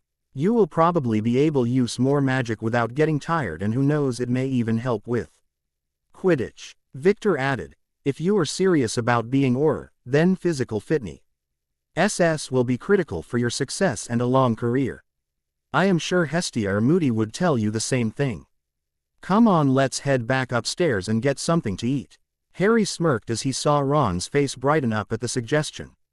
"You know, you will need to keep up your exercises while you are at Hogwarts. Perhaps you can just focus on running and we will leave the weight training for the weekends." Ron's face fell as fast as it had brightened up. He had hoped to avoid working out once he was at Hogwarts. Shortly after arriving in the kitchen, an alarm similar to the buzz from a mug Glay alarm clock started to blare loudly throughout the house. Sirius charged up the stairs, followed by Seraph and Hestia. He explained that someone must be trying to penetrate the wards of the house. With Dumbledore dead, the Fidelius had fallen and the goblins were not scheduled to reward the house until the next day. It could only mean that someone had given up the location to Voldemort once the Fidelius had fallen. "Is there a way to see who is outside without giving our position away?" Seraph asked. "Yes, the windows on the third floor are spelled so that you can look out but no one can look in," Sirius replied quickly. Just as he finished, Hunter, Remus and Hermione found them in the kitchen. Hunter, confusion plainly evident on his face, was about to ask a question when Harry cut H. "I am off. Remus, I need you and Victor to go to the third floor and see if you can identify who is trying to take down the wards." Remus and Victor both took off, running out of the room and up the stairs to find out who was outside. "Harry, what can I do?" Hermione asked. Her eyes were a little wider than normal and she was pale from nervousness, but she still needed to be doing something. "Hermione, I need you, Hunter and Ron, to start getting everything you can to the secondary HQ in Cardiff. You should start with the library and move on from there. Hunter can keep a portal open and you can just cart stuff through." Remus came charging back into the room, huffing slightly from the exertion. "Death Eaters, it looks like there are close to 20 of them spread out on the street in front of the house." Sirius saw that Hunter, Hermione and Ron were still in the room. He shouted, breaking them from their daze, "Go. If there are that many out there, it won't take long to break through the wards and we won't be able to hold them off." Startled, Hunter just grabbed Hermione and Ron and left the room to begin their task. Seraph asked, "Sirius, how long do we have until the wards fall?" "I'm not sure, it all depends on how many they have on working to bring them down. I wouldn't bet on anything more than 10 minutes though."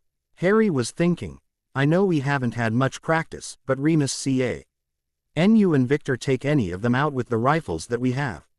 Seeing Remus' reluctant nod, he went on, "There are not enough of us to take them all on, Remus. Work with Victor, take out who you can and then get to Cardiff." Hestia asked while fingering her wand, "What about us? What are we going to do?" "You, Seraph, Sirius and I will take the fight to them. Hopefully, we can distract them long enough that Hunter can get everything to Cardiff." Seraph added, "Come on, we can get an idea of their positions from the third floor and open a portal up there." The five quickly jogged back up to the third floor. Remus only stopped to pick up 2 rifles and ammunition that were in a storage closet on the second floor. Harry explained the plan to Victor. There was an alley across the street from the front door. They could see that there were a couple of commercial trash dumpsters on either side that could be used for cover. Seraph and Harry would try and get close to the Death Eaters while Hestia and Sirius provided cover fire. "Remus, Victor, once we close the portal, take out as many as you can and then help Hunter get as much evacuated to Cardiff as possible." Harry finished. He opened a portal to the back of the alley that was just visible from the windows and the 4 of them crept through, letting it close behind them once they were in position. Harry was about to advance when Sarah Ph grabbed his arm to stop him and whispered, "Wait until Victor and Remus open fire. We can take advantage of the surprise attack then." Victor saw that they were in position and began to take careful aim through the glass of the window. They could not afford to open them for fear of giving themselves away. After giving his target to Remus so that there was no chance of doubling up, he counted down, on 3, 1, 2, 3. 2 shots and the sound of shattered glass ripped through the quiet of the night. Neighbors' lights were turned as the sounds of battle echoed across the neighborhood. From Harry's position he could hear rather than see the 2 gunshots, but he did witness the results. One Death Eater was thrown back 3 feet as the bullet tore into his chest and he landed hard on the pavement. Blood was blossoming on his robes and was pooling onto the street. The second Death Eater collapsed where he stood, the back of his skull blown out by the impact of the shot to his face. The Death Eaters panicked and began running around frantically at air number being killed before their eyes by an unknown force. Before anyone took charge of the situation, 2 more shots rang out. The first bullet smashed into the pavement near one, throwing up bits of stone. The second bullet rammed through the right shoulder of another Death Eater and severed an artery in the process. He screamed out, jabbing at the wound in a futile effort to stem the bleeding. Another Death Eater, reacting more rationally than the others and sounding suspiciously like Severus Snape, caught sight of Remus and Victor in the 3rd floor windows. "Avada Kedavra," he yelled out. The neon green curse was off target and blew a piece of the windowsill into Victor but otherwise left him unhurt. Other Death Eaters following his line of sight cast their own spells. Another Avada Kedavra flew towards Victor. This one was aimed better and caught the man in his face, killing him instantly. More Avada Kedavra and a Reducto flew towards Remus. Harry leapt into action when the Death Eaters started firing spells at the house. He opened himself to Satan and channeled as he started to move towards the nearest Death Eater. Eating earth and fire, he detonated the street underneath a group of 3 Death Eaters, throwing them to pavement and showering the resting with stone fragments and fire. Channeling again as he ran, he threw a fireball the size of his fist at one Death Eater only to see it impact against another home, igniting a portion of the wall when the man dodged out of the way. Harry used fire again, this time creating a sheet of fire 3 feet wide and shooting it at the Death Eaters. Most were able to dodge out of the way, but one man was immolated.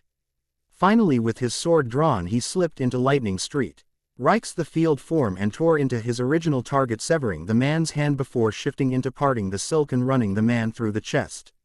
Remus, having ducked out of the window after his second shot and watched as the myriad of spells blasted holes into the window and rear wall. He grabbed a hold of Victor's body and carried him to the 2nd floor to go to Cardiff through Hunter's portal. He didn't want to leave the body of his friend behind. Victor deserved a proper burial. Seraph drew his sword and advanced on a Death Eater. Little skill was needed for the first kill. And never even turned as Seraph swept his sword through the man's neck and allowed the body to topple forward as the head rolled free. The second kill was not so easy. 2 Death Eaters turned at the CGHT of their comrade collapsing to the street headless. Catching sight of Seraph, they both fired the Avada Kedavra only to see Seraph dance out of the way and move closer to them. Spinning, he moved into Boar, charging through the forest, opening a deep gash running diagonally down the Death Eater's torso from his shoulder to his groin.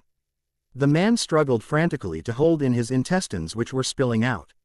Not wasting any more time on the dying man, Seraph moved on the next Death Eater. Sirius and Hestia were providing cover fire for Harry and Seraph. Each was hiding behind a garbage dumpster. Hestia was through a Reducto at a Death Eater fighting Seraph, blowing his head apart, while Sirius cast Defendo at a Death Eater that was aiming at Harry's back. The spell caught him in the neck, severing his jugular. His hands flew to his neck, but he bled out and fell to the pavement before he could portkey away.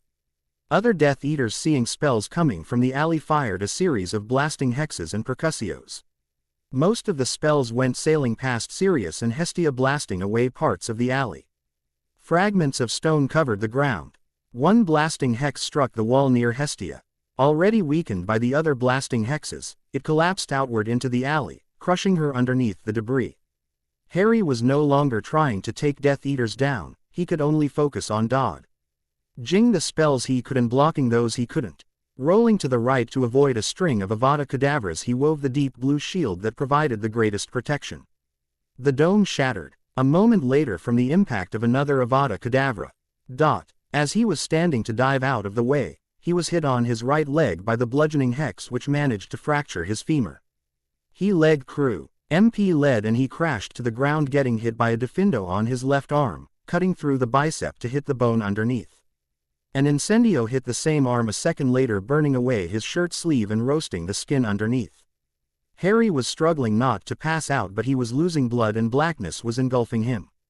Police sirens could be heard now and the light from their headlights could be seen reflecting off of the windows of nearby homes. Neighbors awakened by the sounds of the battle had called the police. Harry's scream of pain alerted Sirius. He rushed from his position in the alley towards Harry while firing spell after spell at Harry's attackers. The nearby Death Eaters were driven back by the intensity of his spells. A Reducto caught one in the stomach, blasting into him, leaving a gaping hole in his abdomen. Another caught a Death Eater in the arm, shattering it, but doing little to prevent a counterattack which would come quickly. Finally reaching Harry, he took a second to note that he had passed out. Casting Protega Maximo, he set about defending Harry for as long as possible. Seraph saw Harry go down and scrambled trying to reach him, but there were too many Death Eaters between them. Then, Seraph remembered the flash bang from his training session with Harry. Channeling, he wove muffles from air for his ears and eyes, and created the flash bang from earth. And filled it with weaves of spirit, air, fire, and water. Not wanting to take a chance of giving away the element of surprise by alerting Sirius, he threw the sphere to street. As the sphere broke, the energy inside burst outward in a blinding flash of white light and an explosion of sound that shattered nearby windows and echoed for blocks. The blast stunned everybody but Seraph. Death Eaters and Sirius collapsed screaming at the blinding light and deafening sound. Seraph, taking advantage of the lull in fighting, moved towards Harry and Sirius. Seraph could only hope that Hunter was able to get everyone out of the house. He opened a portal to Cardiff and wove a stretcher for Harry and brought him through. Going back, he grabbed Sirius by the arm and dragged the man through the portal and let it close behind him. While the portal was closing, 3 police cars pulled up to the scene. Bodies were strewn about. Of the 18 Death Eaters that had attacked the house, 8 were still alive and in fighting condition. Shaking off the effects of the flash bang, one Death Eater managed to point his wand at a policeman to cast Avada Kedavra.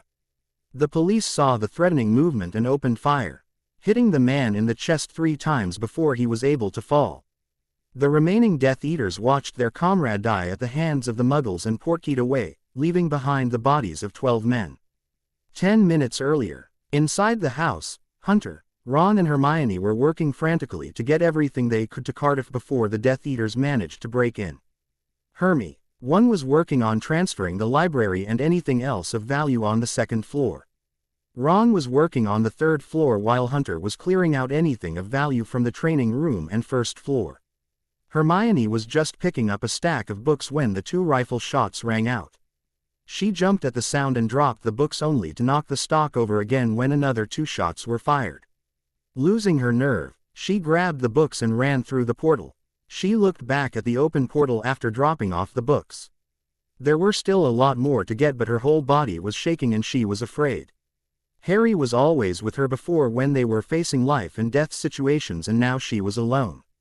Then she thought of what Harry was doing right now. He and the others were risking their lives so that to get everything important or dangerous to Cardiff. Taking a deep breath and steeling herself, she ran back through the portal to continue her job. Hunter ran downstairs to the meeting room and began collecting everything he could find. They couldn't afford to leave any of their plans behind. Weaving earth to create a box, he started loading everything in. When the room was emptied of everything of value, he wove air to lift the box and dragged it behind him as he moved into the next room to repeat the process. He only stopped when he heard the first gunshots ring out. Wishing briefly that he was outside fighting, he knew he was most valuable in here, making sure everything was saved and moved. With a heavy sigh, he finished up the room and moved on to the training room with 2 containers now being dragged behind him. Ron's face was red as ran up to the 3rd floor and began to collect everything. It was mostly bedrooms, so he was collecting clothes and personal items. Why couldn't he be out there with Harry? He had been there to go after the Sorcerer's Stone in the first year and to help rescue Ginny in their second year. Hell, he got a broken leg when he fought with Sirius and Pettigrew their third year. Now, he wasn't old enough to help out anymore. He had just finished his run when he heard Victor say, "3," and then there were 2 gunshots. Ron stood in the doorway and watched as the fired again, jumping a little at the sound. Again he was thinking, I could be doing that. Instead I am packing Harry's clothes. While he stood there, he saw the wind sill explode in front of Victor, and before he could move, Victor was hit in the face with an Avada Kedavra and dropped to the floor dead. Ron just stood there staring at Victor's eyes, which were open and empty, until Remus started yelling at Ron to help him get Victor's body downstairs. By the time that the police arrived and the surviving Death Eaters had fled, Hunter, Ron, Remus and Hermione had finished emptying out Grimmauld Place. Taking a last look around, they stepped through the portal to Cardiff and Hunter let it close behind them. Cardiff, Wales. Remus was wandering around looking for a drink. He needed something to calm his nerves. As he entered the next room, which was largely empty except for a fireplace, he was almost run over by Sirius. He tried to grab Sirius, who just shooed him off and lit the fireplace with a quick incendio and threw some flow powder in. Hogwarts headmaster's office, he shouted. In a flash of emerald green fire, Sirius was gone. Seraph called out, "Sirius." Remus followed the sound of his voice and found Seraph and Thomas sitting next to an unconscious Harry. Oh my God, what happened? He's not. He couldn't bring himself to say it as a lump formed in his throat. Looking up with grave eyes, Seraph replied, "No, but needs help soon if he's going to make it.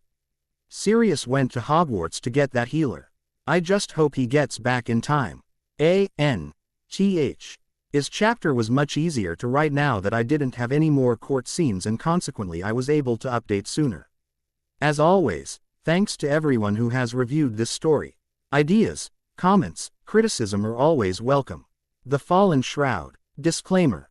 I don't own anything related to Harry Potter or Wheel of Time. Chapter 10. The Fallen Shroud, September 1, 1995. Hogwarts School of Witchcraft and Wizardry. Minerva was sitting at her desk in her new office. It still didn't feel right. Albus should be here welcoming the new students, not her. He was as much a part of this school as Quidditch. With Voldemort's return, she wasn't sure if the school would remain open now that Albus was dead. She just couldn't protect the children in the same way as Albus could. A number of parents had already sent their children to other schools like Beauxbatons or Durmstrang. Suddenly, the fireplace in her office roared to life with an emerald green flame, and Sirius Black came tumbling out of the fire and into her office. "Sirius Black, what is the meaning of this? Why have you come barging into my office?" Truth be told, she was still upset that Sirius and Harry would bring criminal charges against Albus. But she didn't know the whole story, so she would keep her tongue until then. The newspapers had only printed the charges against Albus, as most of the evidence would be presented at the trial. With the attack, his testimony had been pushed to the background. No time. Where is Poppy? Harry is hurt bad. She needs to come back with me now. What are you talking about? When did Harry get hurt? Minerva was trying to get a handle on the situation. She was very confused at the moment. There was a Death Eater attack on Grimmauld. Harry was wounded badly, Sirius said in a rush.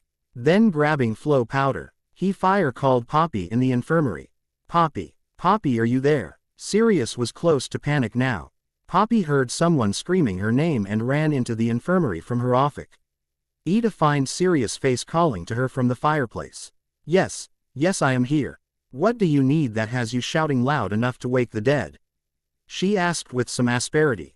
"Poppy, Harry is hurt badly. You need to grab everything you will need and come to the headmaster's office. I will take you to the manor. Please hurry, Poppy, I think he is dying." Sirius was pleading with her at the end, just trying to keep it together. Poppy knew Sirius would not be acting this way without a good reason, so she began rushing around the infirmary grabbing different potions that she may need and stuffed them into her black satchel. Pain relievers, blood replenishers, Skelegro, Post Cruciatus, anything she could think of got stuffed into the satchel. After almost 10 minutes of packing, She was ready to go. Throwing some flow powder into the fireplace, she disappeared in a burst of emerald green flame and calling out Hogwarts headmaster's office. After she arrived, she took one look at Sirius, and rummaged through her satchel to find a calming potion and handed it to Sirius. He took it without question and visibly relaxed as the potion took effect. Just before he grabbed some flow powder, He told Minerva that they would send Ron and Hermione through later tonight. With a cry of Potter Ancestral Manor, Poppy and Sirius disappeared, leaving a thoroughly bewildered Minerva alone in her office.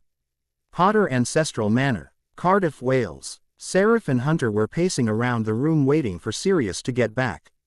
Neither of them could bear to sit or stand in one place. Nor were they any good at healing. Harry was the best of the three, and the most he could reliably do was a quick health scan. Hunter kept finding his eyes drawn back to Harry as much as he tried not looking at his friend. He looked awful lying there in that bed, pale and bleeding from the burns and cut to his arm. Hunter couldn't help but think this shouldn't be happening. They should be back in their time where there were people that could tend to his injuries with no problem.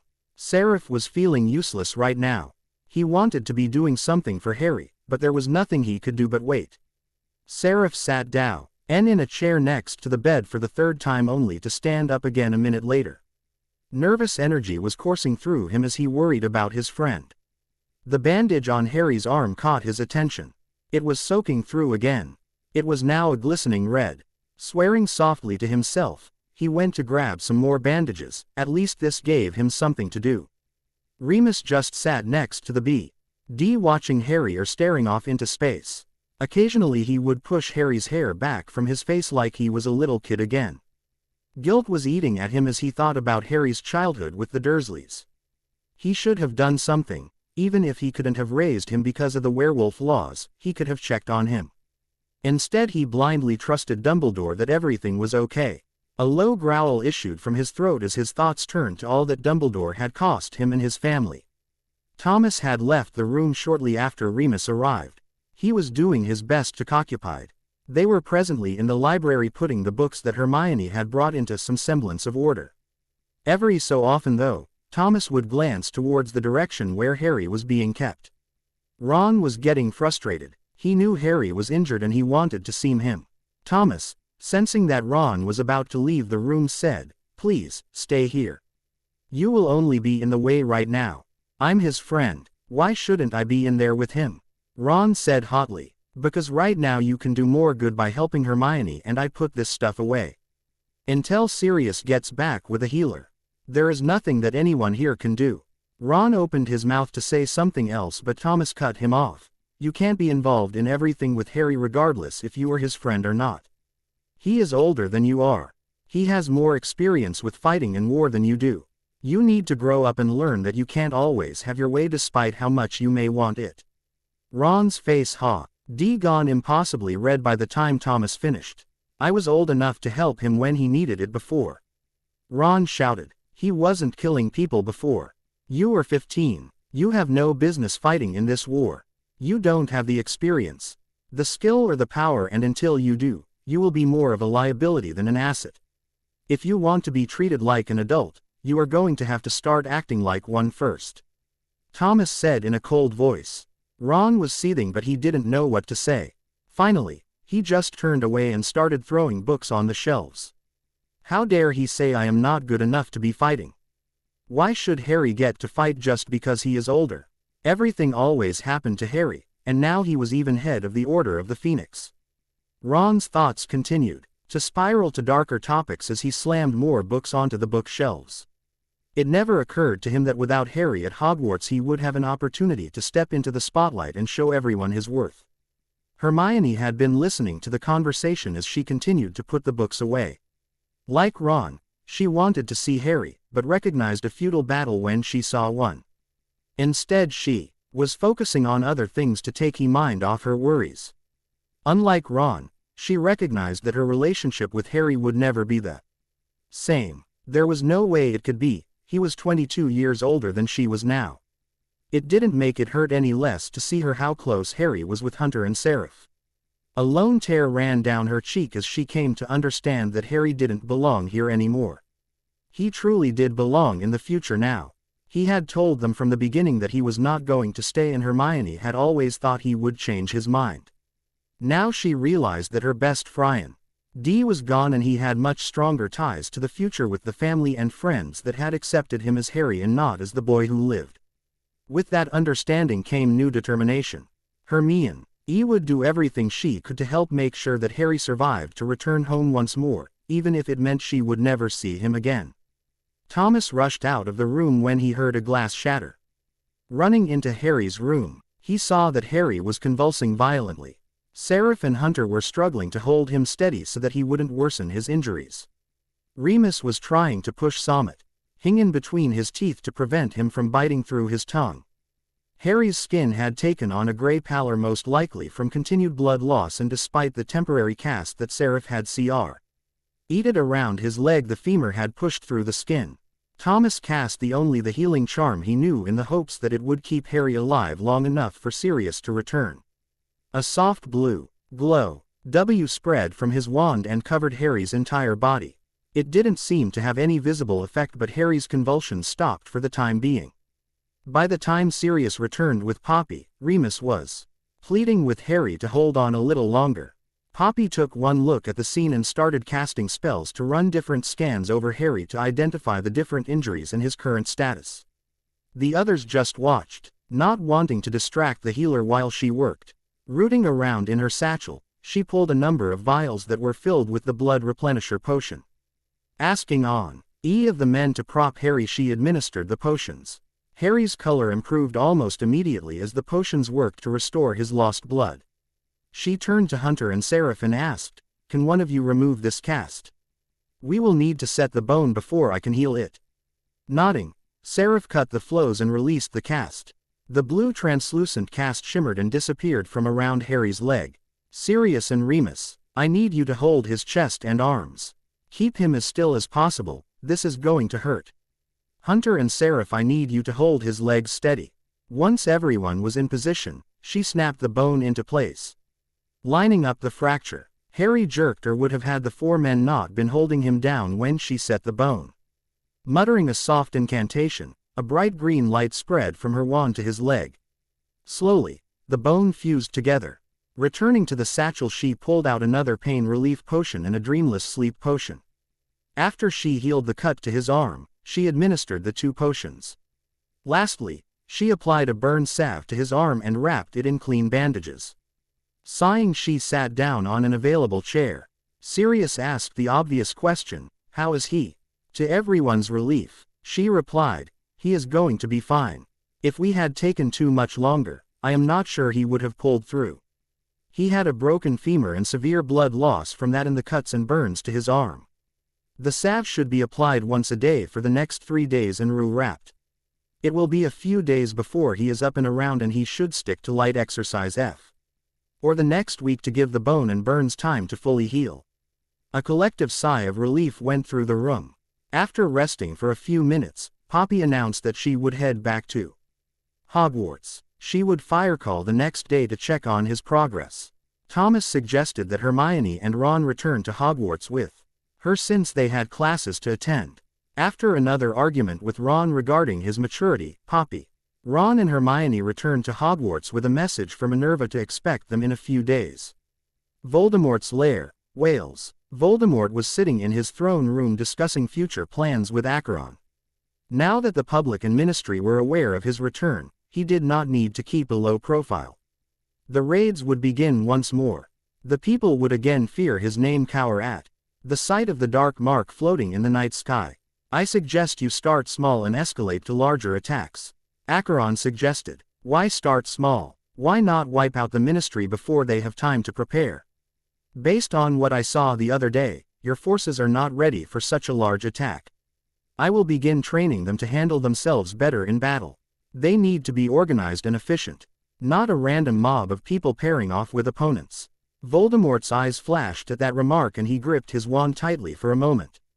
He wanted to punish Acheron for daring to criticize his Death Eaters. "Our methods have always been effective in the past, why should we change now?" he demanded. Sighing and feeling like he was working with a petulant child, Acheron explained, "Because Now you have Telemann and his two friends who will be training their own forces and most likely the Ministry forces to do just that. So unless you want to get slaughtered, Potter won't be able to stand against my power. Once my emissaries to the Dementors, werewolves and dragons are successful, we will be able to overwhelm his pathetic order and the Ministry. Acheron wished every day he could simply return to his time. But he had to find a portal stone and he needed Telemann to give him the symbol for their time. Until he was able to get his hands on was stuck working with these amateurs. What are you going to do? Send everyone in one big strike? Knowing that was exactly Voldemort's plans. Is there a problem with that? They would have no chance of standing up to such overwhelming power. Acheron crossed his arms and snorted in disgust. Yes, there is a problem with that. Have these different groups worked together before? Will the Dementors affect the werewolves? If you plan on sacking the Ministry, what use will the dragons be other than some collateral damage since the bulk of the fighting will be indoors? Grudgingly, Voldemort acknowledged the points that Acheron was attempting to make. What would you do then? I would start with a series of raids in remote locations. They will serve to instill fear and will be an effective training exercise for your forces. Once your forces are more experienced and have learned to work together, you attack a larger, more populated area. This will help to draw out the Ministry forces, allowing you to whittle them down. Depending on the outcome of the larger attacks, you will be able to win by attrition or simply overwhelming power at that point. Where would one of these larger attacks take place? Voldemort asked, intrigued by the idea. Without being totally familiar with the major cities, I would say somewhere in London that would be impossible for the Ministry to hide from the public.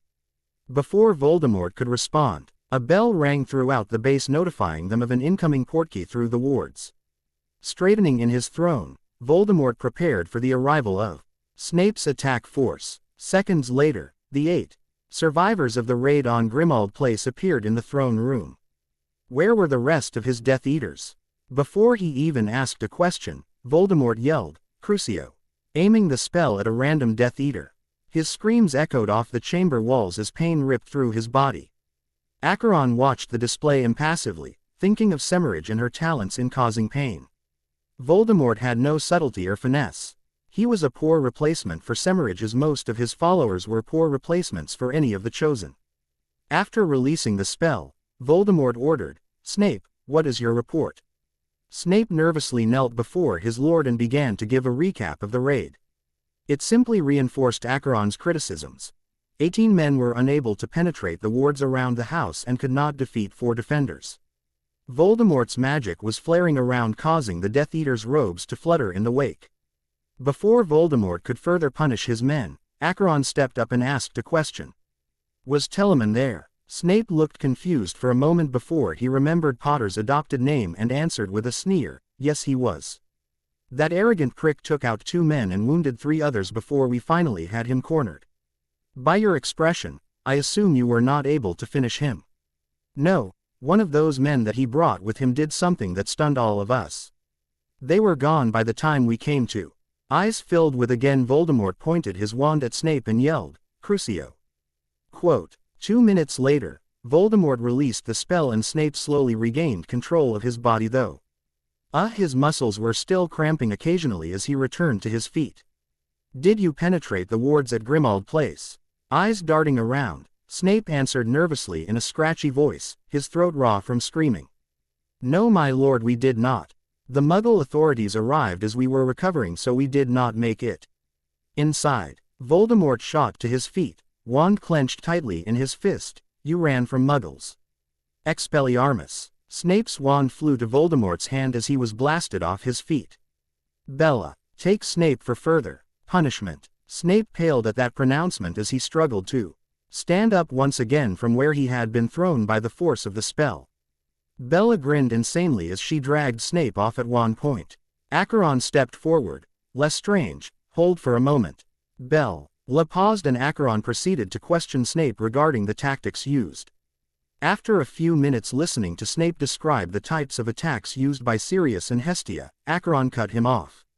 He realized that Snape had disregarded Telemann and Seraph since they did not use magic. Unfortunately for Snape, Acheron was only interested in the attacks used by Telemann and Seraph, since these wizards were no real threat to him. Once he was satisfied that he had gotten what little relevant information there was from Snape, he let Bella take him away for punishment. December 15, 1995. Ministry of Magic, DMLE. Amelia was sitting at her desk reviewing the latest reports of Death Eater attacks, training updates, and casualty reports. She was getting ready to meet with Harry and the Minister shortly. They needed an update on the activities of the Order. Sighing, Amelia thought about the events since the trials of Cornelius Fudge and Albus Dumbledore. Flashback. The Wizarding world had been in an uproar after the attack on the Ministry. The Minister of Magic had been found guilty and sent to Azkaban for his crimes. Even Albus Dumbledore, who most had looked upon as a beacon of hope with his grandfatherly persona, had been found guilty. Many felt betrayed when they read about the crimes he had committed and his lack of remorse. Despite the betrayal, people did not feel as safe knowing that Volume Demort was back and one of their greatest protectors was dead. During an emergency session of the Wizengamot, Rosaline Zabini had been elected as the interim Minister of Magic. She would finish out Fu Deja's term and then hold normal elections. One of her first actions was to declare a state of emergency in the Wizarding world and to formally recognize the return of Voldemort. With that declaration, the estates of known Death Eaters were confiscated and used to help fund the war effort, which also helped to deprive Voldemort of needed funds. Overall, it had been a rough 3.5 months for the Minist. Rye and the Order of the Phoenix. Since the first attack, Voldemort had been following Acheron's plans. While awaiting the results of his negotiations with the Dementors, werewolves and dragons, he read his Death Eaters to execute a series of small raids in remote areas. Each raid took place in a small town. They Death Eaters were in and out before Aurors could respond. Every attack resulted in between 10 to 20 dead Muggles. To date, close to 600 Muggles had been killed by the Death Eaters and their allies. So far, Amelia Bones and Rosaline Zabini had been unable to keep the news from the Daily Prophet and the WWN, but they were able to keep the Muggle authorities ignorant of the situation and the cause. Voldemort had become allies with the Dementors and the Dragons. In a surprisingly subtle move for Voldemort, the decision was made to hold the Dragons in reserve to take maximum advantage of the surprise. With the addition of the Dementors to his forces, the raids had grown larger and more daring. The Death Eaters were no longer content to hit and run. They were staying longer, giving the Dementors time to administer the kiss to many of the Muggles. More often than not, the Death Eaters were still killing and pillaging when the Aurors arrived on the scene. After brief firefights, the Death Eaters would portkey to safety. Amelia was growing frustrated with the lack of success in stopping these attacks. Analyzing the results of their efforts 2 months into the war, she realized that special teams of Aurors were needed. These teams became known as Rapid Response Teams. The Repaid Response Teams were given special badges that would alert them of attacks and provide apparition coordinates. They had been specially trained to work in teams of 5 to better coordinate their attacks and defenses. Each team had at least one member that was fully able to cast a Patronus to defend the rest of the team from the Dementors. The other members of the team each had specific roles to play, from providing pinpoint attacks, utilizing wide dispersal spells as cover fire or distractions, and serving as support to heal wounds. Even with the rapid response teams, the Ministry had little success in stopping or curbing the Death Eater attacks. The only good news they had received of late was regarding the dark creatures. It was widely known that Voldemort had sent out emissaries to many of the dark creatures. Surprisingly, most had chosen to remain neutral. The vampires, banshees, trolls and giants had all passed up the opportunity to rain destruction down upon the Wizarding world. Most recently, the werewolves had decided to remain neutral as well, due in no small part to the efforts of Remus Lupin and a recent loosening of the restrictions placed upon the werewolves by the Ministry during Cornelius Fudge's time as minister. In fact, the only dark creatures that had formed alliances with Voldemort were the Dementors and the Dragons. Though the war effort had been largely ineffectual, Amelia's plans to recruit more Aurors had been successful. After she received the unconditional support of the minister, Amelia began to recruit heavily, increasing the number of trainees by over 150.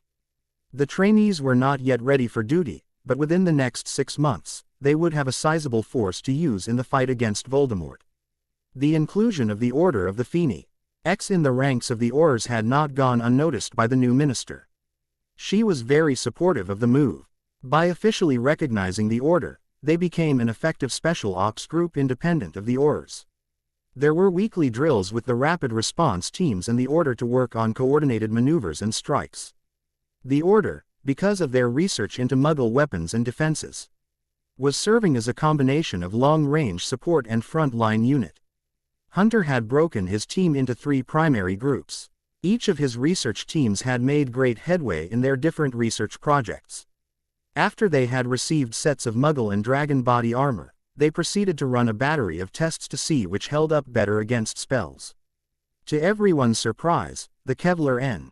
Omex body armor provided much greater protection against both physical attacks and spells. The chemical makeup of the armor insulated the wearer from the effects of virtually all spells including the Cruciatus Curse. The standard equipment package for each Order member now included a fitted set of the Kevlar Nomex body armor which provided protection for the torso, arms and upper legs. The second team focused on the use of Muggle weaponry in combat. Many of the laws in the UK made it difficult to purchase the rifles and sidearms that were being researched. Consequently, Hunter would take the team to the US to make the purchases and use a portal to bring them back. It did not take the team long to identify the M40A3 as the ideal sniper rifle to use. Originally built for the US Marines, Hunter and his team had been able to procure a large shipment of the deadly weapons. They had an effective range of 1,000 yards and held a standard 5-shot magazine. While the team had also researched sidearms, much less emphasis was placed on the weapons. It was decided to go with the 9mm Sig Sauer Pro for use as surprise tactic or weapon of last resort should one's wand be lost or broken. The final team had been working with representatives from the Department of Mysteries to come up with a way to allow Muggle electronics to work in a magical environment. The team had been partially successful.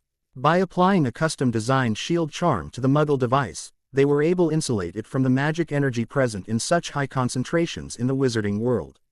Unfortunately, to date, He had only been able to shield small devices such as cell phones and radios. Anything that could not be run off of batteries refused to work. Despite their lack of total success, the radios had been incorporated into team deployments and tactical planning. Training had begun immediately after the attack on the Ministry during Dumbledore's trial. Initially, emphasis was placed on learning and perfecting attack spells and defense spells. Seraph had found that many of the Order were not practiced in these spells and would often pause or freeze up momentarily, even in training sessions when it came time to cast them. Each Order member spent hours casting all manner of attack spells, but paying special attention to ones such as Reducto and Percussio which could be used to destroy obstacles and inflict devastating injuries. From there, Seraph moved on to simulations. Using Satan to create the illusion of attackers, the Order members began to understand the necessity of making sure an enemy combatant does not get back up during a battle. While they were fighting illusions, Seraph made sure that any hits they took left painful reminders of the danger they were facing. After more than a month of training, Seraph incorporated the results of the armor research into his training. Each Order member now wore the Kevlar Nomex body armor to all training sessions. This allowed them to understand the limitations on quickness and range of mobility while adjusting to the additional weight of the armor. Unfortunately, some of the Order members, those least experienced with fighting, came to rely heavily on the armor. Seraph was disgusted with them when they would allow themselves to be hit by spells because they knew the armor could prevent any damage. He was forced to put additional force behind his own attacks, often damaging the armor in the process to demonstrate that the armor was not a perfect defense. It should not be relied upon to stop all attacks. The final training exercise every week focused on teamwork and tactics. The Order members learned to depend on each and to never fight alone. Dueling one-on-one in the wizarding world appeared to be very common, but Seraph found it to be one of the most ridiculous tactics for winning a battle. Understanding that most enemy combatants would be expecting this kind of approach, Seraph emphasized teamwork to improve the odds of winning by going 2-on-1 or even 3-on-1. He also began training the Order in the use of the sniper rifles and sidearms. The members that performed the best with the rifles were designated as snipers. and practiced constantly on the quick assembly of their rifles, improving their aim, and maintaining control in combat situations. Each sniper was teamed up with a spotter who aided them in identifying and locating enemy targets. As with the Aurors, Harry had been working to increase the size of the Order. Because they were using Muggle technology and were training to kill and not stun, the Rasul TS were much less spectacular, but those who joined the Order did so with their eyes open and prepared to do what was necessary to win the war. By early December, the Order had grown to 32 people, up from the original 14. Those who joined found themselves with a lot of work ahead of them as they underwent intense physical and magical training to get up to speed. Even Hogwarts had been affected by T. He attacks and new policies being implemented by the Ministry and the DMLE. After Harry had recovered from his injuries, he and Remus had met with Minerva. Sensing her hostility and guessing at the most likely reason, Remus took the time to explain in detail the crimes that Dumbledore had committed and the evidence that they had in their possession showing his guilt. Minerva relented after hearing exactly what Albus had done and found she could not truly blame Harry or Sirius for pressing charges. She probably would have done the same thing had she been in their place. With a more congenial atmosphere present in her office, they proceeded to the main reasons for the visit. First, they asked Minerva to excuse Ron and Hermione from Hogwarts for the weekends. They were assisting the Order in research and training activities. Seeing Minerva's unease at the prospect of them being included in attacks, he assured her that he had their parents' approval and that the only battles they would participate in would be those in which the headquarters was attacked. When Minerva heard what kind of try were receiving in regards to spell work, she asked if the Order would be willing to provide tutors for those students at Hogwarts willing to put in the extra time. Remus volunteered some of his own time to teach, and Harry suggested that they work with Amelia to have Aurors that were willing do similar lessons so that the workload would be spread out. Minerva actually broached the last point they had wanted to cover with her. She admitted that she was concerned about an attack from Voldemort now that Albus was dead. Harry had similar concerns, but neither the Order nor the DMLE could afford to permanently station any forces at Hogwarts, and even if they did, they would most likely not be enough to hold off a serious attack.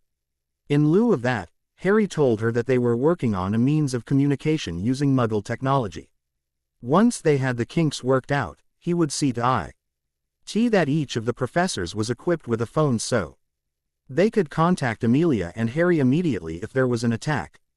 Taking some time to have lunch and talk of more pleasant things than the war, Minerva asked Harry about his time in the future. Like most of the wizarding world, she had read about his revelation during Sirius' trial and was very curious. Because she had always been supportive of him during his time at Hogwarts, Harry shared his experiences and described his life and family. She was quite excited to hear about Satan and what could be done with it. In fact, rather than flow back to Cardiff, she insisted that he open a portal so that she could see it for herself. Despite being prepared, her jaw almost hit the floor as the portal snapped open, revealing the design-aided room in the manner that was used for traveling. With a promise that they would meet regularly going forward, Harry and Remus stepped through the portal and let it close behind them. End flashback. Shaking herself out of her thoughts, Amelia stood up. Gathering up the reports she would need, she left for the Minster's office and her weekly meeting with Harry and Rosaline. Piccadilly Circus. It was 10 p.m. Piccadilly Circus was packed with people out shopping and celebrating the holidays. Voldemort was cackling as he sent out his Death Eaters and a detachment of Dementors to lay waste to the large square in Muggle London. He was looking forward to the panic this attack would cause at the Ministry. While they were scurrying around trying to cover up the attack and obliviate all the Muggles, he would be free to attack Azkaban and free his loyal Death Eaters imprisoned there. The attack began quietly. People began to feel cold and sad as the Dementors started to descend on the crowds, feeding off the happy feelings and memories. Slowly, they descended, bringing darkness and despair with them. Many in the crowds began to collapse in the face of the assault from the Dementors. Those on outskirts of the square were targeted first by the Dementors and kissed, leaving behind soulless husks. Minutes later, the contingent of 20 Death Eaters portkeyed into the middle of the square and began terrorizing the Muggles. Some settled for the simple and painless Avada Kedavra, killing the victims immediately. Others preferred to have some fun with their victims first, torturing them with the Crucio or more physical spells such as Incendio and Bone-Crushing Curse. Those not already incapacitated by the Dementors began screaming and running in an effort to get away. In the DMLE, alarms started ringing registering the use of dark magic in Piccadilly Circus in Muggle London. A general alert was sent out to the rapid response teams and the Order of the Phoenix with apparition coordinates. Aurors arrived on the scene shortly after the alarm was sent out. The Death Eaters, hearing the characteristic cracks of apparition, turned and started scanning for the Aurors. Immediately, the Aurors started grouping themselves together, forming 5-person teams in a diamond formation. In total, there were 5 diamonds that moved out preparing to battle the Death Eaters and Dementors. One member of each diamond was targeting the Dementors, focusing on happy memories and casting Expecto Patronum. The silver Patroni burst into life and charged the Dementors. A lion, wolf, coyote and a tiger charged into the night, pushing the Dementors back. As the effect of the Dementors diminished, each team moved off to find cover and begin attacking the Death Eaters. The 5th diamond was overwhelmed by the Dementors. Their Patronus was nothing but a thin field of silver mist that swiftly dissipated in the face of the Dementors' attack. Before the other teams could respond, the Dementors swept down and kissed 3 of the 5 Aurors, leaving nothing worth saving. The Death Eaters, noticing the silver bursts of light brightening the night sky, turned and saw the Auror rapid response teams. They reacted quickly, diving for cover as spells screamed toward them. Streaks of green, red, purple, and deep blue shot through the air, impacting against concrete, earth and people. Explosions and screams echoed off the surrounding buildings as fighters and innocent victims on both sides fell. Harry, Seraph, Sirius, Remus apparated to the coordinates and quickly fanned out and scanned the area. Each man identified high points at each corner overlooking the square and apparated. Once each man was ensconced on the roof of different buildings, they sent their coordinates back to their HQ in Cardiff. 8 members of the Order apparated to the coordinates transmitted. 2 men apparated to each set and took up positions. Each team had a sniper and a spotter. Taking a moment to survey the battle below them, the spotters identified the Death Eaters that had taken cover behind trees, garbage cans, and any cover they could find to protect them from the Aurors. While the spotters were identifying targets, the snipers were assembling the rifles, attaching silencers and sights. 4 targets identified, the snipers opened fire. The soft muffled shots were unheard by anyone other than the rooftop teams. A Death Eater fell for each bullet fired. Gaping holes appeared either in the chest or in the heads. While the Death Eaters did not see where the gunshots had came from, the Dementors did. They swept over to the buildings where the sniper teams were located to attack this new foe. Sirius and Remus reacted first, crying out Expecto Patronum. A large silver Grim and Wolf launched themselves into the Dementors, attacking their teams. Harry was able to throw off the effects of the Dementors with his occlumency and channeled quickly. A thin stream of balefire blazed through the night, destroying the 3 Dementors that had been approaching his position. Seraph channeled fire and created a raging inferno that incinerated the Dementors in searing blue flames. Their screams could be heard by all those in the square. The remaining Dementors fled the area, having witnessed the death of 7 of their number for the first time in hundreds of years. Many of the Death Eaters had fallen to the Aurors and the Order by this point. Despite the fact that more than half their number had been killed, only a single Death Eater portkeyed away. The remaining 7 continued the battle. They had forced the Rapid response teams under cover with a series of Avada Kedavras and Percussios blasting holes in the pavement and showering the Aurors with debris. As Harry and Seraph were dispatching the Dementors, our band of 20 Death Eaters portkeyed into the square. Following the trail of the stream of fire created by Seraph, they fired a number of blasting hexes and reductos. Seraph's spotter noticed the incoming stream of spells, yelled out a warning, but was too late to do anything else. The front of the building disintegrated under the force of the spells, throwing chunks of stone into air. Seraph and his team had no time to react as the roof collapsed underneath them and they dropped to the growing pile of rubble and were trapped by shifting concrete. While the newly arrived Death Eaters were focused on Seraph's team, Harry took advantage of the opportunity and pulled as he could and forced the ground underneath the Death Eaters to explode. A great fireball blossomed into the night sky, blinding those who looked at. A wave of heat flashed across his skin as the shockwave from the explosion blew out windows and set off car alarms. The Death Eaters nearest the blast were incinerated instantly, while those further away were thrown into trees and buildings by the shockwave. Finally, Muggle police arrived on the scene to witness the final minutes of the battle. Unfamiliar with magic and the parties involved, the police opened fire on both sides in an effort to protect the public. Even as they opened fire, more sirens could be heard signaling the approach of more police and rescue teams. Unfortunately for the Aurors, they were positioned closer to the police and were forced to defend themselves from their attack. The team closest to the police was targeted quickly and the police fired round and round with brutal efficiency.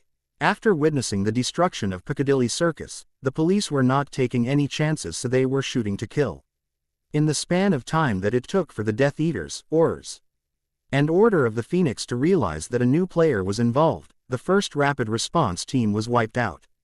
The three remaining rapid response teams began to pick off the surviving Death Eaters that were distracted by the arrival of the police. Reductos were cast with brutal efficiency. The spells blew holes through hastily raised shields, tearing off arms and/or legs in the process.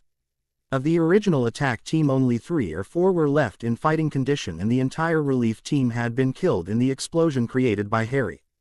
After seeing the majority of their comrades fall, the survivors portkeyed out. The surviving Aurors apparated back to the DMLE to make their reports and get their injuries healed. Harry radioed Sirius and Remus to send their teams back. Then he channeled Spirit and created an illusion to make himself like a police officer. Harry ordered his team back and made his way to Seraph's position. As the roof was collapsing, he had sensed someone channeling, so he could only hope that Seraph and his team had survived. Taking advantage of the distraction provided by the arrival of ambulances and firefighters, he channeled Spirit and Water to scan for signs of life. Worriedly, he only sensed 2 people. Channeling Air, he began to discreetly move aside rubble until he uncovered a shimmering blue shield that Seraph must had spun as they fell.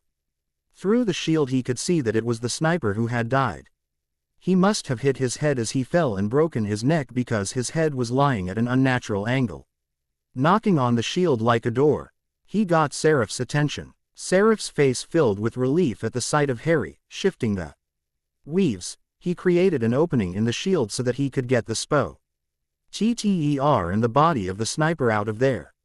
Once his team was out, he followed and watched as Harry opened a portal back to Cardiff. Before he stepped through, he released Satan and the shield call APSED and disappeared with a low rumble as debris shifted and fell once more. Rather than following them through to Cardiff, Harry told Seraph that he was headed to the DMLE. He opened another portal, into a side room off of Amelia's office that had been set aside for this purpose. He stepped through to discuss the latest raid with Amelia. December 16, 1995. Ministry of Magic, DMLE. Harry was exhausted. He had arrived at the ministry immediately following the battle. Since that time, he had been locked in meetings with Amelia and Rosaline Zabini, the Minister of Magic. They had been discussing the latest raid and the subsequent attack on Azkaban while the ministry's focus was diverted. Rosaline was the first to broach the topic of the Muggles. "I am not sure we can contain this latest raid. The destruction was too great. More importantly, I am not sure we have the right to hide this any longer." Amelia was filled with a mixture of anger and guilt.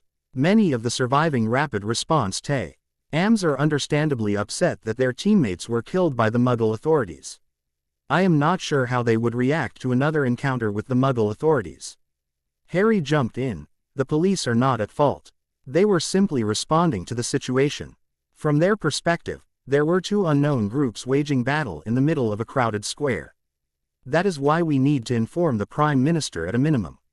We already have sporadic contact with him, so he is at least aware of the wizarding world. Rosaline interjected. Amelia looked thoughtful for a moment before she added, "Depending on the response we get, it may be worthwhile to explore a joint task force. Harry and the Order are already using Muggle weapons and body armor, but I have had little success in getting the Aurors to adopt similar equipment." Quote, confusion evident on her face, Rosaline asked, "Why is that?" I thought your teams were participating in weekly drills with the Order. Wouldn't the effectiveness of the weapons and armor be evident in those training sessions? Harry answered this, you would think so. While most of the Aurs don't support the whole pure blood superiority theory, they still see to think that Muggle inventions and tools are beneath them. The fact is the wizarding world is far behind the capabilities of the Muggle world. I agree with you. I will set up an appointment with the Prime Minister in the next couple of days. You both should be there for this meeting. We need to discuss our efforts to contain Voldemort and the Death Eaters. Rosaline paused for a moment and looked apologetically at Harry. The prophecy and your role in it should also be discussed, Harry. Sighing in resignation, Harry said, I already figured it would come up. Be warned though, we are going to look like idiots, I'm sure. Thank God the Prime Minister won't know who Trelawney is, or we would probably be thrown into an asylum for giving it any credence. Chuckling softly, Rosaline said, I'm not sure we shouldn't anyway. December 18, 1995. 10 Downing Street. They were allowed to enter after being thoroughly searched by the guards. Shortly after being led to a nicely appointed sitting room that was clearly designed to intimidate visitors, and despite knowing its intention the three were feeling somewhat intimidated. A few minutes after waiting, they found themselves in the presence of Tony Blair. As Minister of Magic, Rosaline Zabini stepped forward and said, Prime Minister, thank you for seeing us on such short notice. I believe we have some items to discuss, Tony said in a calm voice as he motioned them to take a seat. It was clear he was not going to waste time with pleasantries. Motioning them to take a seat, he waited until the three were seated. Tony continued, what exactly were you people doing having a pitched battle in the middle of Piccadilly Circus? Over 60 people are dead, and if I didn't receive regular reports from the wizarding world, I would be ignorant of who was involved. Amelia responded, we were responding to an attack by the Death Eaters and their allies. I thought you had either killed or imprisoned everyone part of that group. Tony asked. Elia answered somewhat nervously, we had, or more precisely, Mr. Potter here was responsible for the defeat of Voldemort back in 1981, but most of his followers were free to return back to society. However, a little over a year ago, he was able to come back through a complicated ritual. Tony was predictably angry by this announcement. I am not sure which to be more upset with. 1. You let known criminals go home with no punishment. What kind of laws did you have? 2. You have known that Voldemort, essentially a terrorist determined to undermine both governments, returned over 5 months ago and we were never notified. Can you please explain this to me? Harry didn't think that Amelia or Rosaline had noticed Tony's use of the past tense when referring to the laws of the wizarding world. His meeting might be more interesting than He glanced over to Rosaline, who was blushing in embarrassment and had a sour expression on her face as she said, Cornelius Fudge was more concerned about upping his position and lining his pocket than punishing his campaign contributors or addressing the problem. He has since been removed from office for corruption and a host of other charges. Given this revelation, is it safe for me to assume that Voldemort is responsible for the string of attacks and deaths that have been plaguing the country prior to the Piccadilly Circus incident? Harry spoke up again. Yes.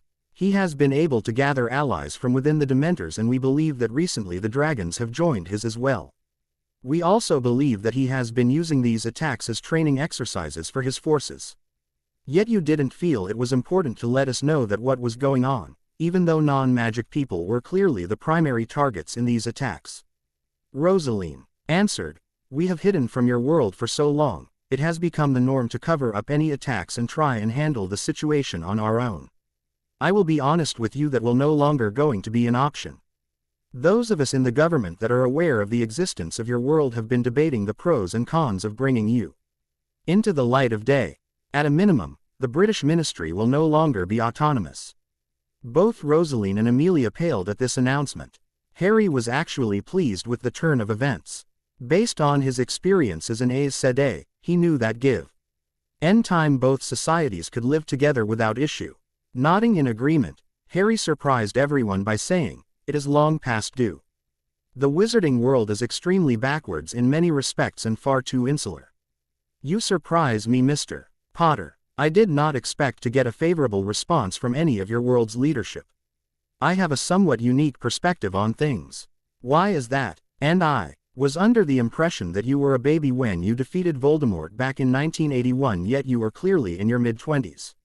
Sighing softly, Harry explained what had happened to him at the beginning of the summer and the time that he spent in the future. Despite his best efforts, Tony was unable to conceal his amazement at Harry's story. I suppose that story is no more unbelievable than that of a 1-year-old baby defeating a fully grown wizard. Based on what you just said though, it is possible for our two worlds to function peacefully without any separation, even though it may take time for people to adjust to the situation. Tony stated. Rosaline was quick to urge caution. I agree that we should begin to remove the barriers between our two worlds. However, as someone who has extensive business interests in the Muggle world, Rosaline paused as she saw Tony grimace at the use of that term. After noticing Rosaline's quizzical gaze, Tony supplied, I don't think you realize how insulting that term is. Virtually everyone from your world that I have met uses the term with an air of contempt to some degree. Both Amelia and Rosaline blushed at the truth of this comment. Rosaline hanged the topic to something less sensitive but no less pertinent. If we are no longer going to be autonomous, will we be a part of your cabinet? Yes, you will be the representative on my cabinet. Initially, things will operate as they have been doing for years, but I expect you to start bringing your laws into line with the rest of the UK. Based on reports of corruption in your court system, we have decided that it is to be dissolved immediately.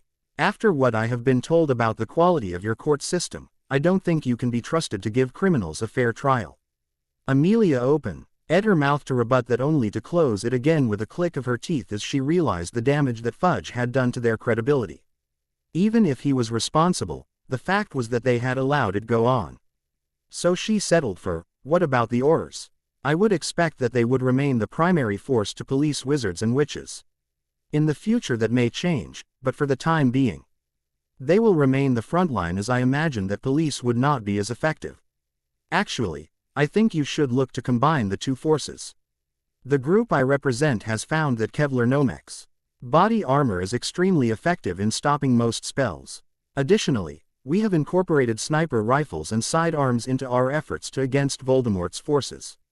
Most shields can't stop a bullet, and the range provided by the sniper rifles ensures an element of surprise. In fact, we used rifles to take out at least 6 Death Eaters in the attack on Piccadilly Circus. In general, the Wizard and G-World is lazy and too reliant on magic. The Aurors could benefit greatly from your investigative techniques. Plus, it will help with the integration of the two worlds. Again Rosaline and Amelia shed at Harry's blunt comments but couldn't deny the truth behind his words. They were lazy, rarely looking beneath the surface. Sirius Black was a perfect example of their corruption and laziness. Nodding in thought at Harry's statement, Tony asked another question. How effective is magic against Voldemort's allies? Not very. There is only one spell to use against Dementors and it does nothing more than force them to flee. It does not injure them, and unfortunately most wizards can't cast it either. Dragons are highly immune to magic. It takes a group of wizards working together to penetrate their resistance. Will conventional weapons be more effective? Tony asked, intrigued by the idea of a joint task force of wizards and military forces. I believe they would, yes. The Dementors we destroyed the other night were brought down by physical attacks such as fire.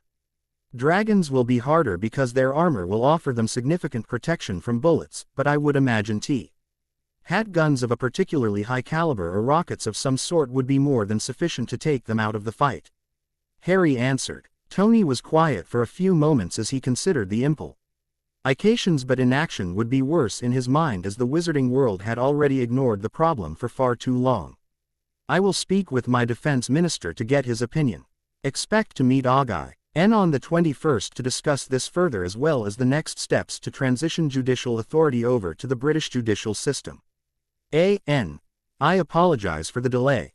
There was a death in the family, so I did not have much time to write. As always, thanks to everyone who has reviewed this story.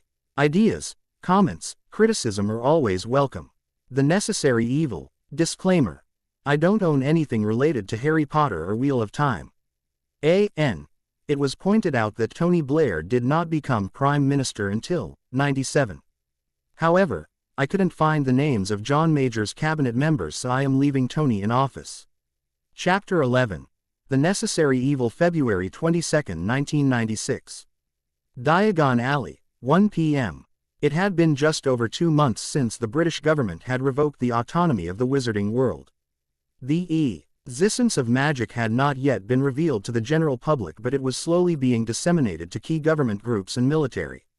Surprisingly, they had taken the news in stride and were largely unconcerned with the day-to-day existence of the wizards and witches.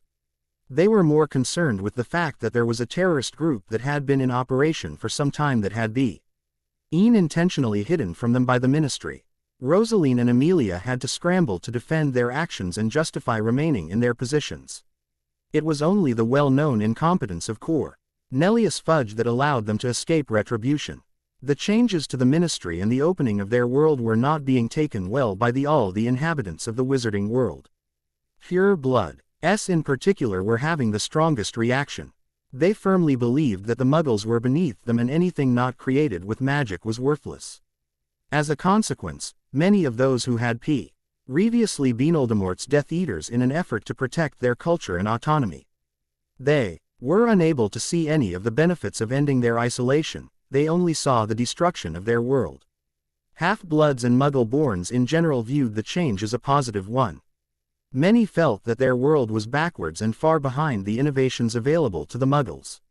While magic was wonderful, many Muggle-borns were not content to leave behind their old world entirely. Both groups had much greater exposure to the advantages that technology offered and realized that they did not have to give up their magic to benefit. Instead, the best of both worlds would be available to anyone with an open mind.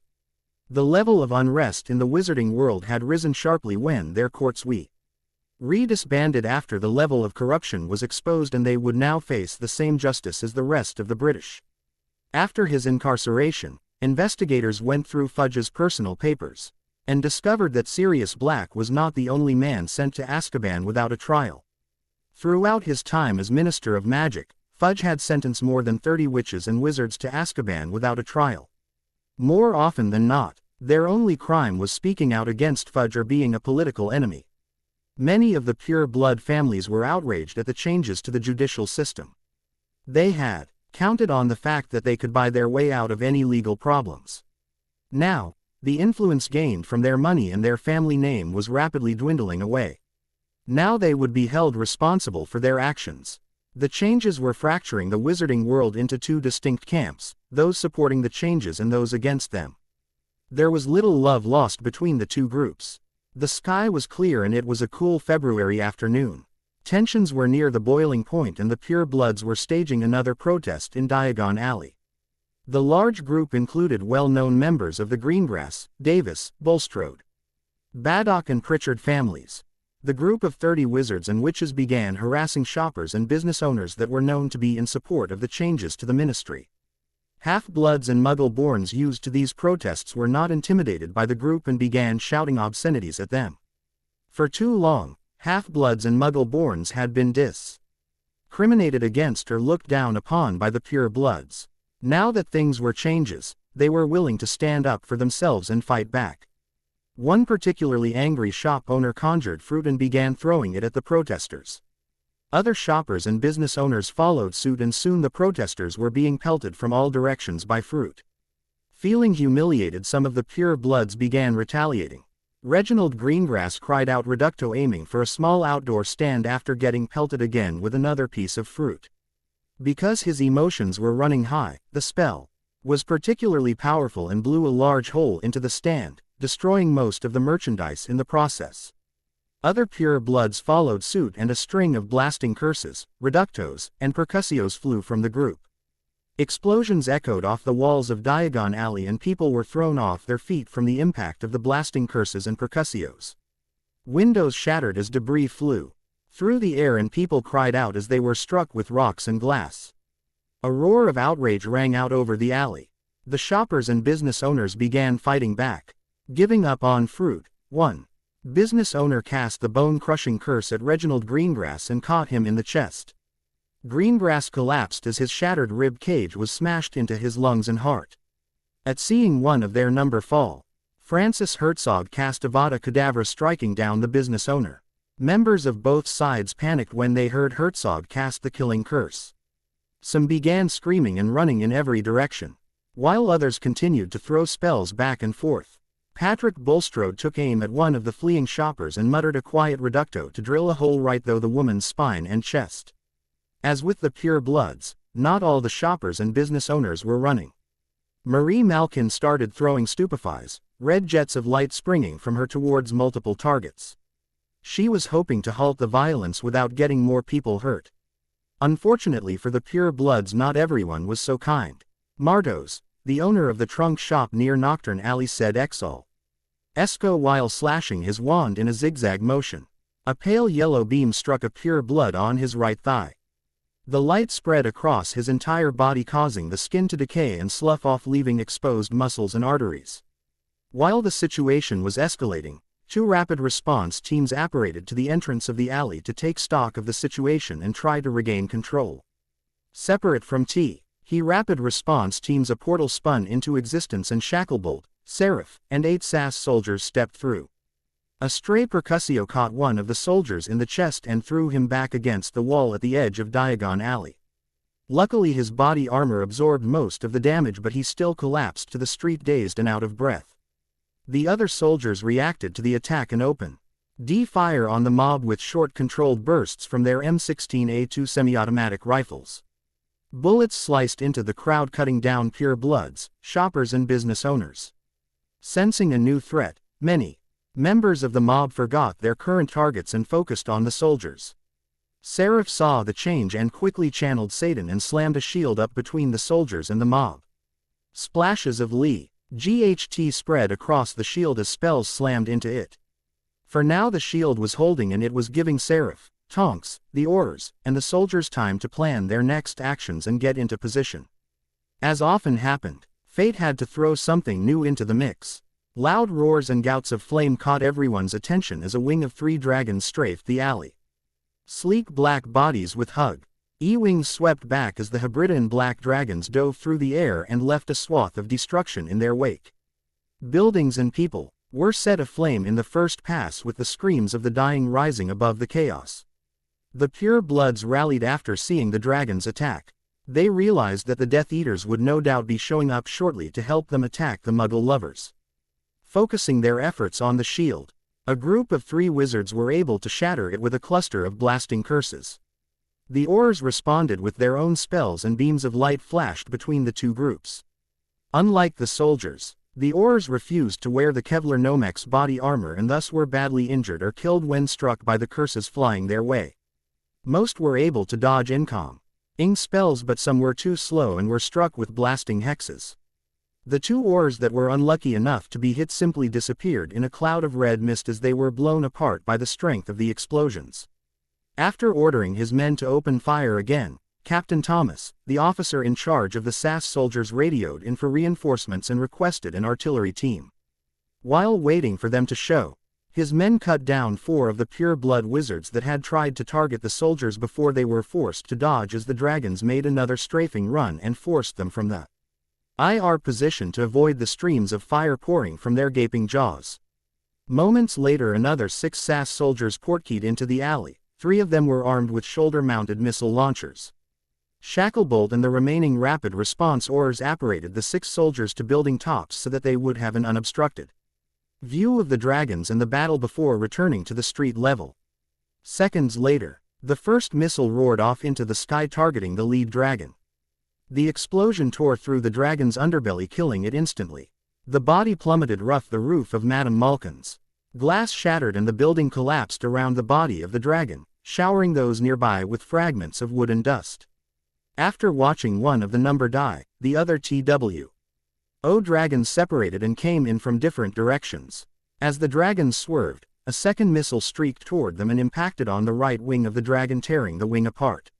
Spiraling out of control, the dragon crashed onto the alley, crushing a handful of wizards and witches in the process. The third dragon was able to dodge the incoming missile and made a final strafing run. Fire spewing from its mouth, it swept down across the mouth of the alley, igniting fluorine fortescues and catching one of the soldiers. With the loss of 2 of its comrades, the remaining dragon fled after finishing its run.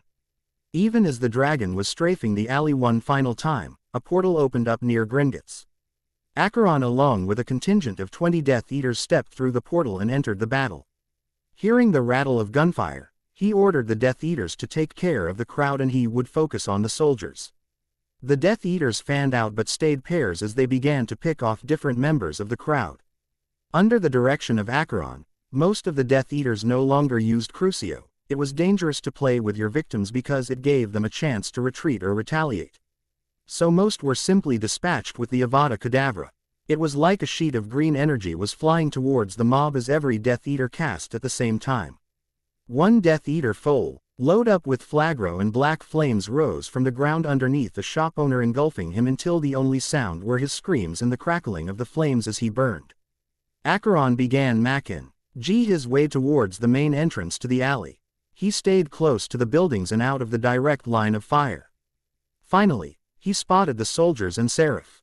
Recognizing Seraph as the biggest threat, he targeted him first. Drawing deeply on Satan, he shot a thick blazing bar of balefire at Seraph hoping to catch him unawares. The balefire eradicated 4 people as it shot towards Seraph.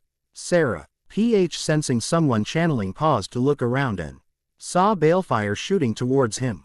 Dodging at the last second, the bar shot through the spot he had just been standing in and hit 2 soldiers E4 slicing into a building on the far side of the alley.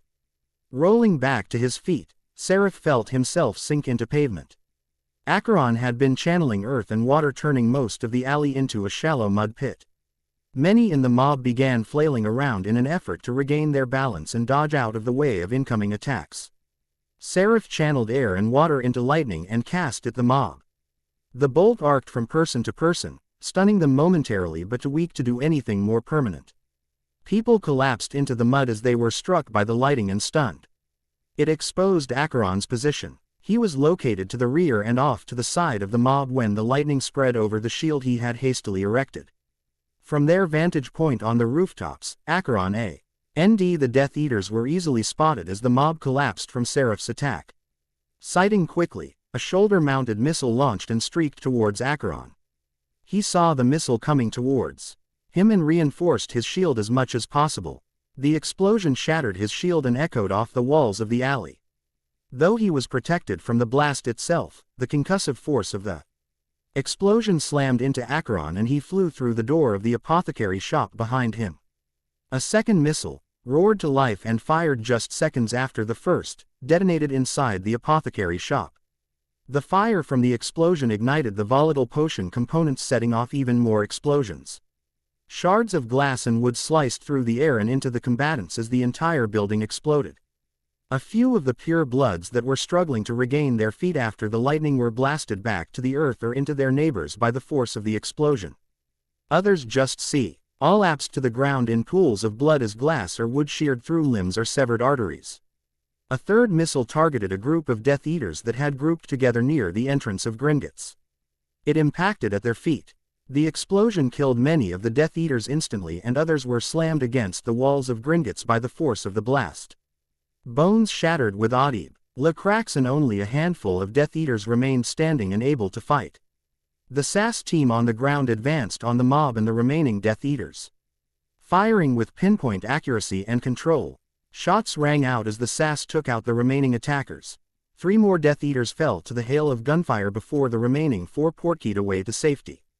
The Aurors were just checking on survivors when they found Shacklebolt. He had been caught by a shard of flying glass that sliced clean through half his neck. Before they could move on, there was another explosion in the remains of the apothecary shop. Pebbles and chunks of wood rained down on the survivors as Acheron struggled to his feet. He opened a portal and staggered through before anyone had recovered enough to stop him. 10 Downing Street, 1 p.m.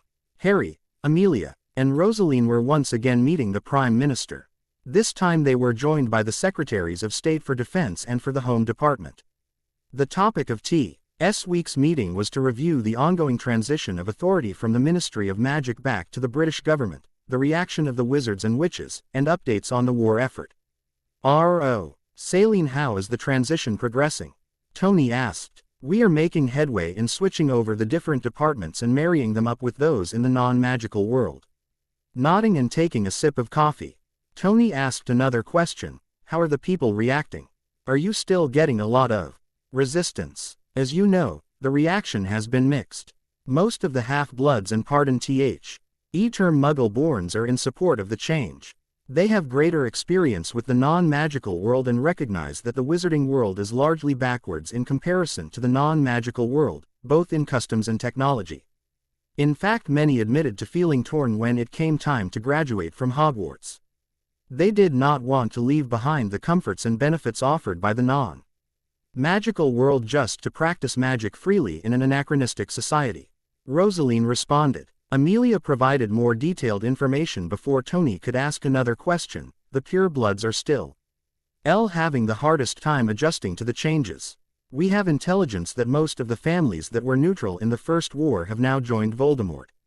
Those that haven't joined his outright are sympathetic to his cause. They have started staging protests in Diagon Alley and Hogsmeade. So far no one has been hurt, but the frequency and violence does seem to be escalating. Charles Clark, the Secretary of State for the Home Department, spoke up. Is anything being done to educate the younger pure bloods about the benefits of merging our two worlds? The curriculum at Hogwarts has been changed. Non-magical studies are now a required course for all years. We have brought in a number of the parents of our students to teach the class. The class itself is focusing on the differences between our worlds and the benefits that each will experience by this change. Is there anything to be done with the parents? Charles asked. Unfortunately, no, they are not breaking any laws. Since we have no concrete evidence that they are aiding Voldemort, we can't arrest them for aiding a terrorist. Amelia said in frustrated tone of voice. I fear that my generation is not going to live to repay old age if they don't learn to embrace the changes to our society. John Reed, the Secretary of State for Defense, interjected. They make. It may sound barbaric, but I am not sure we aren't better off without them. Our world has enough problems with discrimination and prejudice without adding a new flavor to the mix. Harry spoke up for the first time. I'm sure we will see it from both societies regardless. There will be those that are jealous or afraid of the power witches and wizards have. As Rosaline said, many are pleased with the changes. The sad truth about the wizarding world is that the majority of witches and wizards are lazy. They will follow whoever is strongest or shouts the loudest without giving much thought to the truth behind the statements. Yes, well, that is true to an extent everywhere, but it certainly does seem to be particularly prevalent in the wizarding world. Perhaps with exposure to the non-magical world and the changes being made, their involvement and responsibility will increase. Rosaline grimaced slightly and said, if it does, it will probably not happen for many years. Has the integration of the police force gone any better? Tony queried wearily. Charles answered, it has been smoother, but there is still a long way to go. We have had little success in getting the Aurors to adopt our body armor or the use of sidearms. Despite numerous examples, less of our body armor providing greater protection, there is still a high level of prejudice against using non-magical equipment or weapons. Interrupting, John added, we have seen more success with the military. Is there a reason? We think that the hit wizards and unspeakables tend to be more focused on results than the Aurors. Given that they tend to be in more life and death situations than the average Auror, they are willing to make use of any advantage at their disposal. As John paused for a moment, Harry added, we have seen that with the Order of the Phoenix as well. Even before we started working with the SAS, our members joined knowing that we would be making use of whatever would give us the greatest advantage. They were able to see through repeated tests that the Kevlar Gnome X body armor provides significantly better protection than even the best dragon armor. Any dissenters quickly changed their mind after their first battle. Smiling, John remarked wryly, it's funny how having your life flash before your eyes can affect your view on things. Tony chuckled softly before asking, what about the Joint Task Force? How have the training exercises been progressing? John straightened in his chair somewhat and spoke with pride evident in his voice. The JTs have been working extremely well. The SAS has adopted the new capabilities offered by the inclusion of wizards and witches into the unit. As Harry mentioned, the men are more interested in results than in the means to achieve them. So if magic will work better in a given situation, the men are more than willing to use it. The biggest challenge has been developing assault and defense tactics that take advantage of both groups' strengths. Aes Sedai and Mr. Potter have been extremely helpful in that regard. Our experience in combining forces has really helped improve on the learning curve we would have faced. With their input, we have created 3 types of teams. There is the primary assault team, which serves as the main frontline unit.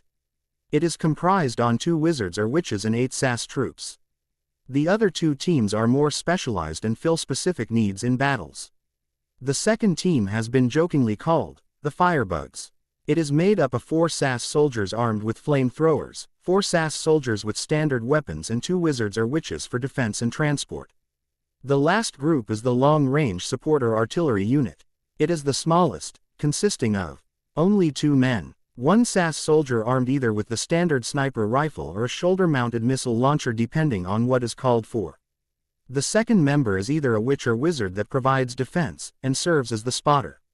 Charles was intrigued and somewhat jealous of the military's success, asked, "Has performance been affected at all?" The sniper assault team has seen the greatest improvement. The stealth and defense advantages offered by the inclusion of a wizard or witch as spotter has drastically eased the amount of time it takes for the sniper to be found in our training exercises. The other teams have seen a reduction in casualties, but their effectiveness as a team has remained largely unchanged. Perhaps we could try to incorporate some of your training techniques into the Auror police programs. Charles mused. Outside 10 Downing Street, while the attack was underway at Diagon Alley, Voldemort apparated to the sidewalk opposite 10 Downing Street with a soft crack. Since their initial meeting 2 months ago, the security detail guarding the Prime Minister had been changed to include magical and non-magical defenses and guards. Thus, wards had been set around the home preventing portkeys and apparition unless you were specifically keyed in. Because of the strength of the wards, he was the only one who was able to get near the home, and even with his magical strength he couldn't penetrate the anti-apparition wards. Quickly scanning the area, he spotted 3 guards that were currently stationed outside the radius of the wards. With a soft utterance of Avada Kedavra, a jet of green light exploded from his wand, striking the guard in the chest and throwing him into the wall the home, where he crumpled to the ground, dead. Before the other 2 guards could react, 2 more beams followed the first, each striking the guards and killing them immediately. Now that the guards had been eliminated, Voldemort began to examine the wards protecting the home. He was grudgingly impressed with the thoroughness of the job. Anti-apparition and portkey wards were in place, as well as numerous wards to provide protection from most physical attacks. Finally, after examining the wards, he found a weakness: they were all tied to a single keystone focus. If he could eliminate that focus, then the wards would lose most of their power. Immediately he began working to take down the wards. The first to fall was the anti-portkey ward. With that ward collapsed, a group of 25 Death Eaters were able to portkey to the area. The Death Eaters spread out along the street in front of the house and began helping Voldemort take down the wards. While the Death Eaters were taking down the wards, a group Dementors floated up to Voldemort and took station. Clearly, they were waiting for the wards to fall so they could begin the attack. Even through the wards, their effect could be felt by those closest to them. A pall spread over the street and the temperature seemed to fall as they drew all the positive emotions and memories to them. Know the size and composition of the attack force and the location. We have 26 Day in position out front. An additional 10 Dementors are flanking someone that appears to be the lead. There are no tight clusters, attackers are spread out. Recommend WE have teams port into Gamma and Zeta positions on the street and a team of Firebugs port to the roof. John gave the order to call in for reinforcements. The guard immediately radioed into HQ and issued the order. How much time do we have before the wards are penetrated? Tony asked. We can't count on anything more than 5 minutes, given that Voldemort himself is working on bringing them down. Harry stood up and said, I am going to the roof to see if I can delay things somewhat. Oh, and you should probably call in some Obliviators. I can almost guarantee that they will be needed. With that, Harry ran off to the stairs and climbed up to the roof. His assigned guard quickly followed him. Amelia turned to Tony and Rosaline and stated, I think we should get to the safe house and run things from there. If Voldemort is able to breach the wards before the reinforcements get here, he would be able to cripple both governments with one strike. Rosaline's face flushed red and she started to protest. It felt cowardly to be running from terrorists when Tony cut her off and explained the important location. As someone who was more experienced with wartime situations and terrorism, he had long ago accepted the fact that it was not a reflection of his bravery but simply a matter of practicality. It could be a devastating blow if a state leader were assassinated during a conflict. After visibly struggling to regain control of her frustration, Rosaline consented and the three activated the portkeys to take them to the safe house. John and Charles followed suit and activated their port keys as well once they had secured any sensitive material. By the time the group had portkeyed to the safe house, Harry had reached the roof. He positioned himself just back from the edge, drawing deeply on Satan. He felt the world come alive as his senses sharpened. Hands held in front of his body with his fingers curling in towards each other, he started to weave thick cable-like flows of spirit and fire between his hands. A rolling ball of blazing blue-yellow fire the size of a baseball formed and started to grow in size as it rolled and spun. The sphere grew in size as Harry continued to feed more power into it, flaring and pouring out heat as it expanded. Soon Harry was forced to spread his hands apart further to accommodate the sphere, which was now more than 4 feet in diameter. The DH-eaters not working on bringing down the wards caught sight of Harry and the sphere of fire he was creating. Together they cast Protega to form a shimmering golden shield formed over the Death Eaters. At the same time, Harry cast the sphere into air. It arced over the street and continued to grow as it flew to the air until it exploded, fire spreading in all directions for a second before it coalesced back into the shape of a long sinuous dragon with burning blue scales and yellow eyes. Harry's knees sagged as he cut the flows of power that were feeding the dragon and let it loose on the Death Eaters. Luckily the guard with him caught him before he could fall. As the dragon began to circle the Death Eaters, Harry noticed the arrival of the reinforcements on both sides of the Death Eaters. The firebugs arrived seconds later on the roof near Harry. As Harry gave the order to attack, Voldemort and his Death Eaters succeeded in bringing down the wards. For a moment, a shimmering dome appeared over the house before it wavered and disappeared. Meanwhile, the dragon swept from the sky and bathed the Death Eaters in fire. The shield they had cast shuddered with the force of the blue fire but held.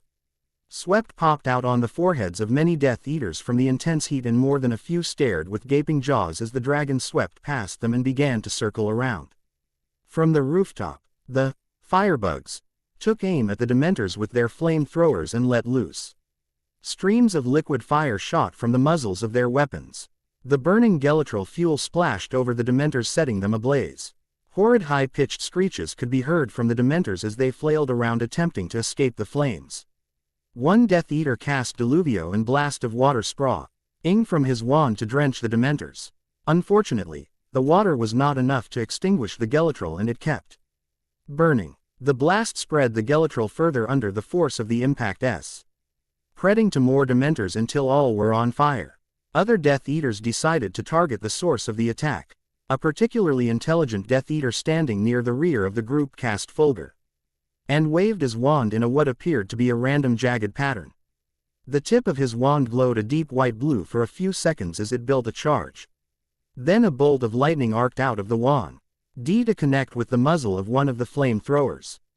Electricity surged back through the barrel into the tanks. Magic fueled the strength of electricity and it surged through the non-conductive material of the hose and ignited the fuel remaining in the tank. As the fuel in the tank burned, the tank detonated, throwing the man off the rooftop and spreading Gelatrol over the remaining firebugs. Tonks reacting quickly banished the fuel tanks from the remaining firebugs before they could detonate. Harry, having recovered some of his strength, channeled fire once again to pull the heat and aim away from the soldiers and spread it into the air to dissipate harmlessly. Tonks, get those men back to the base. Reluctantly, Tonks nodded and activated the portkeys to return the soldiers. When they ported out, Voldemort sent an extremely powerful blasting curse towards the rooftop, disintegrating the ledge and part of the wall, destroying much of the cover for the remaining men. Harry and his guard were thrown from their feet and collided with the air conditioner unit in the middle of the rooftop. The soldiers on the ground had gone unnoticed by the Death Eaters, giving them time to get into position. At a signal from the officer in charge of both groups, the soldiers opened fire on the Death Eaters, catching them in a crossfire. For the briefest of seconds, the gold shield reflected absorbed the attacks before shattering like a piece of glass. Those on the edge of the shield screamed out in pain as bullets tore through muscle and bone and fell to the pavement mortally wounded. At the same time, the dragon swooped around for another pass. As it neared the remaining Death Eaters, it reared back to deliver another blast of flame. Voldemort yelled malice at Uro as the dragon sent out its flame. A gale began to blow, whipping around the Death Eaters and fanning the flames still burning the corpses of the Dementors. The wind gusts sent the flames surging back into the dragon. Unprepared for the surge in power from the wind or its own attack, the dragon lost its shape and exploded, sending flames in all directions. Nearby buildings were set ablaze and windows were shattered, by the shockwave sent out by the explosion. Now that the dragon was taken care of, Voldemort started targeting the soldiers. Frustration and fury fueling his magic, he cast another blasting hex at the feet of one soldier. The spell tore through the shield hastily thrown up by the wizard assigned to the unit and impacted with the street, throwing the soldiers to the ground and showering them with chunks of pavement. The second group of soldiers continued to pound the Death Eaters. Two of their number used tossed anti-personnel grenades into the midst of the Death Eaters, sending thousands of pi.ces of shrapnel into the surrounding men. Death Eaters screamed in pain as they flew into their comrades from the blast or were cut down by shrapnel. Harry, having struggled to his feet, made his way back towards the edge of the rooftop to get a view of the battle. Blinking rapidly to clear the spots flashing in his vision, he realized that from this range his handgun would not be worth it. Instead, he channeled once again. This time, he sent cables of earth down the length of the building into the street below. Since Voldemort was the biggest threat, he was the target. The ground at Voldemort's feet began to bubble and liquefy and then swirled upward to completely encase his body at the same time as he was casting another blasting curse at the remaining soldiers. Impacting against the suddenly encasing his wand, it detonated, shattering the earth covering him and hurtling him back to slam against the outer wall of the Prime Minister's home.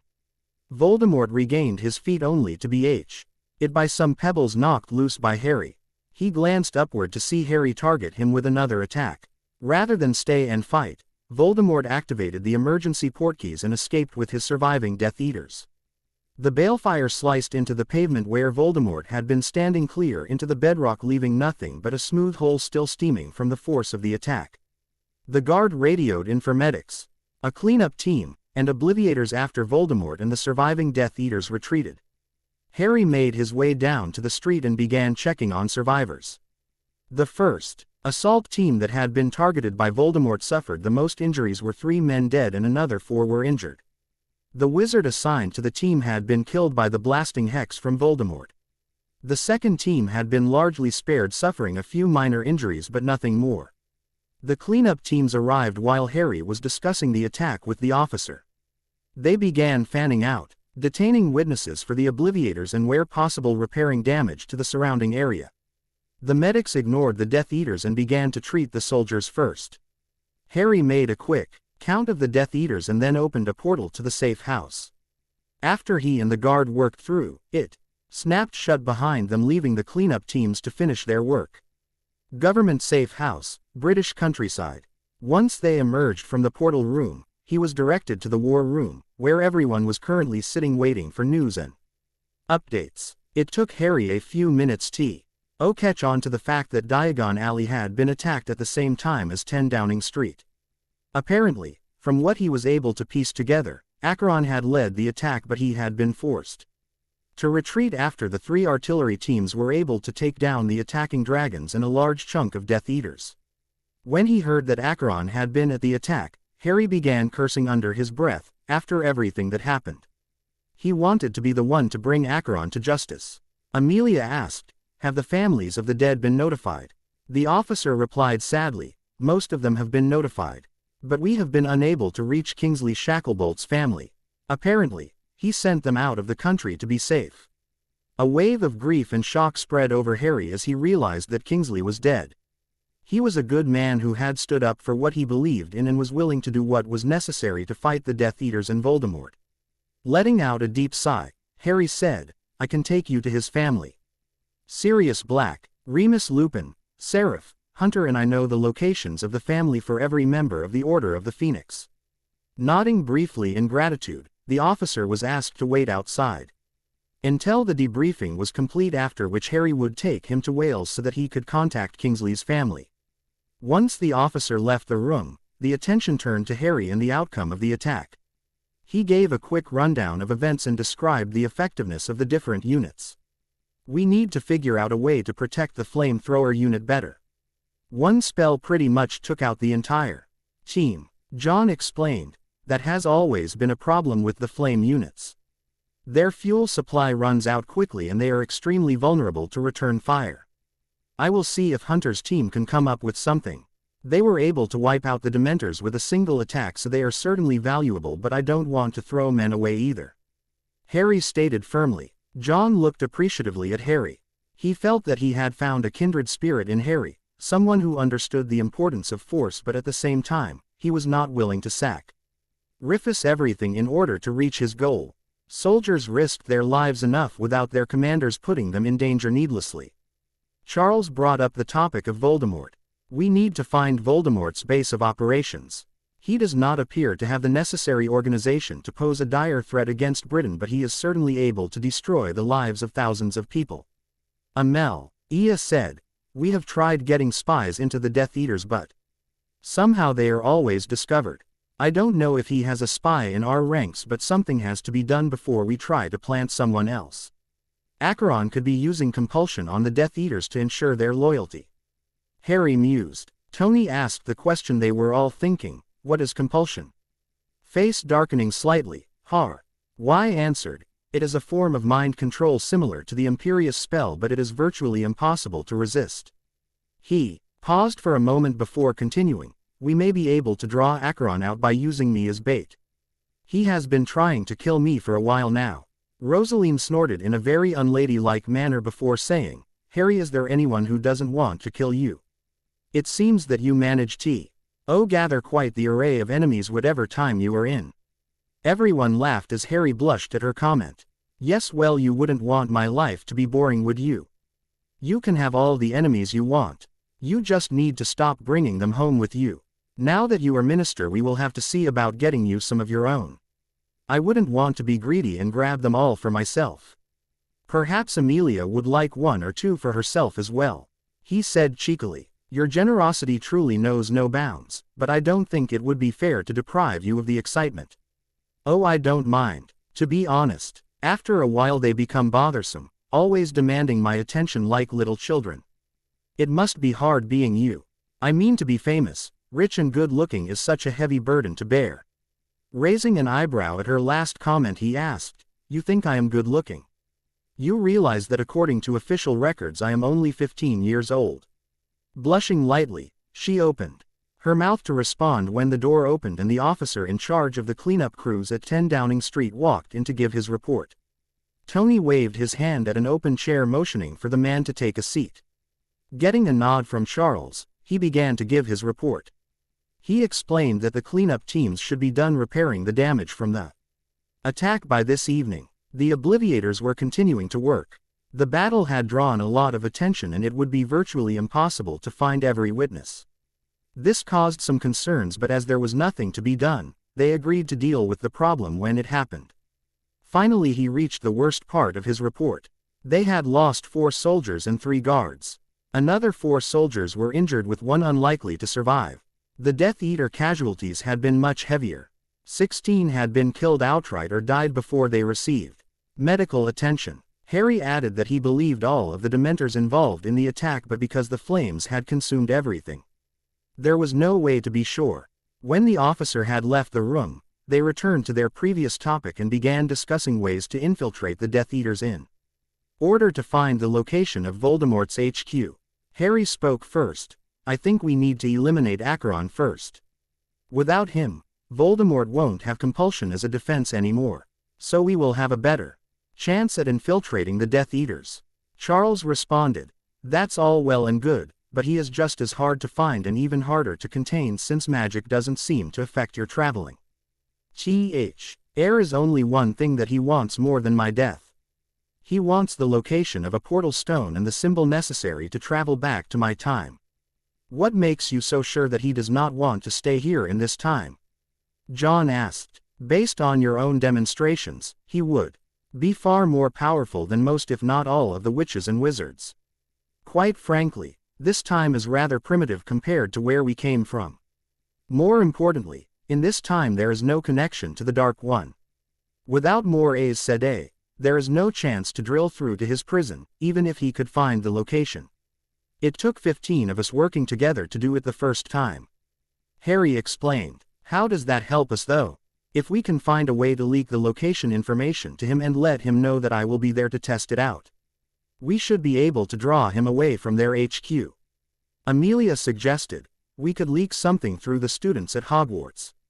The Aurors that were assigned to help train the students have also been keeping an eye on suspected Death Eaters. If we drop hints of what's going on, you can be certain that someone will communicate it back to Voldemort in an effort to garner his favor. Leaning forward in his chair, we can do that. We need to identify an area where we can take him down without putting any civilians at risk.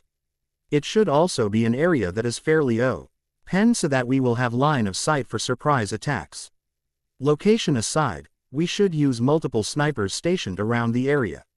Using silencers, he would never be able to react in time to get away, plus if Harry is there, he can distract him, giving the snipers the necessary time to take him down. Why am I always the bait in these situations? Harry asked in whiny, why me, tone of voice.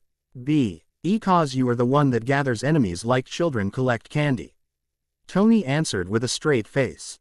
Grumbling softly, Harry acquiesced. Fine, just let me know where you need me to be. Since I am the bait, someone else can take care of leaking the information to the kiddies. February 24, 1996. Cardiff, Wales, 11 a.m. Hunter was currently sitting in the library reading yet another book in an attempt to find references to portal stones. So far, he had been largely unsuccessful, only occasionally finding a reference to a stone, but never any detailed information. It seemed that more than a few locations had legends that seemed to refer to the portal stones. Remus was also in the library that day.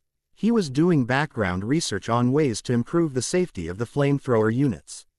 There were others working on it as well, but with most of the other research projects completed, he was looking for something to do. He glanced up when he heard Hunter scrambling around for another book on the table.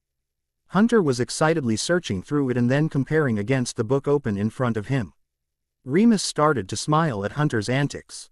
He couldn't help himself. Hunter's excitement was contagious, even if Harry, Seraph or Sirius would never feel the same passion for learning that he and Hunter did. What did you find? He asked curiously, eyes twinkling with excitement. Hunter responded, I finally may have found the location of 2 different portal stones. I was able to cross-reference the information in these 2 books to determine that some of the local legends and mythology from the areas were actually centered around the stones. Questions poured out of Remus. Do you have exact locations or regions? How far back do the legends go? Has anyone ever disappeared from the region unexpectedly? Can we try and find them?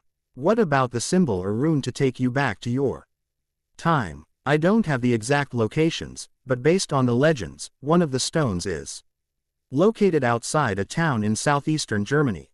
The other is located in the middle of rural China. I won't know anything else until we go there and check it out. Practically bouncing in his chair, Remus gushed, Can we to Germany today? With the time change, it is too late to make it to China. Suddenly both men turned towards the doorway where they heard laughing. Standing there at the entrance to the room was Sirius. He was leaning casually against the doorframe with his arms crossed in front of him. At least you aren't alone anymore, Moony. You finally found someone else to nerd out with. He finished with a smile on his face. Scowling good-naturedly, Remus replied blandly, Don't mind Padfoot. You can't expect much from someone who enjoys spending their time as a dog. Nodding, Hunter added, Of course. It does take a certain level of intelligence to be successful in the subtle field of research. It is much easier to charge in and think later.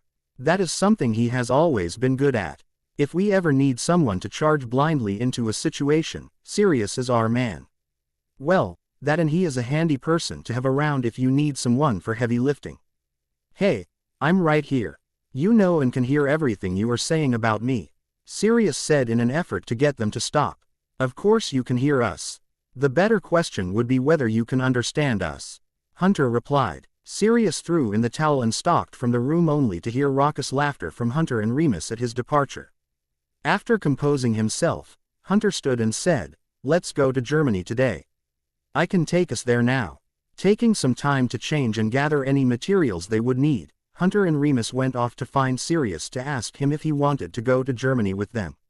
It was a little after 1 p.m. by the time they were ready to leave. Hunter opened a portal to a location outside of the town. The three men made their way into the town and let Sirius do the talking as he was the only one who knew German. They spent much of the day questioning the inhabitants of the town regarding the portal stone and its possible location. By the end of the day, they had found few hints as to its location and were not looking forward to a random search of the countryside in hopes of finding it. The three men were sitting in the local bar having a pint when they were approached by a farmer. He asked them if they were looking for the portal stone. During the discussion, the farmer admitted that the stone was located at the edge of the northern field of his farm. Bargaining for a few moments, Sirius agreed to pay the farmer a nominal sum of money if the stone was what they were looking. Sirius left money on the bar for the 3 beers and then they left with the farmer. Climbing into the back of his truck, the farmer drove off to his farm in the field. 20 minutes later, they arrived at the field. The farmer parked and everyone got out of the truck. He led them around the edge of his field, which was still barren because of the time of year. There rising up from the earth was a short stone pillar covered with runes and symbols. Hunter practically whooped with joy when he saw it. For the first time in a while, he was optimistic about their chances of returning home. Running over to the pillar, he began to examine it in detail, looking for the symbol that Harry had described. After more than 30 minutes of searching, he was unable to find any symbol resembling a dragon. Remus, seeing the crestfallen look on Hunter, said, "Maybe the portal stone in China will have the right symbol. You said that not all portal stones connect to the same places or times." Nodding absently, Hunter was lost in thought as they walked back to the truck where the farmer drove them back to town. Once they were alone, Hunter opened a portal to take them back to Wales. That evening, Hunter spoke with Harry explaining what he had found regarding the stones. Harry suggested that they might be able to use Tel'aran'rhiod. By searching in the dream world, Harry could use need to find the portal stone if he wasn't too far. Since Hunter had been able to narrow down the location, hopefully it would be enough. If it was, he could take Hunter there tomorrow to check out. That night, Harry entered Tel'aran'rhiod for the first time in months. After spending some time with James and Lily, he jumped to China to begin his search for the portal stone. Because the stone was virtually impossible to destroy, it would definitely have a reflection in the dream world. It was just a question of finding it. Harry reached the approximate location that Hunter had described. He spent a few minutes examining his surroundings but did not immediately see the portal stone. So with no other options, he closed his eyes and focused on the need to find the portal stone. Feeling a tug from the stone, he let Tel'aran'rhiod take him to the stone.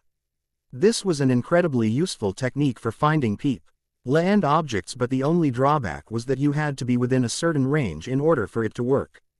If not for that limitation, Harry could have used it to find Voldemort's headquarters.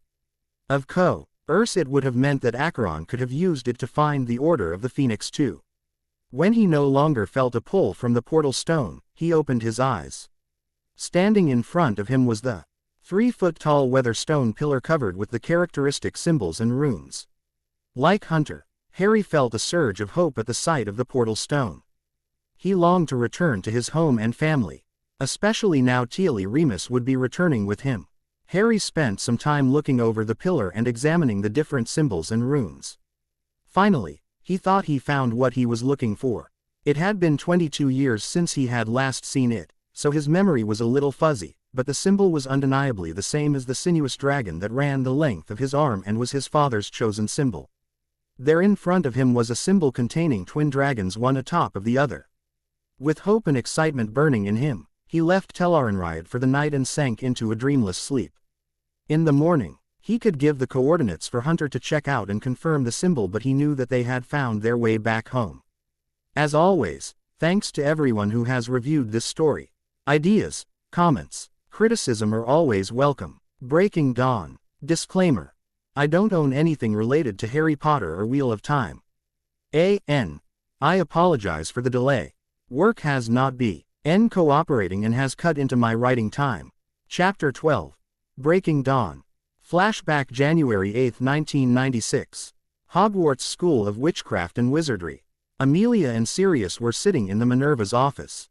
After having a light lunch and tea, the three began to talk of items related to the school and its students. Amelia and Sirius were there today to specifically talk about creating a student defense foe. RCE composed of upper-year students that would assist the professors if there was ever a Death Eater attack from outside or inside the school. As pleasant as it is to have lunch with you two, I suspect that this was not a social call. Minerva said dryly as she peered over her teacup. Chuckling softly, Amelia smiled and answered, "No, I wish it were, but we need to discuss the defense of Hogwarts. Now that Dumbledore is gone, we think it is only a matter of time before Voldemort targets the school." Sirius added quickly, "We are lucky that he hasn't done so already." Despite their improved tactics, Acheron seems to have helped us by forcing Voldemort to proceed with more caution this time. What do you mean caution? He attacked Piccadilly Circus in London during the holidays. The man mewed. Saint truly be insane to risk exposing the wizarding world in such a way. I don't care how powerful he is, we would be overwhelmed if the Muggles ever decided to get rid of us. Minerva said. Amelia added, Sirius is right. Overall he has been much more cautious. Even though the attack on London was incredibly foolhardy on his part, it has worked to our advantage. Whether we like it or not, the wizarding world is rejoining the rest of the world. Despite the inevitability of it all, the changes are still opposed by many of the pure bloods. It will be the children and the future generations that truly integrate our society. That's why we think Voldemort will target Hogwarts. If he can indoctrinate the children to his side. Amelia left the statement hanging because everyone in the room knew what would happen if Voldemort were to turn the children to his side. Minerva's face soured at the thought of the students following Voldemort. She wasn't naive enough to ignore the fact that there were Death Eaters among the students, but the majority would at least give the changes a chance. What do you propose then? We have already strengthened the wards and you have stationed a small force of Aurors here as well. Taking a deep breath and mentally preparing for Minerva to blow up, Sirius responded, we want to create the Student Defense Force. Their main purpose would be to support the professors in case of an attack. You want the students fight? They're only children, Minerva asked incredulously. Minerva, Voldemort and his Death Eaters don't care how old they are. They are either supporters or enemies, and if they are enemies, they are targets just like anyone else. The students won't be safe because they are underage, Amelia said. Grudgingly, Minerva acknowledged the point. If I agree to this, who would be part of it? Surely you wouldn't want the younger students fighting. Sirius was almost insulted by the question. No, of course we don't want the younger students involved in the fighting. In fact, we only want 6th and 7th years to actually help the professors and Aurors in an attack. We would like the 5th years to take charge of everyone else and make sure that they were as safe as possible in the common rooms. I assume you would look for students from your training sessions. Who would be in charge, Mr. Weasley and Ms. Granger? Minerva assumed that the Order would want them in charge because of their membership and association with Harry Potter. Amelia said, yes, we would look for volunteers from the training sessions. This is not something that is mandatory. Only those willing to put their lives on the lines will be part of the SDF. Sirius added, actually, I don't think Ron or Hermione are suitable to lead the SDF. Minerva was surprised, and it must have shown on her face because Sirius explained further. First off, they are only 5th years, so they shouldn't be on the front lines with the teachers and Aurors. More importantly, I don't think they have it in them. Hermione is a great thinker, but she can be very divisive and overbearing in her opinions and her manner. Ron is simply too immature. He will make a good Auror when he gets older, but honestly Ron is the light side equivalent of a Death Eater. He hates Slytherins for their house without ever getting to know the person. I admit that I was the same way, but I have realized over time that every house has its bad eggs. Until Ron changes that attitude, he would simply alienate too many students. I am not sure I agree with you regarding Ms. Granger, but I have seen the failings of Mr. Weasley too often to disagree with you. If not those two, who would you suggest be the leaders? Adrian Pusey from Slytherin and Roger Davies from Ravenclaw would be my first choices. To say that Minerva was shocked would be an understatement. Sirius Black was suggesting that she put a Slytherin in charge of the students defending the school. Sirius watched the gobsmacked expression spree add across Minerva's face for a moment before explaining. Adrian is surprisingly open-minded. He is not a Death Eater and has taken an oath to never support Voldemort. He is giving the neutral Slytherins someone to rally around. If we name him as one of the leaders, it will only give him more leverage to pull students away from Voldemort. Plus, he works well with members of all the houses and has been very effective in building trust and cooperation amongst the different houses. Roger Davies is simply a brilliant student both in his spell work and in strategy. Additionally, he will appeal to T.Ho's students who may otherwise be turned off by the idea of a Slytherin being the sole leader of this group. Minerva nodded in acquiescence. With that decided, they continued to discuss some of the finer details of the group. The amount of authority given to Adrian and Roger was debated for a while. Sirius wanted to make them the equivalent of head boy, but Minerva simply refused. There was no reason for them to have that level of authority in a normal situation.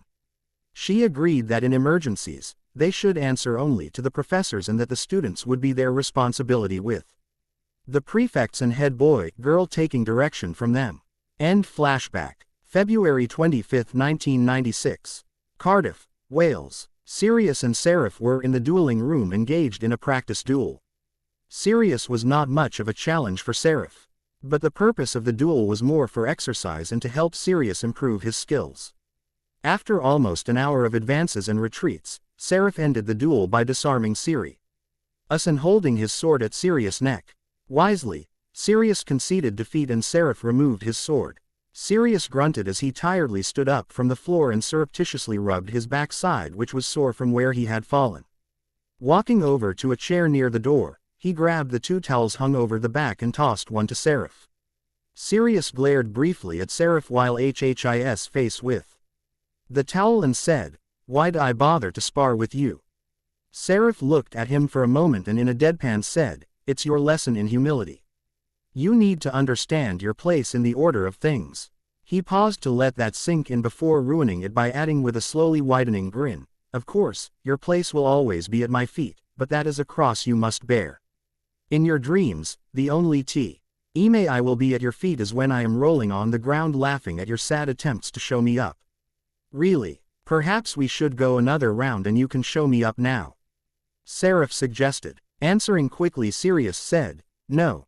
That isn't necessary. I wouldn't want to wear you down before your training session with the students tonight. I appreciate that, but I don't mind the extra exercise. Plus, maybe you could give me some pointers that I could pass on tonight." "No, I think it is best that you go with your strengths. Anything I could pass on to you now would just disrupt your flow," Sirius said reasonably. Smiling softly, Seraph decided that he had had enough banter and asked, "What do you think of the students so far?" Sirius' eyes got a far-away look as he thought about his answer. "I don't know. Part of me is still sad at the loss of Dumbledore, but at the same time he really did a disservice to the students. Some of them have great potential but they have learned so little under the previous Dada professors. Ron has done well with the training he received here and the sessions at Hogwarts. He will make a good soldier someday, but he really needs to lose that chip on his shoulder first," Seraph said. "I know. Harry had hoped that on his own Ron would finally get a chance to shine on his own. The thing is he is just an average strength wizard, he is just benefiting from the extra training we have given him. I hate to say this, but we need to take him down a peg. As he is now, he would either get himself or someone else killed in a serious battle because he is so reckless. It is a good thing that fifth years are in charge of the common rooms. There are a number of students that could beat him in a duel.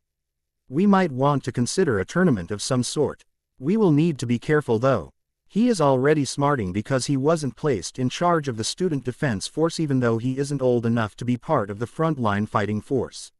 You know, even if we beat Voldemort before the next school year, they should seriously continuing the student defense force. Why? It teaches the kids leadership and responsibility. Also, it will probably help to improve the quality of the Aurors if the students have more advanced defense training before they leave school. Thinking over that statement, Sirius asked, "Did you want to talk with Adrian and Roger before or after the training session tonight?" After is better, then it won't interfere with the training session with them or the other students. How are we going to work this? Which students do you think are most likely to be Death Eaters? It's hard to say for sure. Some of the easiest to predict are in the 5th year with Ron and Hermione. Malfoy, Crabbe, and Goyle are Goo. D bets since their fathers are Death Eaters. Not, Parkinson, and Bulstrode are possibilities. With Bulstrode's father being killed last week, she may be more likely to join Voldemort now if she hasn't already. Revenge is always a powerful motivator. Supposedly, that is why many of the Forsaken joined the Dark One. That seems like a pathetic reason to sell your soul to the devil. Later that night, Hogwarts School of Witchcraft and Wizardry. After the training session with the students, Sirius and Seraph asked Adrian and Roger to stay behind for a moment. Once everyone had left, Sirius and APH sat down with the 2 leaders of the student defense force to discuss what needed to be done. Sirius took the lead and began to describe the plan. Essentially, they needed Adrian and Roger to leak information to potential Death Eaters about the location of a portal stone and the timing of Harry's presence. The theory was that the Death Eater wannabes would be only too happy to give the information to Voldemort in the hopes of currying favor. It was probably their best chance to lure Acheron away from his HQ, and with luck they would be able to take him out before he could escape. After Sirius had laid out the basics of the plan, Seraph asked them if they the two had any ideas on the best way to leak the information. After thinking for a few minutes, Roger asked that Sirius or Seraph ite up the information they wanted leaked into a report. Adrian suggested that they work with the headmistress to stage an emergency that pulls them away unexpectedly. That way, both Roger and Adrian could mistakenly leave the report out for the students to pass along to Voldemort. Seraph added that he or Sirius would put together additional reports or intelligence that they can include with the portal stone information. It would be less suspicious if there was other intelligence left out rather than just the one piece of information. After the basics of the plan had been discussed and refined, Seraph brought up another point of discussion. Seraph and Sirius wanted to get an idea of the students' reactions to the attack on Diagon Alley and the changes that were being made to the wizarding world. This was a regular topic for the group. The opening of the wizarding world had forced many students to choose a side. Like their parents, the majority of the pure blood students were siding with Voldemort. There were exceptions to this, such as Blaise Zabini, which were usually because the family already had ties to the non-magical world in some way. After the attack on Diagon Alley, the line solidified further and many on both sides began to take a very dim view of the other side. The school had finally united across the houses but was fracturing along blood lines. Cooperation between groups was virtually non-existent. Even the Quidditch teams were unable to repair the breach. Players were refusing to play or were being forced off the team.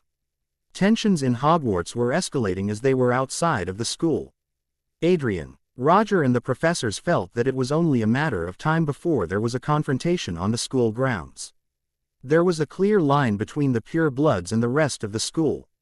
Other than the odd half-blood or muggle-born that was against the changes, virtually the entire population was in support of the opening up of the wizarding world. Already, there had been some minor skirmishes between individuals that were out alone. The students on both sides had taken to walking in groups for protection.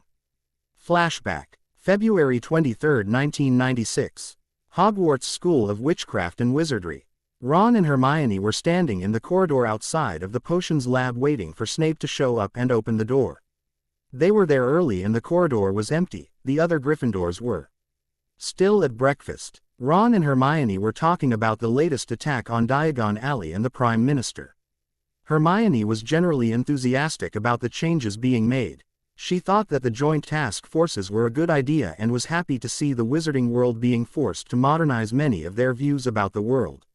She had been torn about staying in the wizarding world after Hogwarts. She loved magic and what it was capable of, but as a Muggle-born woman her options for advancement would have been limited in comparison to the non-magical world. Ron was less enthusiastic about the changes but refused to join with the majority of pure-blood students since they also supported Voldemort. Predictably, his father was a big supporter of the changes, and his position in the Ministry had grown in importance. Despite his success in the training sessions, Ron still felt that he was overshadowed by Harry. If anything, now that Harry was an adult he felt it even more since he could no longer compete with Harry in any way. Now Harry was becoming famous in both worlds. While they were talking, Malfoy, Crabbe approached them.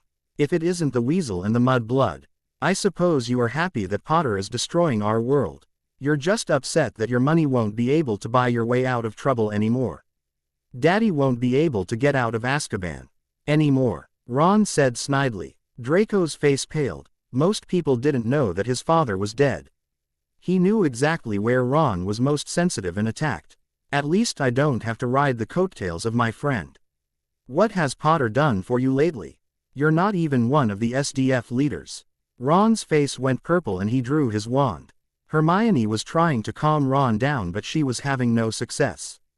After watching Ron draw his wand, Draco and the other three all drew their wands. Draco cast the first curse while Ron was distracted by Hermione. He called out Sanguis Abilio, the BL. Burning curse shot out and struck Hermione in the arm. The blood-red glow of the curse started to spread up and down her arm. Hermione let out an ear-piercing shriek as the blood in her was superheated and began burning through her arm from the inside. At the same time, Ron cast Reducto.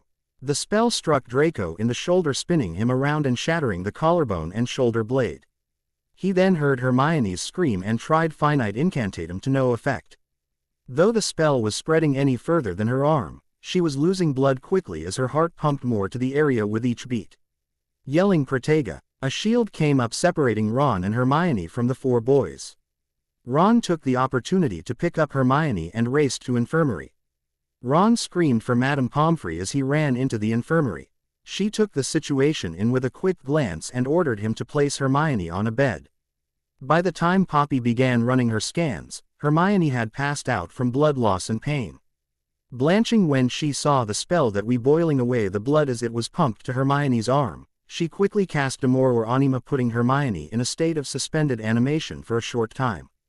The only downside of the spell was that it would only last 20 minutes and could not be used on the same person more than once in a 24-hour period. Just then Severus came in with Draco Malfoy. Who was grimacing in pain from his shattered shoulder. End flashback. February 26, 1996. Hogwarts School of Witchcraft and Wizardry. Sirius was sitting in Minerva's office again. This time the meeting included Adrian and Roger. The purpose of the meeting was to flesh out the plan for leaking the information on the portal stone to the Death Eater students.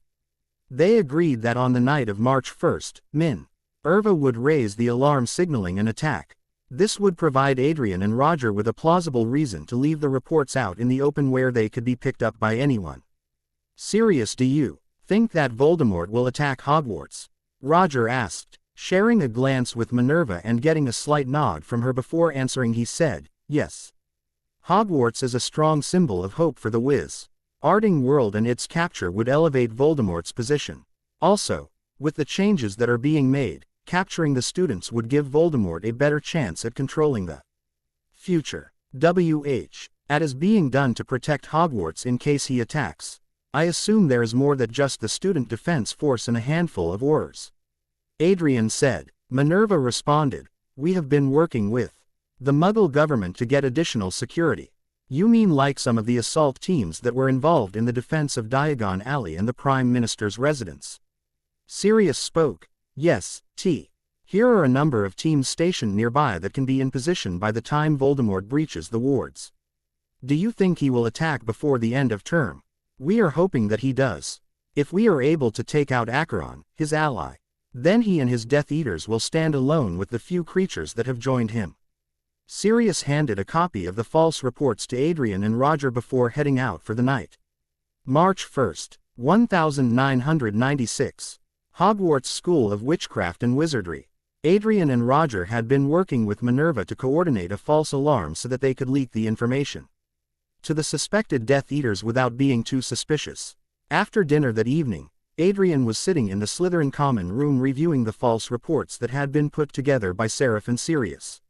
He had been doing so every night for the last few days so that it wouldn't seem unusual that he was doing so that evening. Roger had been doing something similar in the library. By working in the library, he was exposing the information to the rest of the school and those Slytherins that did not want to risk spying directly on Adrian. At 8:45, Minerva deliberately set off the alarm signaling an attack on the school. Roger and Adrian reacted by signaling the student defense force via the pendants they each wore. Per the drills, the fifth years began corralling the younger students and making sure everyone was accounted for. Adrian and Roger raced to meet up at the entrance to the Great Hall where the 25 6th and 7th year students were forming up into the two squads. Back in the Slytherin common room, the reports that Adrian had been reviewing were left in plain view in his haste to reach the Great Hall and coordinate the defense of Hogwarts. As the 5th year students were rushing about making sure every student was accounted for, one less upstanding student was taking advantage of the confusion. Draco Malfoy was surreptitiously making copies of the information. Draco in particular was hoping to use the information to cement his future position with Voldemort now that his father was dead. Once the all-clear was given, Draco planned to send a message via owl to Voldemort. In the library, Madame Pants was ushering the students out, but a 7th-year Hufflepuff was quickly scanning the reports that had been left behind by Roger. Once she was able to get back to her dorm, she would review the memory in a pensieve that was available for the students' use and send a message off to Voldemort. In the Great Hall, the 6th and 7th year students that were members of the Student Defense Force had gathered. Once everyone had formed up and was in position behind either Adrian or Roger depending on the squad, Minerva announced that this had been an exercise to practice the lockdown procedures. There was some grumbling from the students who had been in the middle of studying. Adrian and Roger let everyone go before approaching Minerva. Adrian told her that he had left the FA.LSE reports open to everyone in his common room per the plan. He would speak with the one of the 5th years to see if anyone had taken an interest in them. Roger planned on checking with Madame Pants see if she had noticed anyone going through his papers while she was clearing the library. Before they left to return to their common rooms, both boys promised to let the headmistress know if the plan had been successful. March 7, 1996. Eastern Washington, USA. It was a cool day. The sky was gray and a light mist was falling. The landscape was dotted with trees still barren from the winter. In very direction were rolling hills that gave a wide open view of the lands as far as the eye could see. The location had been chosen for two reasons. First, it was far from the UK and therefore most likely unfamiliar to the Death Eaters. Second, there were no towns, magical or non-magical, within 50 miles, so they were unlikely to be disturbed. Harry, Hunter, Sirius and Remus and two sniper teams had traveled to the US the day before to begin setting the trap for Acheron. In late February, before they had leaked the location to the Death Eater wannabes in Hogwarts, Sirius, Hunter and Remus had traveled to the location to create a fake portal stone. It had to be in place before they leaked the information in case Acheron had checked it out before today. So the fake portal stone stood in the middle of a field that was in clear view of many of the nearby hills waiting for Acheron to arrive. As with the real thing, it stood feet high and had an ancient weathered look to it. It was covered with any of the symbols and runes that Hunter had seen on the portal stones in China and Germany, minus the twin dragons. Using magic, they had made sure to anchor the stone to the underlying bedrock with sticking charms. Acheron would be unable to detect the charms and therefore unable to move the stone should he try. Remus and Sirius were each working with a sniper team to find an optimal location. Once two separate spots had been found, the sniper and spotter took position and readied themselves for a long wait. They were concealed using disillusionment charms from Sirius and Remus so that Acheron would not be able to detect them visually or through the use of Satan. Hunter and Harry took their positions at the stone. Now it was a waiting game. In order to make things look as real as possible, Harry and Hunter were pretending to study the stone and were examining the different runes and symbols on it while talking in low tones. Harry said, "Have you started getting everything ready for the return to our time?" Hunter responded, "Yes, both Seraph and I have finally mastered occlumency, so we should be relatively safe from the influence of the Dark One." "What about Sirius? He is not as proficient as we are. But he is coming along. Remus has also been taking the lessons and is doing very well. His shields are almost as strong as ours. According to our research, being a werewolf grants him a certain level of occlumency. Has he said anything to you about his decision to come with us?" For some reason, he continually changes the topic whenever I bring it up. If we are successful here today, then there is a good chance that this could all be over one way or the other within the next 6 months. No, he hasn't come out and said anything. Personally, I think he is leaning towards coming with us. You and Sirius are really the only things keeping him here. My guess is that the primary concern he has is the lack of Wolfsbane potion. Control is a big issue for Remus, it doesn't surprise me that it would be the sticking point for him. Even if we can't heal him, we can certainly keep him contained once a month for his transformations.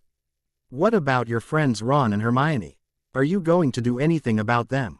Our relationship has changed. There is still friendship there, however, I am more than 22 years older than they are now. I feel more like a mentor than a close friend, especially to Hermione. Ron is a different story. Hunter grimaced at Ron's name. I can't say I am a big fan of Mr. Weasley. I understand that it can be difficult to stand out in a big family. All Aes Sedai have to go through something similar, but he refuses to recognize that achievement requires work. Nodding his head at that, Ron has always looked at other people and ignored the work they put into developing their talents. Even with the training we have put him through as a member of the Order, he looks to have things handed to him. You were referring to his reaction to not being put in charge of the student defense force. Yeah, he is a good fighter when he focuses, but he does not work well with others. I don't think he understands that leadership is more than being able to duel or know a lot of different spells. It requires you to pull people together with different backgrounds, beliefs, and talents into a cohesive and effective group. Before Hunter could respond, they both sensed Satan being channeled nearby. At the base of the Closes Hill north of their position, a portal sprang open. Before either Hunter or Harry could get a view of the other side, Acheron had stepped through and let it close behind him. As they hoped, he had come alone. Privately, Harry suspected that Acheron had little respect for either Voldemort or his Death Eaters. By Acheron's standards, they were second-rate fighters and their magic was nothing compared to Satan. Even with the training from Acheron, their raids tended to degenerate into duels or torture sessions. Acheron made no pretense of sneaking up on them. He simply shouted as he made his way towards the portal stone, "Tell him and send your little lapdog away. It is time we settle things once and for all." Harry sent a look to Hunter, who reluctantly nodded. Stepping away from the portal stone, he opened his own portal back to Wales. "Now, just in case you have anyone else here." Acheron channeled and a familiar deep blue shield formed around them and spread out, expanding into a dome until it covered the entire clearing. The snipers were effectively useless now until Harry could get that shield down. "So it's come to this, has it, Martin?" Harry was hoping to keep him off balance by using his given name.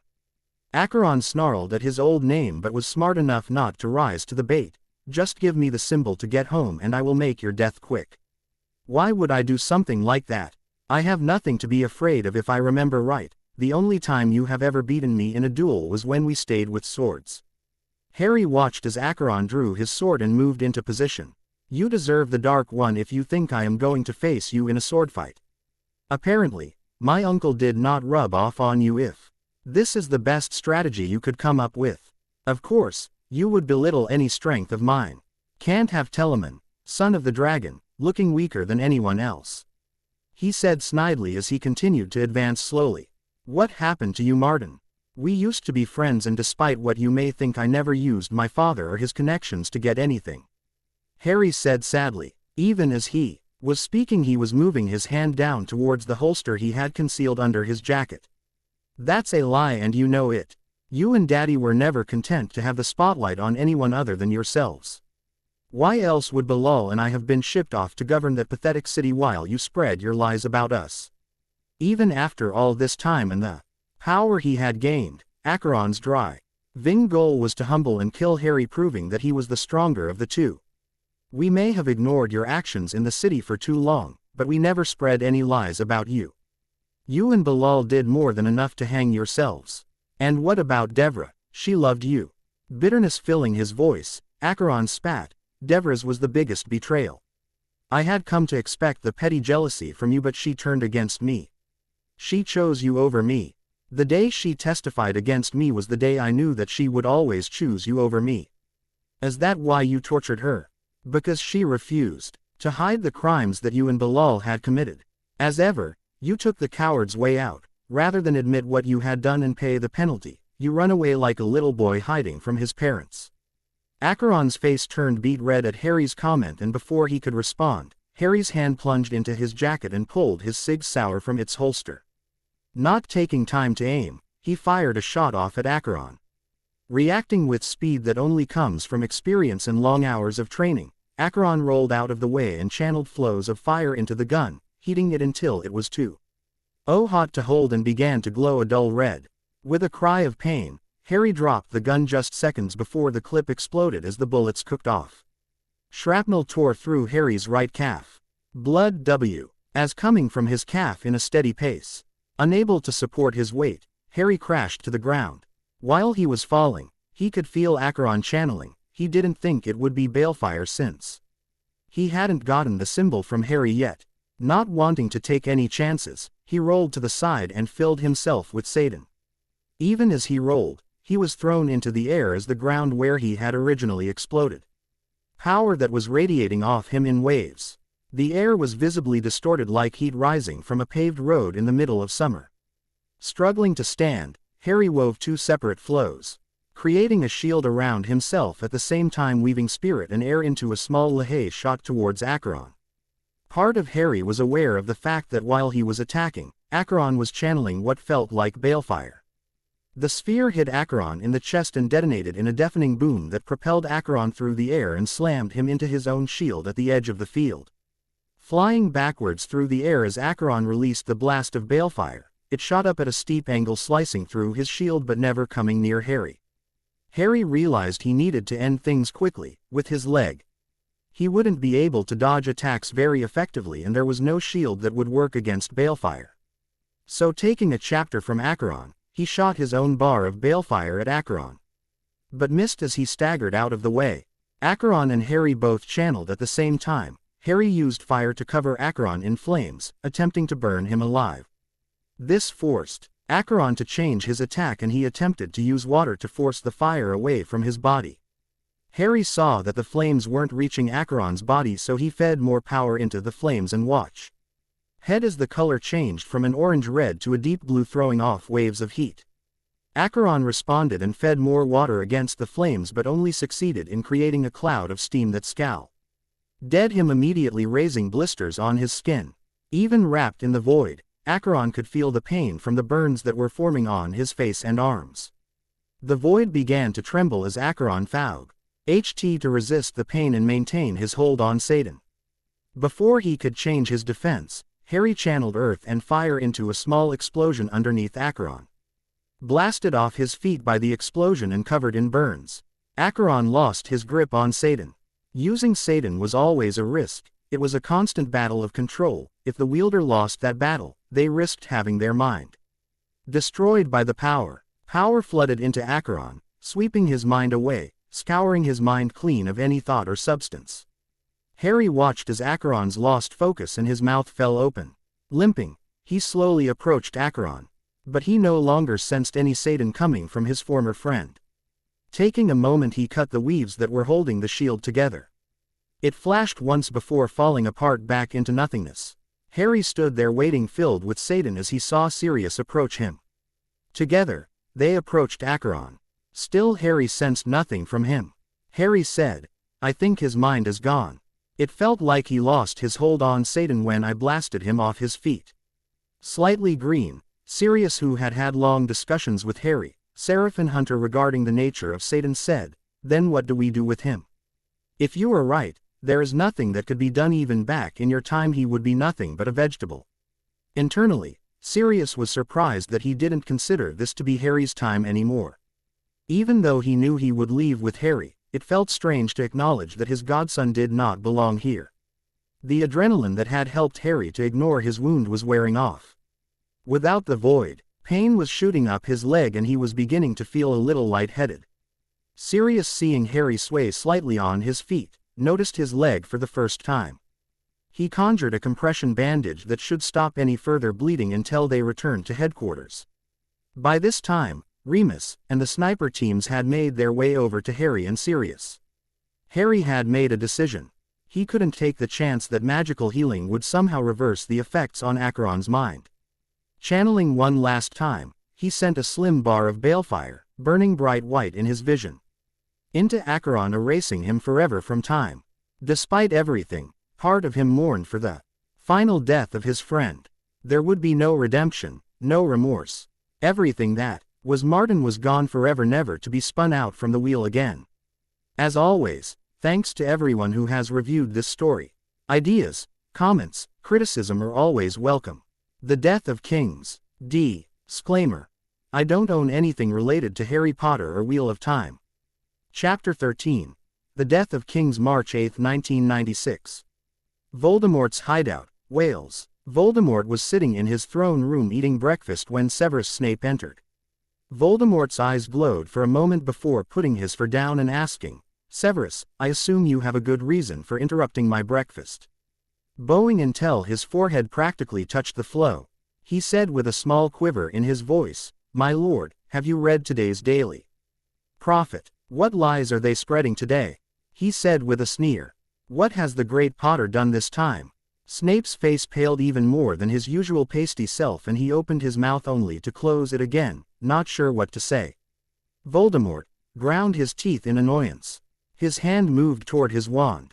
Severus audibly gulped at the movement before mustering the courage to go on. "My lord, the Daily Prophet is reporting that Acheron was killed by Potter yesterday." "Shoot!" Ing to his feet and his fist clenching around his wand, Voldemort threw a blasting curse at the wall near Severus. Chunks of stone and mortar flew everywhere from the hole that now adorned the wall. Quote, "How? Where?" Voldemort couldn't finish his question. He was too overcome with rage. Stuttering a little, Severus explained, It was yesterday. Potter tricked him into going to Washington and they dueled and Potter won. He supposedly used balefire on him so there would be no chance of saving him." Voldemort cast more blasting hexes to vent his rage. Severus felt immensely lucky that he was not the focus of his lord's anger. Sneering at Severus' cowering form, Voldemort stalked over and grabbed his arm, pressing his wand against the dark mark. Within minutes, Voldemort's inner circle had arrived in answer to his summons. "As you are no doubt aware, the Daily Prophet is reporting that Acheron is dead, killed by Potter. Since he has not shown himself today, I must assume that this news is unfortunately accurate." Severus stepped forward against his better judgment and asked, "My lord, how do you wish to respond?" "We will take Hogwarts before the end of the current school year. This will give us sufficient time to plan. Now that Dumbledore is gone, however, it should be much easier." Severus was confused by target, but without Dumbledore or Potter there, why attack Hogwarts? What value does it hold? Voldemort's eyes blazed a bright red for a moment and everyone took a step back from Severus, expecting him to get punished for his question. Instead, Voldemort said, "Though Potter is no longer there and Dumbledore is dead, Hogwarts remains a symbol of hope for the light. If we are able to take it, we will go a long way towards crushing their willingness to fight. But what about the Muggles? They don't care about Hogwarts. Now that they are aware of our presence, they will fight against us regardless of what happens." Severus persisted. Inwardly he was marveling at his courage. Our stupidity, depending on how you looked at it. "No, they don't. Capturing Hogwarts gives me something else too. It gives me control of the children there. Think of it, hundreds of Death Eaters train from the time they were 11 to fight and die for me," he said fanatically. Murmurs of understanding and agreement could be heard from the others present before Voldemort continued. "We must plan this carefully. Even without the old Muggle-loving fool, Hogwarts has strong defenses. We will need the strength of the Dementors and the dragons for this to succeed. Another member stepped forward. My lord, are we to continue the other raids? Quote, pausing for a moment to think it over, Voldemort decided, no, we will stop the raids for now. Let them think that they have pushed us into retreat. Once they have dropped their guard, we will strike. Severus, I want you to work with the student Death Eaters to stage a distraction that will keep the professors from responding quickly. It is unfortunate that Malfoy is no longer among them. But there is little to be done in a predatory fashion, he added. At least his punishment serves as a lesson for the students to act with more cunning. Flashback. February 23, 1996. Hogwarts School of Witchcraft and Wizardry. Minerva had just walked into the infirmary after learning of the attack. Luckily, all the parties were still in the infirmary. Ron refused to Avenue Hermione's side while Severus and Draco were still present, afraid they might attack her. Minerva proceeded to question Ron and Draco since Hermione was still in no condition to answer questions. Draco tried to blame Hermione and Ron for everything and Severus backed up everything he said, but Ron was surprisingly quick on his feet and offered to take Veritaserum to verify his story. Minerva did not miss the defeated look on Draco's face as he realized that he would not get out of this. His father was still missing and everyone knew it, so he couldn't hide behind his name either. Minerva W. as personally disgusted with the boy, and while Albus was willing to look the other way in the past, she would not do so. Mr. Malfoy, I am afraid that with the testimony of Mr. Weasley that I have no choice but to expel you from Hogwarts. Quote, Severus was outraged. Minerva, you can't be serious. The mud, Miss Granger is going to make a full recovery. If this was Potter, you would no doubt be pinning a medal on him. Albus might very well have looked the other way, but I am not Albus. All I see before me is a spoiled child who has been allowed to get away with numerous attacks and bullying. You might not discipline your Slytherins. But I will. But what about Weasley? He should be expelled as well then. Severus knew he could no sway Minerva the way he could Albus, but he at least wanted high pound of flesh if he was going to be unable to save Draco. Mr. Weasley will not be expelled. He was defending the life of another student. Minerva held up her hand as she saw Severus begin to open his mouth to object. He will be suspended for a week and have a month of detentions. Severus simply grunted, but Ron objected, but I was just protecting Hermione, he could have killed her. I am sorry, Mr. Weasley. You did protect Miss Granger admirably, but I cannot overlook the potentially deadly force you used in that defense. If you had used something non-lethal, I would have been able to overlook the incident. After that, Severus stormed out of the infirmary with Draco in tow. Minerva turned to Ron once more and said, Mr. Weasley, despite the punishment, you should be proud of your actions. Your quick thinking saved Miss Granger's life and prevented any other injuries. If I could, I would award you points, but in this my hands are tied. Ron was somewhat mollified by her comment. And asked if she could explain the situation to his parents since he didn't think his mum would listen to him. Smiling at the image of a raving Molly Weasley, Minerva agreed to explain all the details of the incident. End flashback. Yes, my lord, Severus replied. Now go, I have planning to begin. You will each be given tasks in the future to help us accomplish our goals. I expect no more failures. Voldemort finished with more than the threat of future punishment if they failed. Each member of the inner circle bowed and quickly left the throne room, leaving Voldemort to his plans and schemes. March 20, 1996. Potter Manor, Cardiff, Wales. It was almost 2 weeks since the battle with Acheron, and Harry could usually be found walking the grounds around Potter Manor. With Acheron out of the way, the only thing stopping Harry from returning to his family was Voldemort. He was anxious and almost eager to face Voldemort again for what would hopefully be the last time. Now that the Order was working with the British SAS, there were fewer meetings as the organization was working so closely with the military. The meetings they did have were largely informational to keep people apprised of everything going on. Tonight was a special meeting of the Order of the Phoenix. It had been called to bring them up to speed on the results of the mission in the US and the latest plans for drawing Voldemort from hiding. Despite the attacks and the losses Voldemort had suffered, he still had a large pool of Death Eaters to draw from. The latest intelligence estimate had him at over 500 Death Eat. with more as passive supporters in the community. The gains made by opening the wizarding world to the non-magical world were somewhat offset by the number of pure-blood families that had joined Voldemort openly in order to protect the power they had in the current system. Harry called the meeting to order. After giving a brief description of his fight with Acheron which had been reported by the Daily Prophet weeks ago, they moved on the subject of Voldemort. Now that Acheron was out of the way, the primary target became Voldemort. They spent much of the meeting speculating on his potential targets. In the end, everyone agreed that at some point, he would be attacking Hogwarts. It was simply tempting a target. The library and other artifacts contained in the school could be a powerful weapon in Voldemort's hands. Unfortunately, even though the Death Eaters had been quiet the last 2 weeks, they could not afford to station any more Aurors at the school. Soon enough, the meeting was drawing to a close. Harry told everyone as they were getting ready to leave to keep their guard up and their ears to the ground. When Voldemort did attack, it would come hard and fast. No one disagreed with him and the meeting broke up after that. May 24, 1996. Hogwarts School of Witchcraft and Wizardry. The sun was just beginning to rise. The sky was clear and turning from the dull gray or pre-dawn to a pale blue. Dew was glistening on the grass and the students and professors were still asleep. Just outside the edge of the wards, Voldemort and his 300 remaining Death Eaters apparated in at the edge of the wards. As the Death Eaters arrived, Voldemort sent a signal shooting over the Forbidden Forest signaling their arrival.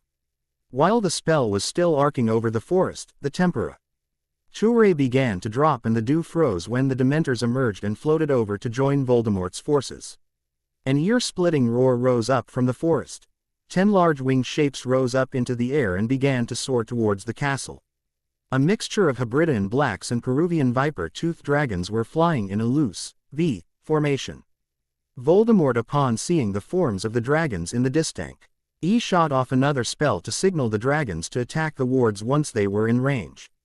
Meanwhile, inside the castle alarms were going off. The sound could be heard throughout the entire school. Students and professors alike out of their sleep. The professors began preparing for an attack while the SDF began assembling in the Great Hall. The 5th-year students were trying to maintain order in the common rooms and keep the younger students from leaving. Unbeknownst to the 5th-year SDF members, a number of students from Slytherin, Ravenclaw and Gryffindor had left the common rooms before the alarms began to sound. At the nearby military base, alarms began to sound. Shortly after the beginning of the year, the wards of the school had been tied to alarms at the base so that the base could be notified to bring in reinforcements. Based on the alarms that were sounding, the base commander ordered multiple flame units and assault teams to portkey to Hogwarts. Normally, the wards around the school would have prevented this, but the base portkeys had been specially attuned to allow the soldiers passage through the wards. Shortly after the teams had left, another alarm began to ring throughout the base. This one signaled the presence of dragons. Minutes later, 5 Apache Mk1 armed with twin 30mm M230 chain guns and high-explosive incendiary semi-armor-piercing rockets pods took off towards Hogwarts. The Apaches were roaring over the countryside towards Hogwarts at over 150 miles per hour. While they were making their way to Hogwarts, another 5 were being readied for launch once they had a better idea of the numbers baywards. The assault teams arrived and took position around the school and atop the towers. After taking a moment to identify the location of the Death Eaters, Dementors, and dragons, the soldiers took up positions to maximize cover and provide the best firing solution. Overhead, the wing of dragons drew ever closer to Hogwarts. Voldemort and his followers watched in anticipation as the dragons pulled their wings in close to their bodies and dove towards the castle at incredible speeds. Wings flaring at the final instant, the dragons leveled off and shot over the wards with fire spewing from their mouths, illuminating the wards in a red-orange glow. The wards held but seemed to waver for a moment in the lingering flame before fading back into nothingness to await the next attack. From the towers, streaks of light could be seen shooting towards the dragons. Soldiers armed with shoulder-mounted launchers sent missiles shooting into the air after the dragons. Voldemort, having learned from the attack on Diagon Alley so many months ago, gave a signal and the dragons broke off in separate directions in erratic flight patterns to avoid the incoming spells and missiles. Once they were a good distance away from the castle, the dragons reformed and swerved back towards the castle to make another run. This time the dragons came from the east, putting them directly in front of the rising sun. As they approached, more spells flew in their direction, but they avoided them as the dragons dove once more towards the wards. Skimming over the top of the wards and attacking a second time with the burning white dragon flame, the dragons were forced to break off prematurely as a string of missiles rocketed towards them, homing in on the heat from the flame. 1. Dr. Agon was too close to the wards to dodge effectively, and the missile impacted near its head. The missile exploded, disintegrating the head of the dragon, killing it instantly, and the body crashed into the wards and slid down along the shell and crashed into the ground at the edge. Roars of anger rose from the dragons at the loss of one of their number fell. They swung around for a third attack on the wards. While the dragons began to dive once more to strafe the wards with their fire, the first attack wing of Apache helicopters came into view. Before the Apaches were in weapons range, the dragons attacked a third time. For the briefest of moments it appeared that the attack would be another failure, but then the wards flashed a deep red-orange as the flames spread further before wavering and visibly collapsing. As the wards fell, the Apaches finally reached weapons range. Locking onto the weaving forms of the dragons, rockets were launched from over 2 miles away. Cheers had gone up from He Death Eater ranks at the fall of the wards, only to be silenced seconds later as the high explosive rockets impacted, with 4 of the dragons blasting through their armor and sending them crashing to the earth dead. The Death Eaters and Dementors began to advance on the school now that the wards had fallen. More streaks of light flashed through the air towards the Apaches from the Death Eaters. The helicopters were weaving through the air, their chain guns spitting out hundreds of rounds into Death Eaters, Dementors and dragons. The rounds tore through the wing of one hapless dragon, sending it careening out of control into another Apache, causing both to crash to the earth with a huge explosion, throwing rock and debris outward into attackers and defenders. Before the Apaches could be overwhelmed, the second attack wing arrived on scene with a flurry of chain gun rounds and explosive rockets ripping into the dragons and ground forces. The explosive force of the rockets threw dozens of Death Eaters into the air, their comrades with flame igniting the Dementors and Death Eaters' cloaks. Any semblance of discipline was quickly lost as Voldemort's forces broke ranks in an attempt to save themselves. Dozens of Death Eaters and Dementors were mowed down in the initial hail of gunfire. The remaining 4 dragons were involved in a dogfight with the remaining 3 Apaches from the first attack wing. Diving and banking, the dragons and Apaches were in a dance for supremacy, with the roar of dragons or engines and the occasional burst of gunfire marking the deadly nature of the contest. The lone surviving Hebridean Black and a Peruvian Viper Tooth caught one Apache in a crossfire of flame, igniting the remaining rockets in the right rocket pod, vaporizing the helicopter and its crew in an explosion of flame and shrapnel. 2 other Viper Teeth were not so lucky. One was caught by a rocket fired at relatively close range. The explosion not only ripped apart the dragon's belly but destroyed one of the engines in the process, as shrapnel from the rocket blew back into the Apache. Even with one engine damaged, the aircraft had enough power to head back to base. The second dragon was torn apart by the rounds from multiple chain guns. On the ground, Voldemort rallied his forces. Working together, they cast a series of overlapping protegas that helped to protect them from the worst of the explosions and chain gun fire. Soon enough, the 2 remaining dragons and helicopters were flying off the field of battle. The dragons were retreating and the Apaches were out of ammo.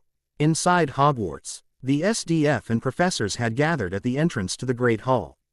While the SDF and professors were preparing the defense of Hogwarts, the 9 Death Eater students were approaching quietly under disillusionment charms. What they didn't realize that as headmistress of the school, Minerva was tied in directly with the wards and was aware of their approach. Once the students had within 30 feet on either side of the entrance, Minerva triggered the signal tied into Adrian's and Roger's badges. Previously she had warned them of the approaching students. Using the hand signals they had been taught, they signaled the other students in their squads to fire area effect defensive spells. 2 students from each squad launched a modified Stupefy and 2 others launched blasting X's while the remaining students prepared to shield or dodge.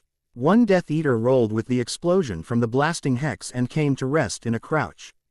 Aiming quickly, she cast Avada Kedavra, Sickly green spell shot from the wand and hit a 7th-year Gryffindor before they could dodge out of the way. Before she could fire another off, she was caught by 3 separate reductos which led her instantly as her torso was blown apart by the force of the spells. Only 2 other Death Eaters were still conscious after the initial assault. Before they could proceed outside to assist with the assault teams defending Hogwarts, the SDF and professors made sure to search the students and remove all wands and obvious portkeys.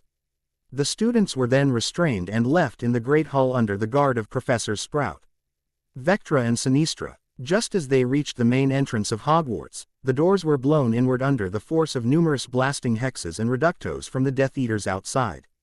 Professor Flitwick and Adrian were trapped under the remains of the door. Minerva and Adrian's squad worked to free them while Roger led his squad out of Hogwarts and into battle. They moved out in formation, the front line using shields to provide cover while the students in the middle and rear of the squad targeted the Death Eaters with the most damaging spells they had available minus the Unforgivables. Outside the entrance, the assault teams were burning through their ammunition at a furious rate. Explosions were heard sporadically during the battle as grenades were lobbed towards the enemy. Ever so slowly, the Death Eaters were advancing and pushing the assault teams back. Once in range, the flame units appeared from under their disillusionment spells and spread death in wide swaths. Dementors went up like torches, unable to move quickly enough to get away from the great gouts of flame spewing from the flamethrowers. Death Eaters were more agile and able to doodle caught by the flames and ended up no better than the Dementors. More reinforcements arrived. This time, Aurors and Order members appeared on the edge of the grounds, away from the initial battle. Moving into formation, the 2 groups of fighters began to advance, catching the Death Eaters in a crossfire of spells and bullets, mowing down many of the isolated groups of Death Eaters before the were forced to move behind cover by an attack led by Voldemort personally. Arm moving with incredible speed as Voldemort cast spell and spell. Jets of green, blue, and maroon light shot out from his wand, killing or maiming whoever they hit. With Voldemort personally leading the charge, the Death Eaters redoubled their efforts and once again began to advance and push back the defenders. Harry opened a portal and stepped through with Seraph and Hunter into the Forbidden Forest near Hagrid's hut. The battle had moved closer to Hogwarts by this point as the defenders were slowly being pushed back. Despite the firepower of the assault teams and the damage done by the Apaches, the sheer number of Death Eaters was slowly overwhelming the defenders. Everywhere he looked he could see Death Eaters huddled behind conjured barriers, throwing spells only to be forced to move by a grenade or hail of gunfire. Finally, Harry caught sight of Voldemort. He was operating on the edge of the battle using his favorite spell to take out those unfortunate enough to cross his path. Avada Kedavra, he yelled out, and yet another blast of green light burst from Voldemort's wand to strike down a nearby student. Growling softly, Harry started to make his way towards Voldemort. Seraph pulled his sword from its sheath at his hip. He channeled Satan but held onto it in case he needed it as he waded into a group of Death Eaters with their backs to him. While the Death Eaters were distracted, Seraph slipped into Boar, charging down the mountain, and dispatched his first target by running him through the chest. After withdrawing his sword, he stepped into lightning strikes the prairie in a flurry of rapid sword strikes left the second target incapacitated on the ground. By this point, the third and fourth targets had turned and started firing spells at Seraph. Seraph switched into Hummingbird takes flight and advanced on the 2 remaining Death Eaters even as he dodged their spells, waiting for his chance to take them down. Hunter took a moment to survey the area and spotted a group of 5 Death Eaters huddled behind a large boulder.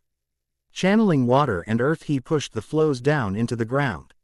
A ripple spread out from his feet towards the Death Eaters, gaining in size and speed as it moved. Then, like a wave, the ripple rose from the ground and came crashing down on the Death Eaters, trapping them in thick heavy mud. During this time, a separate pair of Death Eaters noticed Hunter standing in the open and targeted him. One cast Avada Kedavra, forcing Hunter to dodge at the last minute, landing roughly on the ground. Using air and fire, he started to spin a shield around himself but was not quick enough as a reducto tore into the ground next to him. Stone and gravel ripped into his chest and stomach, leaving him gasping in pain and struggling to hold on to Satan. Taking the only option left to him, Hunter activated his emergency portkey and retreated to the infirmary at their base. The remains of a nearby assault team Seeing that the two Death Eaters were distracted, opened fire. The first was caught unprepared and fell as he was jerked from his feet by multiple bullet impacts. He second was able to cast a quick Protega which deflected the bullets for a few seconds before shattering, leaving him unprotected one again. Even as he began to cast another spell, a stray shot caught him in the neck, severing an artery in his neck. The spell forgotten, the Death Eater tried to stop the blood spurting from the wound even as he began to aspirate on it. Finally his legs simply falled under him and he slumped to the ground as he died. As Harry began to near Voldemort, he saw him spin when he was shot in his left arm. Voldemort hissed for a second or two in pain before channeling his anger into a powerful blasting hex that hit the soldier in the chest. The explosion, fueled by Voldemort's anger and pain, blew the soldier apart, leaving nothing but a smoking crater a few feet wide. Harry took a deep breath and pulled on Satan, filling himself with the one power. As always, he felt more alive when he was holding Satan, but this time he regretted the heightened senses as he walked assaulted by the sounds and smell of death on the battlefield. Pushing the feelings away, he channeled air and fire into a whirling firestorm centered on Voldemort. His screams could be heard across the battlefield as his cloak burned and his skin blistered from the flames. Concentrating, Voldemort yelled another spell and a shockwave spread out from him in all directions, throwing Harry off his feet. His attack disrupted. The flames quickly flickered and died out. Not wasting any time, Harry began to channel again, building up an electric charge in his fists. Before he could create a strong enough charge, Voldemort growled Avada Kedavra, sending the spell towards Harry. Harry rolled quickly to his feet and dove to his right as a blasting hex screamed towards him, pushing him further into the air. Channeling earth, water, and spirit, he slammed his hand into the earth as he lands. The ground around them rumbled and a giant fist composed of earth and stone rose up and grabbed a hold of Voldemort, lifting him into the air. While Voldemort struggled to free himself, the shape of a giant began to emerge and lift Voldemort further into the air. Finally freeing his wand arm, Voldemort sent another blasting hex into the head apart. With nothing controlling it, the hand and body that had been emerging fell apart into loose stones and earth. Voldemort grunted as he landed and cast Ardeo Flagrum. A whip composed entirely of white-hot flames sprang forth from his wand. He snapped his wrist, sending the whip speeding towards Harry where it wrapped around his wrist. Harry screamed the flames burned skin and muscle and hastily channeled water around his wrist and the whip itself, extinguishing it. On the edges of his concentration, he could still feel the pain from the whip. He forced himself to push past it and attack again. Neither man was aware of the fact that the battle had stopped around them. They were so focused that they did not realize that the combatants from both sides had stopped fighting and were simply staring at the display of power. No one could remember ever having seen a similar display of power and brutality. It was clear that there was no retreat from this duel, it was to the death. Pulling Satan into himself again, he shot forth a geyser of water into Voldemort while at the same time charging the water with electricity. The impact of the W-Ater cracked Voldemort's sternum and forced him on his back, only to be followed by a surge of electricity coursing over his body. He screamed in pain and in an act of desperation screamed Avada Kedavra. The spell, while not aimed particularly well, was close enough that Harry was forced to dodge, screaming himself as he came down on his injured wrist. Voldemort was struggling to his feet when Harry sent a jet of intense flame at him. In his haste, his aim was too low and impacted at Voldemort's feet. The flames were so intense that the rock underneath his feet turned red hot before sagging and liquefying. Once again, Voldemort fell to the ground as flames consumed his feet, crippling him. Harry attacked one final time before Voldemort could escape. He poured all of his anger, his hate, and his loss into an immense beam of balefire. Voldemort simply ceased to exist before the power of the attack. He did not shimmer as other victims of balefire did, he just disappeared, gone forever. In the second after the attack, the connection that had existed between Harry and Voldemort his entire life was severed. Pain unlike anything he had felt before spread throughout HFOR a moment before he passed out from the intense pain. The remaining Death Eaters were surrendering after seeing Voldemort defeated by Harry. The remaining soldiers and Aurors were in the process of confiscating wands and putting restraints on them. Seraph rushed over to Harry's side. He knelt down and felt for a pulse and let out a sigh of relief when he felt a strong steady heartbeat. Figuring that the soldiers and Aurors had the cleanup well in hand, he opened a portal back to HQ and picked Harry up and brought him to the infirmary. May 25, 1996. Potter Manor, Cardiff, Wales. Harry had woken early that morning. While he was unconscious, Poppy had taken the opportunity to heal his many cuts and scrapes without the normal comments from her patient. The wound to his wrist had taken more effort. The whip had burned away the skin and most of the muscle. The only thing that kept his hand attached was the tendons and ligaments. After administering numerous potions and several healing spells, the damage was morsel. Why repaired, though he now had a pale scar circling his wrist. Harry slowly stood up from the bed, still feeling a little shaky as he made his way to the bathroom to relieve himself and take a shower. It was when he was shaving that he first noticed the scar on his forehead was virtually gone. Oh, it was still there, but it had faded. Now that his connection to Voldemort was broken forever. If you didn't know what you were looking for, it would be very easy to not even notice its existence. Then Harry realized that for the first time in his life he felt truly free. Even when he was with his family, there had always been the knowledge that he would return to the 20th century and have to face Voldemort. That was done with now. He had satisfied fate and vanquished the Dark Lord. Now, he could take his place by his father's side once again, safe in the knowledge that they would face the Dark One together. A smile spread across his face as he realized that he would be going home soon. All he was needed was to wrap up a few things and say his goodbyes. It was close to midnight.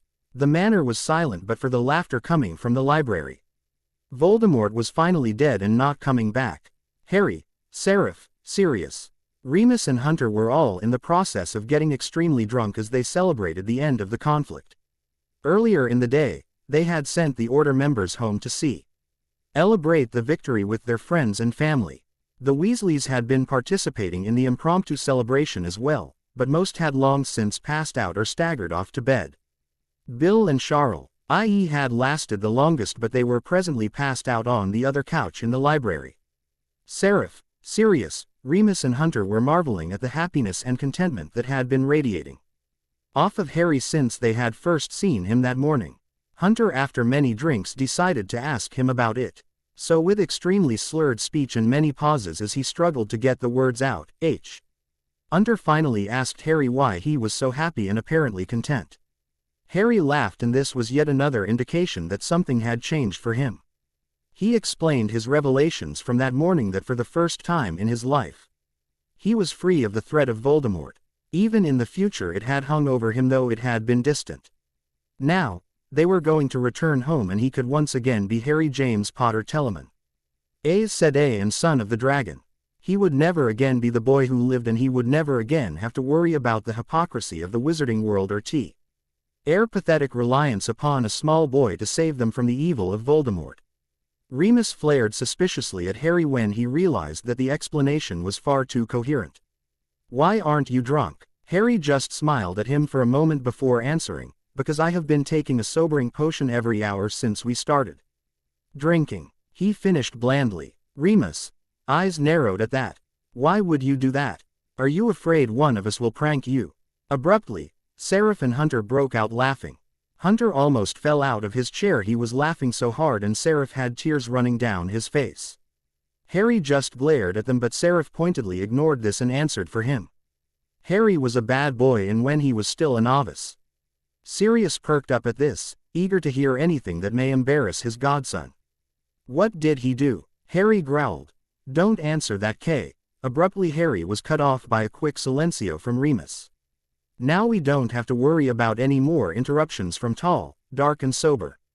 For good measure, Remus cast Petrificus Totalis to keep Harry still in addition to silent. Harry, Hunter, and I had snuck out one night shortly after being accepted as novices to celebrate. We went to a bar that is near the Hall of Servant and got roaring drunk. Harry and I had to carry Hunter back because he had passed out. Amazingly, we made it back to Hunter's room with no one catching us. It was when Harry went to his room that things went downhill. Apparently, little Harry decided the main entrance hall could use some redecorating. Unfortunately he was caught, and while he was getting reamed out, he vomited all over the Aes Sedai. Next day his mother shows up and proceeds to dress him down like you have never seen in front of the entire novice class. Since then, I don't think I have ever seen him drunk nor have more than a couple of drinks at a time. Harry just sat there still paralyzed from the spell but blushing furiously. Sirius got up and staggered over to Harry to ruffle his hair. Ah, is Bambi worried about upsetting his mummy? This turned out to be a mistake because while Harry was paralyzed, he could still channel. Using water and air he dunked Sirius in ice-cold water and left him gasping on the floor. He decided he had enough of being paralyzed and prepared something similar for Remus. Finite Incantatum was cast quickly by Remus at he sight of a large mass of water hovering above his head. Now that he was released from the spells, Harry smiled and said, "Thank you. However, that does not mean you won't be punished." After saying those words, the water fell on Remus and coincidentally splashed over Seraph as well. All three men were much more sober now that they had been thoroughly soaked. Remus stood and before Harry could move, gave him a big hug, soaking the front of Harry's clothes in the process before running out of the room. Remus' swift departure signaled the end of the evening and the men went off to their bedrooms.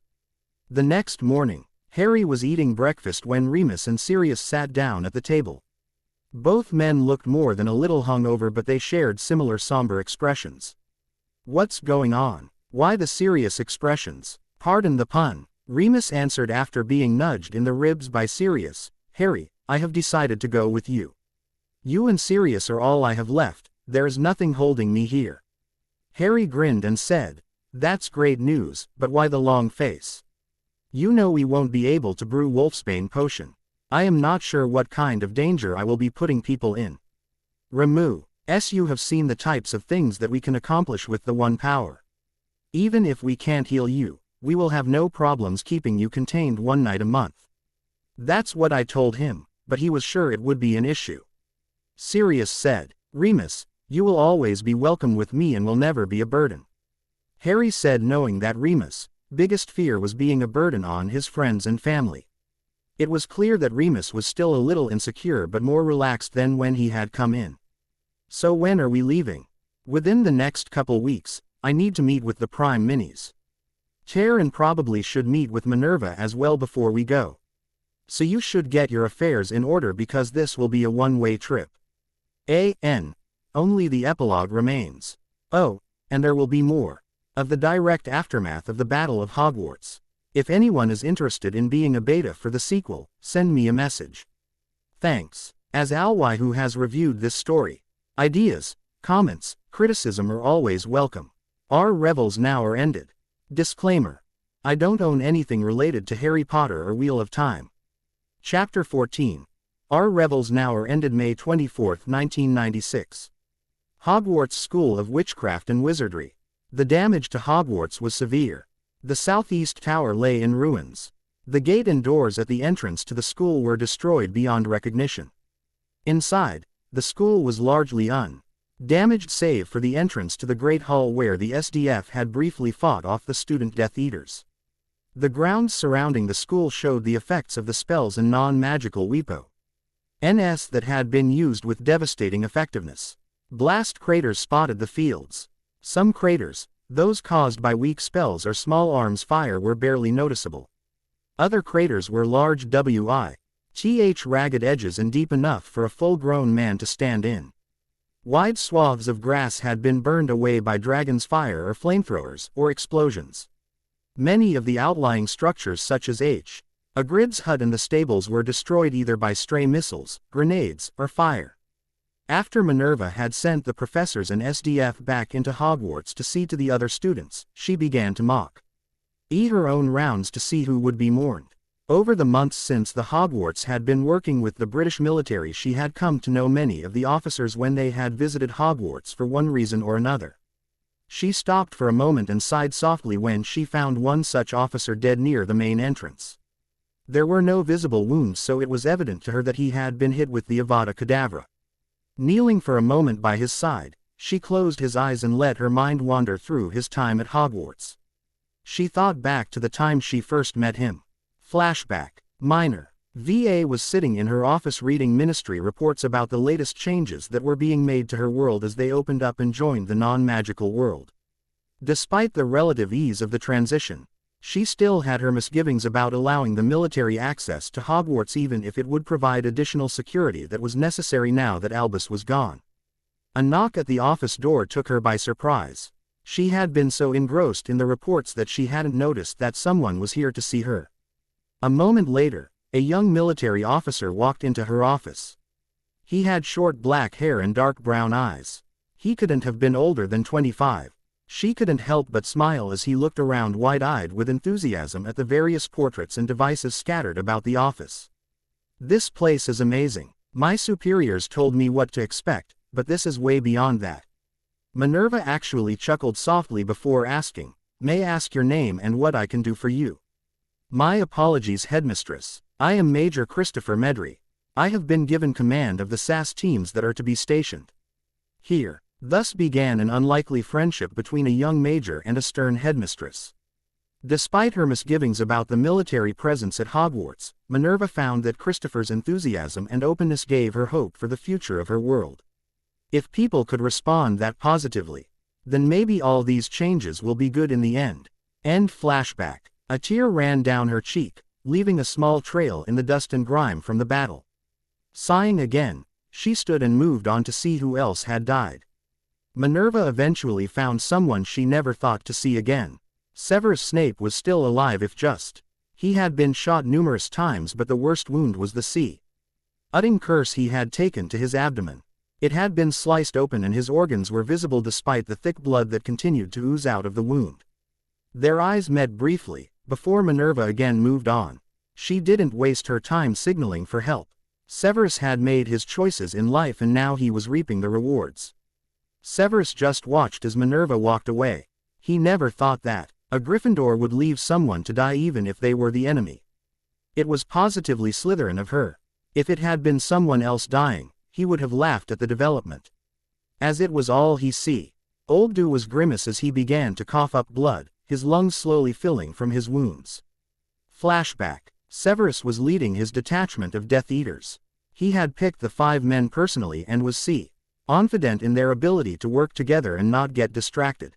Too many of Voldemort's followers were new recruits and had never been in a serious battle before. Once the wards around Hogwarts fell, Severus ordered his men to advance. As they neared the school, they began throwing spells.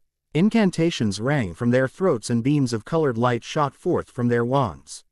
Some were aimed at the castle while others were aimed at the defenders on the ground. Despite his experience, Severus was not accustomed to this type of battle and therefore his men were unfocused and aiming at different targets.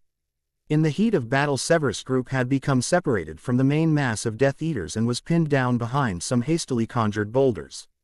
A missile shot towards them from the nearest tower impacting on one of the boulders. The explosion killed or stunned his remaining men and threw Severus to ground a few feet away while disintegrating his cover.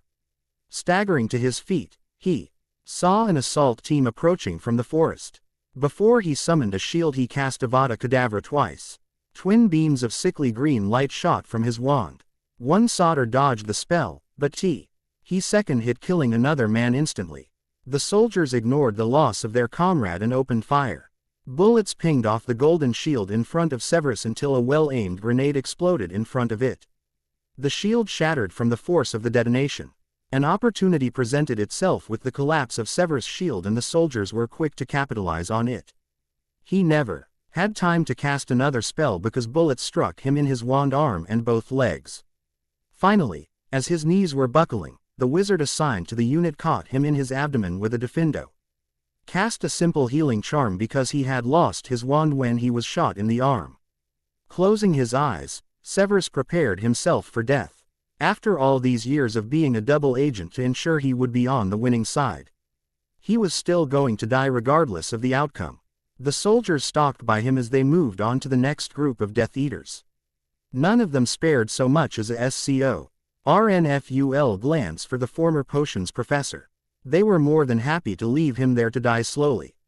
End flashback. Severus Snape died in the same way he had spent most of his life, alone. Inside the school, The professors were spreading the word that Voldemort was dead and that everyone was safe. While the remaining Death Eaters were being carted away, the professors kept the students in their common rooms. Despite the house differences, the reactions in each common room were virtually the same.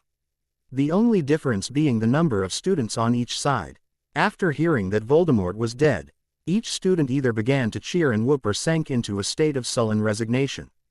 Ravenclaw and Slytherin saw the largest groups of students mourn the loss of Voldemort even if they did disagree with his tactics. The pure bloods which composed the majority of this group saw the death of their world with the loss of Voldemort. No more would they stand aloof from the other wizards and witches living lives of privilege. They would now have to make their way in the world the same as everyone else.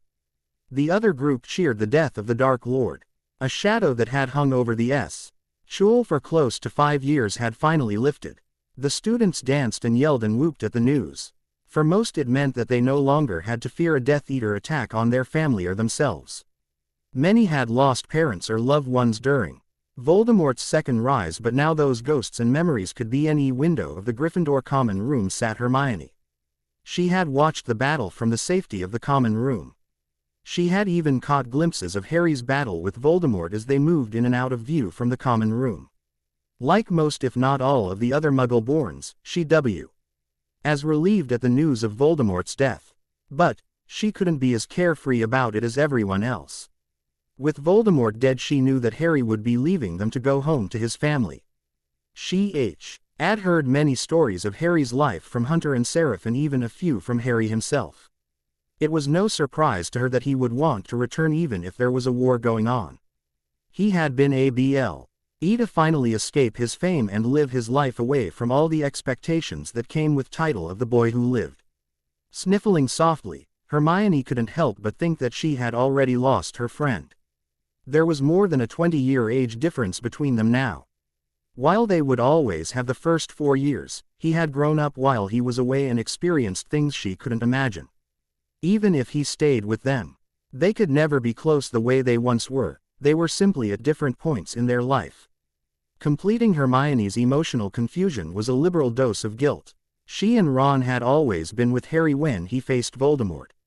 This year though she had been confined to the common room with all the other students.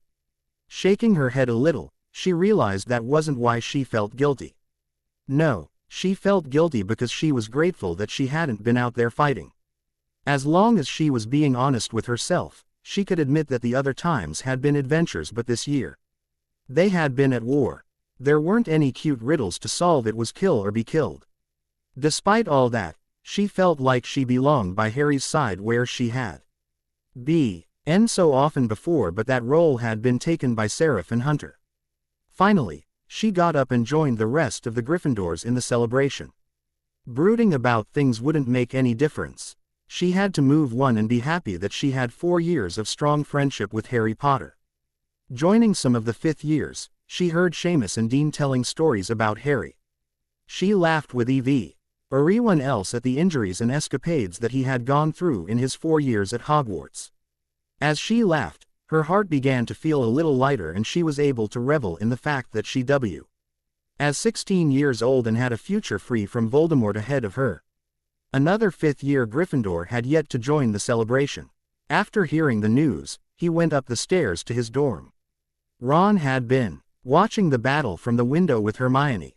And like Hermione, Ron was experiencing a mix of emotions at the moment. However, unlike Hermione, anger and jealousy were strongest in him. Despite what he had seen through the window, he knew he should have been out there fighting. After all, wasn't he one of the top students in the training sessions? Just because he was a 5th year didn't mean he should be kept in the common room with everyone else. As always, his thoughts turned back to Harry. Harry was out there, taking the glory.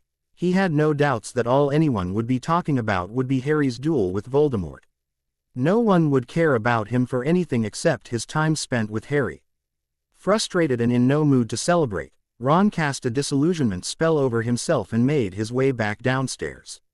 No one noticed the portal swing open for a moment as he made his way out. Ron was surprised when he neared the Great Hall and saw the damage done. Scorch marks were on Walls and floor and several of the large stones from the ceiling had crashed down. Blood stains could be seen clearly on the floor near the fallen stonework. Swallowing nervously, he continued walking on towards the main entrance. From the window, everything had looked like a great adventure, and though he had seen people fall, it didn't seem real to him. After seeing the blood, Ron began to think that maybe it wasn't a game at all. Finally he reached the main entrance and was shocked by the damage he saw. The doors were destroyed, as was much of the surrounding stone work. Ron slowly made his way outside. He was beginning to regret leaving the common room, but something seemed to pull him further out. By this time most of the surviving Death Eaters had been taken away. Medics and healers were scurrying around doing what they could to save the wounded. Ron was overcome with nausea and threw up at the sight of the body of Death Eater that had been torn apart by an explosion. Not far away from the Death Eater were the bodies of 2 soldiers. One had clearly taken the Avada Kedavra because he had no discernible wounds that would have killed him. The second was missing a leg, most likely from a blasting hex or a reducto. Ron couldn't stop staring at them. Neither soldier could be older than 25. One even had red hair and could have passed as a Weasley. He didn't notice when his disillusionment spell wore off. He was so lost in his thoughts. Bill Weasley saw his brother appear. He had been sent in after the battle was over to help with restoring the wards around the school. Walking quickly over to Ron, he grabbed him by the shoulder to ask what the hell he was doing out here when he saw Ron's face. He was crying. Before Bill could say anything, Ron had grabbed him in a fierce hoo. Gee, and mumbled, "That could have been you or Charlie." Bill wasn't sure who he was referring to until he noticed the body of the soldier on the ground. "It wasn't though, we are all safe," he said, trying to reassure him. Finally, Ron let him go and admitted in a depressed voice, "I've been so stupid. I never thought it would be like this. The good guys aren't supposed to die." Bill put his arm around Ron's shoulder and said in a comforting manner, "It is never a game, and I think that is what is hardest for kids to realize. I didn't realize it until after I had participated in a few of the attacks. No one should have to die or deal with this kind of thing. With Voldemort gone, hopefully we won't have to see something like this again. Now come on, let's get you back to the common room." Ron shook his head and looked at Bill with a hopeful expression. "Bill, is there anything I can do out here? I promise I won't get in the way, but I want to help even if it means just cleaning up." Bill smiled at Ron and said, "I think we can find something for you to do." Laughing he added, "If Minerva catches you though, I had nothing to do with it." Ron grimaced at the thought of running into the headmistress but was eager to do his part. May 27, 1996. 10 Downing Street. Harry was meeting with Tony, Rosaline and Amelia discussing the defeat of Voldemort and the aftereffects. Harry put his teacup down on the table and asked, "What was the final count?" Amelia knew the numbers by heart. "We lost 143. Another 35 were injured and are recovering. The Death Eaters lost close to 200 and we captured 83. It seems that very few of the injured Death Eaters survived long enough to get medical attention." Everyone was silent for a moment as the numbers sank in. Tony took up the conversation again. "Mr. Potter, you have the thanks of the Queen and a grateful nation for what you have helped us to achieve here. No thanks are necessary. I did what I had to do in order to save the lives of my friends and family. What will you do now?" Harry smiled, something he had been doing far more often since Voldemort's death. "I am going home." Tony was taken by surprise. "You mean you found what you were looking for?" "Yes, my friends and I will return to our time in the next week or two." Rosaline and Amelia had an idea that this would happen, but not quite so soon. "Don't you want to stay and enjoy the fruits of your labor?" Rosaline asked. Laughing heartily, Harry replied after a moment, "It's not that I don't appreciate this time and all the changes that are going on. My family is waiting for me and they need me more than you do. With Voldemort gone, I have every confidence that you can roll forward out of the past." Blushing at his compliment, Rosaline replied, "Thank you, Harry. It means a lot to hear you say that." Standing, Harry shook everyone's hand and said, "It has been an honor working with you. I imagine the transition will not be easy, but in the end it will be worth it. All I ask is that you face the problems head on and don't look for someone to save you." With that, Harry traveled back to Wales to finish packing. June 7, 1996. China. Harry, Seraph, Sirius, Hunter, and Remus were standing near the portal stone making their final preparations to leave. They had said their goodbyes to everyone earlier that day.